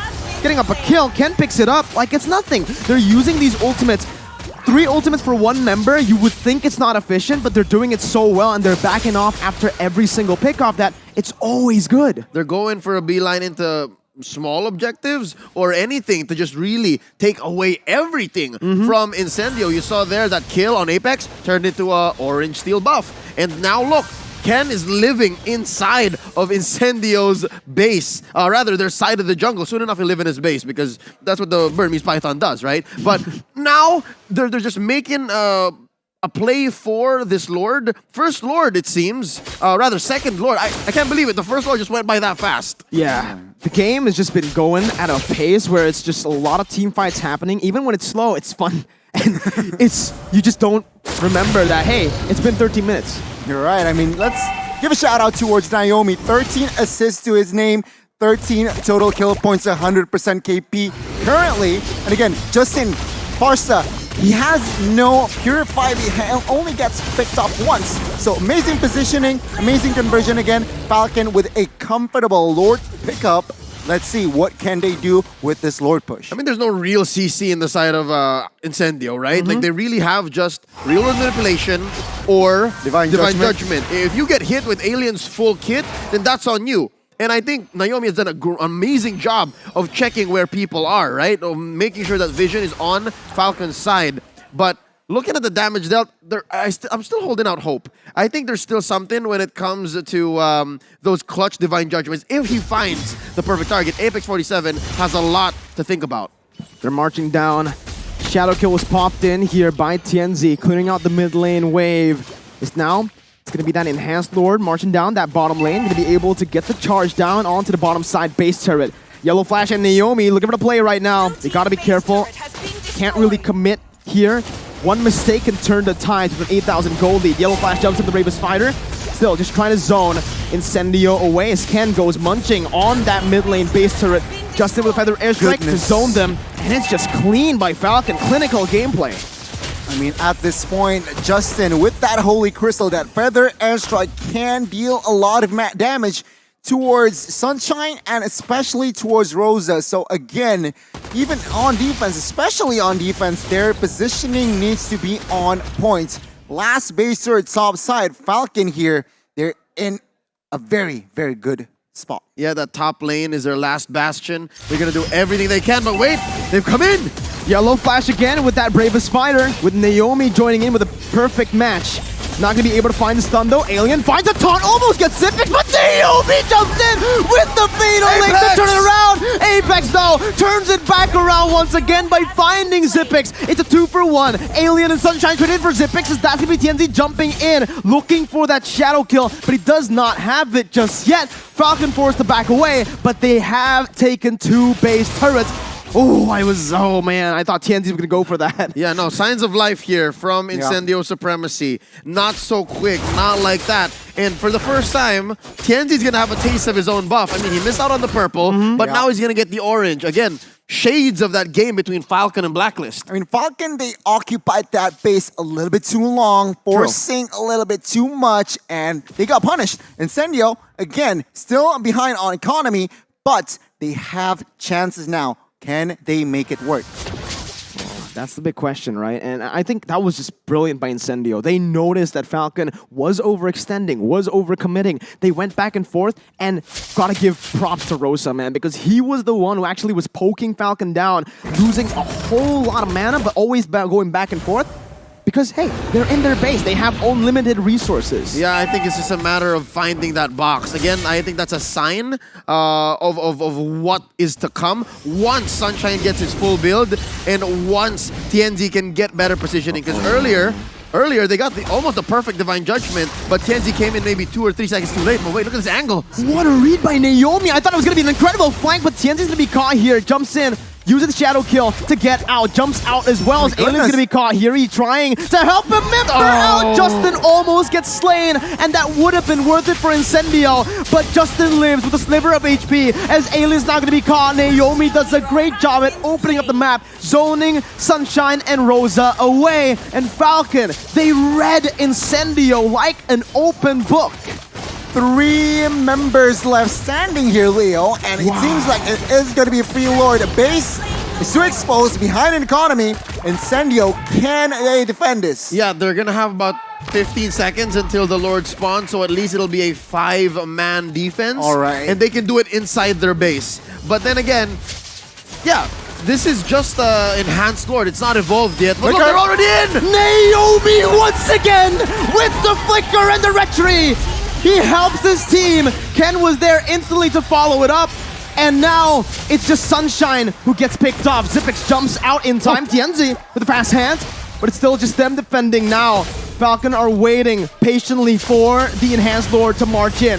Alien jumps in with a taunt. Ken's gonna be caught there, but is gonna be able to get out. Apex 47 jumping in only to die to the hands of Ken with a Decimate. Alien now gonna be bursted down, doesn't have time to go for the Appraiser's Wrath as the Shadow Kill comes in. Ken losing on the Immortality, but it's gonna be GG here. Zippix flickering out, flickering back in. They end the game to claim their victory. Revenge towards Incendio. Ken's feeling it. Falcon Esports have done it. My goodness. Falcon with the momentum that they got from the win against Blacklist. They took it towards the Turkish team now. Falcon securing the extra point. But my goodness, what a game both teams have displayed. Congratulations. And Falcon again showing qualities that they are the real dark horse in M4. That was a close call. And again, we called the 5-man defense. Death Timer before Alien was gonna come in, but Naomi read the situation. He knew that if I can take out at least one of them, at least one of the main damage dealers, whether it's Rosa or Sunshine, no, they would win. Yes, it would still be a 5v4 because they would have Lord crashing in, and that made all the difference. Naomi traded out, and the rest of the team just followed through. It was a difficult match for Incendio Supremacy. They had their licks, but in the end, I guess you're right. You know Falcon well, Mirko. It's that fire that keeps burning, and even brighter now. Man, I did not expect that from Justin.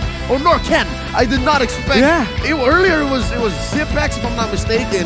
But something else. I don't know what happened in game that may have caused that. Because Ken was having a good time. He was doing Burmese Python things, but I think you're just fired up, right? It's just you're caught in the moment. You're playing a competitive game on the world stage, where again it's a tiebreaker. They were doubted. Everyone doubted them after their first game up against Incendio. Everyone was saying Falcon overrated, Falcon this, Falcon that.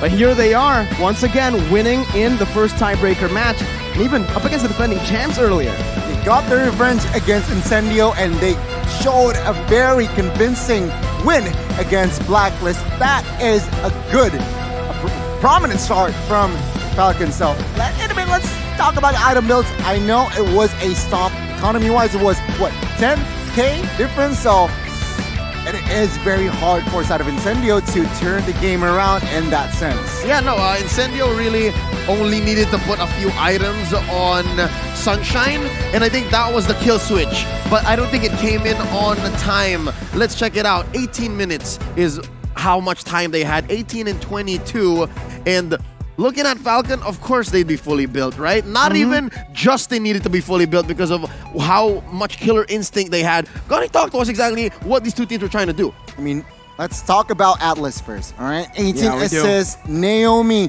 MVP for perfectly me. timed, Flicker on point, knowing, reading the situation, and as well as map. Man, they read Incendio like a book indeed. Meanwhile, you can see here Incendio struggling to find farm, but somehow able to punch back. So let's see now the data and the numbers after this. Because Falcon, I gotta say, it was a landslide victory. I wouldn't say landslide. The game was close to a certain extent up until Falcon got, I think, the Lord, right? The fight before the Lord. Yeah, I was gonna ask who dealt the most damage and who took it. And look, it's both for Incendio Supremacy. So this is what I'm impressed by, is the fact that they were still able to get some peel. Yeah. And Rosa was still able to do good Eve things. But in the end, it came down to execution for Falcon. And again, that uncanny way of reading timings. You're right. I mean, that is also why Eve is such a prio. But MVP, quick calls, Leo. I'd say I'd agree with Naomi. Naomi. He really unanimous. he put Incendio Supremacy on tilt. Like it's not up to anybody to play. It's up to Naomi. Yeah, I mean, this man controlled the game from start to finish, right? He was everywhere across the map, 18 assists, 5 deaths. Sure, he's a roamer. That's what he wants to do. Soak in the damage while also opening up the map, while also initiating for the team fights and doing everything that he did in this game. This is what you want to look for in a roamer. This was Atlas' last pick. So again, a great job by the coach reading out the composition of the enemy and striking last and punching a bag, and Naomi extract this Atlas at its most potential. Yep, again, we'll be seeing Naomi's best moments here in the highlights. And it started in the very early game, but now we're a little bit in the mid game. We're catching the mid game here. And there are moments where he just hit one person with the Fatal Links, and it's worth it. I mean, it's clear, right? Falcon, in the early game, it was 50-50. Falcon, economy lead, sure, 2k, but it doesn't mean that Incendio is really out of the game. But after the read here, minute number 9, this is all changed, right? It's just Incendio lost Falcon complete control. 2 base turrets. He always has Flicker. Exactly. Every time, perfect match, Flicker, Fatalings. It's just done. Right here was the final play. Flicker getting Sunshine. And it's GG's after this. Incendio could not find that extra points that they need. That was super worth it. And there were some perfect pulls by Apex 47, but compared to what Naomi was doing, he was crawling while Naomi was running. And you can see it, right? This is the final moment where Man, it was just a micro battle. It was a mechanical battle there in the final fight. Everyone went guns blazing. And unfortunately for Incendio, they were just way too behind to actually win out on that. They were a lot of good plays, especially by Apex. He was able to find Zipix, but the damage wasn't enough.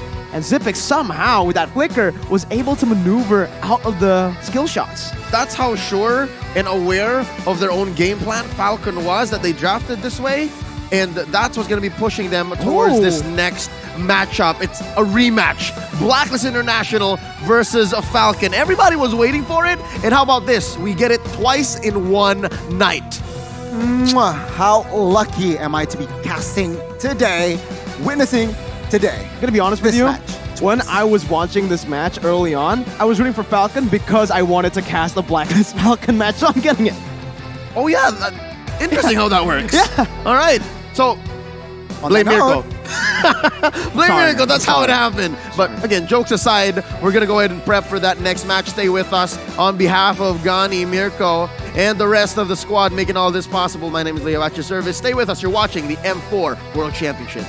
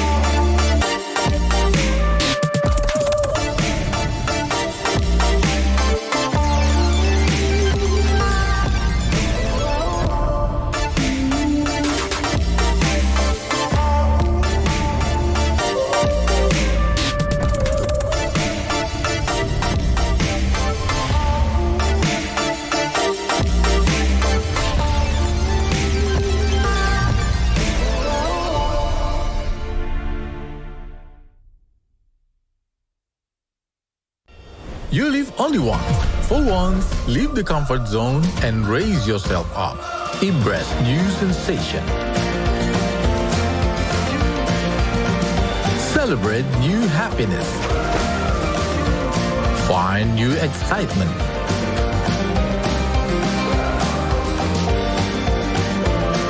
Seek for new tastes. Raise up your life through a wonderful journey.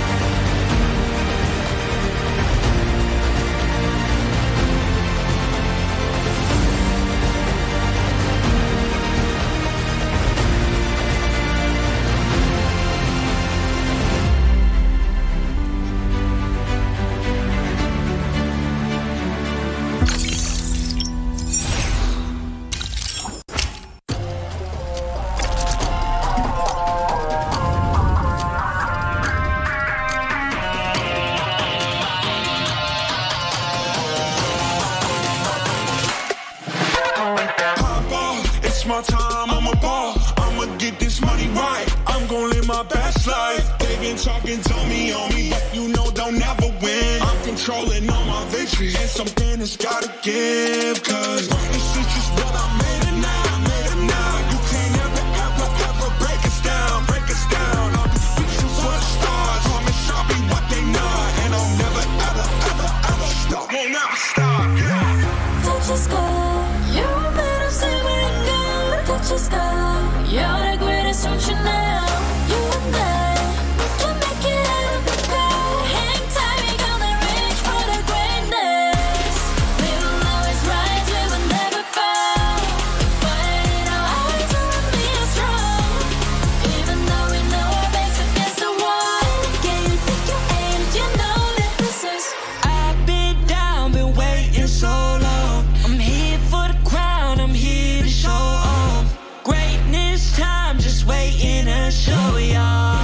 your time to remember.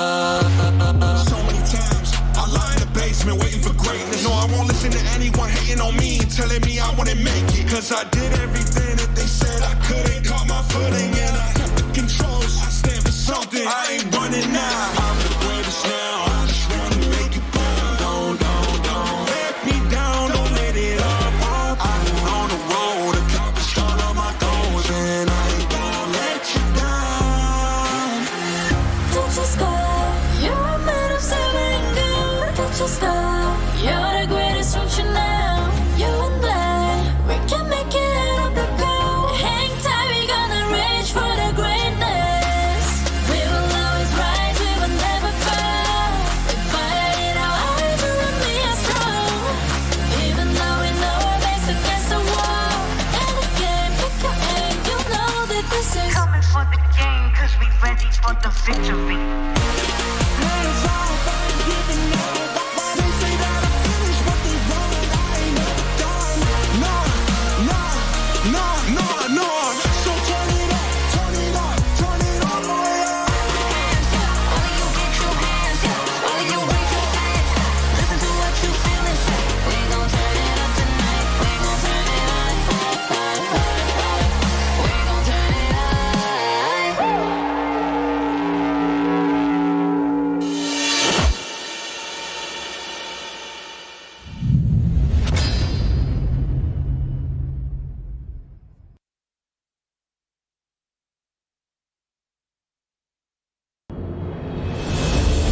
Badu ma ma ဖောက်ခဲ့ဘူးတဲ့လမ်းတစ်တစ်ခုကိုကျွန်တော်တို့စတင်ရှောက်လန်းခဲ့ကြတယ်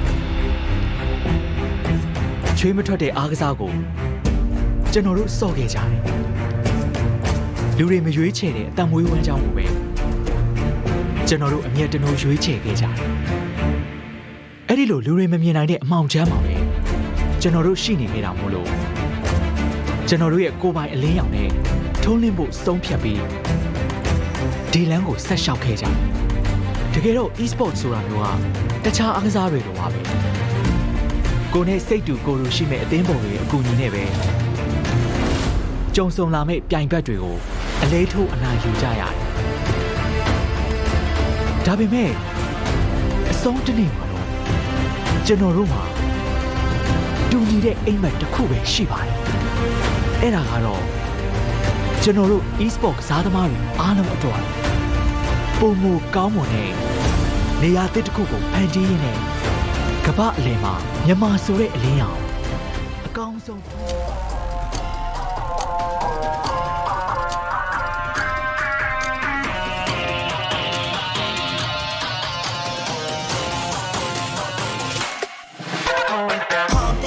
It's my time, I'm a ball. I'ma get this money right. I'm gon' live my best life. They been talking, tell me on me, but you know they'll never win. I'm controlling all my victories, and something has gotta give. Cause this is just what I made it now. I made it now. You can't ever, ever, ever break us down. Break us down. I'm reaching for the stars. Promise I'll be what they not, and I'll never, ever, ever, ever stop. Won't never stop. Yeah. Don't you stop, you're a man of silver and gold. Don't you stop, you're the greatest future now. You and I, we can make it out of the cold. Hang tight, we gonna reach for the greatness. We will always rise, we will never fall. We fight it out, eyes around me are strong. Even though we know our backs against the wall. And again, you take your aim, you know that this is. I've been down, been waiting so long. I'm here for the crown, I'm here to show off. Greatness time, just waiting to show y'all. This is your time to remember. So many times I lie in the basement waiting for greatness. No, I won't listen to anyone hating on me, telling me I wouldn't make it. Cause I did everything that they said I couldn't. Caught my footing and I kept the controls. I stand for something, I ain't running now. I'm the greatest now, I just wanna make it burn. Don't let me down, don't let it up. I'm on the road, accomplished all of my goals, and I ain't gonna let you down. Don't you stop, you're a man of silver and gold. Don't you stop, you're the greatest future now. You and I, we can make it out of the cold. Hang tight, we gonna reach for the greatness. We will always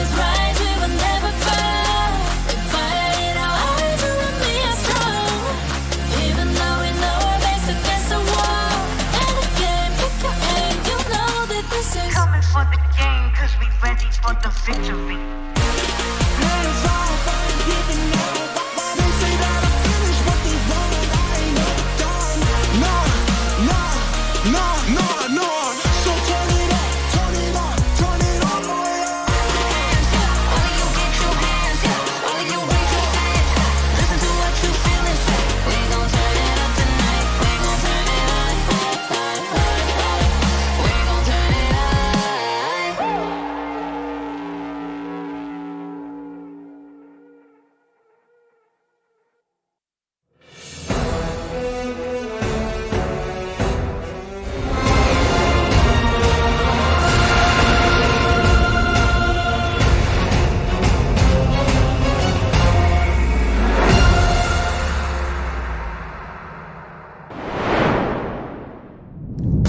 They have never lost to the same team twice.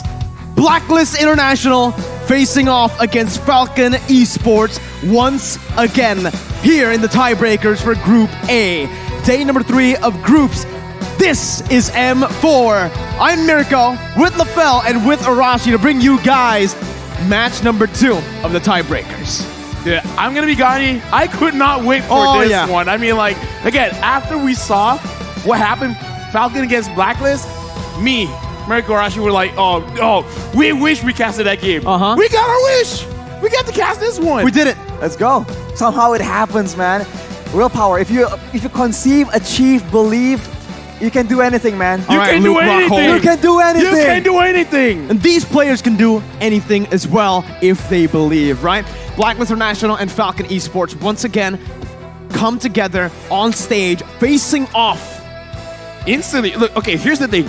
Instantly, like, usually people are like, okay, we lost this one, we want our revenge. Blacklist gets it almost instantly. They got a break, they saw what Falcon did, and then they should be able to really understand, because I kind of feel like, because we talk about this backstage, right, where in terms of the draft, that was a masterclass because they really focused on to Edward. And I feel like Blacklist International, they probably talked about it. I mean, should we get his hero early? It could be a thing. I mean, the XP lane is so critical for any macro play, and Blacklist is no stranger to those strategic, those tactical maneuvers. So right now, they have a chance to reverse that decision in the previous game. And honestly, Blacklist, they like losing because they never lose again because they make the direct adjustment. Yeah, I like. I know what you're saying, but that's kind of weird. It's like, we like losing. You know, that's the thing that makes Blacklist special, right? I want to say it's funny too because it is, but they do actually like losing. Their tagline is break the code. They want you to beat them so that they can fix those mistakes. And here, they have a chance to get revenge after the first game out draft. Okay, so right now, speaking of revenge, we gotta look into the future. What are they really trying to do? Because looking at Falcon, it does seem like they're breaking the code bit by bit. But we gotta talk about the people that really influence the game. Naomi, Justin, Ken from Falcon is really popping off. And for the side of Blacklist, I kind of feel like if Edward is given the opportunity to really dish out against Yellow Flash and impact the map a little bit more, this could be a situation where Blacklist really understand what Falcon's gonna do and shut it down quickly before we would get into the game. Because whatever Falcon has been doing, it is very, very impressive, but it can be dealt with. The only issue right now is if you're going up against Falcon, you have no idea what crazy play they're gonna attempt and who is gonna do it. We've seen Justin initiate those plays. We've seen Naomi do it. We've seen Ken just go in alone and wreak havoc. So now for Blacklist, they've seen it once. So fool me once, shame on me. But fool me twice, Naomi. Wait. Fool me twice, Naomi. I like that. Naomi. Pretty good, right? Yeah, it was pretty good, right? Naomi, I think we need to put a spotlight onto him right now. Popped off in the first game against Blacklist with the Natalia. Popped off against Incendio Supremacy on the Atlas. So right now, if you're Blacklist, what do, right? There's so many heroes to target. If they want to actually prioritize Edward, they might actually be leaving out that roamer open for, again, Naomi. Or even if you tunnel vision onto Naomi, the other members start to shine. Yeah, I say this that Falcon, they kind of look better as a second pick because they can counter whatever is going on. Because I kind of feel like focusing on Naomi is a big mistake because Naomi's hero pool is unorthodox. Because you ban out the meta heroes, you're kind of helping him out because now he has an excuse to not use those meta heroes. So I think this is I think this is wiser, where banning out the Faramis is a little bit better because the Faramis play really kind of makes Blacklist, because they like to group up together. And Justin kind of like unforces that. It's like, you guys want to be together? Same. I want you to do that as well. So I kind of feel like the Faramis pick was the real counter towards the Ube strat, where it's like, I will force you guys to be together. Well, now they've banned out the Joy though. So we have to see, as you mentioned, Lafel, making sure that they do stay together is so devastating. And honestly, with things playing out the way that it is, we saw that the Martis was also such an issue in the hands of Ken. This guy is just such a menace. And for Blacklist, they have opted to go for that carry. It is a very solid pick, but right now, as you mentioned, second pick for Falcon, what could it be? The possibilities are nearly, you just can't predict it. Well, I'm predicting the Lapu. If it ain't broke, don't fix it. 2 games in a row, they picked up the Lapu, they won. Why not just go for it again, right? The only real concern I see here is that it's going to be countered, right? This will definitely give Edward a chance to pick up a hero that does well up against the Lapu, but we saw this even against Incendio. They picked up the Lapu, Incendio picked up the Fredrin, and it did not matter. He even went for Unbending Will, and there you go. That's going to be the Lapu with the Valentina, not the Faramis. Well, they go for the Valentina, so a lot more adaptability in how they want to approach these fights, and that is the dangerous part because, as you just mentioned, Falcon, they prey on that unpredictability, on how you're not expecting the unexpected. So for Blacklist right here, are they going to go for something more standard? Something like protection, something they're used to. Mathilda is something that we've seen from Blacklist again and again. This can be a solution to protect the more vulnerable members from the side of Blacklist International. Signature pick for Edward. That's Agent Zero's pick. I mean, come on, let's face it. We kind of called it, right? Because right now, Edward, he has to make sure that he gets his hero first. If not, he's going to get punished again. Now, here's the thing, right? Because Mathilda is a very, very strong hero. This is one of those heroes that made Oh My Venus so scary. Mathilda Airlines. So dangerous. Mathilda Airlines. But the thing is, you really need clear-cut direction with this Mathilda. And right now, the Franco has been picked up. So, yeah, like Mathilda goes in, just make him stay there. And the same thing can be said about Benedetta, even like Mirko. Right now, you're looking terrified. I love it, right? Because again, both teams, they're just like, sure, you want to pick up your comfort hero, you want to pick up your signature hero, I'll do the same thing. Naomi on this Franco. We see Yellow Flash on the Lapu. And Justin, sure, Faramis has been what has given him that success. He's found so much success on the Faramis, but before this, in the Myanmar qualifiers, he was on the Valentina. This Valentina was so scary, and I just can't wait to see how this plays out in game. They're banning out the Farsa right here, so trying to limit the range options, because we see that for Blacklist, right? In my opinion, whenever they seem to be outranged, it seems like they struggle quite a bit in trying to manage distance. So here, without the 2 main artilleries, the long-range picks, Yves and Farsa, we'll have to see what they go for. It could be a Sicilian, it could be a Savior. Those 2 has been quite prevalent, but they ban out the Harith as well, just in case Falcon wants to go for that high burst, high mobility pick in the gold lane and just completely shut down OPEP on that carry. Yeah, I feel the same way, because right now, just because you have Mathilda as well as the Benedetta, I'm looking at the draft coming in from Blacklist. It looks like they want to dive. So if you empower that by actually taking out any kind of other dive heroes, Farsa is not a dive hero, but she's kind of like very safe in the back lanes, especially when there's a lot of disruption up in front. So I'm liking the bans coming in from Falcon. But now I want to see whether they're going to double down and actually try to fight aggression with aggression, or they're going to change up the draft just a little bit and actually try to kite a lot from Blacklist International and then re-engage. I love the ban. Yeah. The Martis ban, right? Yep. I think it's well deserved. They've really learned from game number 1, right? Even in Falcon's game against Incendio, Martis left open, Kent pops off. Oh my god. Gets all emotional on stage too. So we're going to see it right now. With the Harith banned out, what does Xyp9x want to go for, right? He went for the Lunox first time around. We've seen him on the Harith, we've seen them on the Iritha, and now the Claude. But does he want to just change things here? If they're looking for a bully, if they want to get the game rolling from the get-go, I'm looking at Brody. But oh, well, you know what? No. Perhaps this is the answer. Just something with the Burmese. Perhaps, and no, Lunox. perhaps this is the answer towards Blacklist, right? As long as you pick up Lunox, put her in the goal lane, like even if they try to gank you, you're most probably going to survive. And when they do want to focus on to Zipback, it's like, I'm good. Everyone else, you guys do everything else. I don't know if this could happen, but the Valentina's technically a flex pick. And there you go! Ladies and gentlemen, Wise back at M3. The Aldous is all ready for him. I am hyped for this. We're seeing the signature picks for Wise and Edward, especially Wise on the Aldous. This was his signature at M3, and we're back again on a world stage with the Aldous pick once more.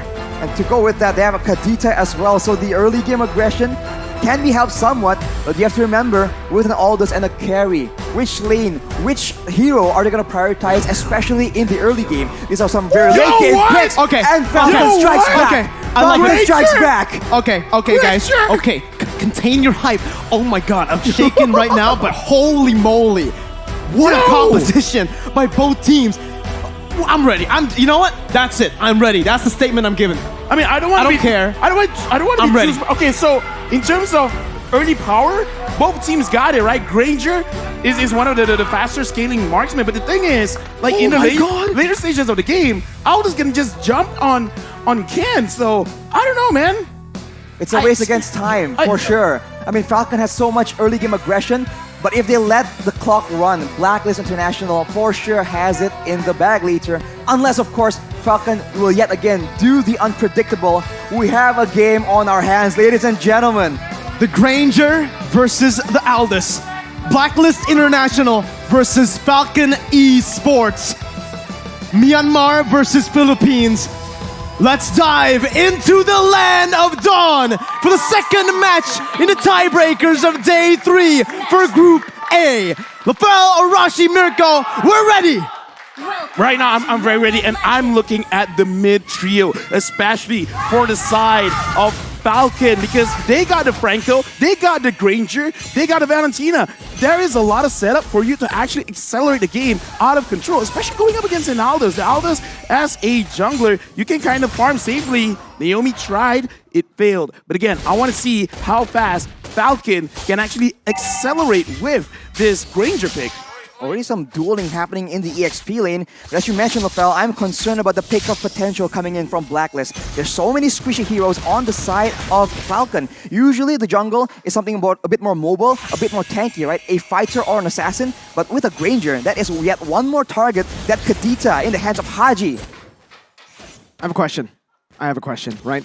I might have the answer. We'll see, right? Yeah. I'll ask the question first. Okay, We'll see if you have the I'm answer. sorry. I'm ahead of myself. Yeah, no worries. Wise, killing spree emblem on the Aldous. Sure. I get why, but right now, wait a minute, Naomi gets a hook onto Wise right now, and it's gonna be Justin who rotates back in. Wise goes in, and it's the first blood over to Justin. As Ken jumps over to that Sonata, looking for one more shot onto Edward. Now finds it as well. Falcon strike first, and they get 2 on the board. Killing spree, worth it or not? I gotta say, man, but before that, Ken, that was a worth it. What? They got the hook, and Haji tries to run away. I can't get my point out. Justin goes in front, gets a kill.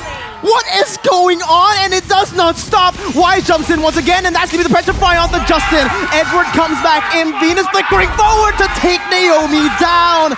We've got a game in our hands. Back and forth action all the way since the early stage of the game. Blacklist, with 2 late game heroes, want to go toe-to-toe against Falcon right now. Falcon will be going for the turtle, but in this case, it's going to be so dangerous. The side lanes already coming in, converging onto them. Edward's still trying to find some compensation. That's the Bloody Hunt catching Haji, and the Iron Hook to lock him down. Naomi picks up the kill. Ken looking for some more poke. Both teams disengaging, but Falcon have taken the turtle.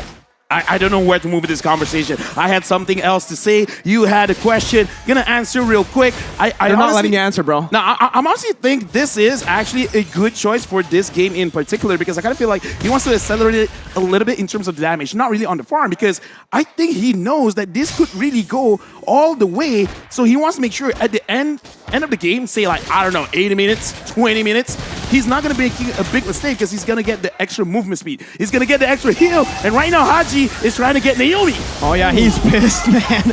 Took that personally, goes on to Naomi as Justin's looking for more. Ken's going to be able to actually dish out a lot of damage onto Wise. That's going to be the dash as well. Justin looking for some damage back onto Venus as Yellow Flash rotates into the mid lane. And it's all just going to be Blacklist who finds 1 kill on the board. Later on, that killing spree will be so valuable if Wise will be the main man to try and shut down the squishier members from the side of Falcon. Right here, they're trying to just slow it down a bit. In a way, they still have a marksman technically, so they have to actually be very careful in how they want to approach these fights. They need Naomi to be setting up in those bushes, just unseen to make the hooks happen. And Naomi just does not miss this game. Venus, though, is going to be able to survive. What an escape by V. And it's just back and forth. Wise comes in. Woof, woof. Looking at this game, okay, so let's slow it down. Let's try to break it for it. Blacklist, what they want to do is, in relation to the game, Wise will be fine because extra movement speed, extra heal is going to look great. Naomi, if he can catch, that's amazing. He gets the purple buff and Ken secures it. Wise, try again the next time. Fighting, right? Just Fighting. Just slow yoinks it away. Now the turtle up. Seems like they have a bit of an advantage. And as you mentioned, Lafel, later on, Wise will be a lot more independent. Naomi! This man's it. What is... Wait. Was that blind? Yeah, it was blind. He has 2023 vision. 2023 vision. He's in the next year already, but look at that. Haji now dealing so much damage. Yellow Flash going to be chunked low, going to be taken down. Edward now looking for the final blow. Justin stealing with the rough waves. As now it's going to be the bloody hunt stopping Wise down. He still finds the red tree. Justin and Ken looking back. That's a double kill towards Haji to equalize the gold. And we're back to even, baby. Back to even. Yeah, right now, we got to talk about the items. Arashi, what's going on with the items? Yellow Flash with the Bloodlust Axe will allow him to be a lot more aggressive, but against such burst damage, you have to question if that will be enough for him to survive being the main frontline for his team. Along with that, Justin has that Enchanted Talisman, so he'll be looking to try and enable, make those big plays happen, steal some very valuable ultimates from the side of Blacklist. For now, Haji still is only on the clock of destiny, so the burst damage won't be that big of an issue, but once that lightning truncheon starts rolling around, Falcon cannot be this careless. Anyone, including Naomi, can be the main target, can be deleted instantly. That is the power of that Kadita pick with the Petrified. Yeah, Kadita is very strong, but I gotta say right now, Blacklist is actually winning because, again, the longer the game goes, the more Blacklist is liking it because Falcon right now can... As a Granger jungler, he's gonna get slowed down, and Yellow Flash, he might get dove on. Oh, Yellow Flash gonna be able to use the Bravest Fighter, and actually is gonna be able to survive for a bit. He gets the stun! Yellow Flash in a 1v3 turns it around! What in the world is this game? Yellow Flash, what? Oh my goodness gracious! That should not have happened! That should not have happened, but he cleared the wave, he gets the spell lifesteal and survives all that damage, even turning it back around. Blacklist underestimate that sustain coming in from this Lapu Lapu. That pick is just so obnoxious, especially when he's alone against the odds. Perfect for Yellow Flash, but now, do you see that the rotations are being made yet again from both these teams? Dude, 1v3, getting 1 kill, getting the turret. I mean, like, now, you know what? Yeah. That's the fourth Hokage for you. First pick, Lapu Lapu, no problem. Oh, Haji gonna be able to find the flank. The bloody hunt stops Haji with the rough waves. Justin uses it to his advantage. Is Wise gonna be caught. Ken dashing back in. Edward using final blow, not able to find anyone, and that's the iron hook again. Naomi's won. How does he keep doing this? That's 2 members down for Blacklist. And if you look at it, ZipX has that lightning truncheon. Now the shoe's on the other foot. That's a lot of burst damage coming in. The Rhapsody from Ken, the Desonata as well, combined with the magical burst coming in from ZipX.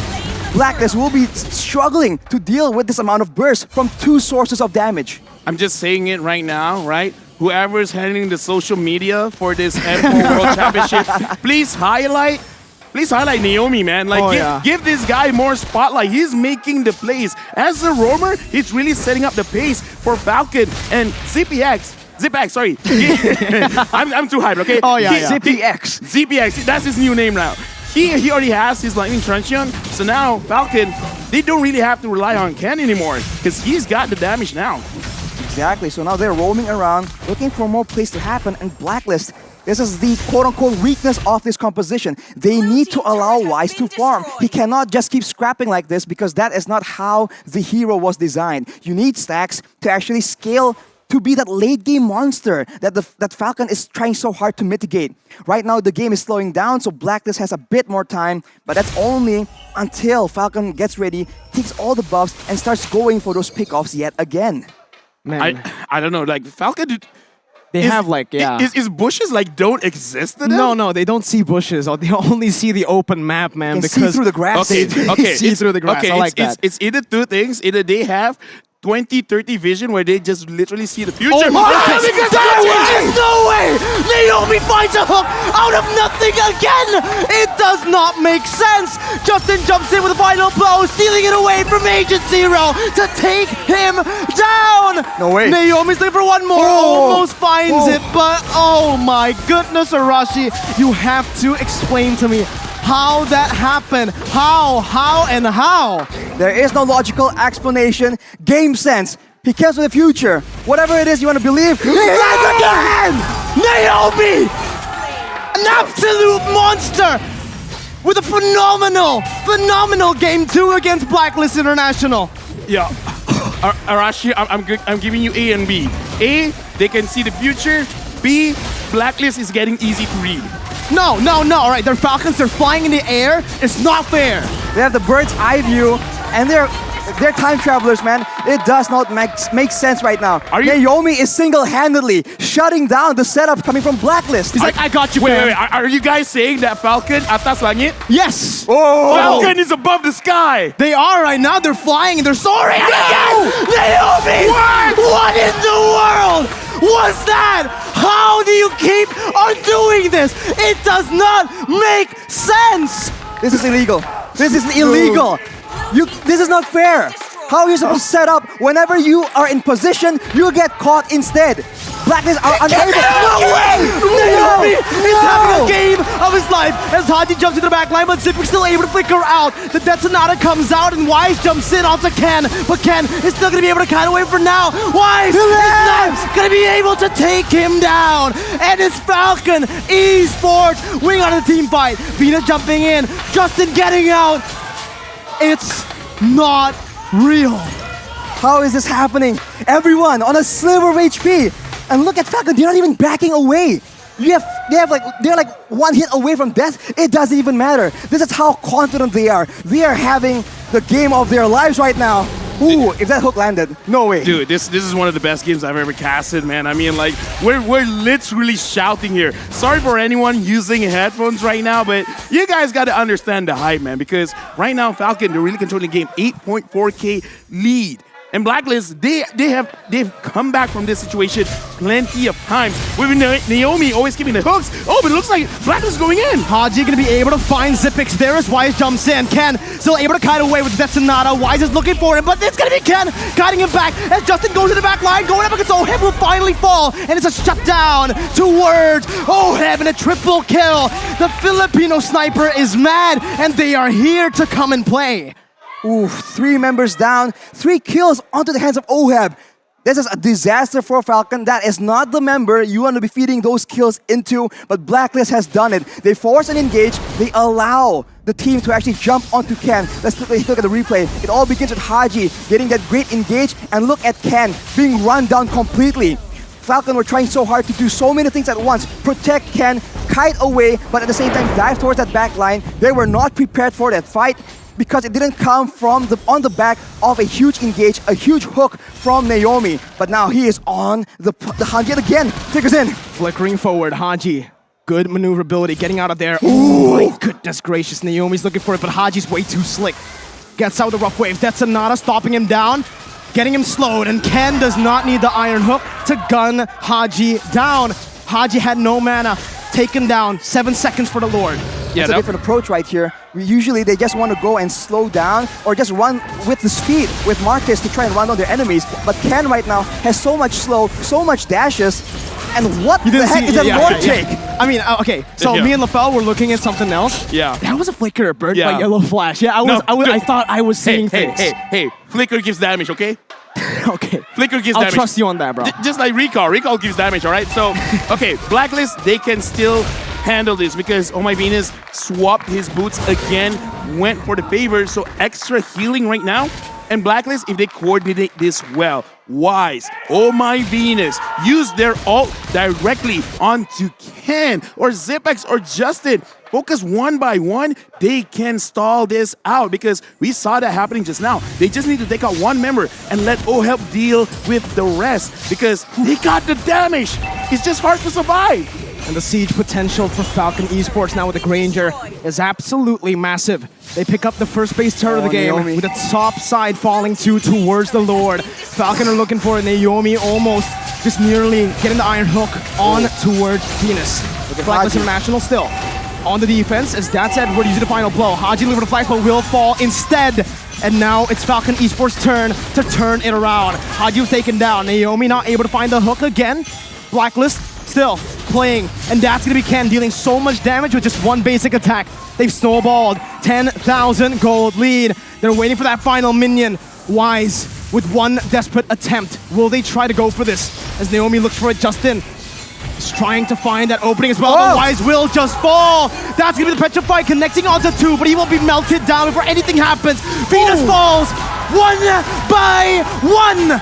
Falcon takes no prisoners, but this is the defense from the defending champions with no minions. Haji still fighting till the end before they get wiped out by Falcon Esports, and Blacklist International have fallen twice to the likes of Falcon Esports. Falcon Esports basically winning a best of 2, a best of 3, 2-0. Something happened in between the first day that they played and today. Whatever that is, good job because this is a 360 degree. This is the Falcon we were looking for. Above the skies, that is where the Falcon soars. What a performance, man. Unreal.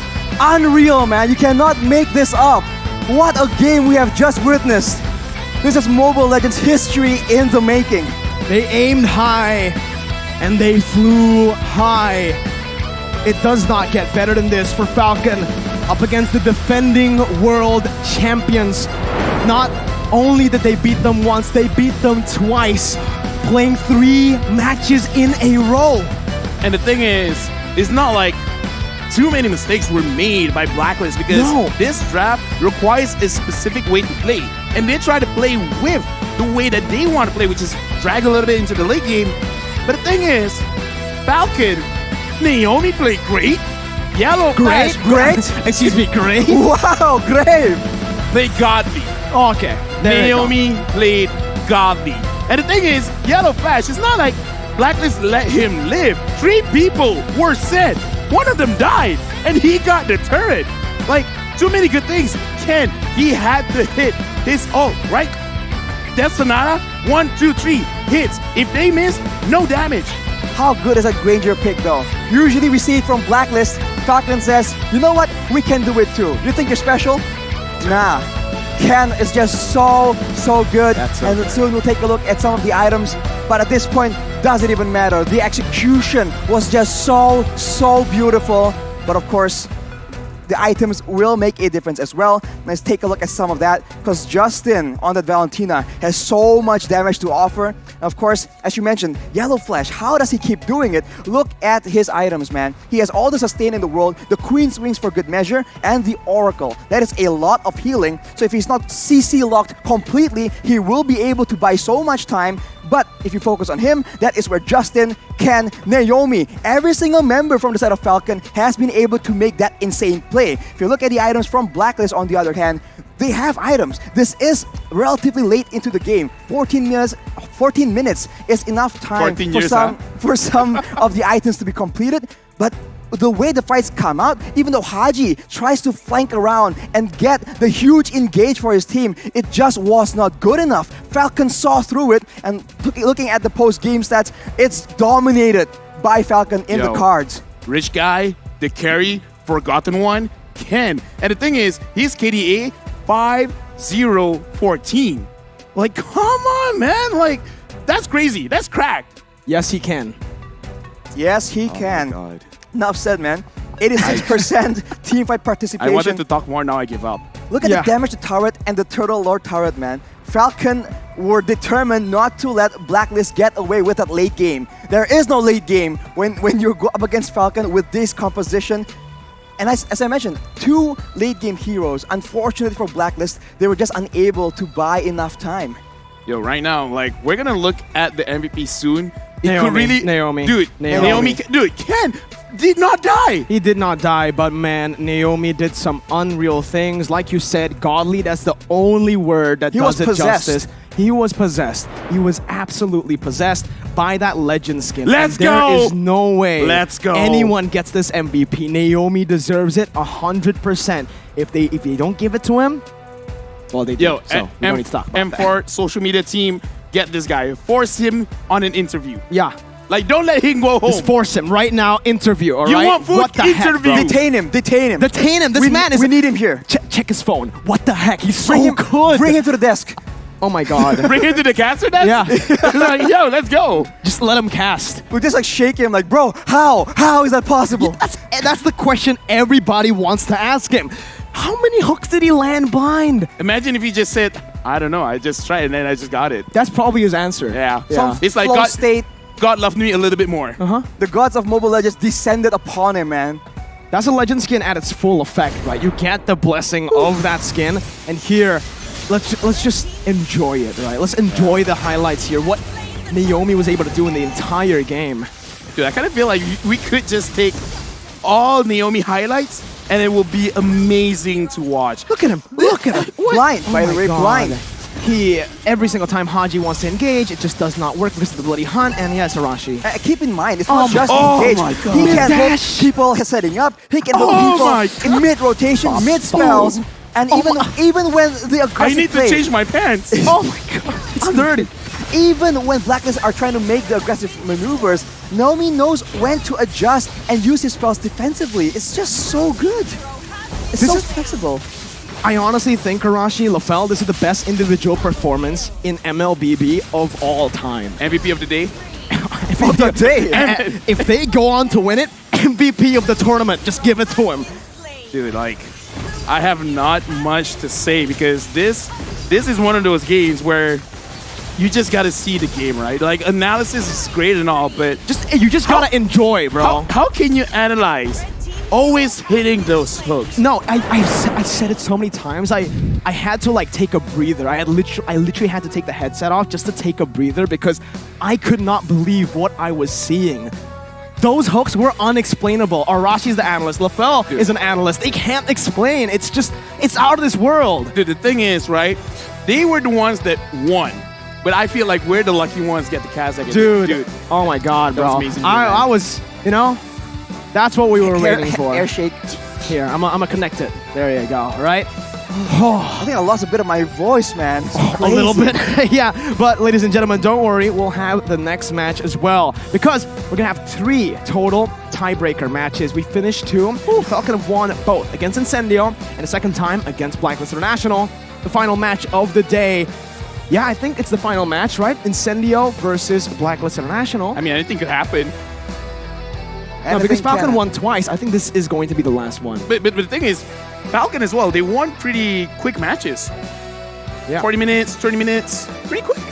Pretty quick matches, Arashi. Pretty quick. It's good to be quick. I mean, sometimes Not being everything quick has is to be better. long. Sometimes quicker is better, man. Sometimes.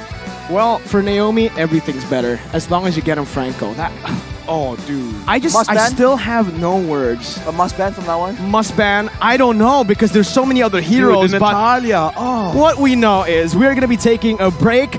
It's done for today for Miracle, LaFell, and Arashi, unless something crazy happens. Unless something crazy happens. We'll see you. Well, we won't see you today. We'll see you on another day, and you will be joined by Leo, Eterna, and Gani. We'll be right back.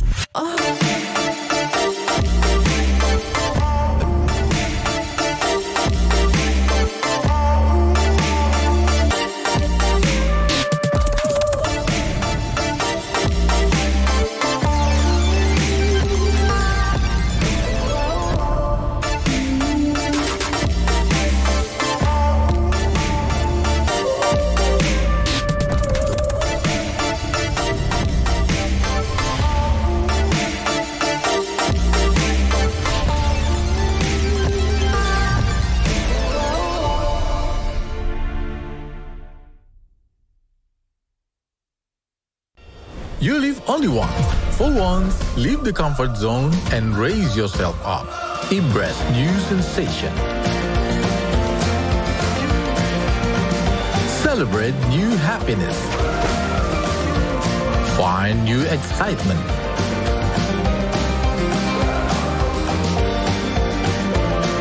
Seek for new tastes. Raise up your life through a wonderful journey.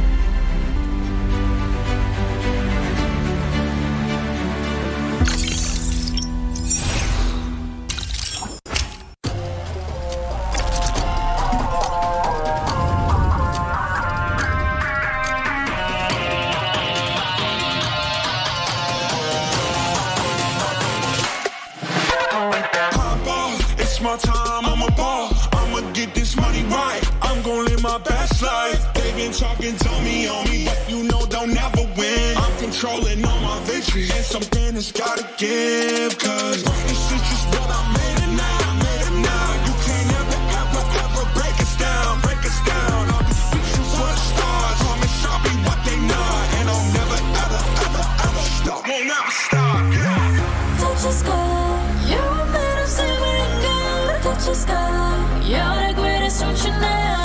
You and I, we can make it out of the cold. Hang tight, we gonna reach for the greatness. We will always rise, we will never fall. We fight in our eyes, we will be strong. Even though we know our backs against the wall. Again, take your aim, you know that this is.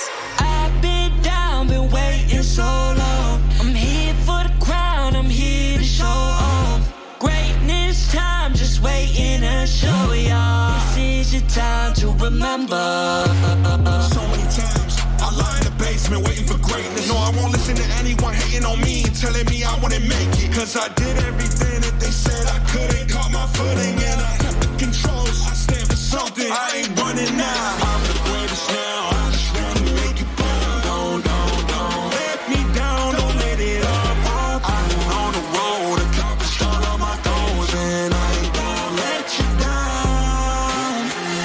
Touch the sky, you're made of silver and gold. Touch the sky, you're the greatest ocean now. You and I, we can make it out of the cold. Hang tight, we gonna reach for the greatness. We will always rise, we will never fall. We fight in our eyes, we will be strong. Even though we know our backs against the wall. And again, pick your aim, you know that this is. Coming for the game, cause we ready for the victory.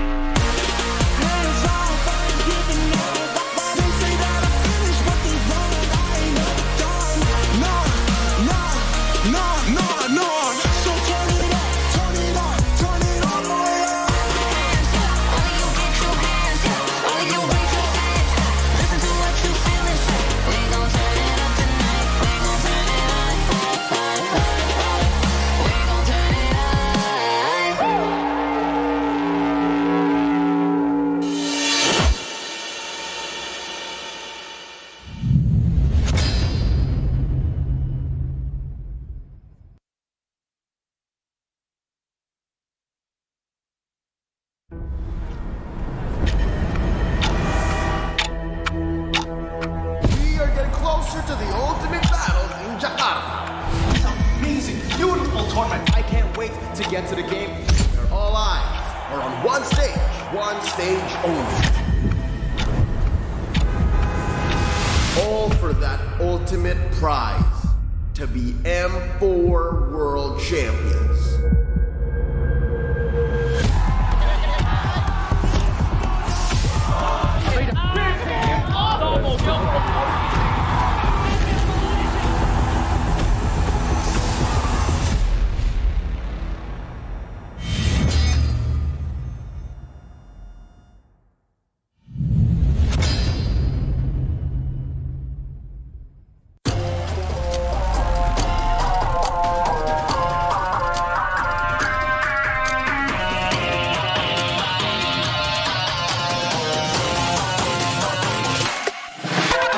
Pop off, it's my time, I'm a ball. I'ma get this money.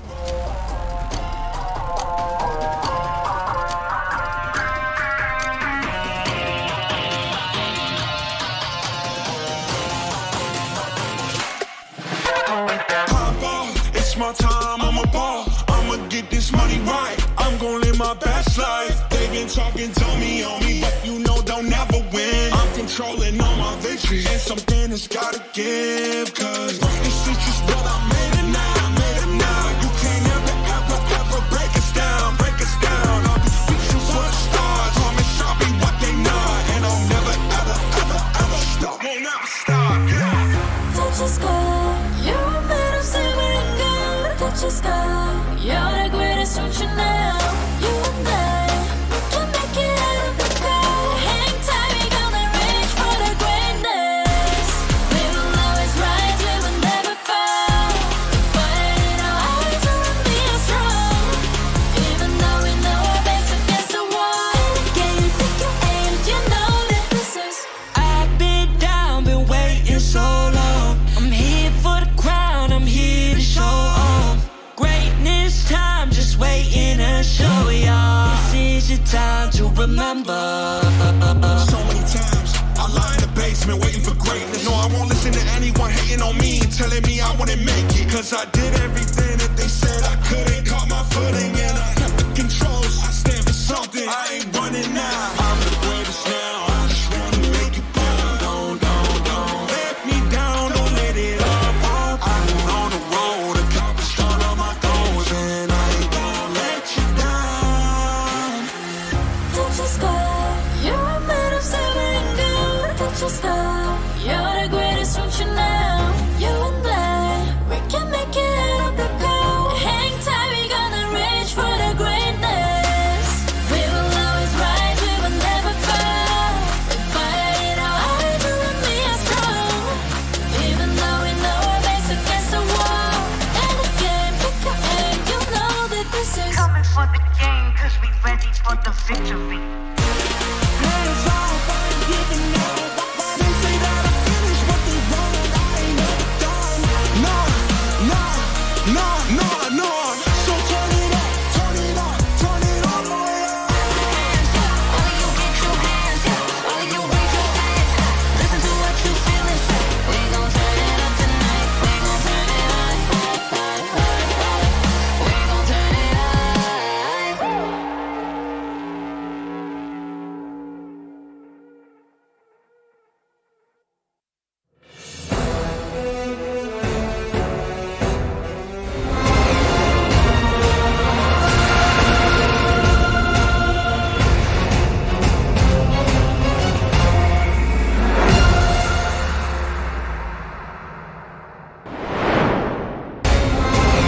One more chance. There's only one more team in the upper bracket that can make it through this match. Blacklist International versus Incendio Supremacy one more time. Salamat. Maalam semua to everyone still here with us in the Bali United studio in Jakarta. You're watching the group stage of M4 World Championships. At your service, my name is Leo. This right here is Gani. And that's Eterna. And possibly, this could be the last match of the night. It should be the last match Confirmed. of the night. Confirmed. Because whoever is going to win this next upcoming match should secure that second place position. for the upper brackets in the knockout stage. Accompanying Falcon in the upper bracket, who just won practically 3 matches in a row. Blacklist, check. It was Incendio, check. And again, Blacklist again. What a performance by Falcon, but let's see who will accompany them. Oh, wow. We're setting up the stage, and the agents are still here on force. And we're still seeing if the Turkish still have something. There's still a flame there. We saw them backstage as they were setting up, and I just have to think, like, where is Blacks International right now mentally? They just lost against Falcon again, twice in the same night. Momentum definitely not on their side right now, but I think this is something that we did talk about backstage, where things like this, it shouldn't really shake them mentally. Yeah. So perhaps they are going to still put up a big fight for Incendio supremacy, who right now, they're looking really strong. Yeah, again, they needed to take that momentum, realizing that Blacklist just lost twice. So perhaps they can sneak in and find the right perfect execution to just perhaps secure the last upper bracket in Group A. Yeah, it's the same thought that I had when it was Incendio versus Falcon earlier. It's because Falcon, they're hot, they're feeling it, so there's a lot of momentum. I was wondering if there were some cracks in that where they would be lax and they would just forget a few things. But no, Falcon has always been on point, specifically speaking about Naomi. He sees everything. But right now, going into this best of one, it's Blacklist on the play. Incendio answering back. They've got the power of the 2 picks swinging back. But, oh, yo, we're going in quick. Here we go. Fanny, Hayabusa, and Atlas taken out by Blacklist, while Incendio Supremacy getting rid of that Kaja, the Valentina. And I'm wondering if this last pick is going to be a respect ban for Blacklist or something that they just... Prio. Yeah, something that they want to prio so that they have a better game. What's it going to be? Still a lot of heroes that are up in the air. Joy is still option, up in the air as well. Perhaps Eve is also can be an option here for Blacklist. So perhaps Incendio did not want to go up against Jesus Haji's Eve. They should ban that out here. Yeah, you're right. And even Carrie is actually still up and available for them to pick up. So the Eve is going to be eliminated this time around in the first phase. And so Blacklist, if they want, they can go for the Carrie first pick. It didn't work out too much last time around, but perhaps with the better setup for the Carrie, maybe the other responding, supporting heroes that can follow up the carry, it can still be a viable choice for them to pick up. And remember, Incendio, they might just replicate the way that Falcon did, right? All right, Blacklist, you want to pick up the carry? Let me pick up that Lapu, and try to replicate what Alien did in Falcon. Because, again, twice, it happened twice. Falcon just broke the code. Yep. Oh wow. The way you put it, folks. For those of you joining us just now, it's very rare that Blacklist receives or experiences losses like this. So now, all the more they have to change up their strategy, and they're already starting here now in the first pick. Off on a good start. They're picking up the 1-1. Who would have thunk? I didn't notice the 1-1 was open. Yeah, the 1-1 is going to be the choice here for Blacklist. And usually when we see the 1-1 being picked up, an Irithel gets taken as well. But Incendio, they're going to respond with the Franco here, as well as the Joy. So the Franco did extremely well against Blacklist before in the hands of Naomi. We'll see if Incendio can replicate the same success along with the Joy. Now, I'm wondering if the Irithel is going to be picked up next for Incendio, realizing that Sunshine, that's one of his power heroes. And so after that, the question is, Blacklist, do they have PTSD against the Franco? Remember, earlier it was Naomi is just so on point on the Franco. Hopefully, Incendio can replicate that. But Glue and 1-1, very prio heroes, are in their composition. So after that, they added Lolita, they added cover and possible, potentially an initiator. Right? Yeah, they also took the Lolita to take away the other possible counter towards the 1-1, right? So really intelligent right now from Blacklist, realizing that they can't limit too many of the 1-1's counters, quote unquote. So coming into the first phase, the way to end it, how are Incendio going to close this out? I'm looking at possibly a solid mid laner, given that we are scarce. There's no Valentina, there's no Eve. You have very few choices. I think it's where a Lilia would be great, but they could just wait for that later on. Here, instead of the Lilia, they go for the range in the Farsa. So I like this. I'm expecting a savior in the near future for Blacklist, unless Incendio reads into that and bans it.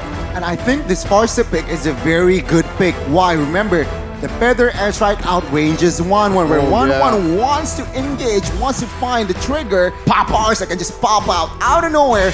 And after 3 items, 1-1 can just immediately be deleted by that first heavy Farsa. Now, second phase, here we go. Kadita fan out. Why? Blacklist seems like they like to play Kadita once in a while. And I feel like against the Farsa, Kaditas can be just Farsa can be a target by that Kadita. It's definitely not out of the question for Blacklist to pick up that double roam once again, and therefore they eliminated that. And as well as the fact that the Kadita can always go into the back lines and burst the Farsa down while she is stagnant and idle in her ultimate. So interesting enough here, Blacklist as well is going to ban out the Amon, and really huge respect here towards Team TNZ. Yep. What else I'm looking forward to is the hero that this young man on screen will be playing, Alien. There's still no XP laner on board. Grok, save for maybe the Joy. Who's to say? Yeah, true. But also Grok is still out there, so who's to say? Again, still a lot of approaches that can be implemented here by the Turkish team. Teams like Glassman will be Fredrin, so they will not commit to another mage. Again, Haji has a plethora of hero pools, but let's see. Blacklist, will they commit to another potential jungler? I mean, Martis is also up and available. Martis. They could rely on that hero. We're thinking what Blacklist also wants to eliminate here. Yeah, no, in before this glue is a jungle glue. Again, it's Rise we're talking about here. You're right. Who's to say? But then again, maybe, again, they haven't been having a great night, so they might not want to flex that hard and then switch up too much. So maybe we can expect a more traditional jungler out of Wise. But now, on the swing back, the first pick in the second phase, again, we're still looking for a hero for Alien and something for the jungle too. Yeah, Kenzie still doesn't have a pickup. Or Sunshine as well, no? Or is this, maybe? Oh yeah, no, yeah. Something for Sunshine, yeah.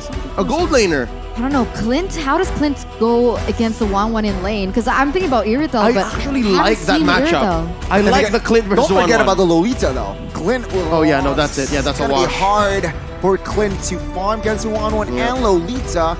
So let's see here, taking their time, but Beatrix will be the pick. 5 times been picked up, only what was that, 20%? So only once. Once, yes. Wow, okay. Oh, no. I mean, the last time we saw the Beatrix, it did work. So it yes.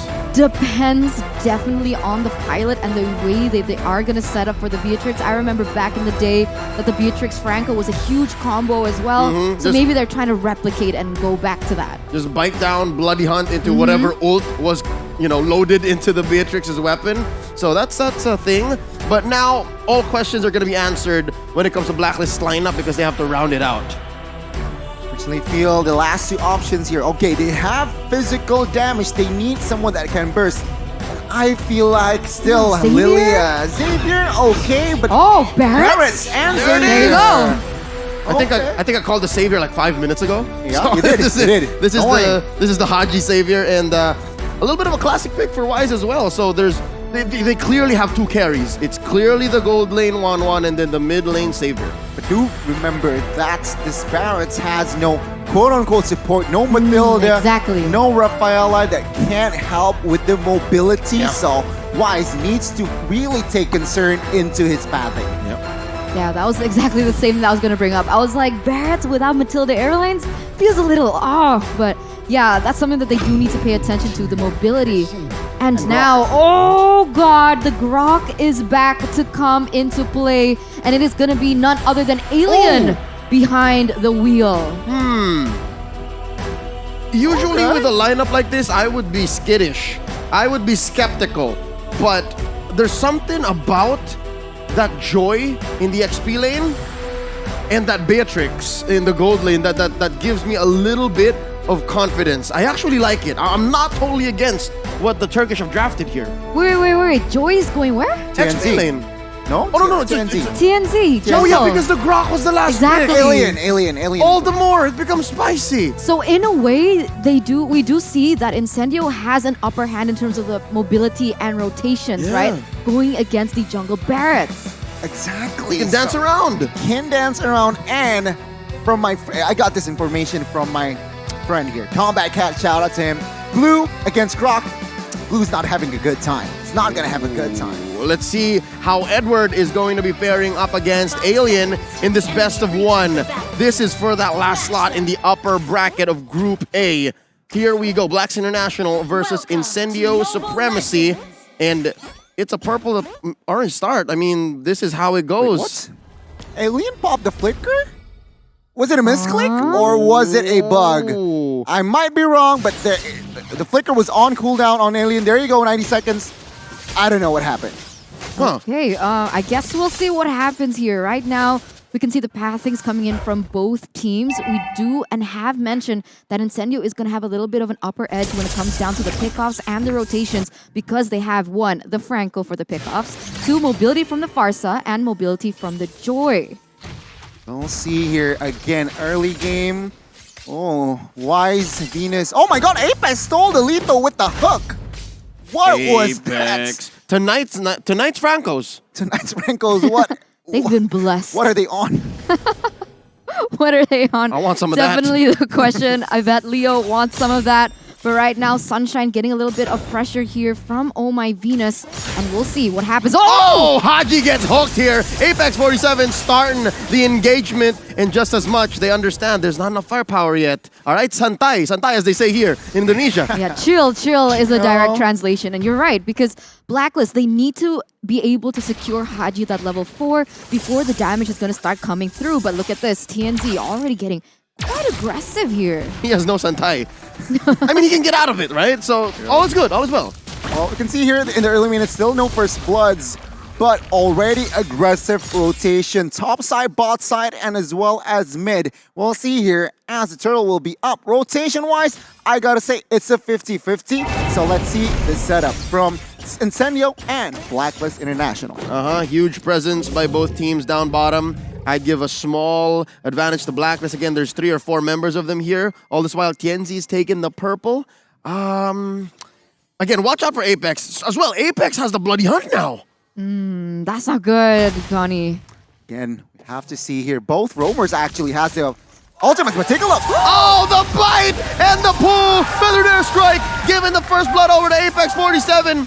Blacklist is a man down, but they're not done. Alien putting up a wall. Wise not going anywhere, but it looks like it's Alien who gets trapped here. The grab on Edward gets him 1 kill. Oh no, another hook. Edward stays where he needs to be. Flicker on out, Dawning Light, dealing some damage to the members of Incendio. And just like that, they're both scrambling in for some ground. That's 4v4 here. Because Alien is making his way back. Split by Edward. Haji very low. Tienzi finds him. Gets a kill underneath tier 1. Yeah, they're just trading blows up until this point, and it's really interesting to see that Edward opted to go for Alien, realizing that he did and was able to steal a lot of tires, but oh my god! The hook lands! Edward is going to survive with just 1 HP! But Rose is going to take him down anyways with no punishment on the back of that. Pure impunity by Incendio, and Tienzi's still going. Wise can't respond. Really good cover by Oh My Venus to cancel that bloody hunt though, so no casualties just yet as the turtle is going to be resetted but instantly retaken by TNZ. Doesn't seem like Blacklist want to contest once again. Yeah, both teams are just fighting hard mechanically here before level 4, but at the end of the day, it was actually Incendio winning the trade. They got the turtle, they got the gold lead, and let's see what can they convert it to. Meanwhile, top side, it's been good. Both gold laners, they enjoy themselves, they just farm, but let's see the rotation now. Their agenda should be targeting the top side.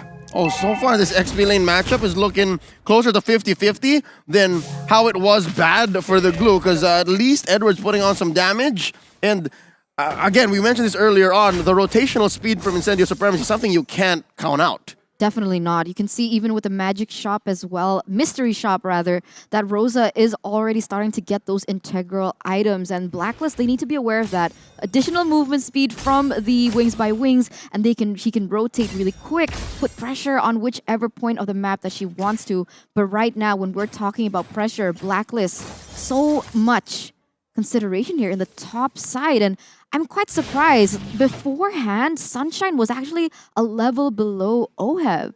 The thing is, again, yeah, Oheb can still find his farm here, but it seems like both teams, they are looking for a clash top side. Why? Again, both teams, their agenda is to take down the gold lane. Yep, and so far it's Yenzi who's making the first moves, putting Venus down below to half their health. And up top, already an ult, feathered airstrike by Rosa. Edward to the rescue, finding an angle from the back line. Popping one, flicker in with a split. Apex 47 with a hook on Haki. He lets go almost immediately. Numinum Blast keeping him where he is, serving up the kill to Oheb. That was so unfortunate. Apex actually got the hook, but there was no follow-up. And it was actually him being the one to get taken down. And Blacklist, they might actually be able to get a better trade in that sense. What I can see from Blacklist is they know in the late game, Oheb is gonna carry hard, and that is what I can see they are doing. Setting up the tempo, controlling, picking their fights, not go crazy, because why? 1-1 in the late game, especially after Corrosion Scythe and DHS, that's when you want him to pop off. For now, he is just focusing on farm top side and practically just wait it out. Incendio, though, they need to be more proactive, as in they need to find more setups and effective team fights to take this 1-1 down. They find one, and that's gonna be all they wrote for TNZ. Usually, Joys are super mobile. I wonder what happened there. That was a lot of CC, and now Alien peeps at what Wise is doing with the turtle at about half health now. I could have sworn Wise was waiting to let the turtle go fully around the nest. And I think that's possible. I think he could have done that. But wait, down bottom, Alien gets the hell out of dodge with that wild charge, survives. I wonder if Barat is going to let him. Here comes Wise, waiting for the stomp. And that power of nature keeps him in check. Take a look at the items here. BOD for Beatrix already, so both gold laners technically has their first item, but again, 1-1 is 600 gold ahead, 500 gold ahead, so he is waiting. Oh my god, top side. Numinum Blast, and Sunshine gets a sunset on him, and just like that, Blacklist already had about 1,000 gold. Tienzi thinking about it, maybe not. A hook thrown out by Apex. Up top gets caught in the Mystic Field. Oh my Venus gets that stun, immobilized by Oheb's skill there, and just like that, they retreat. No wave here. I can't even explain how well Blacklist actually played that out, right? The combo came in so clutch, the Mystic Fields into the Numenor Blast, and even if Apex wanted to go for a pickoff, Oh My Venus still had the shield, and therefore not possible. There you see it happen once again. It must be frustrating for Apex up until this point, as once again Blacklist putting enough pressure into the top side. Sunshine's falling quite far behind, 0-1-0 KDA compared to Oheb at 2-0-0, and now you can see that she's a level below. I said earlier, wait, Edward gonna get taken down. I mean, a glue is sustainable, but against 4 members of Incendio Supremacy, maybe not at this point. Johnny, you were saying? Well, I said earlier, Incendio, that they should be more proactive. But it was actually Blacklist. They set up more team fights topside, and they catch Sunshine once, and there you go. The collapse on the gold lane. Got top turret, will fall. And with this in mind, Incendio, they are struggling to fight back. Now, Blacklist, they have the gold lead. It's unfortunate, right? Because initially Incendio was leading with quite a bit of amount of gold. I mean, 1,200 if I'm not mistaken at some point. But the way that Blacklist has been playing, you're right. They have been being able to set the tempo, where Incendio now, they're only able to respond. And you can see them now, both of them trying to set up for this Lord, but look at Blacklist's positioning. Yeah, low-key, I think Wise was baiting Tienzi to use his retribution to steal away his own orange. Wasn't gonna happen, but wait, here's a hook on the Wise, setting up another Numenor Blast. A wild charge to cancel it. Here comes Rosa with a feathered airstrike. Wise very low. Dawning Light, not enough damage quite yet, but Alien in trouble. Oh, Oh, he gets taken down by Edward. Here comes Tienzi. Edward gets sight of the Joy, dashing on through all 5 members of Blacks International. They disengage. 1-0 trade for the moment, still worth it for Blacklist. And does it seem like Joy is putting enough damage onto the members of Blacklist?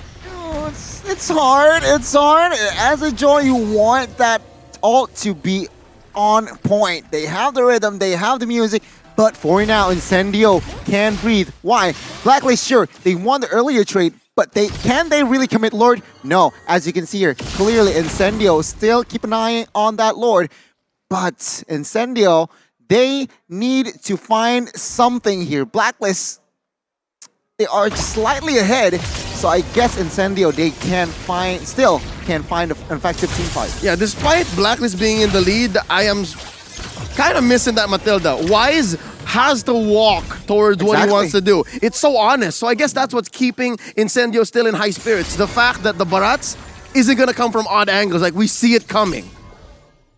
Exactly, and we can see here 10 minutes in already. The gold lead, it's still even technically, okay, 1,000, but it's nothing. Again, Incendio taking their time. This is what I love to see. From both teams, taking their time. Lord is up, but you can see here actually already a setup. Perhaps Apex knows where Venus is. Oh, look at this! Misses Tienzi despite committing the flicker. Oh, unfortunate. We'll see though.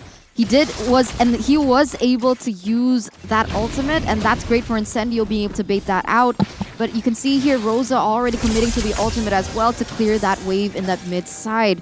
Both teams still trying to find their way onto one another, but I gotta say, there's a lot of pressure for Apex to get those reliable heroes from Blacklist. It's really difficult with the way that everyone is positioning though. Oh, lordy Lou, a lot of damage on Edward.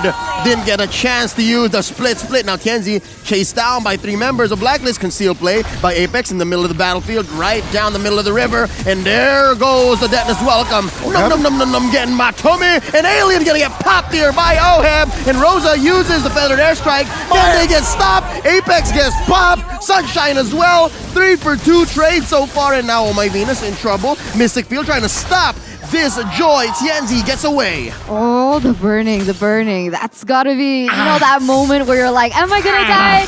Am I not? The glowy one is, oh god, okay. So 3 for 2 trade in favor of Blacklist. They are still leading with a 1,300 gold lead, but still both of these teams are not able to get the Lord from one another.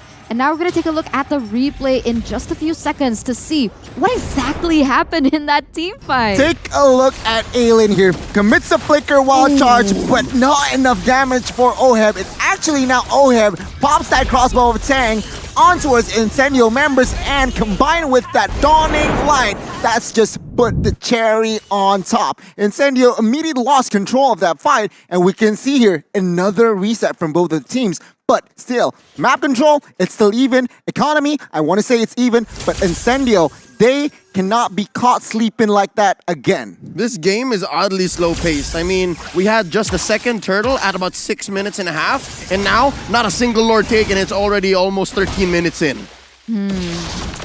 Incendio, they can work around Alien as well, so they do have 2 initiators in a sense.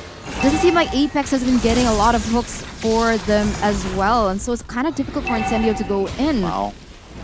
I was about to say, right? Athena shield already for 1-1. So what? That's the 3rd item. Again, that shows the amount of respect that Oheb has. Look at Alien in the bottom side though. No, this whole time we were watching the Lord pit. Alien has been making his way through the bottom lane, and Numenor Blast starting it up, forcing a response from Tienzi. Apex 47 gonna go down, but not before Oheb and Oh My Venus go as well. It's 2K for Sunshine. Wise goes down as well. They trade out. Taking out that Beatrix, and underneath Tier 1, Edward is trying to make the most of this bad situation. He's the only member left from Blacklist International, trying to get a grab on the Rosa, and indeed he is, but no, Rosa flies away. Get back here! Oh, I'm not done with you, and gets it eventually, but the split grab has already cooled off, and now Edward trying to take him down, but he's the one who's gonna get killed. 2v1, Tienzi, thanks for the assist. Incendio Supremacy gonna go ahead convert into a Lord. Man, 4 for 2 trade at the very end.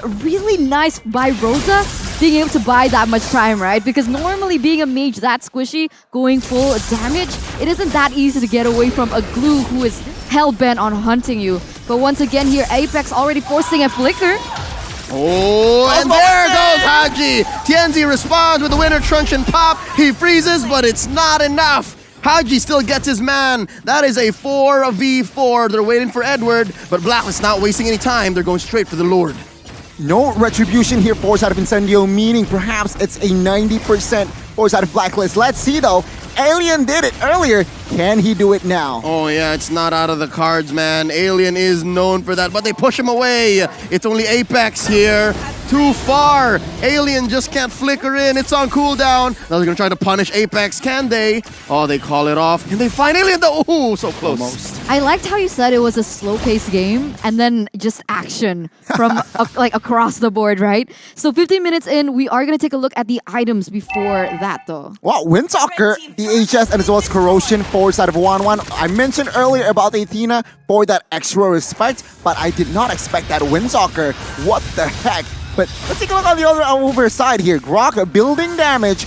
BOD Heptases 100 strikes, so he just wants all the sauce. Oh, he just built a Malefic Roar. Exactly, Malefic Roar. So very, very committed into building that damage. Is it enough? Let's see. Harsa will have a huge impact here on defending. Let's see. Yep, they're waiting for that ult and up it goes. Although Wings by Wings is off, so if Blacklist can find a way to bite down on the Rosa, they will have their way. But as it is, it's all about map control, yes? Incendio gonna have a good defense, but they're gonna have to concede this mid lane tier 1. Oh, I don't know. Looking at the items, it feels a little bit risky by Incendio. Literally, the Franco is the only one who is going to be able to sustain that damage.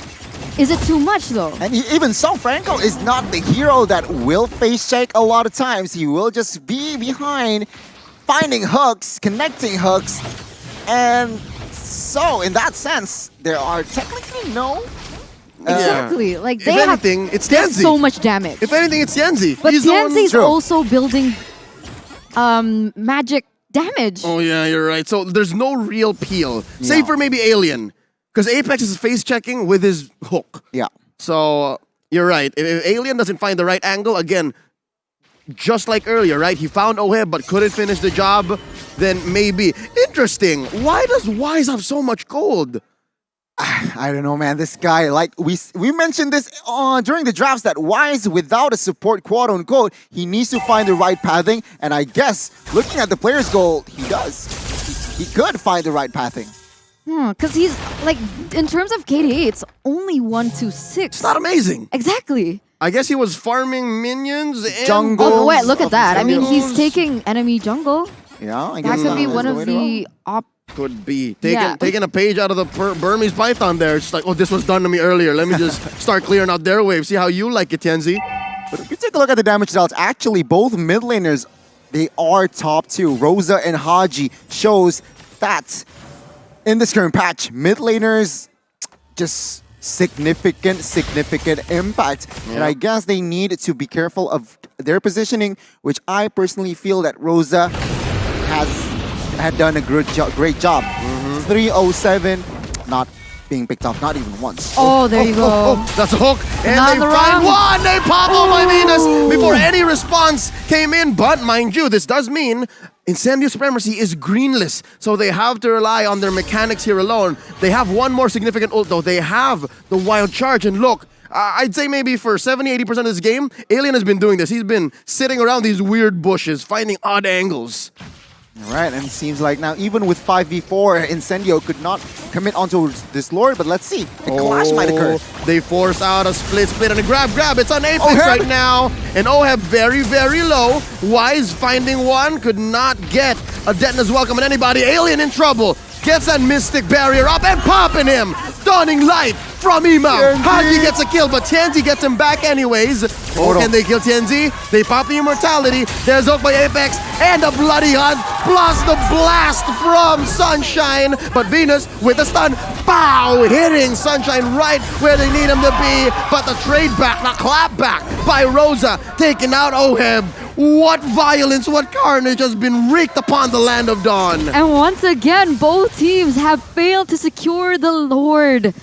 Wow. The bodies, Eternalio, they are everywhere. What the heck is this game? 15-15, and it's been a balanced game from what, minute number 4? And take a look at the goal. Still very, very balanced. Yeah, it's bopping back and forth at this point.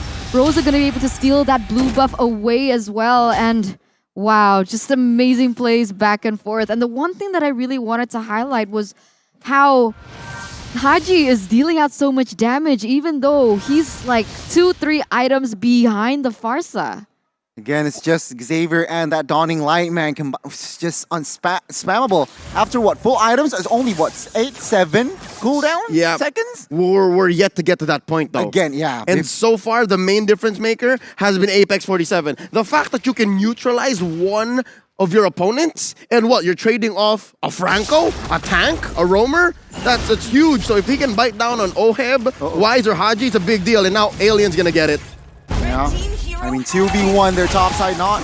What? Wise? Trade it out though. Sunshine very low. Kenzie still here. Edward trying to find his man. Sunshine very low. Throwing it out. Edward gets it. Sunshine is down. Ladies and gentlemen, Sunshine is down. Split by Edward. Gonna get a bite down onto Tienzi. There's the grab. And gonna fail to move him out. But eventually they're gonna take him down. That's a 1-for-3 trade across the map. Free Lord for Blacklist at this point. I do realize they don't have Wise, so perhaps Rosa has a chance to be able to steal it away, but no. Blacklist, they're not going to commit onto it. They don't want to take the gamble, so they are going to go straight into the mid lane here to take that tower away. One by one, the towers will fall, but remember... They're going to end. Can they? They're looking for an end. No. Not like this.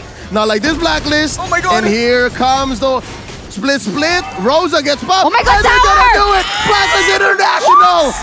What the heck? That's a blitz finish. That single moment of choice that Blacklist took. Normal people would have gone straight for the safe pick. They would have went straight for the Lord, but no, they saw the opportunity. They saw the timers. They did it so perfectly. And the defending champions, Blacklist International, they're going straight to the upper bracket. Incendio caught sleeping again, and Blacklist is there to punish. What a match from both teams, but congratulations, Blacklist, you made it to the upper brackets.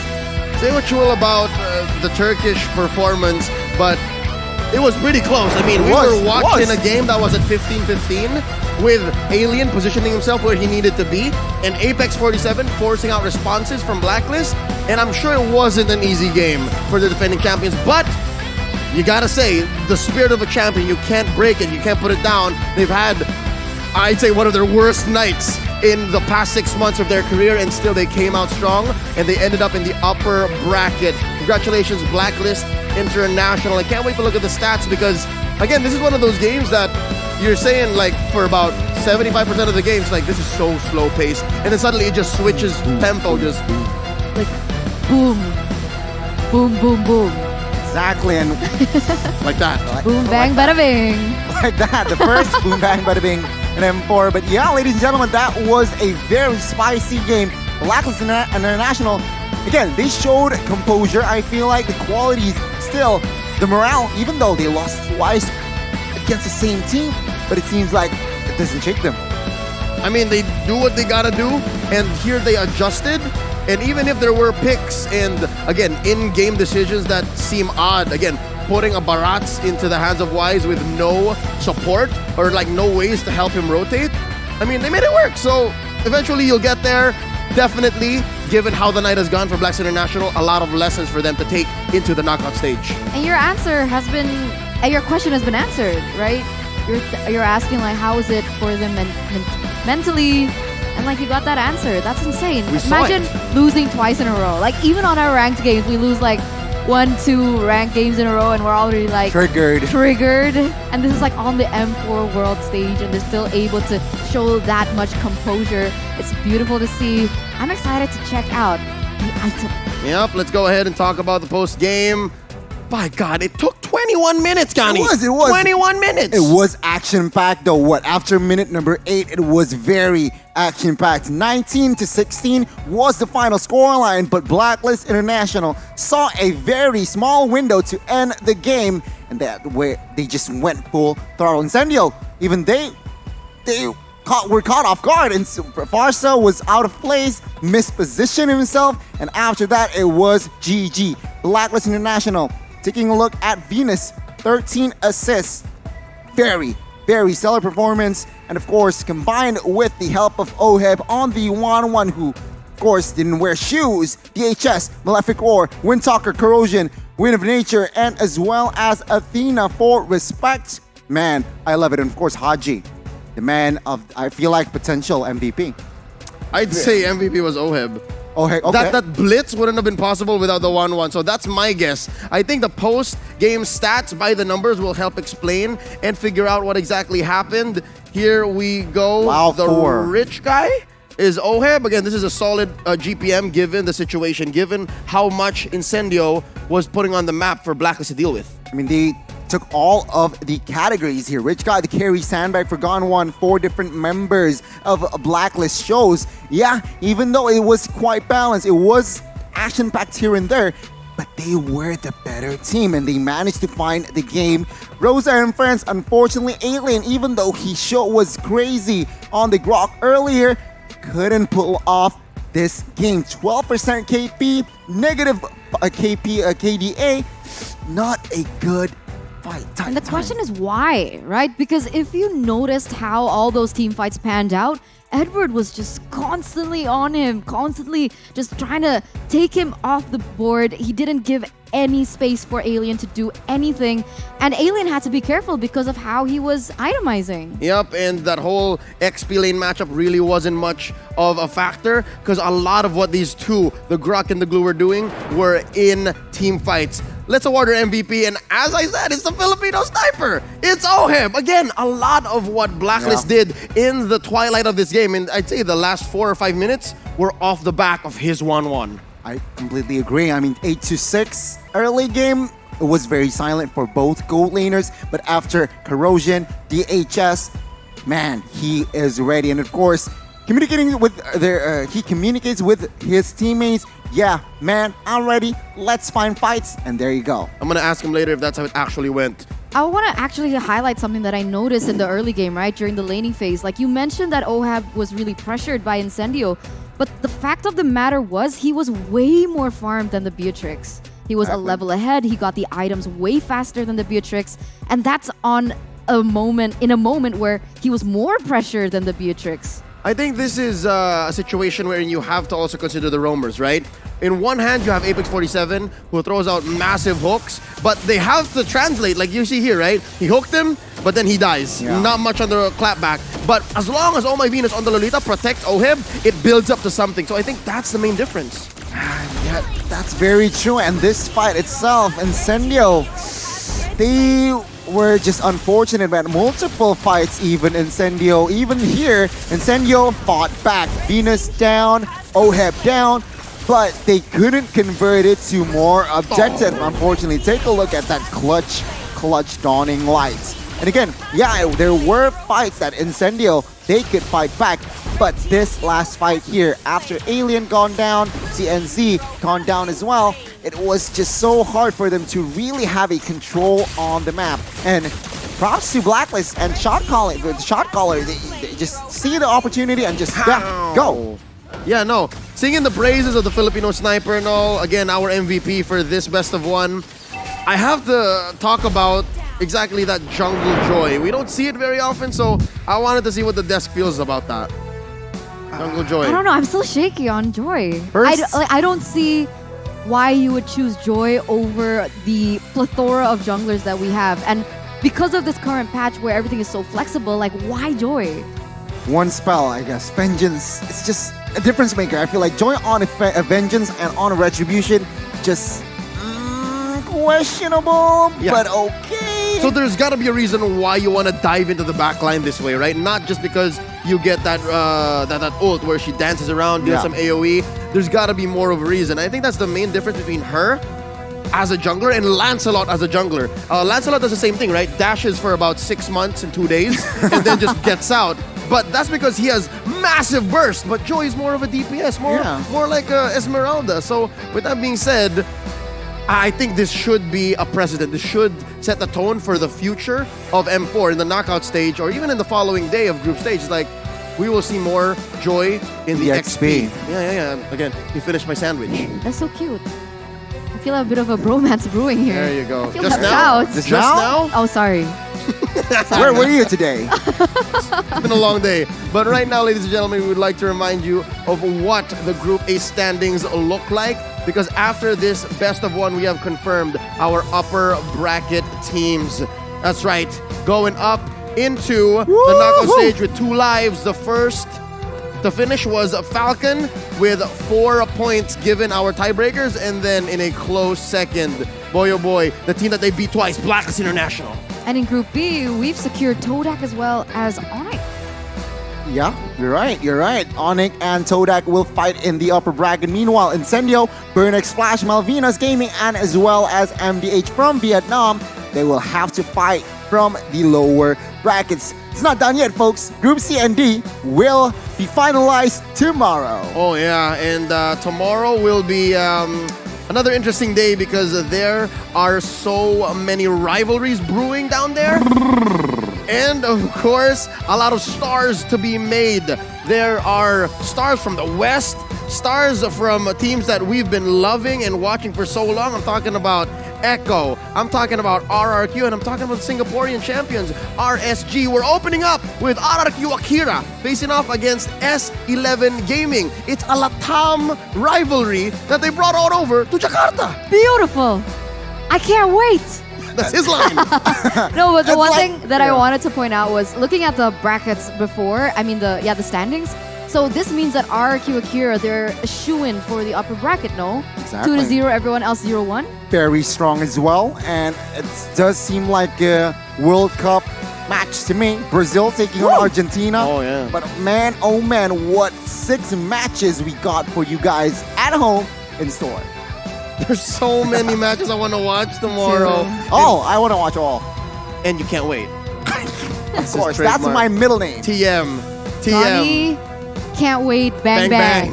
There you go. Ladies and gentlemen, it's been an honor. You were amazing. Thank you so much for staying with us. Again, it's been a long day. In Jakarta, it's currently 11 p.m. Wherever you're watching from around the world, we would like to thank you once more. Terima kasih, salamat, and gracias, I guess. I've run out of ways to say thank you, but before we go, we would like to thank all of our sponsors. M4 is powered by Moonton, presented by TikTok, the official content partner, supported by Secret Lab, the official gaming share and esports charts, our analytical partner, Gank, our official merchandise partner, MeWatch, our media partner, and last but not least, the Ministry of Tourism and Creative Economy of the Republic of Indonesia.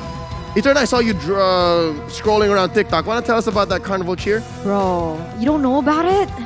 The TikTok Live Carnival Cheer up for M4. Watch M4 matches on TikTok and participate in Cheer Up for M4 activities by watching M4 matches on the app and using M4 exclusive customized gifts to cheer for the teams. There will be a chance to be on TV and win abundant gifts. Also, special shout out to Secret Lab, official gaming chair partner of M4. The Secret Lab Titan Evo 2022 gaming chair is the premier choice of some of the biggest esports tournaments in the world, including M4. It's obvious the Secret Lab Titan Evo 2022 gaming chair was designed to keep everyone seated in incredible comfort for a very long time. Never go out of style when you wear and game with Gank as well, a lifestyle fashion brand made for modern gamer, and it is the M4 World Championship official merch partner. Grab the M4 merchandise at www.gank.asia today. Ladies and gentlemen, we have 1 day left in the group stage, and who's to say we're going to be seeing some tiebreakers there as well. Actually, we're lucky that only Group A tied today. All right, but lucky? I'm That's not unlucky. complaining. That's unfortunate. I'm not complaining because maybe we could have gotten a little more lucky and stayed here for Group Stage Day 3, Part 2, Electric Boogaloo. If even Group B got a tie, but no. tomorrow, we have that schedule set, and we'll see you there, all right? I can't... Wait. That's his line. And my line is at your service. Thank you all so much for joining us. My name is Leo. This is Eterna, and that's Gani on behalf of everyone making M4 possible. Thank you so much. We'll see y'all tomorrow. Good night.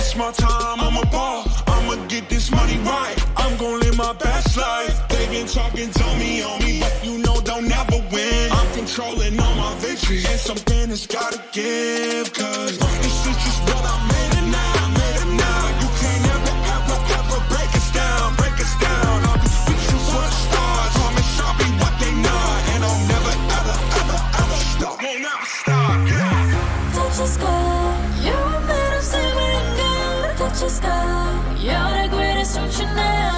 You and I, we can make it out of the cold. Hang tight, we gonna reach for the greatness. We will always rise, we will never fall. Fighting our hearts and we are strong. Even though we know our backs against the wall. Can you take your aim? You know that this is. I've been down, been waiting so long. I'm here for the crown, I'm here to show off. Greatness time, just waiting to show y'all. This is your time to remember. So many times I lie in the basement waiting for greatness. No, I won't listen to anyone hating on me, telling me I wouldn't make it. Cause I did everything that they said I couldn't. Caught my footing and I kept the controls. I stand for something, I ain't running now. I'm the greatest now, I just wanna make it burn. Don't let me down, don't let it all fall. I'm on the road, accomplish all of my goals, and I ain't gonna let you down. Touch the sky, you're made of silver and gold. Touch the sky, you're the greatest ocean now. You and I, we can make it out of the cold. Hang tight, we gonna reach for the greatness. We will always rise, we will never fall. We fight it out hard, you and me are strong. Even though we know our backs against the wall. And again, pick your aim, you know that this is. Coming for the game, cause we ready for the victory.